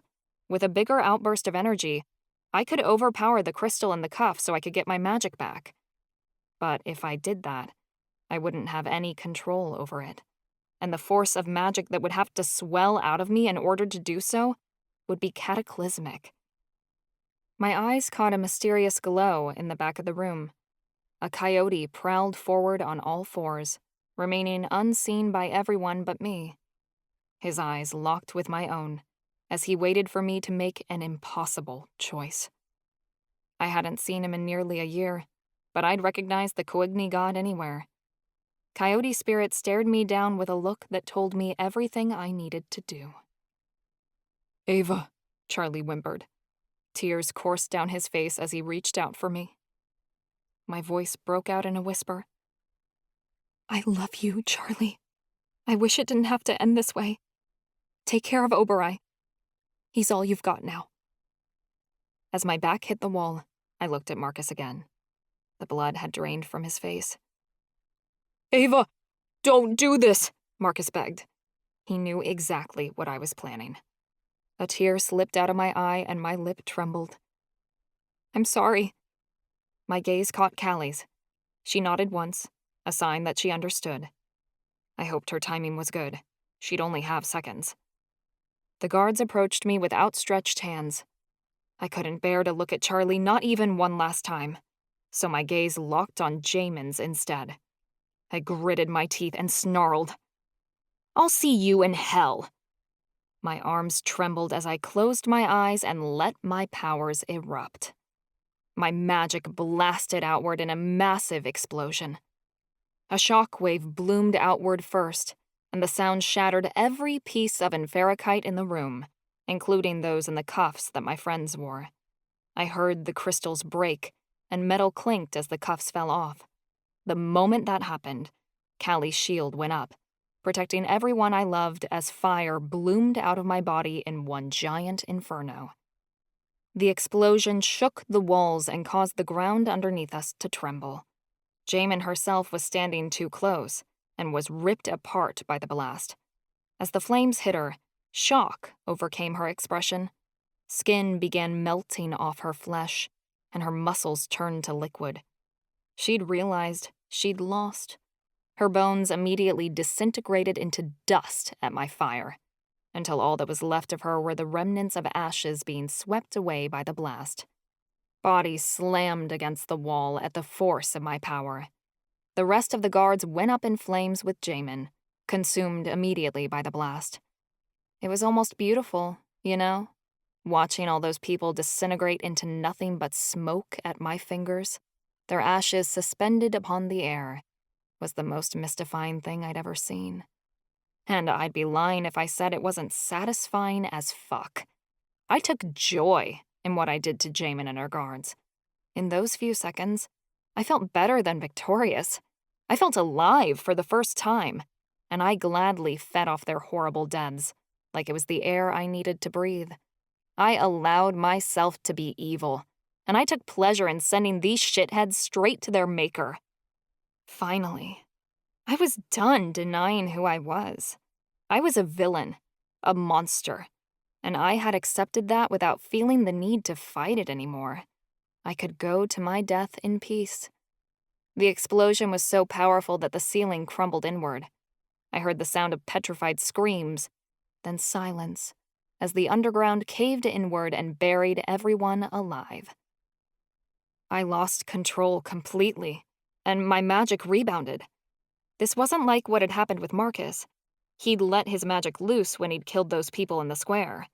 I was trying to hold some of my power back, so I wouldn't break Callie's shield. I needed to give the people I loved a chance to survive. Because of it, my own magic backfired on me. As the explosion erupted out of me, I literally felt my spirit be blasted backward out of my body. When my spirit soared through the air, I watched my corpse hit the ground. I realized that I could no longer feel my body anymore. I was floating in midair, not really myself, but yet more me than I ever had been. My form felt ethereal, like a wisp of wind that could be blown away by the breeze, something stronger than I'd ever been when I was alive. I was suspended in the moment, unmoving, neither here nor there. Coyote ran forward. When my spirit connected with his, I found myself bound to his form. I was attached to the Coigny god, my spirit riding upon his back as he ran through the caving tunnels. He darted up, out of the collapsing underground, and into the sky, merging as one with the stars. There was nothing else to do. I allowed myself to surrender, as Coyote carried my half of my soul to the ancestral lands, leaving Charlie's half behind. Chapter 23. Charlie. Agony tore through my body, as if a powerful monster had emerged from the depths of hell and ripped my torso in half with its jagged jaws. The deafening sound of rubble crashing around me and burying me alive seemed miles off. The throb of pain in my leg disappeared. All I felt was the excruciating break in my soul as Ava-Marie was ripped away. Ava! I screamed, so loud that it could be heard over the sound of the cave-in. Dust entered my lungs, and I began hacking. All I wanted was for the stones to hit me, to crush me beneath their massive weight. It would hurt a hell of a lot less. But they didn't. Someone must have created a shield, because by the time the rumbling stopped, I was still alive. I didn't know how. If the rocks hadn't crushed me, the weight of losing one half of my soul should have. And it just might. That was how it worked in Hawkeye culture. If your familiar died, a piece of your soul, you weren't far behind. And hell, I wanted to follow Ava wherever she went. I couldn't stand to live without her. But I wanted to live. I wanted us both to live. She was my wife, and I didn't get enough time with her. We had prophecies to fulfill. This couldn't be the end. It just couldn't. I refused to believe Ava was gone. She had to live. She had to. I began crawling across the ground frantically. Screw the pain pulsing in my leg and the blood pooling beneath me. I had to get to Ava. My hands met stone. I pulled myself upright, balancing on one leg while I tried to move rocks out of the way. Screams came from nearby, and someone barked orders, but I couldn't process what anyone said. Charlie, she's already made her choice. Oberoi whimpered beside me. No. Just no. Charlie!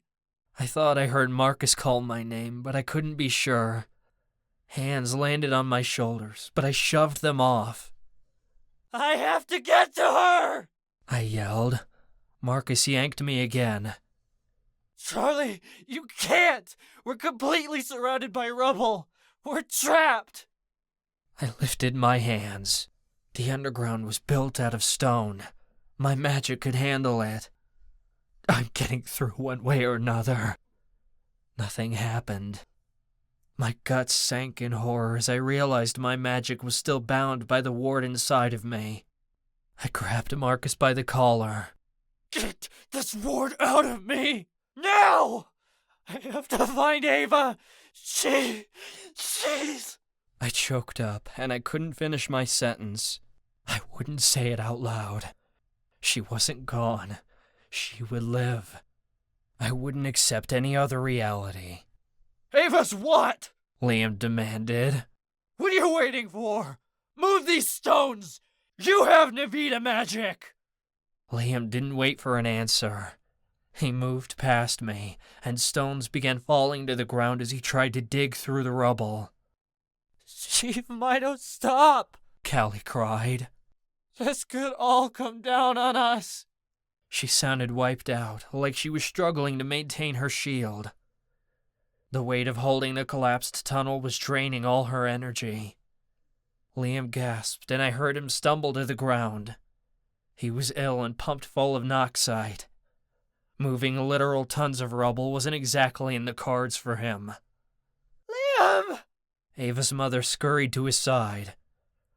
Marcus yanked out of my grasp and turned to Sophia. You have healing powers, don't you? Yes, she said frantically. But Shaman used noxite on us. Without a spell to get rid of it, I can't. I have an idea, Marcus said in a rush. Liam groaned. It better be a fucking good one. Marcus grabbed my arm and forced me to sit on a huge boulder. I shoved him off of me. This is a waste of time! We have to get to Ava now! If you want to get to her, you'll listen to me, Marcus barked. You're the only one who's got Navita magic, which means you're the only one who can get us all out of here. I'm going to take the ward out of you and put it into Ava's mom. The magic can be used for any form of protection. I'll transform the spell to protect her from the noxite. She'll be able to heal you. You're not getting to Ava with a broken leg, so let us do this and you can reach her faster. Got it? Hell, Marcus had never taken charge a day in his life. It caught me off guard, but I had no choice but to listen to him, because he was right. As long as my leg was broken and I had no magic, I wasn't getting to Ava. This better fucking work, I growled. Marcus grabbed my hand and I heard Sophia approach. Quickly, she breathed. Magic swirled within me, rising through my gut and out of my extremities. Something twisted in my stomach, and I doubled over and spewed bile across the ground. I heard Callie gasp, though she tried to hide it. When I came back up for air, I felt like I could breathe easier. My sense of balance returned, and I could feel the earth and air around me. Stones surrounded us at all angles, including overhead. If Callie let her shield fall, we'd be crushed. Finally, we could get fucking moving. I started to get to my feet, but an ungodly pain shot up my leg, and I fell back onto the boulder. Marcus caught me. Slow down, Charlie. Sophia needs to heal you. Ancestors, Marcus. This wasn't a fucking carnival.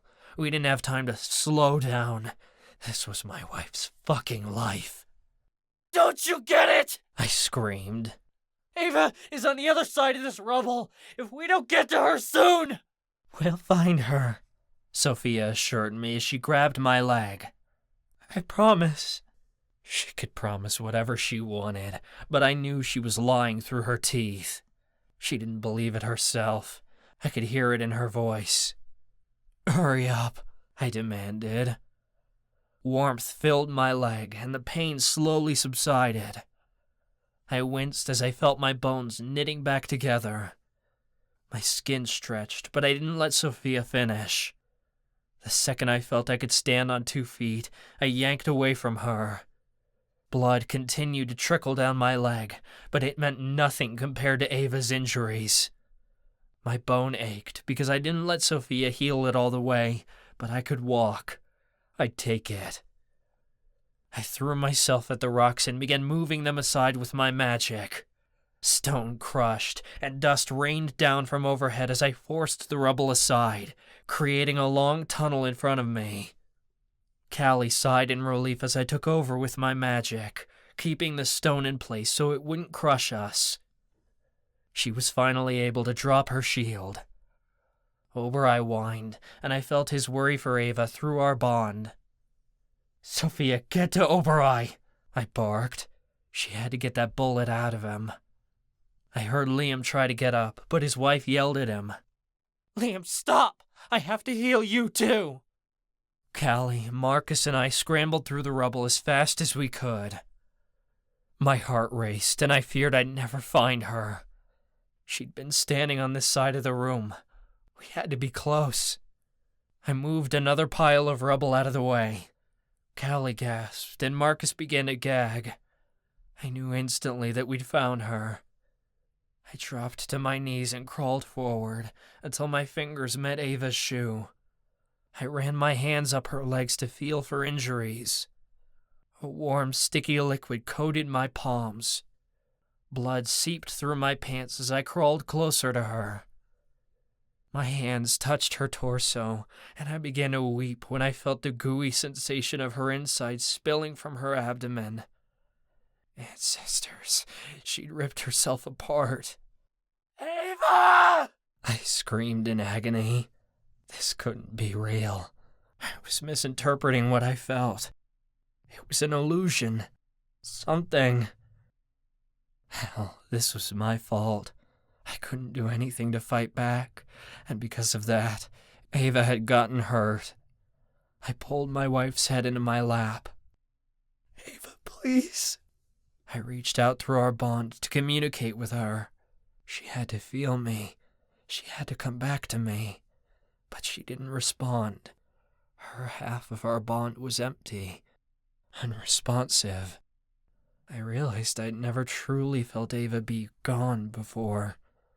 Even before I'd met her, her presence had always been there. Now there was an empty gap where her soul had been, like someone had carved a hole in the middle of my chest. Maybe I was still fucked up from the inferocite, and that's why I couldn't feel her. I reached out to Oberai, and that connection remained solid as ever. Fear took over me as I tried again. I thought I might hear her thoughts, feel her consciousness, something. I felt nothing. Marcus whimpered. She's not breathing. Don't! I yelled. Don't say that. She'll be fine. Her mom can heal her.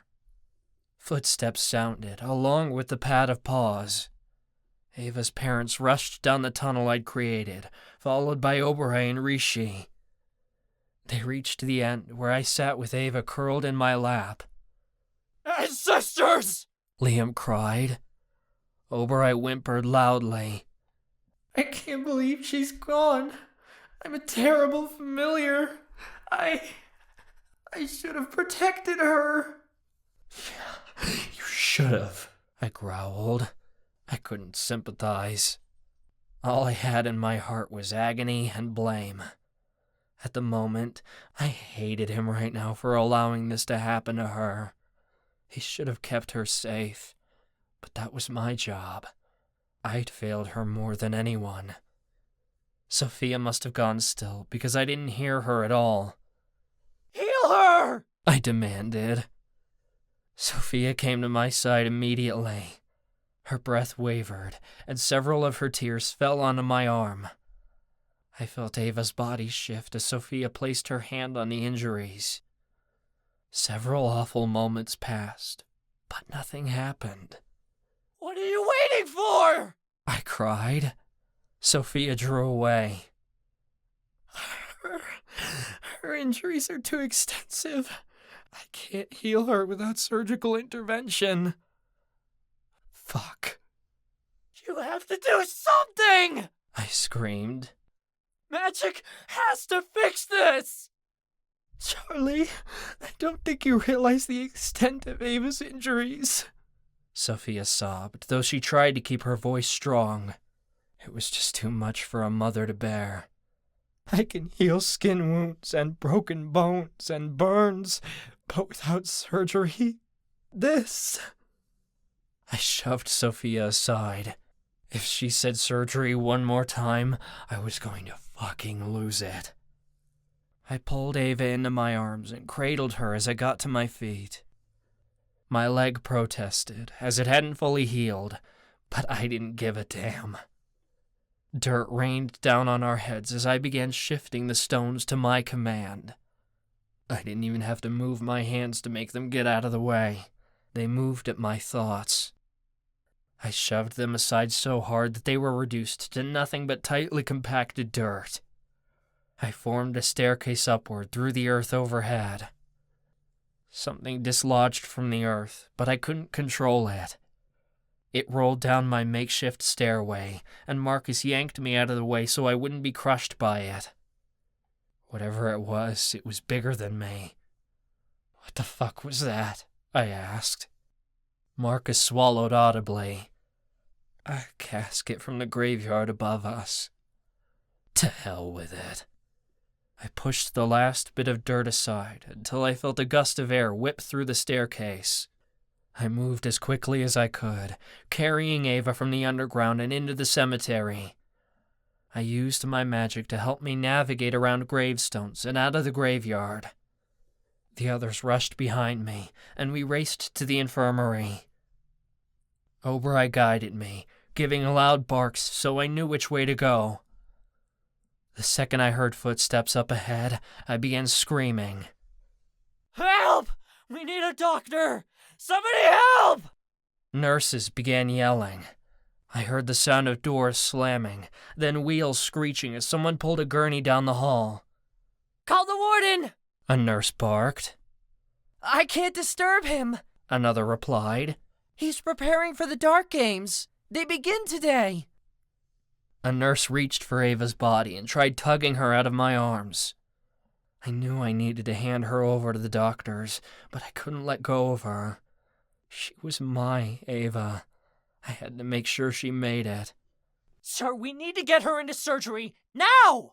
The nurse snapped. I'm going with her, I insisted. Not unless you're family. I'm her husband! I screamed. Tears began pouring from my eyes. The nurses must have noticed my desperation because they didn't argue. Get her into the gurney and come with us, one of them said. We're her parents, Liam said firmly. All of you, with us, another nurse demanded. My arms were still frozen around Ava.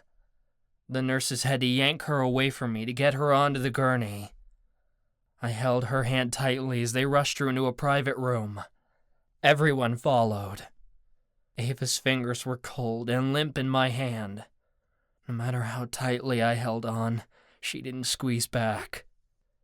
My head spun. I couldn't make sense of what was going on. So many doctors and nurses filled the room, and they yelled orders at one another. I heard the sound of machines being wheeled in, tubes hitting the floor, and medical supplies being unwrapped as a swarm of frantic activity burst out around me. It was overwhelming, and the worst part was, everyone sounded scared, even the doctors who were supposed to be in charge. If they were afraid, all I could do was push Ava's hair out of her face and pray. Fuck, I wasn't the kind of guy who prayed, but right now, I had no other options. Please, ancestors, you can't take her from me. She has to make it. Let her stay. Suddenly, all action in the room stopped. I heard the medical staff collectively hold their breath. I had the thought this couldn't be fucking real. Then a woman said softly, "There's no pulse." My heart crumbled into a million pieces. The room went silent, and the nurses took a collective step back. For a moment, it felt like time had stopped. Callie had to be fucking with it. But I heard the sound of breathing beside me, and I knew time was still moving forward. But I must have heard them wrong. Check again! I screamed. Nobody moved. It was like they hadn't even heard me. All I heard was Oberai's soft whimper beside me. No one spoke, but we all seemed to feel the same thing. It was no use. Call it, a man said. Don't you fucking dare, I started, but a woman was already speaking. Time of death, 3:33 a.m. Sophia began to wail, and Marcus and Callie choked up beside me. Oberai nudged his wet nose into my hand. Ava's father gave a gasp of grief. I heard him stumble backward as he collapsed on the floor in shock.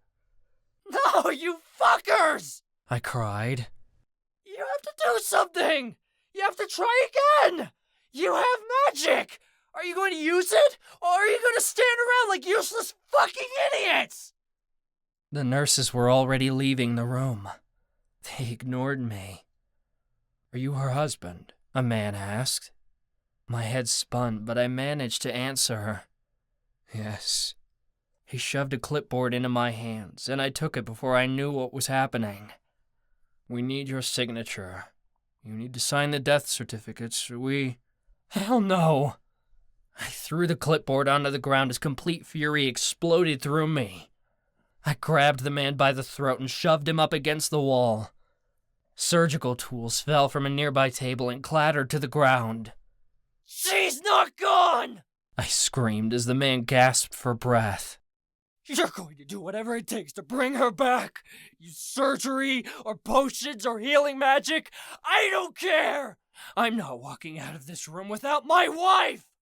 The man clawed at my fingers and spoke in a strained tone. And you can take her in a body bag. Rage flared through my veins, and I tightened my grip on his neck until I felt the air leave his lungs completely. Charlie! Callie yelled. She yanked on me, but I siphoned her shifter strength so she couldn't move me. Charlie, stop! You're gonna kill him! I didn't fucking care. Ava was gone. This fucker couldn't save her. He could perish with her for all I cared. Charlie! Marcus yelled. I felt his hands on me, but he wasn't strong enough to drag me away. Magic shocked my entire system, and I lost control of my body. I stumbled backward and landed flat on the floor. The ground seemed to tilt back and forth below me, and I realized Marcus had hit me with a stunning spell. "Asshole," I growled at him. "I had to," Marcus said. I heard the doctor sink to the ground, then the scuffle of his feet as he hurried out of the room. I swore he muttered something about a crazy fucker and about calling security. Screw him. He was a lost cause anyway. Callie reached out and helped me to my feet as the spell wore off. "I know this is... it's unbearable." Callie's voice cracked. "But there's nothing that can be done." She's in a better place now," Marcus added weakly. Fuck him. She didn't belong anywhere that wasn't with me. Nearby, Ava's parents sobbed. I let out a long howl. He padded to the surgical table, and through our bond, I felt him weakly nose Ava's hand. "If you believe in your culture, you'll accept that it's her time," Callie said, and she choked back a sob. "The Great Spirit must have wanted her on the other side. He must have needed her. No, I need her more than he fucking does." My friends were just saying vapid, empty things that everyone said when somebody died. I knew they were trying to comfort me. None of it meant anything, because it couldn't fill this fucking void.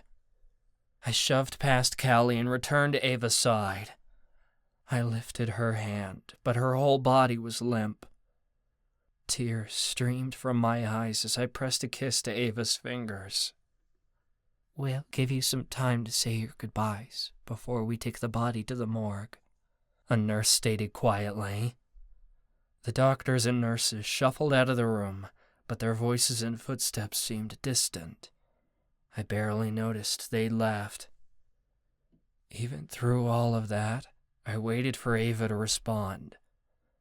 I expected her to get up off that table right now and yell at all of us that she was fine and we were being overdramatic. I wanted her to call me a stupid bastard and demand that I cart her down to commissary to buy her chocolate just because she wanted some and because she felt like bossing me around. All I wanted more than anything I'd ever wanted in my life, more than I wanted food when I was starving or warmth when I'd been freezing to death, was to take her back to our cell, curl up in bed with her, and hold her, so she could stroke back my hair and tell me this was all a bad dream. She did none of those things, because I realized she was no longer here. This couldn't be how this ended. We'd barely been married for 3 months. It had been the most blissful part of my life, but it would never be enough. Ava and I had a life to live together. We had plans for when we left this place. Sure, we hadn't said anything concrete, but I always assumed we'd spent time traveling before we settled down, and Ava dove into her anthropology work. I'd become a supernatural bounty hunter, and maybe somewhere along the way, we'd start a family. We'd have kids. We'd piss each other off every day, and make love every night and grow old together. We couldn't have any of that in the ancestral lands. Every moment of our future had been stolen from us. All the lessons we'd come here to learn had been ripped away. We had failed to fulfill the prophecies we were destined to achieve. This life meant nothing if we didn't get to live it. If this was the end, I didn't know why we'd been sent here in the first place. I refused to believe this was it. We'd come here for a reason. The gods didn't create this realm for nothing, and our lives had meaning, whether I knew what that meaning was or not. Ava-Marie's life mattered, and it was too soon for it to end. I wouldn't live a life without her. I hadn't died yet, which meant it was possible I could survive without her. Oberon's portion of our soul continued to keep me alive. I realized, with a bout of horror, that I could live for decades with Oberon and continue to exist even without Ava here. As we guessed, he only needed one of us to survive. I didn't want to live without Ava-Marie. My half of our soul yearned for hers the way my chest yearned for air. I couldn't be without her. One way or another, we would be together, whether I had to die or bring her back. But Oberon needed one of us to survive himself. If I killed myself, I'd kill Oberon, and I wasn't going to do that. I was going to bring Ava back. Call it intuition or desperation, but I knew deep within my soul that it could be done. Great Spirit be damned. He didn't own Ava-Marie. I was the one who shared a soul with her. I was the only one with a right to determine her fate. Ava-Marie is mine, I growled at Callie. The Great Spirit can't have her. I stood at the head of Ava's gurney and rested my forehead on hers. Oberon whimpered as he climbed onto the gurney beside her. He splayed his paws over her chest, and his forehead came to meet mine until all three of us were touching. I prayed that Ava's chest would rise and fall, but she was completely still. Everyone else had gone so silent that there might as well have not been anyone else in the room. There was just me, Ava, and our familiar. "Pitch," I whispered. "I know you're out there somewhere, and I hope to the Great Spirit you can hear me. I'm not letting you go. I can't. You're my love, in this life and the next. But I will not move on to the next life without living this one with you. I have never loved anyone the way I love you. In this life, I don't need to see, because you have been my eyes. I used to think all there was to life was surviving, but you showed me differently. You make me see the world in a way I never have before. If you're gone, I'll be shrouded in darkness forever. A year wasn't enough time with you. I don't care if it's selfish to want you for myself. I'll damn the whole world if it means bringing you back. You're stubborn as hell, Pidge. You're not going out this easily. I don't care how much the Great Spirit wants you. You're part of my soul, and I firmly believe there's no power greater than the love and connection we share. You're coming back to me. You have to." Sobs broke from my chest, and I could no longer find the words. Oberon nudged his wet nose into my face, and I cried even harder. I could feel his sorrow bleeding through the bond and sinking through my gut. "Oberon, please," I begged. "There has to be something we can do.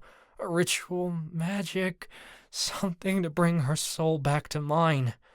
We're not supposed to be separated like this." Oberon drew a deep breath. An emotion I couldn't pinpoint broke through the sorrow. It was clearly something Oberon wasn't sure he wanted to share with me. "You know something, don't you?" I accused through our bond. "Oberon, if there's anything we can do, we need to do it now." He was silent for a moment before guilt crossed our connection. "There is one thing," he admitted solemnly, "but it's quite risky." "I don't care," I growled, lifting my head. "Do it!" "You don't understand," Oberon replied. "My magic is not meant to be used in cases like this. Ava-Marie is gone. She's in the ancestral lands and at peace. If you rip her out of the afterlife and bring her back here, she's not going to come back the same.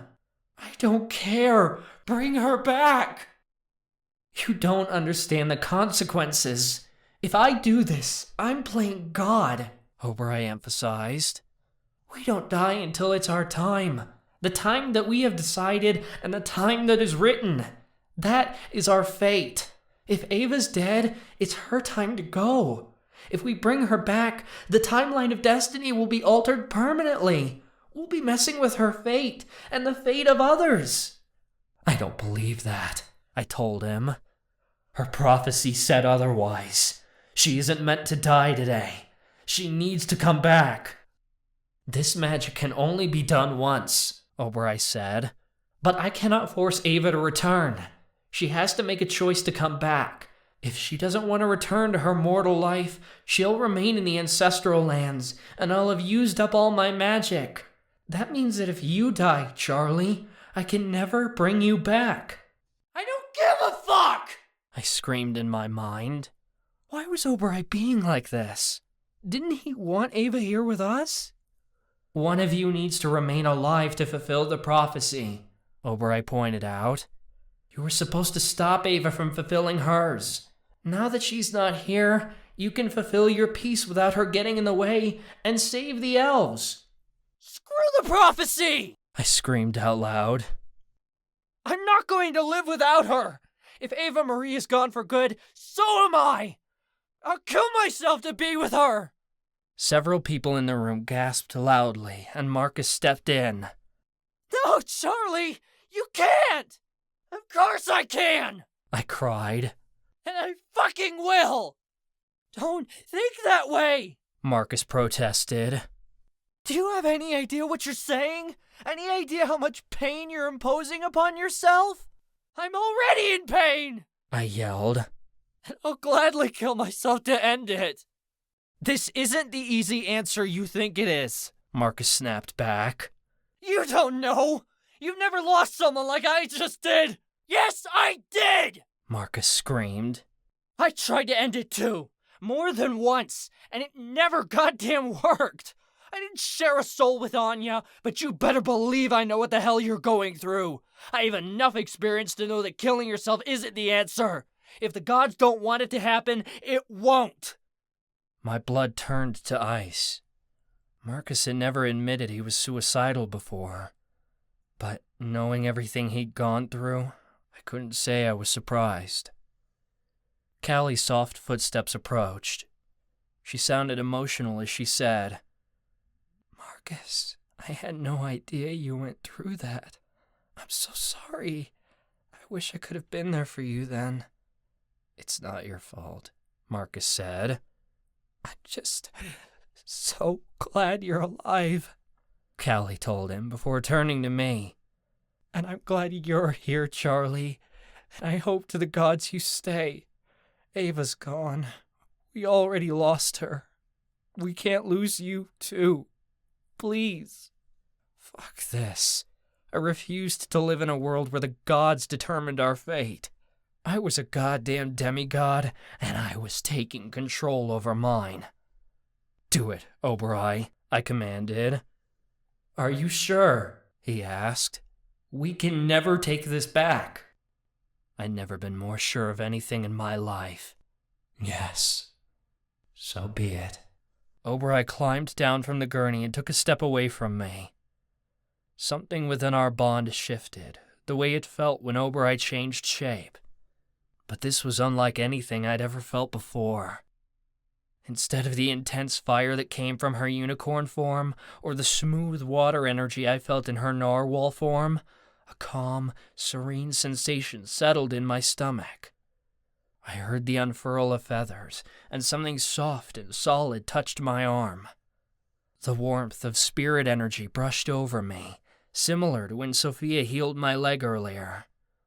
An image of a large white phoenix began to form in my mind. It was like each time I'd touched spirits before, first with my ancestors in the lair, then with Whale Spirit in the hospital. When Oberei transformed into her spirit form and touched me, I could see her standing before me in her ethereal form. Oberei's phoenix form was magnificent. Her beautiful white wings stretched out in an awe-inspiring display. Beautiful white plumes of feathers grew from the top of her head, and long, narrow feathers formed a gorgeous white tail that drifted all the way to the ground. Spirit magic shimmered up and down her form, making her glow with crystalline power against the darkness. Gasps traveled around the room as Ava's family and our friends took in Oberei's new form. My jaw dropped as I took in the incredible moment. Oberei flapped her gorgeous wings, and I remained speechless as I watched her fly upward. I could hardly comprehend the beauty of her incredible form. She hovered above me, sending waves of air off her feathers. Spirit magic seemed to flow with her flight, and calm waves of energy washed over me. Oberei began to hum a beautiful tune. By the Great Spirit, Oberei's song was incredible. She had me entranced. Oberei ducked her beak. She pulled away from her chest with a single glowing feather trapped in her mouth. She lowered her head, and the feather fell through the air. I reached out to feel it land lightly on Ava-Marie's chest. A second voice joined in Oberei's tune, creating an enchanting melody. It was so quiet at first, I wasn't even sure I'd heard it, or if I'd just made it up. It had to be Ava's voice, because there was no other in the universe that sounded so sweet.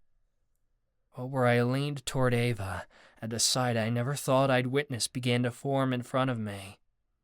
Oberei's beak lightly touched Ava's forehead, where her third eye would be. Ava's spirit began to take shape in my mind. She wasn't totally solid, and she was more ethereal than anything. But ancestors, I could see Ava's spirit as it returned to her body. At first, all I could see was her face, but slowly, more and more of her body took shape, as if witnessing an artist draw out her spirit in real time. And that's what Ava-Marie was, a work of art. I never had to see what another girl looked like, because if I had to make the perfect person for myself, this is what she would be. It had never been more clear to me than in that moment that Ava-Marie was made for me. I couldn't do anything but stare down at my love. She was everything I could ever dream of. Tears streamed down my face, and I reached out for her. "Welcome home, bitch," I whispered. Ava-Marie's eyes shot open, and that was the last thing I saw before the image of her spirit swept out of my mind. Oberei's phoenix landed on the ground behind the gurney, and I heard the sound of her body collapse. Her spirit form disappeared from my vision. Oberei squawked like the magic had been too strong. Then the terrifying, ungodly sound of Ava's pained screams tore through the room. My heart lurched, horror struck as I realized what Ava had just returned to. Her body was broken and bleeding, and her insides were spilling from her abdomen. I became a statue, because as much as I wanted to bring her back, I didn't realize how much agony it would cause her. I'd done this to her. The sound of a door slamming open met my ears, and I heard Callie yelling, "Help! We need a doctor!" Footsteps sounded down the hall. I was vaguely aware of nurses rushing back into the room, but I remained rooted firmly in place. I didn't know what to do. Someone shoved me out of the way, and I snapped back to attention. "Help her, please! My wife!" I begged. "How the hell did you resuscitate her?" A doctor barked as hasty noises began filling the room. No one responded. I think we were all in too much shock. "Get the family out of here!" a woman cried. "I need anesthesia immediately!" "I'm staying," Sophia said firmly. "I'm a healer. I can help." "She stays! Everyone else leaves!" someone barked. Ava's cries continued to fill the room. Terror spread through our bond, and I couldn't believe what I had done. Hands landed on me, and several people dragged me out. I didn't fight back, but I couldn't seem to move by myself either. Ava's screams continued to echo down the hall. "Is she going to be all right?" I rasped as someone rushed past me. "We don't know," the doctor said hastily. "Her injuries are extensive, and the surgery she's about to undergo is high risk. I want you to be prepared that she might not make it." My heart shattered into a million pieces as he rushed past me. All the hope I'd held on to, praying that she would survive, paled in comparison to the reality in front of me now. I could feel Ava's soul again, but our bond was still terribly weak. She was barely holding on. Whatever I was about to say died in my throat. I immediately reached out to Oberai, who landed on my shoulder. Her soft weight pressed into me as she ruffled her feathers, giving me comfort. "What's going on? I thought she'd be okay," I said to my familiar. "I told you, Charlie," Oberai said sadly. "We brought her soul back to a broken body, but now it's Ava's turn. She has to decide whether to stay or go." My half of our soul became withered and cold. We brought Ava back from the dead, but that wasn't the same thing as saving her life. Despite the miracle Oberai had just performed, Ava could still die anyway. I could lose her all over again. I had chosen her in spite of the risks. Ava still had her own choice to make. Oberai and I had done everything we could. The choice for Ava to live or die was now in her hands. I didn't know if she could hear me, but I spoke to her anyway. "I'll be waiting for you, Pidge. I'll accept whatever you decide, because I love you that much. But if you can't, please, come back to me." Chapter 24. Ava-Marie. When I woke up, I was flat on my back, staring up at a marvelous sky. The colors overhead were brilliant. They were a mixture of orange, yellow, purple, and pink, melding together in a delightful array. And above that was a pitch-black night, stars dotting the expanse in what had to be the millions. The two different skies seemed like layers, one on top of the other. It was somehow day and night at the very same time. How incredible. I didn't recall how I'd gotten here. One minute I was riding on Coyote's back into the stars, and the next, I was flat on my ass in a place I didn't know. I caught a streak of red and blue colors gleaming overhead, and the shape of a bushy tail at the edge of my vision. "Hey, where are you going?" I called out. Coyote continued to sail away and into the gorgeous sky, vanishing from my sight. So much for showing me around here. But where was here? I sat up. I'd been deposited into some kind of grassy plain. The long amber grass weaved in the slight breeze like waves on the ocean. I looked around. There was nothing but hills for as far as I could see, and mountains in the distance that were taller and more majestic than any I had ever witnessed. When I looked behind me, I saw the edge of a redwood forest, spanning outward with trees that were hundreds of feet tall. I saw rainbows, but they didn't arc like regular rainbows did.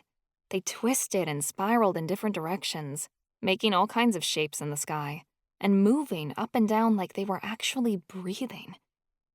The rainbows were alive, and I watched as an array of magical creatures flew around them. Dragons, pegasi, griffins, and other winged animals spun around the rainbows, the colors reflecting off their wings and spanning outward in hundreds of different directions. Oh, wow! This had to be the ancestral lands. I was a bit stunned that I hadn't ended up in hell like I thought I would.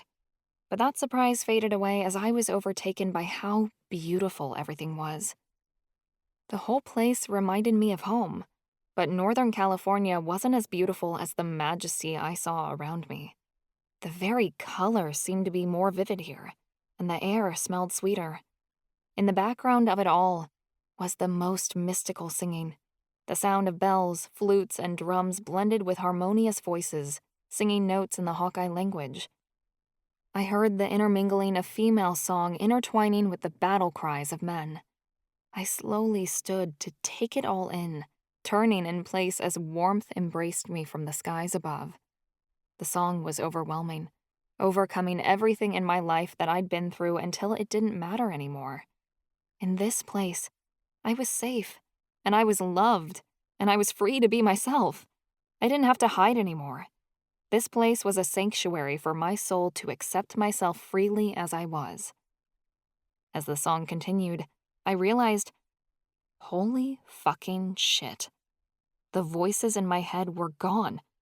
The voices were gone! I was finally out of my stupid brain. I gave a whoop and began to dance on the spot. The voices were history, and my bipolar was gone. I'd never have to deal with them again. Thank the ancestors, because I was over it. A shape on the horizon caught my attention. I held my breath as I watched a grizzly bear lope across the plains.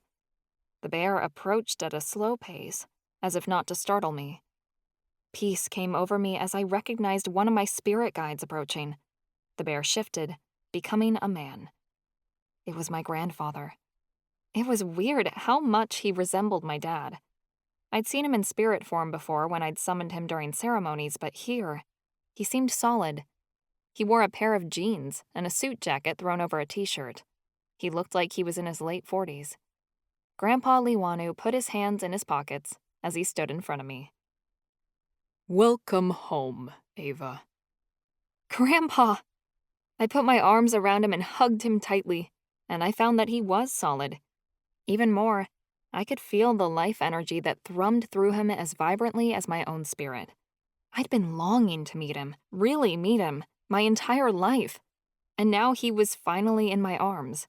It felt like a miracle. Is this really real? I asked. I'd believed in the ancestral lands, but believing in something and actually living it were two completely different things. More real than anything you've ever experienced, Grandpa said. We've been waiting for you. Why do I have a body? I asked, gesturing to myself. I thought I'd be a spirit. In the Hawkeye religion, we'd been taught that when we died, we fused and became one with our familiars. Obviously, that had happened with my grandfather, but my familiar hadn't come with me, so I didn't think the same rules applied. You don't need a body, though you're new here, so it's the form your spirit has chosen to materialize in, Grandpa Liwanu explained. You'll be able to simply inhabit the ancestral lands in spirit form, once you get used to it. Where's Monica? I asked, looking around. She'll be along. Come with me. He changed back into a grizzly bear. I recognized his familiar from photographs my dad had. This was Tatum. They truly had fused together in the afterlife. I climbed onto the bear's back, and he took off in a jog throughout the plains. When we reached the edge of the redwood forest, I disembarked from Tatum's back. The bear transformed back into my grandfather, and we started walking through the trees together. So, are you permanently stuck like that? Changing back and forth between your familiar and yourself? I asked.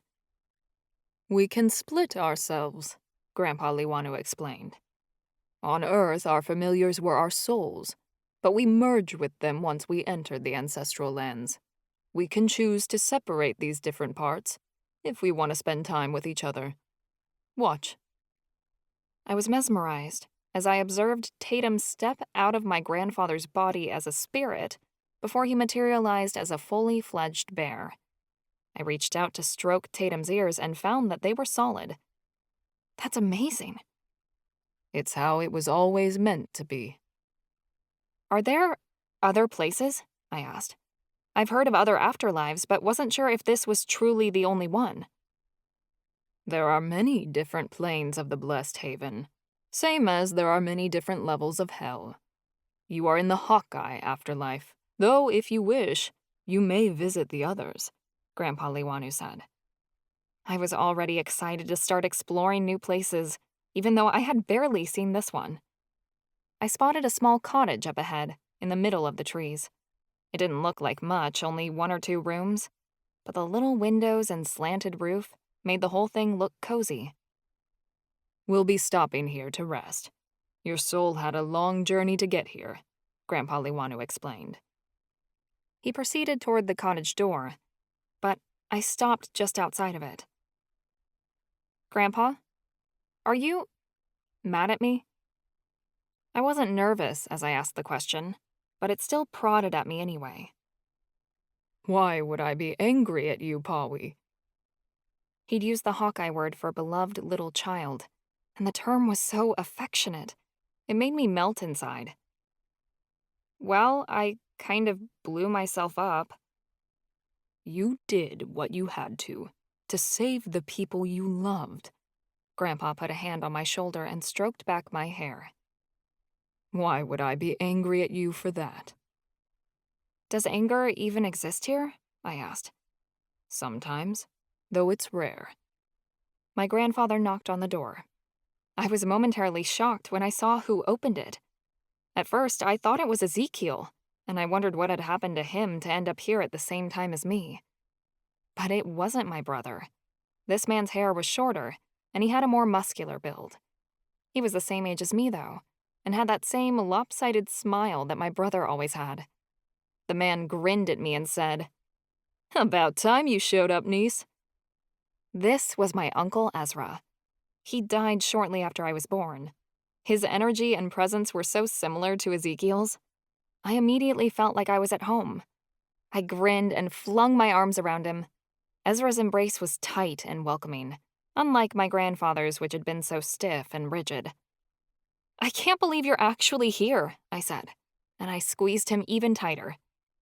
"You've been a rascal, let me tell you," Uncle Ezra said, ruffling my hair. "You've definitely kept my dad on his toes."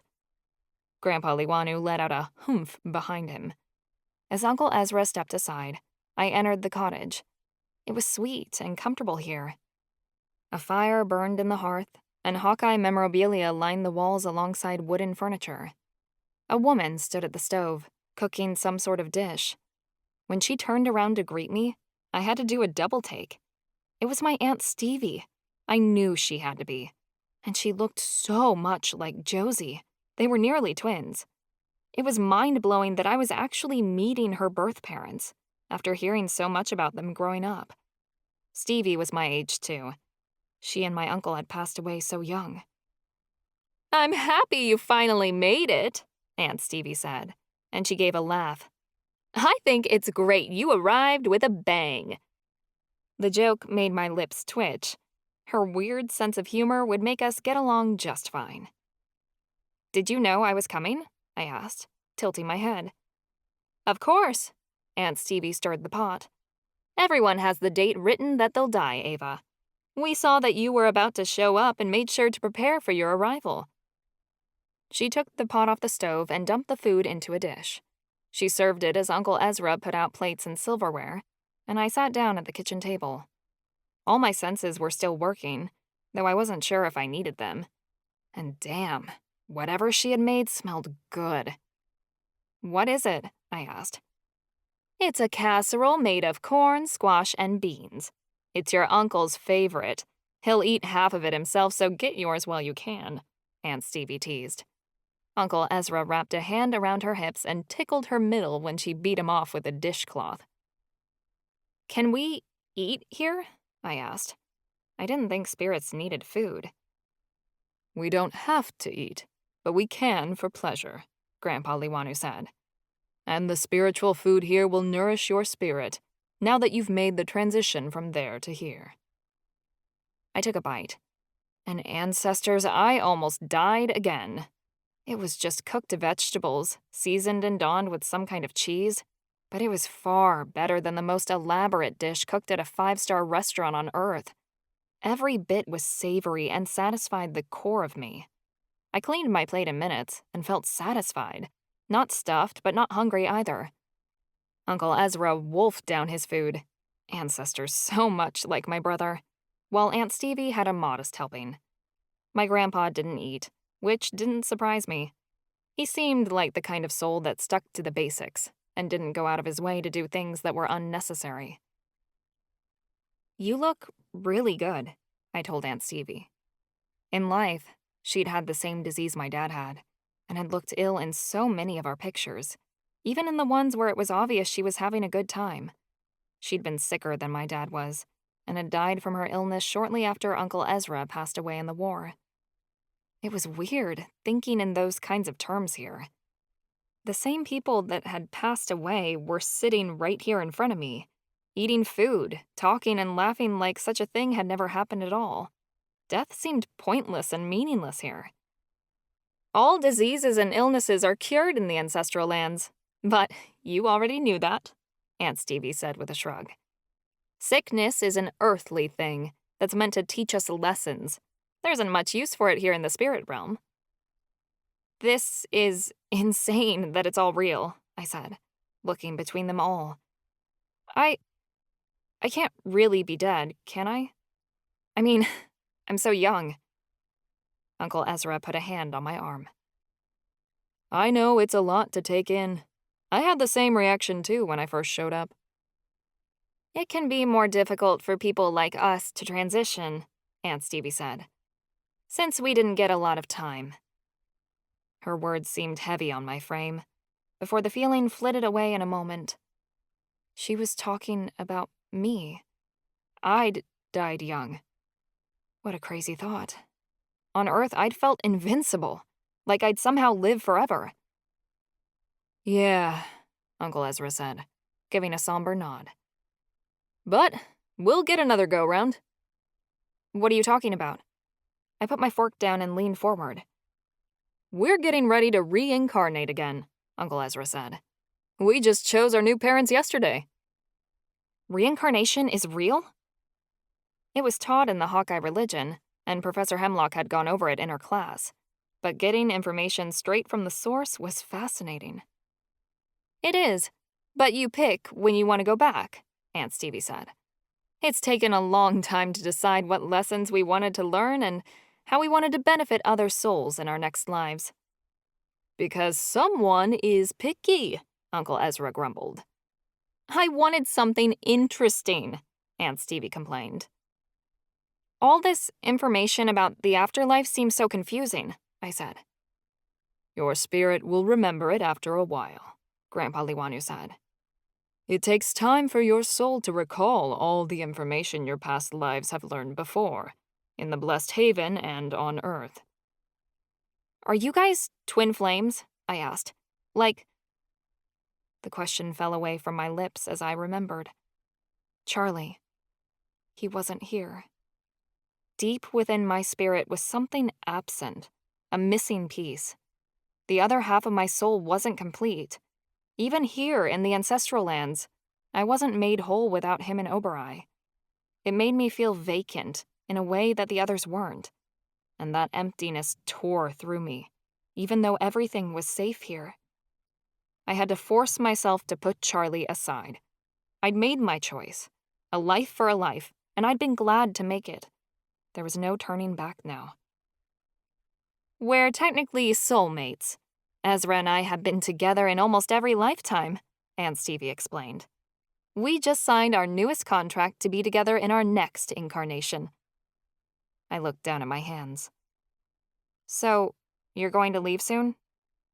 Oh, no. There are multiple versions of ourselves in the spiritual realm, and they all exist at the same time.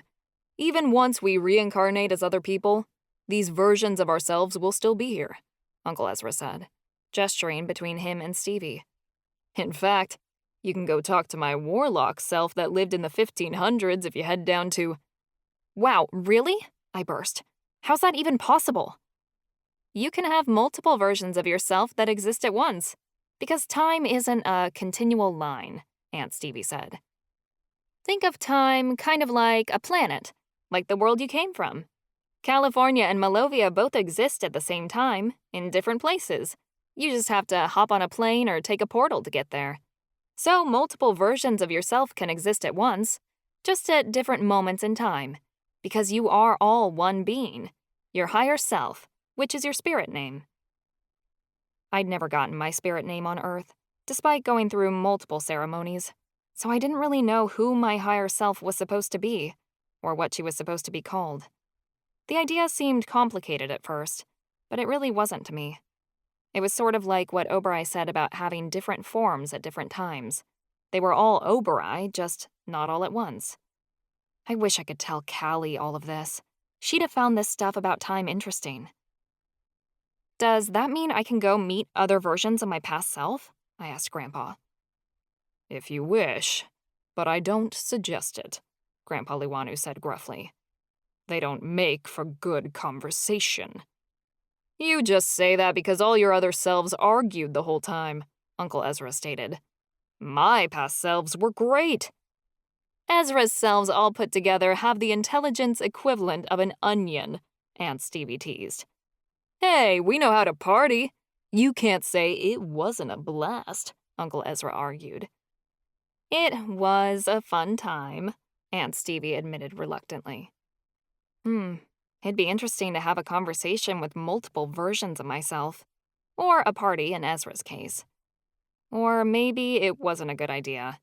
Me and all the past Avas would probably conspire to do something crazy here in heaven. I could hardly wait. Grandpa Liwanu stood from the table. There's so much more to see. Ezra will show you around. Aunt Stevie waved her hand. The dishes whisked away, as if they never existed at all. I followed my uncle outside, where his familiar emerged from his body. It was Diami, his thunderbird. The massive yellow bird was absolutely beautiful, with jolts of lightning racing up and down his feathers. I reached out a hand to stroke his cheek, and the thunderbird nuzzled against me tenderly. You're gonna love this, Uncle Ezra said. He climbed onto Diami's back, then reached out a hand to pull me on in front of him. Diami took off, electricity shooting off his wings. A warm wind brushed my hair back as we rose from the trees and into the multicolored sky. The rainbow swelled around us, and I looked down to take it all in. The ancestral lands went on forever, in every direction. The expanse was so massive that I didn't even know where the other planes of heaven could be, because this place went on forever. Diami sailed upward, out of the day and into the night. But he didn't stop there. He kept moving through the layers of sky until the land below us vanished completely, and we were surrounded by nothing but galaxies. We had no need to breathe. Diami sailed through the stars, flying through space just as easily as he would anywhere else.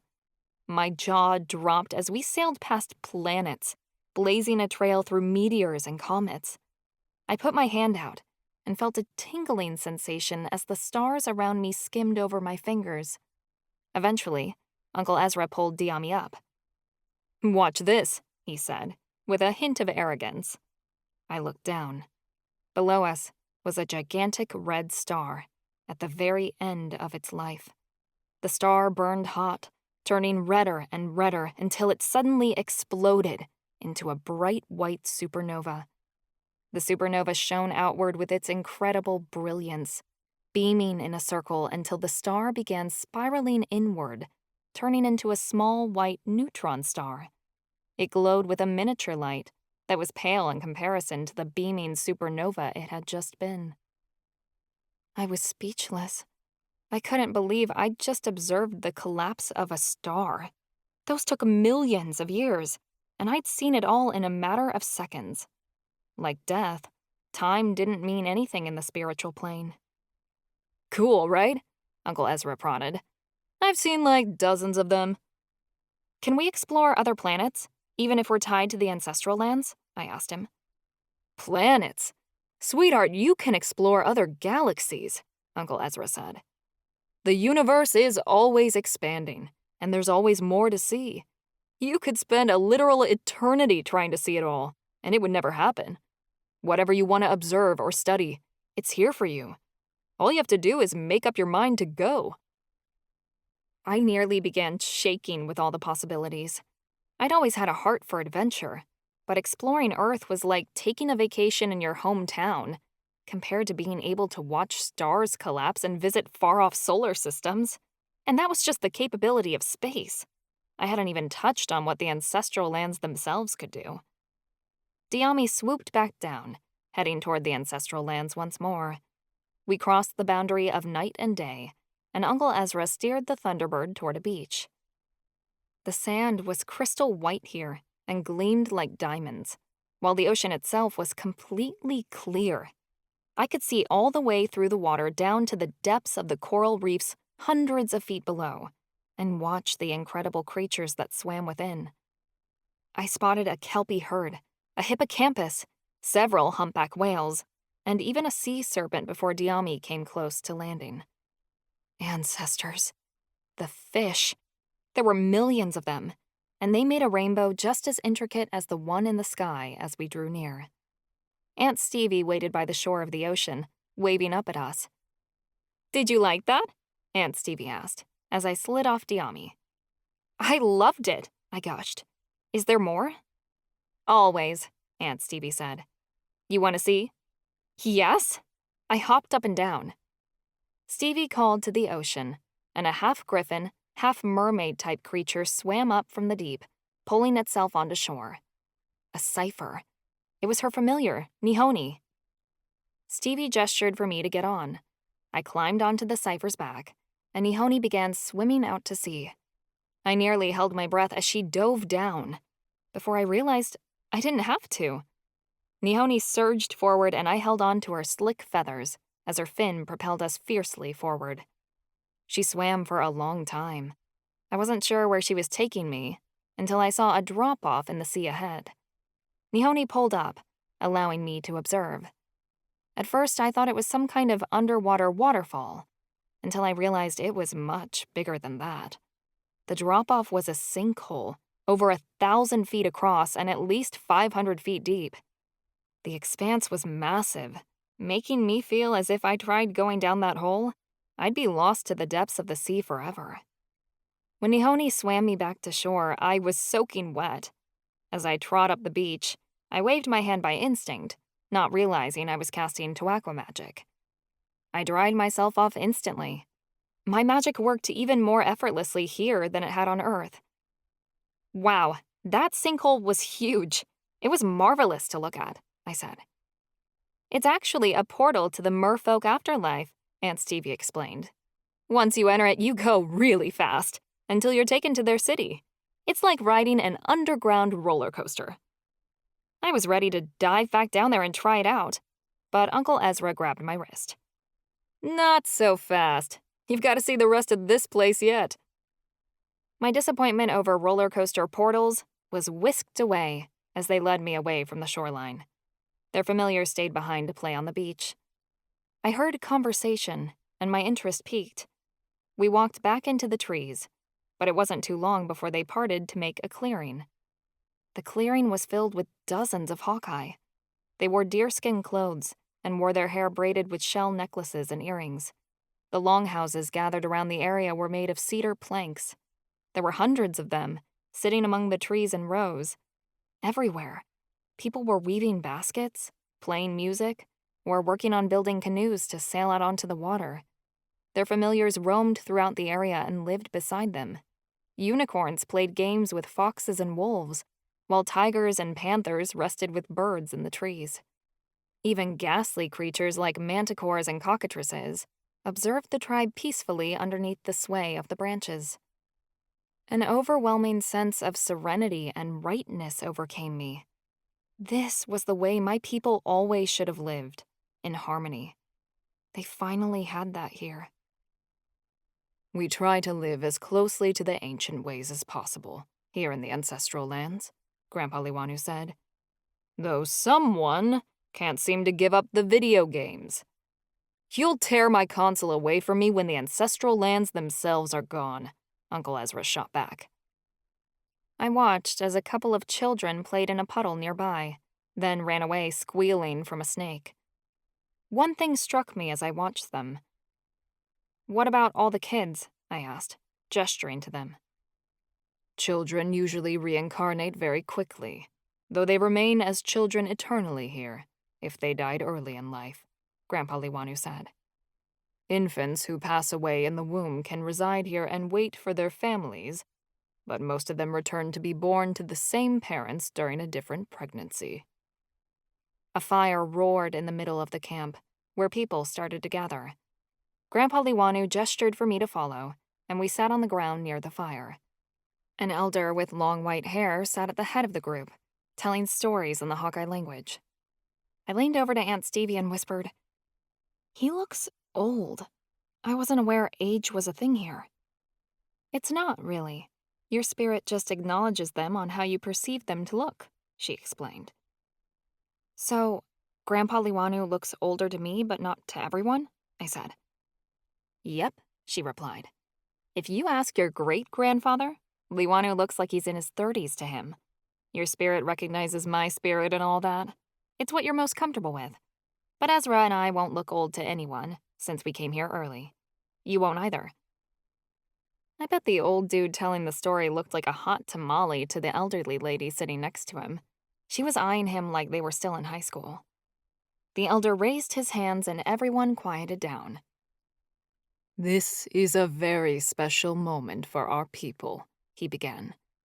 Today, we celebrate as one of our own ascends.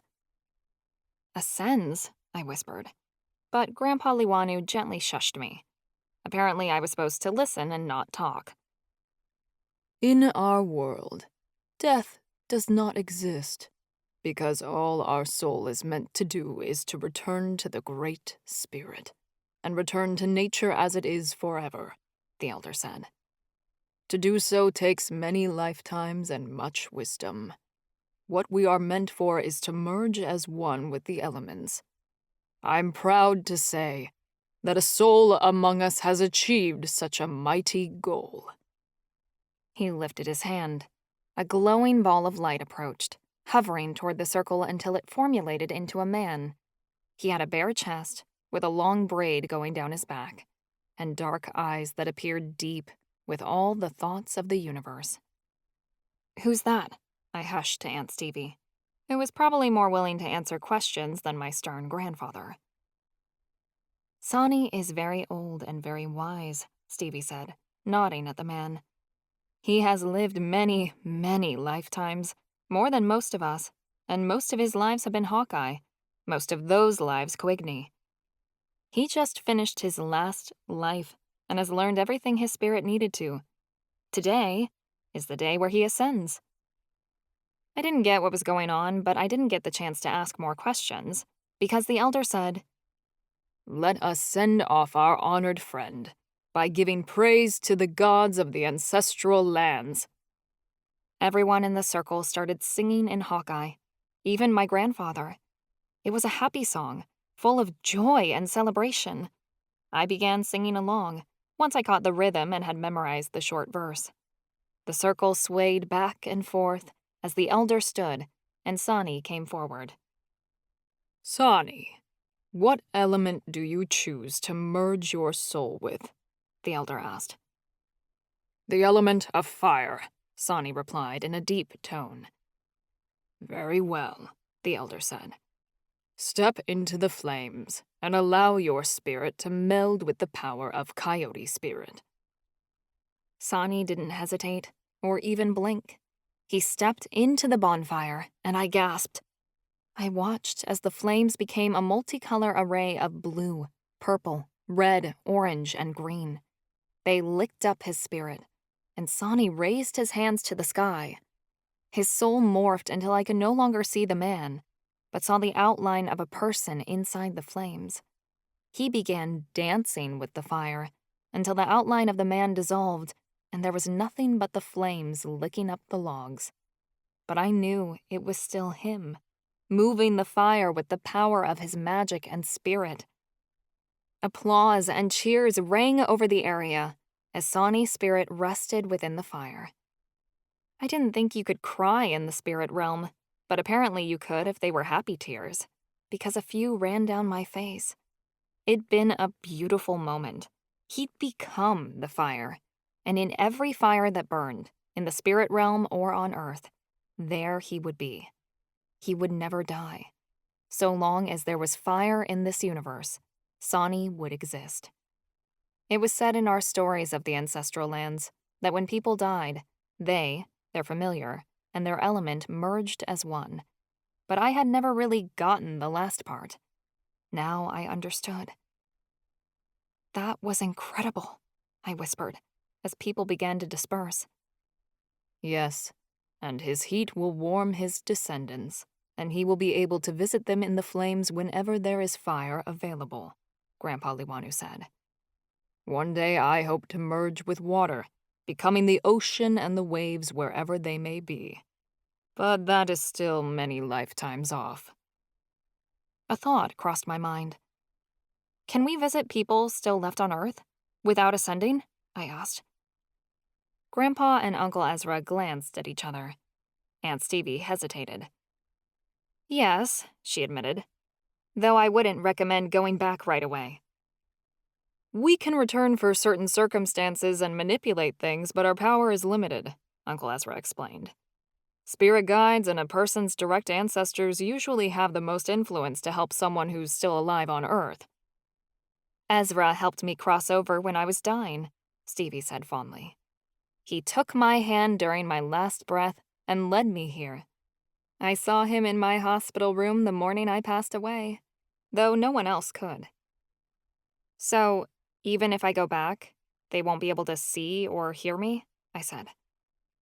It would be extremely rare. The person would have to be gifted with magic that could hear and see spirits. And even then, it doesn't always work, especially if you're close with the person who's trying to talk to you, Uncle Ezra explained. There are reasons we can't talk to our loved ones who are still on Earth. They have their path, and we have to let them learn from it, instead of just giving them all the answers. It wouldn't be fair, and they wouldn't learn what they needed to know, so they'd just have to reincarnate to learn the lesson all over again. In the empty part of me, I hoped Marcus could perform some kind of ceremony to summon my spirit back, so I could speak to Charlie again. I doubted now that the Great Spirit would let that happen. We'd been able to talk to Alice when Marcus had summoned her, but they hadn't been extremely close. Charlie and I were the same soul, living in two different places. It's really complicated being dead, I said with a sigh. We don't really use the term dead here, Aunt Stevie said. I mean, technically, people on Earth are more dead than we are, Uncle Ezra said. You just don't see it that way until you're here. I nodded. On Earth, people had bodies that got sick and deteriorated and grew old. They had limits on what they could do, even with magic. Here, anything was possible, and nothing could get in your way. I can't wait to start exploring it all, I said. It's like miracles happen constantly here. I mean, all the amazing stuff is great at first, but sometimes you just want to go home and eat junk food in front of the TV, even if it is heaven, Uncle Ezra said with a shrug. It's really up to you what you want to do while you're here. I couldn't imagine being bored enough here to just go watch TV. It was crazy. The void in me tightened.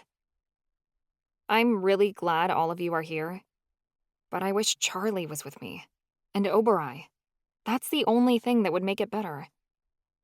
When Elementi died, they took their familiars with them to the other side. I somewhat felt like the odd one out, being the only Hawkeye without one. Your spirit will be made whole again, Grandpa Liwanu said kindly. Twin flames can never be separated for long. Uncle Ezra smacked my arm playfully. Come on, you're still not done being shown around, and there's a lot more to take in. I think he was just trying to distract me from Charlie, but I wanted to be distracted because he wasn't here right now, so I got up. The three of them led me out of the village, and the dirt path changed into a silver brick road. The trees gave way to the plains again, and I noticed a skyline touching the clouds. They were leading me into some kind of glistening city, which was far off in the distance. We started to come up on the other side of a hill. So, is this city a Hawkeye city, or... Oh my God! Conversation fell out of my mind as the sight before me was extraordinary.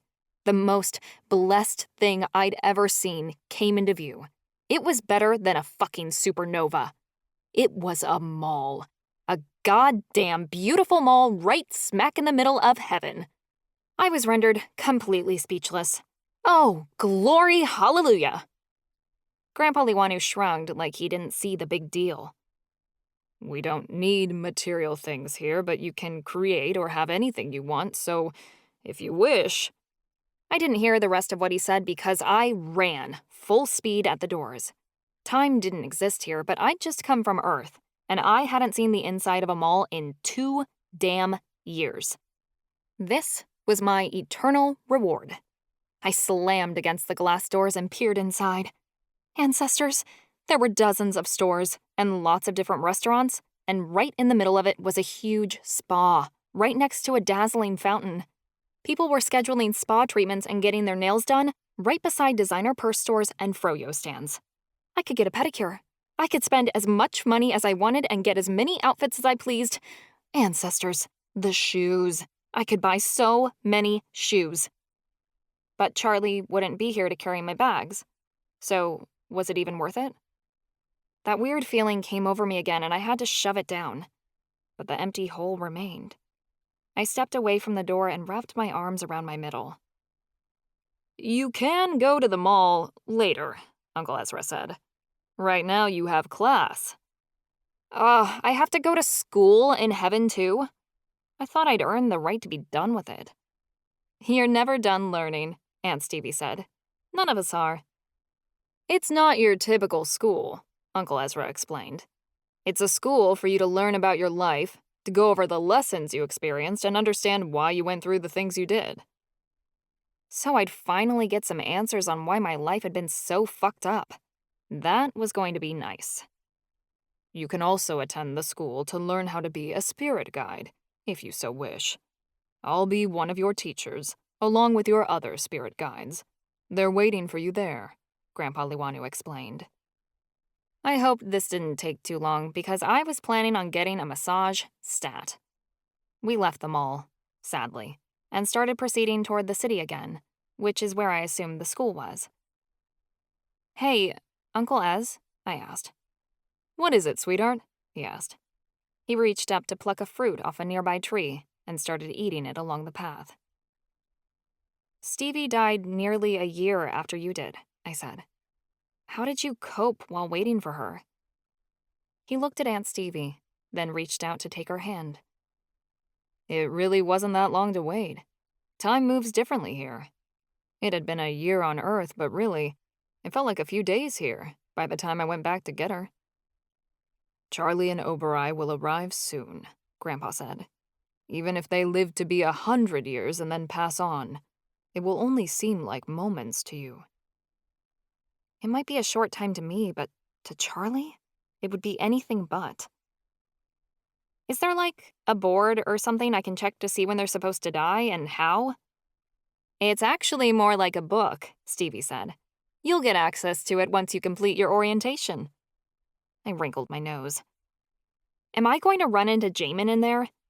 It'd be a bitch if I'd blown myself up to get away from her just to run into her again." "Oh, no," Uncle Ezra laughed. "She's in the bad place. That particular incarnation of herself is, anyhow." "It takes a lot to get banished from the ancestral lands," Stevie said with slight disgust. "Jamin earned it." All of us looked up when we saw the bright white light of a spirit orb descending. We had to stop along the path when the spirit orb hovered in front of us, forming into a man. The man wore shiny silver armor and carried a long spear. He looked like a guard. What the hell? I thought I was done with these assholes, but apparently they had brutes even in heaven. The guard spoke in a sharp, brusque voice. "Ava-Marie Walken, the Hawkeye gods request your presence immediately. There is something that must be discussed, and you must come alone." I looked at the faces of my family. Was this something that happened often? By their expressions, apparently not. "Best to go with them," Grandpa Liwanu said. "We'll be waiting for you when you're done." "But I wanted to stay with them." "No questions. Come with me." The guard reached out to grasp my wrist. Once the guard touched me, I found myself portaled from one place to another. I stood in some kind of amphitheater. White light shone from above so brightly I couldn't really see where I was. I turned on the spot, but the guard was already gone. Voices came from all around me. The bright light faded, and my jaw dropped as I looked up. I'd been taken to some kind of court chamber with rows upon rows of stone walls, like the inside of a carved-out mountain. On these platforms were all kinds of animals. There were bears, wolves, snakes, bison, horses, and so many more, literally thousands of them, in every species imaginable. If you asked me to name them all, there's no way I ever could. I spotted Whale Spirit, the goddess of Tuaqua, along with Eagle Spirit, the god of Upluma, standing along the lowest platform in their human forms. There were more gods here than were listed in the Hawkeye Pantheon. My people didn't even know about them all. One particular god was more familiar than the rest. Coyote Spirit prowled toward me on his paws, the only god who was on ground level with me. "Coyote," I said, as he looked at me. "What's going on?" "A special case," he said. "Since your death, we gathered to discuss the fate of your prophecy and how it would change now that you are no longer able to fulfill it. But it seems there are other factors at play. For now, we are here to help you decide your fate." I was about to ask him what he was talking about, until I felt myself being wrenched away from the ancestral lands. It was a jarring experience, going from utter peace to complete devastation. Every awful emotion that I ever experienced flooded back in a singular suffocating stream. Grief, sadness, loss, it rammed into me with all the power of a tsunami, and I found myself drowning under the weight of that terrible typhoon.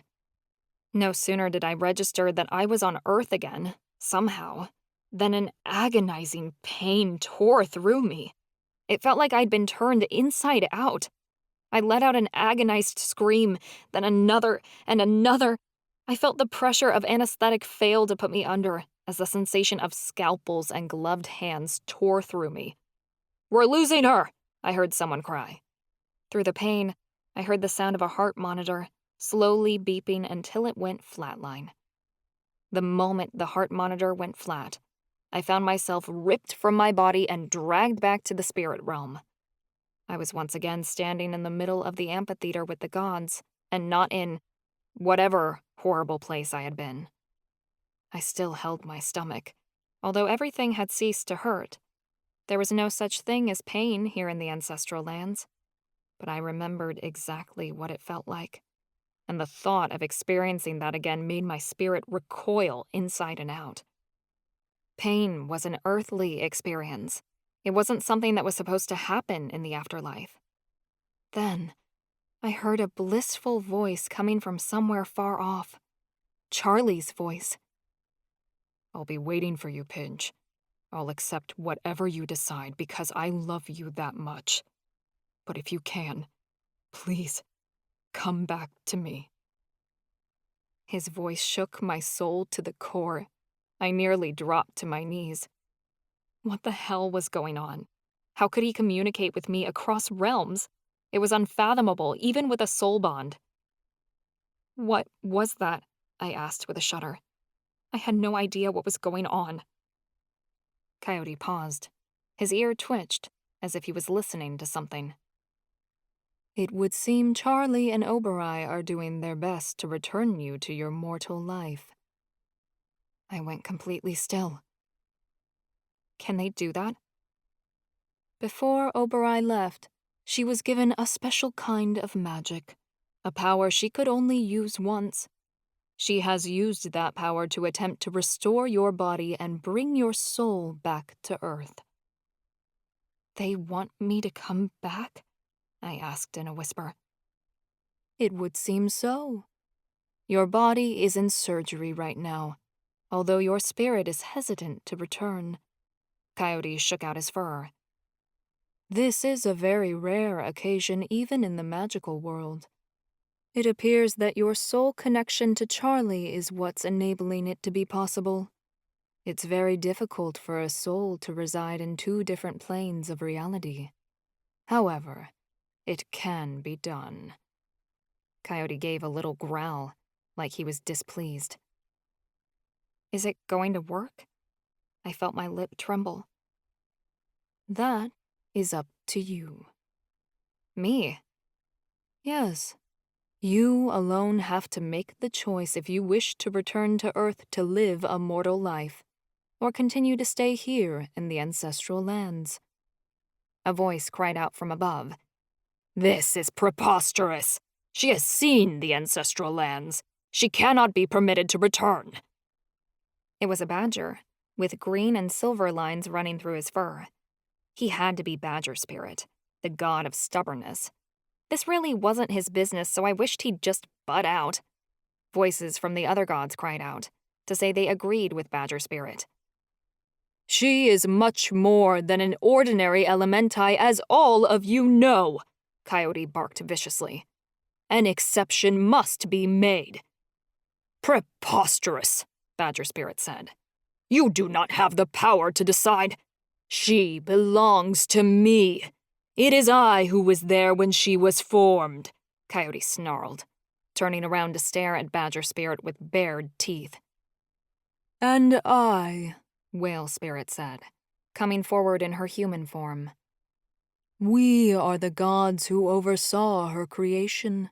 It is we who shall decide their fate, and we say, Ava will decide. This is a task for the Great Spirit, not us, Badger Spirit argued. But aren't you all the Great Spirit? I protested. Yes and no, Coyote admitted reluctantly.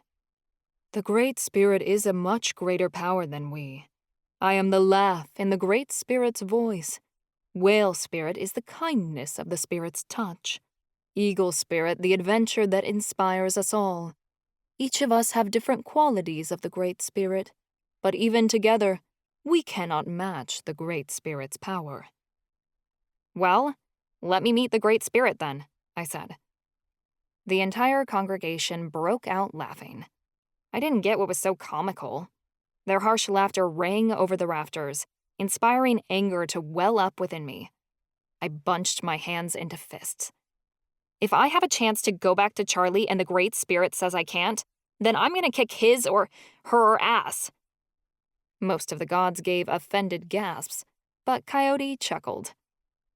Are you offering to battle the Master of Creation? Yeah, just put me in the ring with him. Then he'll be sorry. Don't be ridiculous, Badger Spirit said. The Great Spirit would never allow that. One of us must go to the Great Spirit in her stead, Eagle Spirit stated. That is the only way for us to agree. We shall go, Coyote and I, and plead her case, Whale Spirit said. Then the matter will be settled. If all of you are going to make the decision for me, then why am I even here? I asked harshly. Be patient, Whale Spirit told me. We shall see what the Great Spirit says. Coyote and Whale Spirit disappeared on the spot. I started to pace the moment they were gone, while the gods above made conversation, watching me with eyes that felt greedy and keen. Long moments passed. It felt like I was waiting around forever. What's taking them so long? I barked at Eagle Spirit. I knew I was being disrespectful to a freaking god, but fuck. Have you truly considered the consequences if you return? Eagle Spirit asked me. You are leaving an eternal paradise for a world that is full of agony and pain. I huffed. Yeah, heaven was great. And to be honest, I didn't really want to leave. This place was wonderful. I wasn't up for leaving it to return to a body that was mentally ill, not to mention in pieces. But I had a destiny to fulfill, and more than that, the other half of my soul was still back on Earth. I'd give up heaven to be with Charlie. For as wonderful as heaven was, my real paradise was with him and Obereye, wherever they were. If we were together, we could get through anything. And I wouldn't abandon him to walk through life alone if there was any chance I could spare him that pain. Eventually, Coyote and Whale Spirit returned. They didn't give me an answer right away, which pissed me the fuck off. The gods whispered amongst themselves until eventually, Coyote and Whale Spirit turned back towards me. The Great Spirit has decided that it will be your choice, Badger Spirit said, but he sounded pissed about it. Make up your mind, girl. Be aware you cannot reverse this decision once you have chosen. Then I want to go back, I said automatically. Think carefully, Coyote reminded me. Your body is in a very dire state. Even if you return and attempt to survive, there's no guarantee you won't end up back here, with nothing to show for your decision to return, but possible weeks or months of sheer pain. I like taking risks. Makes things interesting. The girl doesn't understand what she's asking for, Badger Spirit said. Then answer me this. Is the Blessed Haven still in danger? If I remain in the Ancestral Lands, will the Warden continue to try to take over heaven, summon the dark gods from hell, and rule Earth? I asked. There was silence. None of the gods responded, and I took that for my answer. Then if the Ancestral Lands and the rest of the spirit realm is in danger, it's my job to go back and protect it, even if I have to give all this up, I said firmly. The Great Spirit chose me to decide what happens to the afterlife. No matter how much I have to go through to defend it, I'm going back. You could go back only to make the wrong choice and damn us all, Badger Spirit growled. Your very presence on Earth is a risk. If you are here in the Ancestral Lands, we stand a better chance of survival. If that is her choice to return, then we will honor it, Coyote said harshly. The Great Spirit chose her to fulfill her prophecy. She deserves a second chance to see it completed, and to make the choice to save our world or damn it.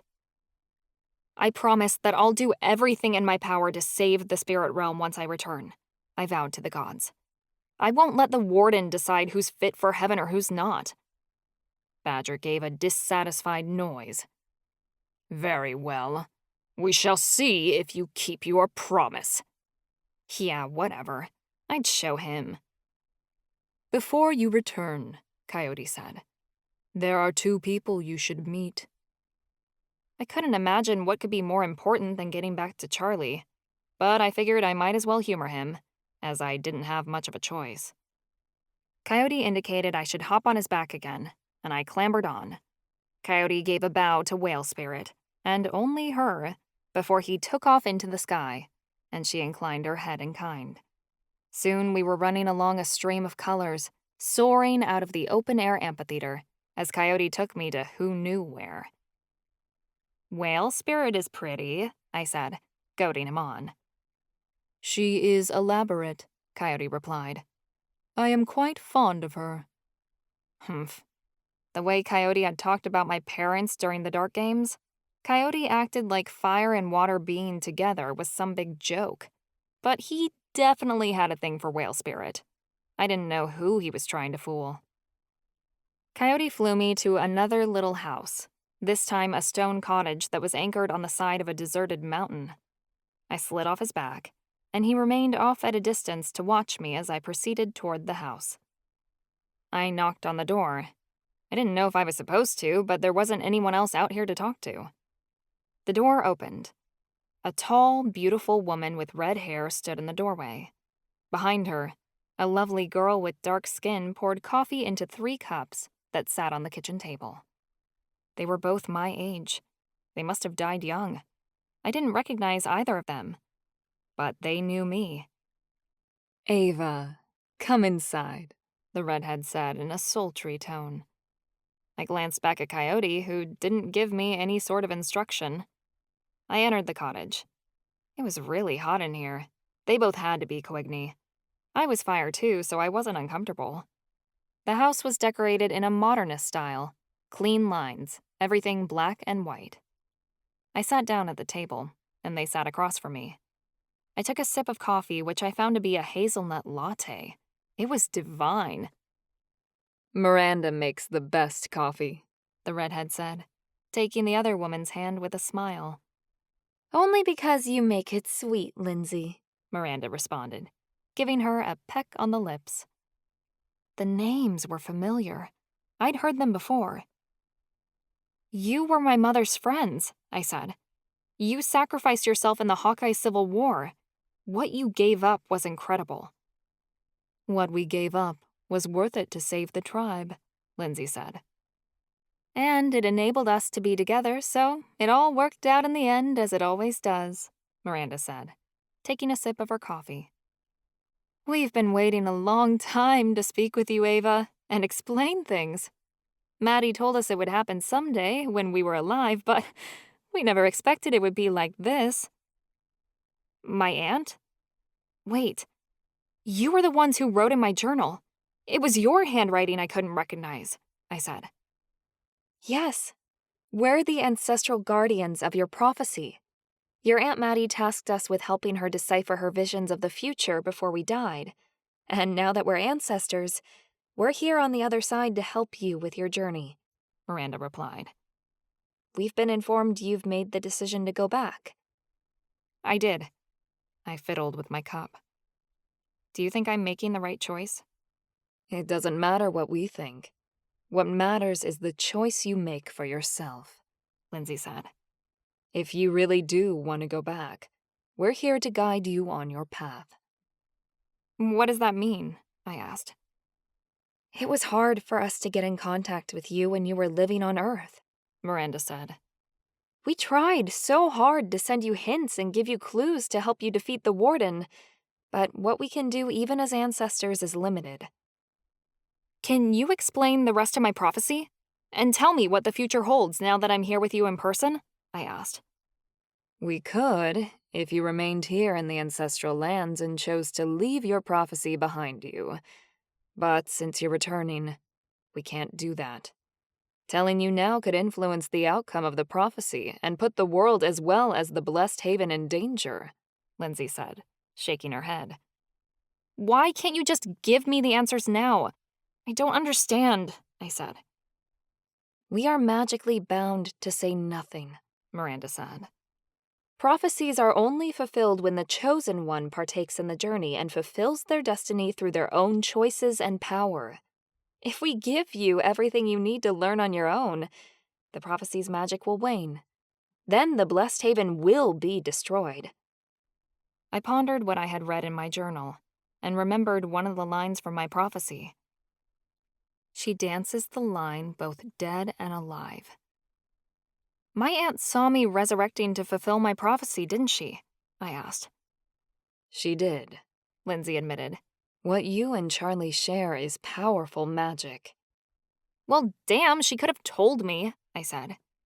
You wouldn't have taken the steps necessary to be here if you knew, so it would have never happened and the prophecy's magic would break, as we said, Miranda insisted. Giving you the answers changes the entire path of the future. There's no telling what course it could take if we told you what's coming. Then the Warden will certainly win. Well, no matter how curious I wasn't letting him beat me that easily. So, if you can't give me the answers now, but can guide me on my journey, how are you planning on doing that? We'll send you clues as you come along each point of your path, since your soul still has lessons to learn, Lindsay added. Trust me, you'll know it's from us. How can I get in contact with you? You aren't my ancestors, so I can't communicate with you directly. And I don't think having a friend summon you would work more than once, if at all. Your mother has a very special compass in her possession, Miranda said. Once you get back, ask her to give it to you. We'll be able to channel our energy and speak with you through it. We won't always be able to communicate with words, but the compass will show you what you need to do and where you need to go, Lindsay said. When you use it, it won't always make sense, but be aware that the compass is always right. Follow it as best you can. That's all we can tell you. I nodded. Okay. Then I think I'm ready. You're very brave for going back, Miranda added. I don't think I ever could. Not after being here. I've even put off reincarnating. I don't want anything to do with Earth for a long time. I'm not going back because I want to. I was going back because the world needed me. And Charlie. He needed me. If he was calling me back, then my soul had to go. We were two parts of one being. I couldn't let us exist apart. It just wasn't right. We stood from the table. When I opened the door to the cottage, Uncle Ezra, Aunt Stevie, and Grandpa Liwanu were waiting for me. I guess they'd heard the news. They didn't look mad about it, though. If anything, my grandfather appeared proud as he puffed out his chest. That's my girl. I knew you wouldn't give up the fight so easily. I'm going to miss all of you, I said, giving each of them tight hugs. It sucked that I had to leave already after meeting all of them. "Ah, you'll be back in a minute," Uncle Ezra said with a wave of his hand. "Spirit realm speaking. No telling how long you'll be down there." Aunt Stevie stroked back my hair. Her tone was thick with emotion as she said, "Say hi to Josie once you see her, okay? Give her all our love." "I will," I promised her. "First chance I get." "We're always around her, though we know she can't see us," Uncle Ezra added. "Tell her that." "She'll love to hear it." I paused. I looked around, waiting for the one person I longed the most to see. "Will I get to say goodbye to Monica?" Nobody said anything. I realized the truth. Monica didn't come to see me because she wanted me to go back, didn't she? I asked. She knew I wouldn't return to Charlie if I saw her. Lindsay gave me a soft smile. I turned away. She knows me too well. "She wanted you to have these," Aunt Stevie said. In her hands materialized a bouquet of huge, bright pink flowers that looked like buttons. "They're spirit flowers, grown here by Monica's own Navita magic. They'll always be in your soul. They never fade and never die. Whenever you think of them, she'll be nearby, and it'll always remind you how much she loves you." I took the bouquet of flowers with a tear streaming down my face. At my touch, they dissolved, and I felt a warmth enter my spirit. I knew she never left. My loved ones parted. They bowed as Coyote proceeded up the path, walking in a straight line toward me. "The time approaches. You must return now if you wish to go back. Is this still what you want?" I remembered the awful pain. I almost changed my mind and told him no.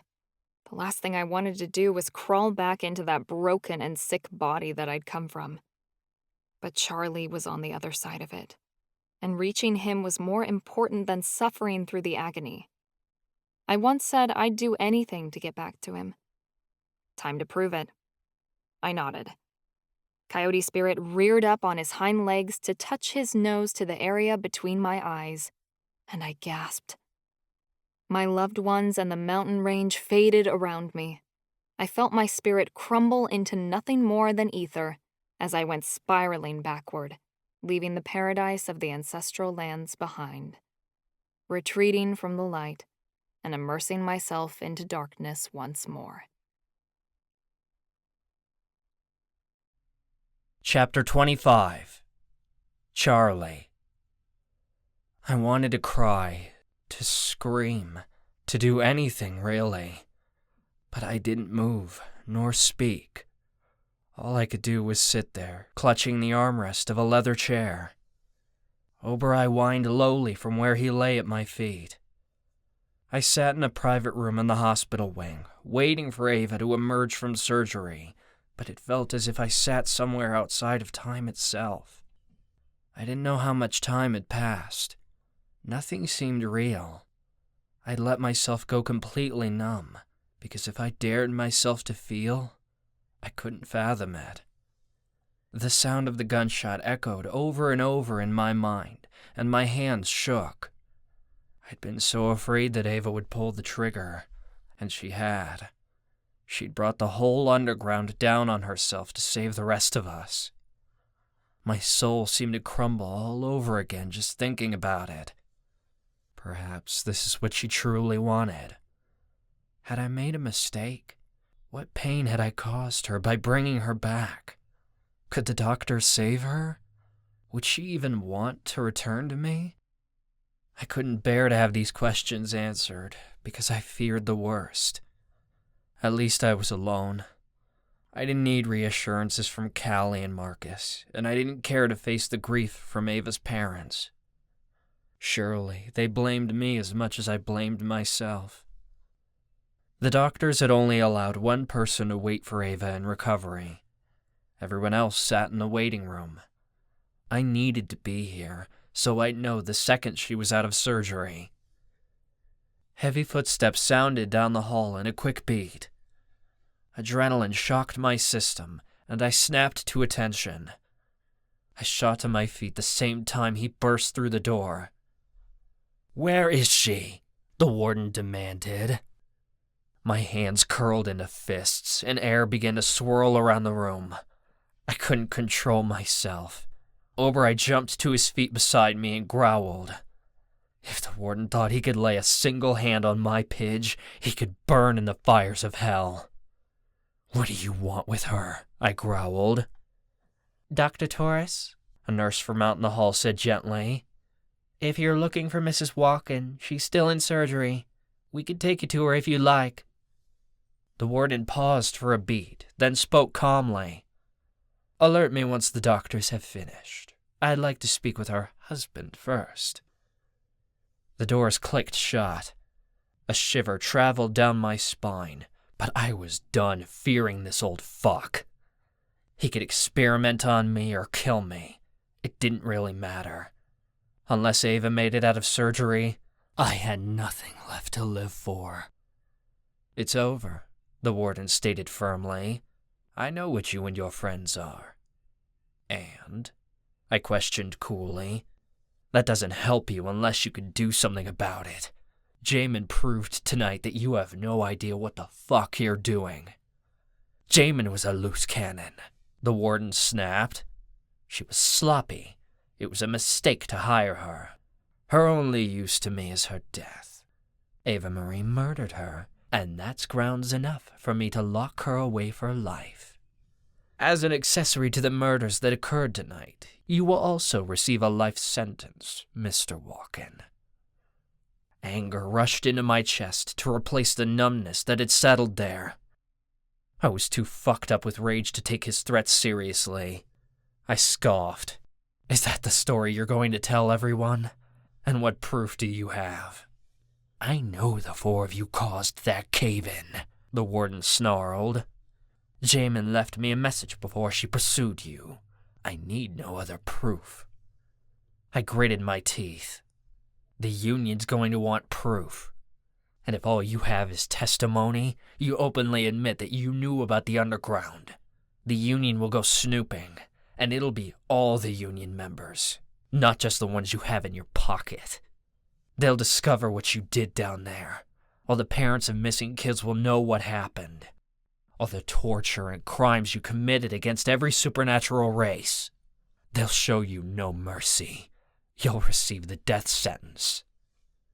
My tone became innocent, fake. "We're so sorry about what happened to our counselor. Jamin was our therapist, the best we ever had, and she was really helping us reform. We'd just seen our elf friends die and be dragged away.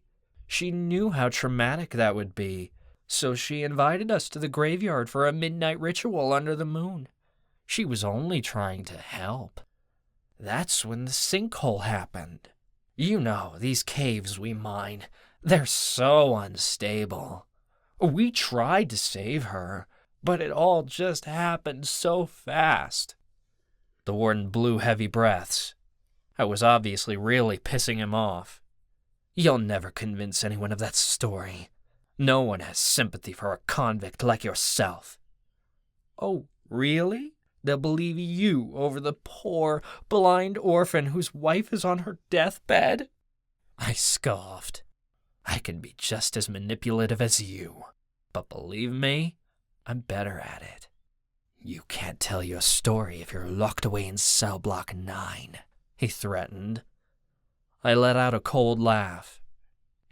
"You don't know what I've already said. You don't know what Ava's parents have seen. Or are you going to take them to cell block 9 too? The Union would be all over the investigation of a missing Hawkeye chief. You want to play this game? We can play it. My wife is dying. I have nothing left to live for. As much as you try to make the rest of us believe you're the ultimate power here, you have your limits. So, no, I don't believe you'll be accusing us of murder anytime soon. You're not as clever as you think. I know what you are. The Emperor's legacy. His heir," he growled. You're the last elf in this prison. It has to be you. My teeth gritted and my eyebrow twitched, betraying me. If the warden didn't know for sure what I was before, I'd just confirmed it for him. Then you know the wording of my prophecy, I stated dryly. It is his choice to damn the realm or save us all. I'll gladly damn every last soul in existence to destroy you. The warden chuckled, like he found my threats nothing more than amusing. I'll get what I want from you first. All I need to do is perfect this spell and use the inferokite to drain your powers. You have nowhere to go. Rest assured, Mr. Walken, as long as you are inside this prison, I own you. Demigods or not, you can't escape. You think because you're not locked in a cage in cell block 9 that means you're free? He laughed maniacally. Mr. Walken, you're already locked in my cage, and I will drain every last bit of your power before you make it out of here. He turned and strolled out of the room, slamming the door shut behind him. Fuck him. I sank back into my chair and stroked Oberei's fur. He's a real asshole, that guy, Oberei said.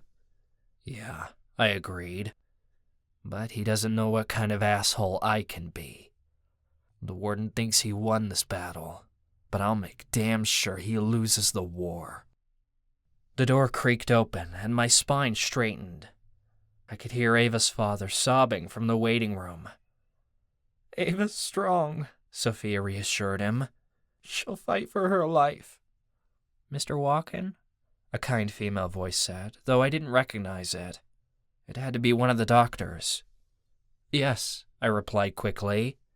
Your wife made it through surgery. A heart rate monitor beeped. The wheels of a gurney squeaked as they brought Ava into the room.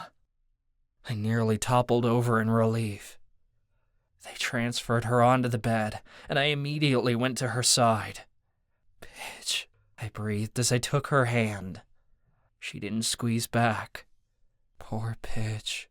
She had to be so weak. Even so, her skin was warm, and I realized that was the most incredible feeling in all the universe. Sobs broke from my chest, and I pressed my lips to the back of her hand. I'm so glad you made it. I broke off when I reached for her face and felt a tube coming out of her mouth. My world shattered all over again. Ava wasn't awake. The hollowness inside seemed to expand. I hadn't noticed it before, because I was too numb to feel anything at all. Now it was all too encompassing. Oberei whined solemnly. The doctors and nurses moved around me, arranging tubes and electrical cords. I barely paid them any mind as my shaking fingers grazed across Ava's broken body. I took note of the bandages across her face and arms. A large cloth wrapped around her entire stomach. I feared touching her too roughly, because I knew her skin must be riddled with bruises. My voice shook. She's going to make it, right? We can't say for sure, the doctor said slowly. She's stable, but she's been put into a medically induced coma. Ava-Marie's body needs time to heal. We'll be monitoring her 24/7. I barely heard the rest of what she said. The room swayed around me. Ava-Marie's body had made it through surgery, but her soul, my Pidge, was nowhere to be found. She hadn't come back to me yet, and I didn't know how long it might take. Hours must have passed. I sat at Ava's bedside, holding her cold fingers and waiting for her to wake. I must have fallen asleep because I woke to the sound of static crackling overhead. Students of Dark Institute. The warden's voice came over the ancient intercom system. I regret to inform you that the Dark Games have been cancelled due to a tragedy that occurred in the early hours of this morning. The intercom barely worked. All the magic inside the Institute interfered with the connection, and his words were difficult to make out. I wondered why he hadn't just called everyone to an assembly like he'd done before. Then I realized he was doing this for me. He wanted me to hear his speech. He wanted to show me he'd won. Around 3 a.m. this morning, a sinkhole formed in the school's graveyard, the warden continued.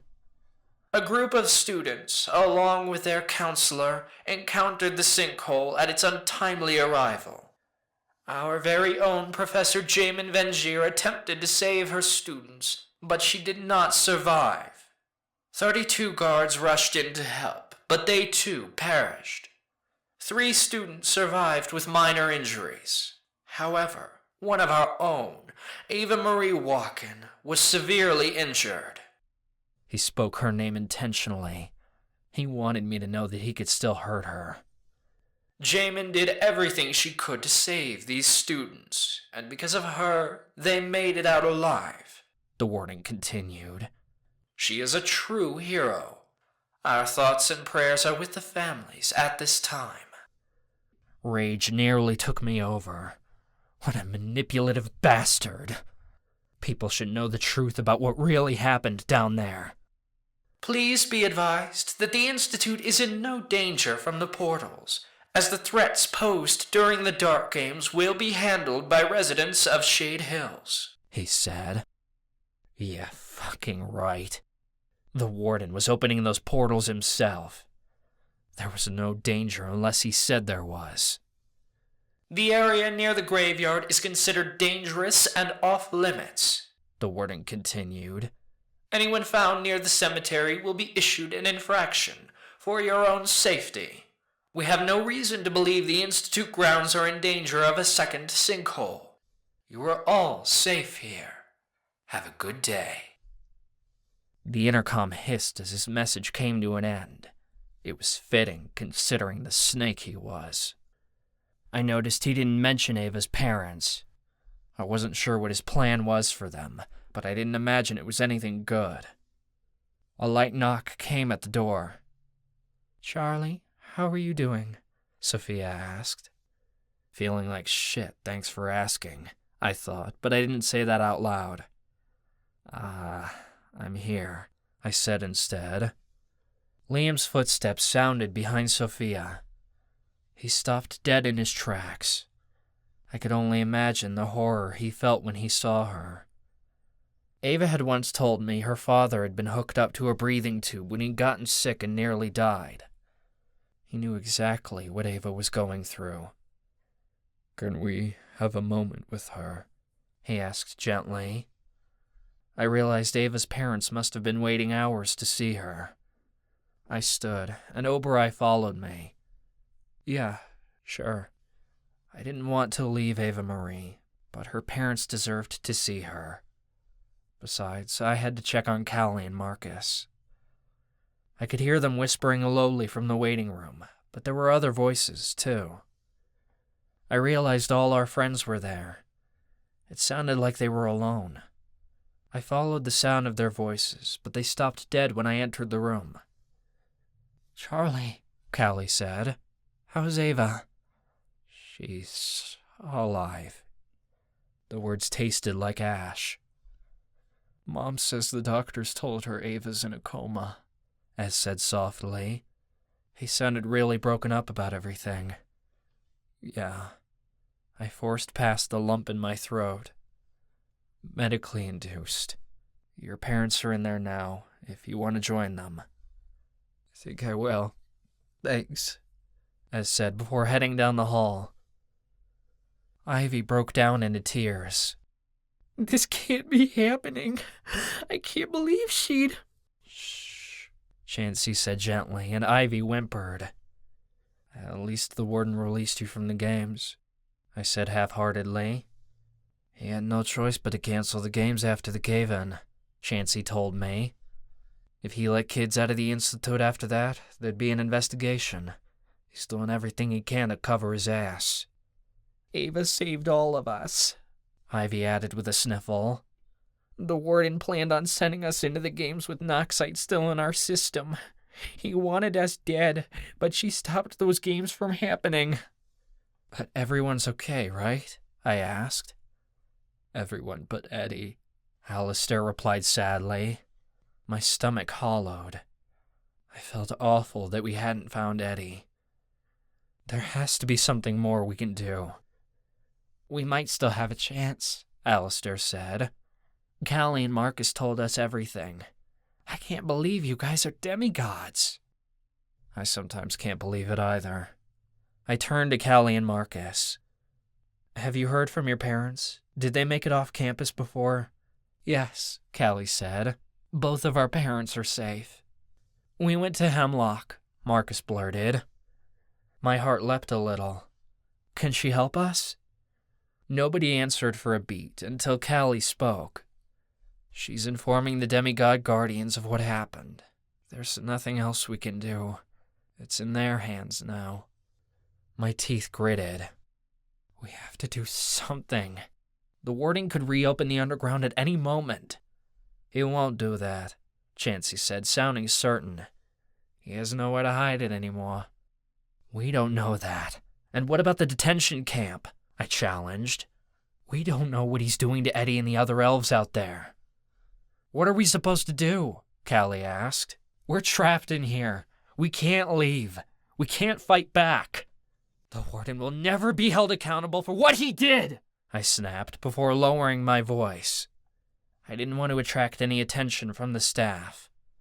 We have to be powerful enough to get out of here. As long as the Warden has those crystals, we're not going anywhere, Callie insisted. All we can do right now is sit tight until Hemlock tells us what to do. This is out of our hands, Charlie. So we go through the motions and hope we survive, I growled. That wasn't good enough for me. We have to, Callie said. The Warden won't touch us right now because he has nowhere to take us. We'll be safe until we can make a move. And how long will that take? I demanded. I wanted to shake the earth, to bring this whole place to the ground. I wanted the Warden to pay. But even my demigod powers didn't stand a chance against the Institute. Not with Inferakites surrounding the property. The Warden had made sure of that. Marcus placed a hand on my shoulder. Focus on your wife, Charlie. We'll figure the rest out in time. Time. Fuck that. Callie had the power to manipulate time, and even that couldn't save us. We were totally screwed. I raked my fingers through my hair. Maybe you're right. I just need to focus on Ava right now. Honestly, I couldn't take anything else. But I'm glad you're all okay. I couldn't bring myself to mention Eddie. I was almost certain he was still alive, but I couldn't think about what they might be doing to him or the other elves at the detention camps they'd been sent to. And there wasn't a damn thing I could do to stop it. I'm going to head back to Ava's room, I announced. I need to be there when she wakes. I'd already been away from her for too long. I headed down the hall, but the sound of voices coming from Ava's room stopped me. You want to know what the last thing I said to Ava was? Az asked with a sniffle. He didn't wait for an answer before continuing. I told her to leave me alone, that I didn't want her around me anymore. But I never thought she'd actually be gone. She'll heal, Sophia said, though her tone wavered like she wasn't certain. I'm sorry for what I said in the hall, Dad, Az added. I didn't mean it. Yes, you did, his father said. And you were right about all of it. You have nothing to apologize for. I hurt you, and you should be proud of yourself for how brave you were to stand up to me. I needed to hear it so I can do better. I'm sorry I pushed you. I'm sorry I was hard on you. None of the lessons I tried to teach any one of you kids matters if it means you're no longer a part of my life. I love you and Ava both, Ezekiel. My kids are my life. My greatest hope is that this family stays together. We'll make it through this. All of us. I heard the squeak of a chair, and I knew they had to be embracing. I love you, Dad, Az said softly. I love you too, Liam replied. Footsteps approached the doorway, and I stood straighter. I didn't mean to eavesdrop. The door swung open, and Ez made a sound before nearly ramming into me. "Charlie," he said. "Sorry, I didn't see you there." "Didn't see you either," I deadpanned. I knew he didn't need it, but I was fucking pissed at him right now. Ava had been crushed by what he'd said, and they hadn't made up before all of this. If she didn't recover... I cut that thought off before it could go any further. Ez sighed. "Look, Charlie, I'm sorry. More than sorry. There's nothing I can say, really. I was a total dick to Ava, and I wish I could take it all back." He sounded so torn up, and my heart broke for him. I relaxed a little. "You couldn't have known what was going to happen," I said. "We all say stuff we regret when we're upset. I think Ava would just want you to be there when she wakes up, you know? She'll forgive you. I know she will." "But she's not," Ez choked up. "Charlie, what if she doesn't wake up?" "She has to," I nearly growled. For him to suggest otherwise was fucked up. Ez sniffled. "I love her so much, you know?" Of course I knew. No one loved Ava as much as I did. "I just wish she knew it," Ez said. Then Ez hugged me.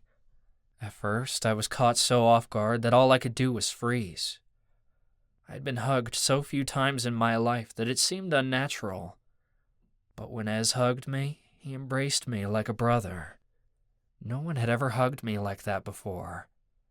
It felt like we were actually family, and I realized we were. So I hugged him back. "She knows," I assured him. "I'm sure of it." Ez cleared his throat, then backed away quickly, like he didn't want to make things too awkward. "Thanks, Charlie. I've got to get back to Opal." He rushed off down the hall before I could say anything else. I turned back to Ava's hospital room. A familiar voice played quietly on TV. It was one of the newscasters who reported on the secret channel for supernaturals. This program was always playing in the Villain's Den. It was one of the few channels that actually came in on campus. "Liam, turn it off," Sophia begged. "We need to know what's going on out there. If the Union buys the Warden's story," Liam said, but he cut off when I entered the room. "Charlie," Sophia said, sounding relieved. I shoved my hands in my pockets and stood near the door. It was the first time I had a chance to talk to Ava's parents since everything happened, and I didn't know what to say. All I could manage was, "How is she?" "Not any better," Liam practically sneered. He didn't sound mad at me, just deeply hurt by the situation. "Are you both all right?" I asked. "We'll be okay," Sophia said gently. I took a cautious step forward. "What happened last night? How did Jamin capture you?" Liam grumbled, but Sophia didn't seem bothered by the question. "We extended our stay on the island so we could take you all home for winter break," she said. "We heard about the elves being captured, and we were worried about Ava. We came to the Institute the moment we got the news, and we had the guards check your room. But you must have been gone by that time, because the guards started making excuses. We knew something bad had happened. We don't have cell phone service on the island, so we snuck to the payphones and called the elders back in Kinpago. We were able to reach Chiefess Vanessa and tell her what was going on, but Jamin captured us before we finished." "She hit us with some nasty spells, too," Liam added.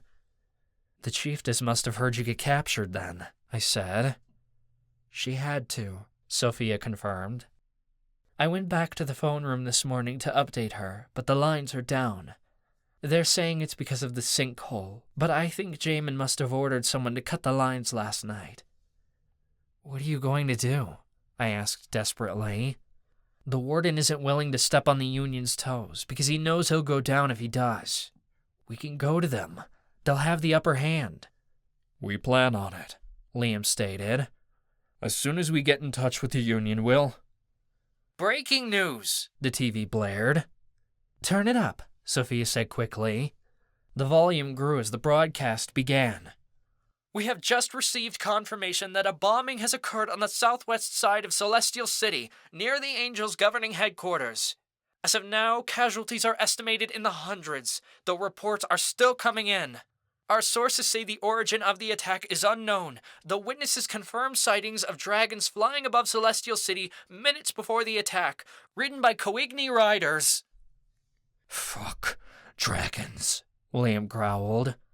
It was Vanessa. She hadn't heard from us, so she launched an attack. No, it can't be true, Sophia argued. Vanessa wouldn't. It is true, Soph. Vanessa was looking for a reason to make the first move. She didn't want the Hawkeye to be a target like we were in the last war, and she wanted to get on the offense against the Angels before they came for us, Liam said tiredly. What else can we say? We knew this was coming eventually. My blood ran cold. The next great war had started, and it was the tribe's fault. Hell, what had we done? Sophia gasped. The kids, Liam! If the Angels launch a counterattack on Kinpago! A chair skittered to the side as Liam stood up. I won't let them get hurt, he stated firmly. You can't promise that! She shouted. 2 of our children are in prison. 1 is lying in the intensive care unit. Alana and Maverick are alone and helpless. I'll go to them, Liam decided. I'll make sure they get somewhere safe, then I'll return with them. You need to stay in Kinpago. The tribe's going to need you. You're the Tawakwa chief, Sophia insisted. You need to protect the tribe. You can't abandon them. I can't abandon my daughter either, he raged. We have other children you need to protect. I'll stay here with Ava, Sophia said. If we go to the Union now, it will divide them.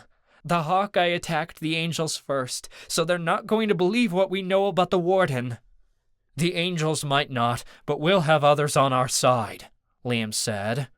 We have to tell them what we know. We'll go to the parents. Those who lost their children in the underground deserve to know what happened. We'll get their support. But I can't leave. Sophia's voice cracked.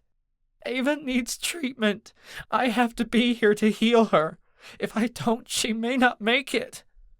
Their words seemed to disappear into the back of my mind. I was barely aware of Liam rushing out of the room, then Sophia saying something to me before she followed him. I couldn't make heads or tails of what had happened. It was all too much at once. Was this part of Ava's prophecy? Was this the choice she had to make, to sacrifice herself and bring down the underground? It had led to this attack, and I hadn't stopped her, so I was to blame. Hell, how many people were going to die for us? First in Forevermore, now in Celestial City? Even people at the Institute had died at our hand. Would the carnage ever end? It didn't seem to matter, to be honest. Ava-Marie was lying in a coma. I could feel the void inside of me where her spirit should be. It seemed her fate was already sealed. Nothing mattered if she wasn't here. But I couldn't give up on her yet. I held on to the hope that Ava-Marie would pull through. I'd heard her voice, seen her spirit return to her body. Yet, why did her soul still feel so distant? The rest of the night passed by in a blur, and one day bled into another. People came and went to visit Ava, but I barely heard the conversations going on around me. The news played constantly on TV, yet I couldn't work up the energy to pay attention. I caught bits and pieces. Supernatural societies were mobilizing to attack and defend each other. Refugees were fleeing their homes to avoid the bombings that were going on day in and day out. The Union was negotiating and forming alliances. There were so many rumors, no one knew what to believe. Propaganda played on TV, painting the Hawkeye as evil, since they'd been the first to attack.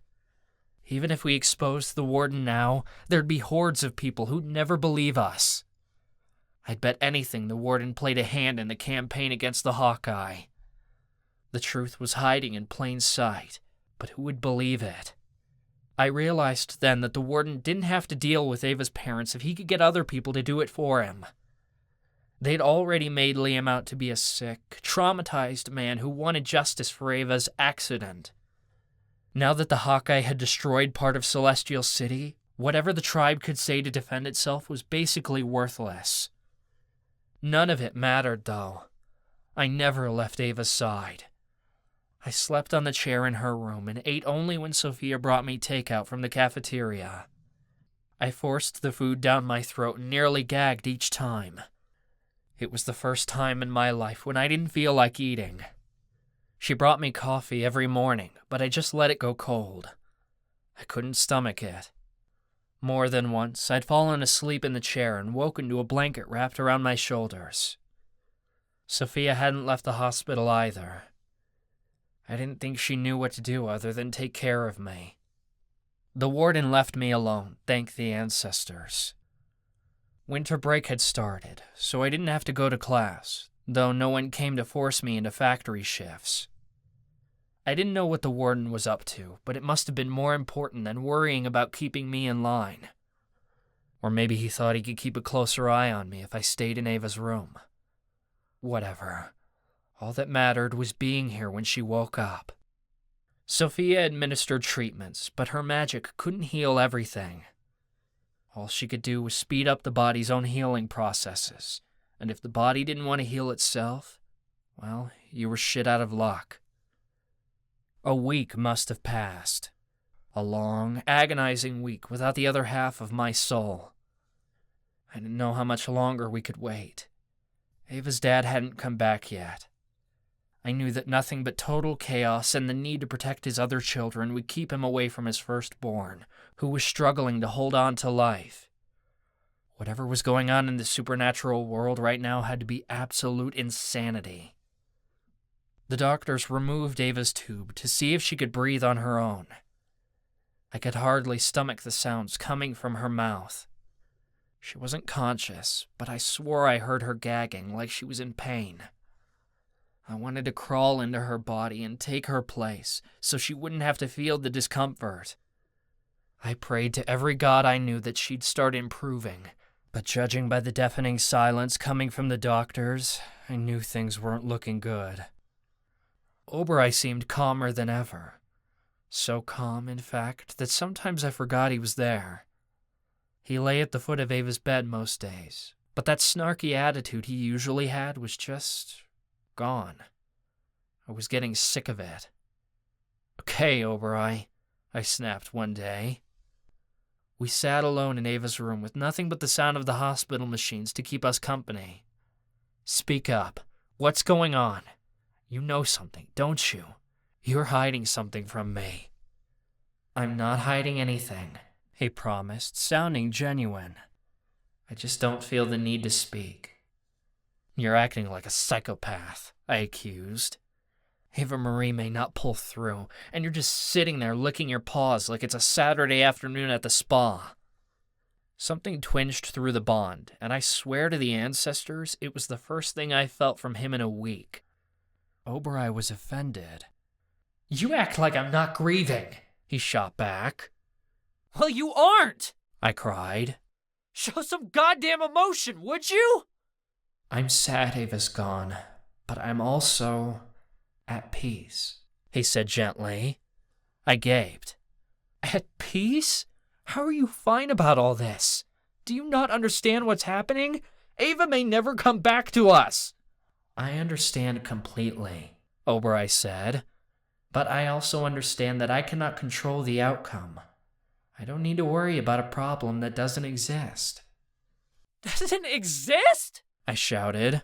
"What are you saying? Ava no longer exists?" Oberei remained calm. "It is only a problem if we make it one. I love Ava enough to accept whatever decision she makes. I'll be able to go on without her, because I know we'll be together again. Whether she decides to stay or go matters not. I will accept her choice either way. I trust that it will all turn out exactly as it is meant to." His words shook me, and conflict swirled in my stomach. I didn't want to agree with him, but I had to. Maybe Oberei was right. I'd had a week to process that Ava-Marie might be gone for good. I didn't want to put her through any more suffering. If Ava didn't want to return to me, well, I had to respect that and trust that she knew best. And I had to trust Oberei when he said we would all be together again one day. Saying goodbye to Ava now didn't mean saying goodbye forever. Yet my guts twisted, knowing she didn't choose to come back to me. It was torture, unlike any other. But that was my human brain talking. Deep down in my soul, I knew that Ava would never leave me. I don't want to fight on your birthday, Oberei said quietly. I furrowed my brow. It's my birthday? I really had lost track of the days. It was nearly Christmas. It is, Oberei replied. Happy birthday, Charlie. Yeah, I thought bitterly. Happy fucking birthday to me. A knock came at the door, and several people stepped inside. Charlie, Sophia said. The doctors want to speak with us. I stood up straight. Is it good news? A woman drew a deep breath. I'm afraid not, Mr. Walken. The truth is, Ava's not improving. Her mother's treatments have helped the surface injuries, but her chances of waking from the coma are low. With magic like this, we expected her to wake by now. Sophia sniffled, sounding like she was trying to hold herself together. I've done everything I can, but it's the body's choice to heal. I can't make her wake up. My lungs felt as if they were collapsing. Even with my air magic, I couldn't force myself to breathe. It was like a basilisk had wrapped itself around my middle and squeezed so hard my soul nearly left my body. What are you saying? Charlie, the machines are the only thing that's keeping her alive. It's time to talk about taking her off life support, the doctor said. I couldn't believe what she was asking me to do. I staggered on my feet, and Oberei jumped down from Ava's bed to catch me. He didn't reach me in time, and I sank to my knees. One arm draped over Oberei's back, and I leaned into him. You're asking me to kill my wife, I spat. Sophia spoke gently. Charlie, they're asking us to do what's best for Ava. As her husband, it's your call to make. My head spun. How could I possibly make that choice? You're her mother, I said. What would you do? She took a moment to collect her thoughts before she knelt beside me. This wouldn't be the first time I'd been asked to make a difficult decision. Raising a bipolar child was hard. Ava meant everything to me, but sometimes I had to make decisions that I could barely manage to stomach. But every time I did, I had to remember I needed to do what was best for her, and not what was best for myself. It's time for you to decide what you think she would have wanted, Charlie, because this is no kind of life for her. Oberei nudged me. Let's think about what Ava would want. I drew a deep breath. I had to be brave and face this, no matter how hard it was. Ava would want that much from me, at least. I thought about Ava being chained to this bed for the rest of her existence. She wouldn't get to go exploring, make potions, sing songs, or do any of the things she loved. This hospital bed would become her new prison, and she didn't deserve to be chained up like this. I don't think she'd want to live on machines, I told Oberei in my mind. It hurt to say, but it was the truth. Ava was all about adventure. She'd turn over in her grave if she knew I was keeping her body on life support. What a life that was. She'd want me to respect her wishes, I told Oberei. And as hard as it is to admit, I think I know what she's chosen. She would have come back to me by now if she wanted to. It's selfish to keep this going any longer. I want her to be at peace more than I want to be with her. I love her more than I need her. A shiver traveled down my spine when I realized the truth, as hard as it was to admit. Then I guess we know what we have to do, Oberei said sadly.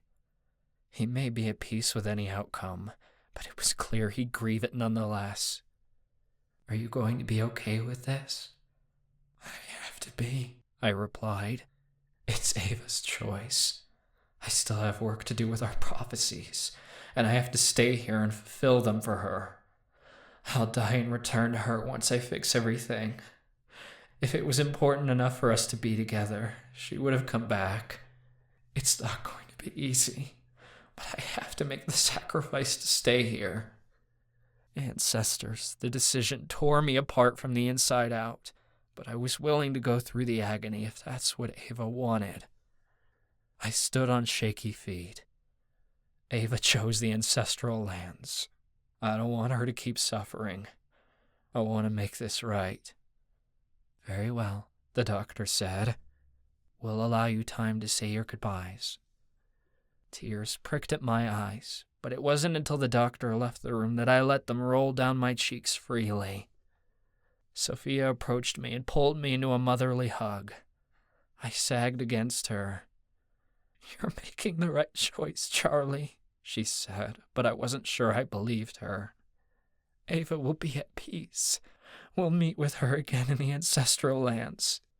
I nodded and drew away. I hope you're right. The door creaked open again, and several pairs of footsteps entered. There must have been half a dozen. I suspected all my friends were there. I'll be right outside, Sophia said gently. I'll call Liam. We'll do it once he arrives. Ancestors, that could be mere hours from now. I had so little time to spend with her, but I was fooling myself. Ava was already gone. She had been gone for a week now. It had just taken me that long to accept it.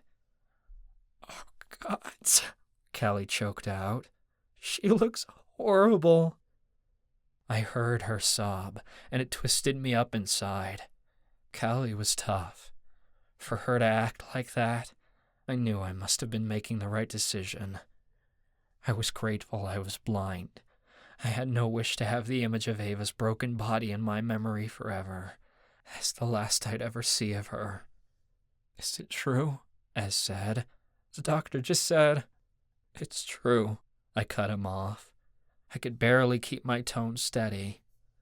I'm just trying to honor her wishes. I can't believe this is it, Callie whispered. Hell, neither could I. This was too much. I didn't think I'd ever stop blaming myself for what was about to happen. I wanted to disappear, to just stop existing. She saved us, you know, Marcus said. She died a hero, Alistair added softly. I'll never forget what she gave up, trying to get Eddie back to us. Opal sniffled. I'm going to miss her. She was my first friend at the Institute. I heard Ivy give a tearful huff, and he stomped toward me. This is fucking bullshit. You can't do this, Charlie, Ivy argued. The doctors have to keep trying. Ivy, there's nothing, I started, but he cut me off. No! He shouted, and he shoved me backward. There has to be something, goddammit, you hear me? You can't give up on her! His words were like a knife through my gut.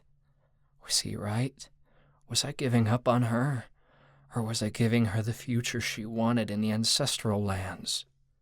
I tried to rationalize, even as instinct was fighting against me to keep her alive. They've tried all the potions and healing magic they can, and it isn't enough. Ava chose this. I can't hold her back from being at peace. She wouldn't do that! The Ava I know wouldn't give in! Ivy yelled. What kind of fucking husband are you, taking your wife's life away? I'd had a lot of people say some really shitty things to me in my life, but Ivy completely leveled me when he let those words fly out of his mouth. He knew how to hurt people, and nothing anyone had said or could say in the future would ever cut me like he just did. "Ives, cut it out," Chansey snapped. "I know you're hurt. We're all losing Ava, but Charlie's losing the love of his life."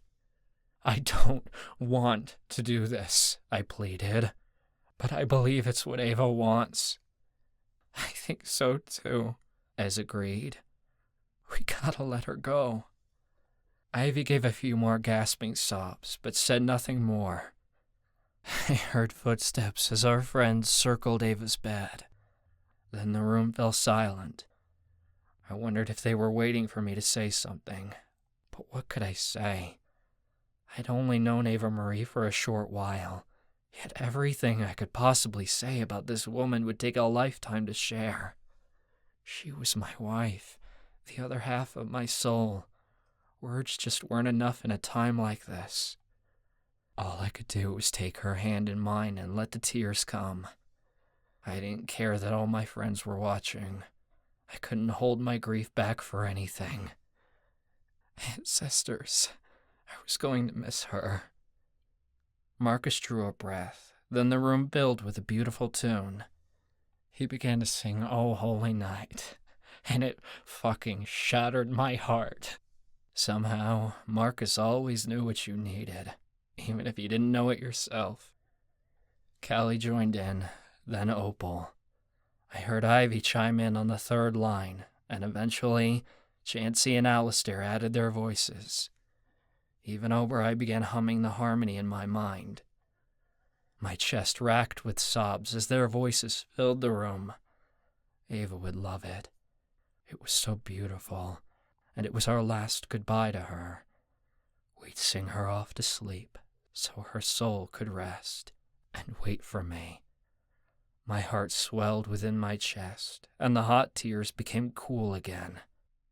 I realized as the song continued that my tears had transformed from sorrow to something akin to joy. I wasn't happy to be doing this, but I was less sad. I was at peace, and finally, Ava could be too. The song ended abruptly, and a gasp traveled around the room. My heart lurched in alarm, but it was quickly softened as a powerful energy filled my insides. It was like a bolt of lightning, flooding in to replace all the anguish. I felt alive. Ava's hand twitched in mine. I had to be imagining things. Then the most beautiful sound filled the room. Ava's voice. "I promised you'd never be alone again," my wife whispered. "Our adventure isn't over yet." Author's note. This story will continue in The Assassin's Destiny, Prison for Supernatural Offenders, Book 4. A note from the authors. The authors acknowledge that the United States of America is a country formed on stolen land. We respect and honor the indigenous peoples who have lived here for centuries, and we recognize there is still much work to do to make reparations and heal the damage caused to the many indigenous nations who were first here, both in the past and today. May we remember the atrocities once committed, create a better world in the present, and look forward together for our future. This book features characters with the following medical conditions. The information included is meant to educate readers on disabilities featured within the Prison for Supernatural Offenders series. Dwarfism. Dwarfism is a shortness in height, under 4 feet 10 inches in adulthood, caused by a range of medical conditions, including genetic mutations that inhibit bone growth. Common complications include crowded teeth, poor muscle tone, hunching of the back, and bowed legs. The Prison for Supernatural Offenders series is part of the Hidden Legends universe, a paranormal fantasy world created by authors Megan Linsky and Alicia Radice. Included in this universe are the following series: the Academy of Magical Creatures series, the University of Sorcery series, and the College of Witchcraft series, with more to come. Each Hidden Legends novel features magical romances with disabled characters fighting for a better world. You can find out more about the Hidden Legends universe by going to www.hiddenlegendsbooks.com. This has been The Infernal Underground, Hidden Legends, Prison for Supernatural Offenders, Book 3. Written by Megan Linsky and Alicia Radis. Narrated by Taylor Harvey and AJ Carter. Copyright 2022 by Megan Linsky and Alicia Radis. Production copyright 2022 to 2023 by Megan Linsky and Alicia Radis.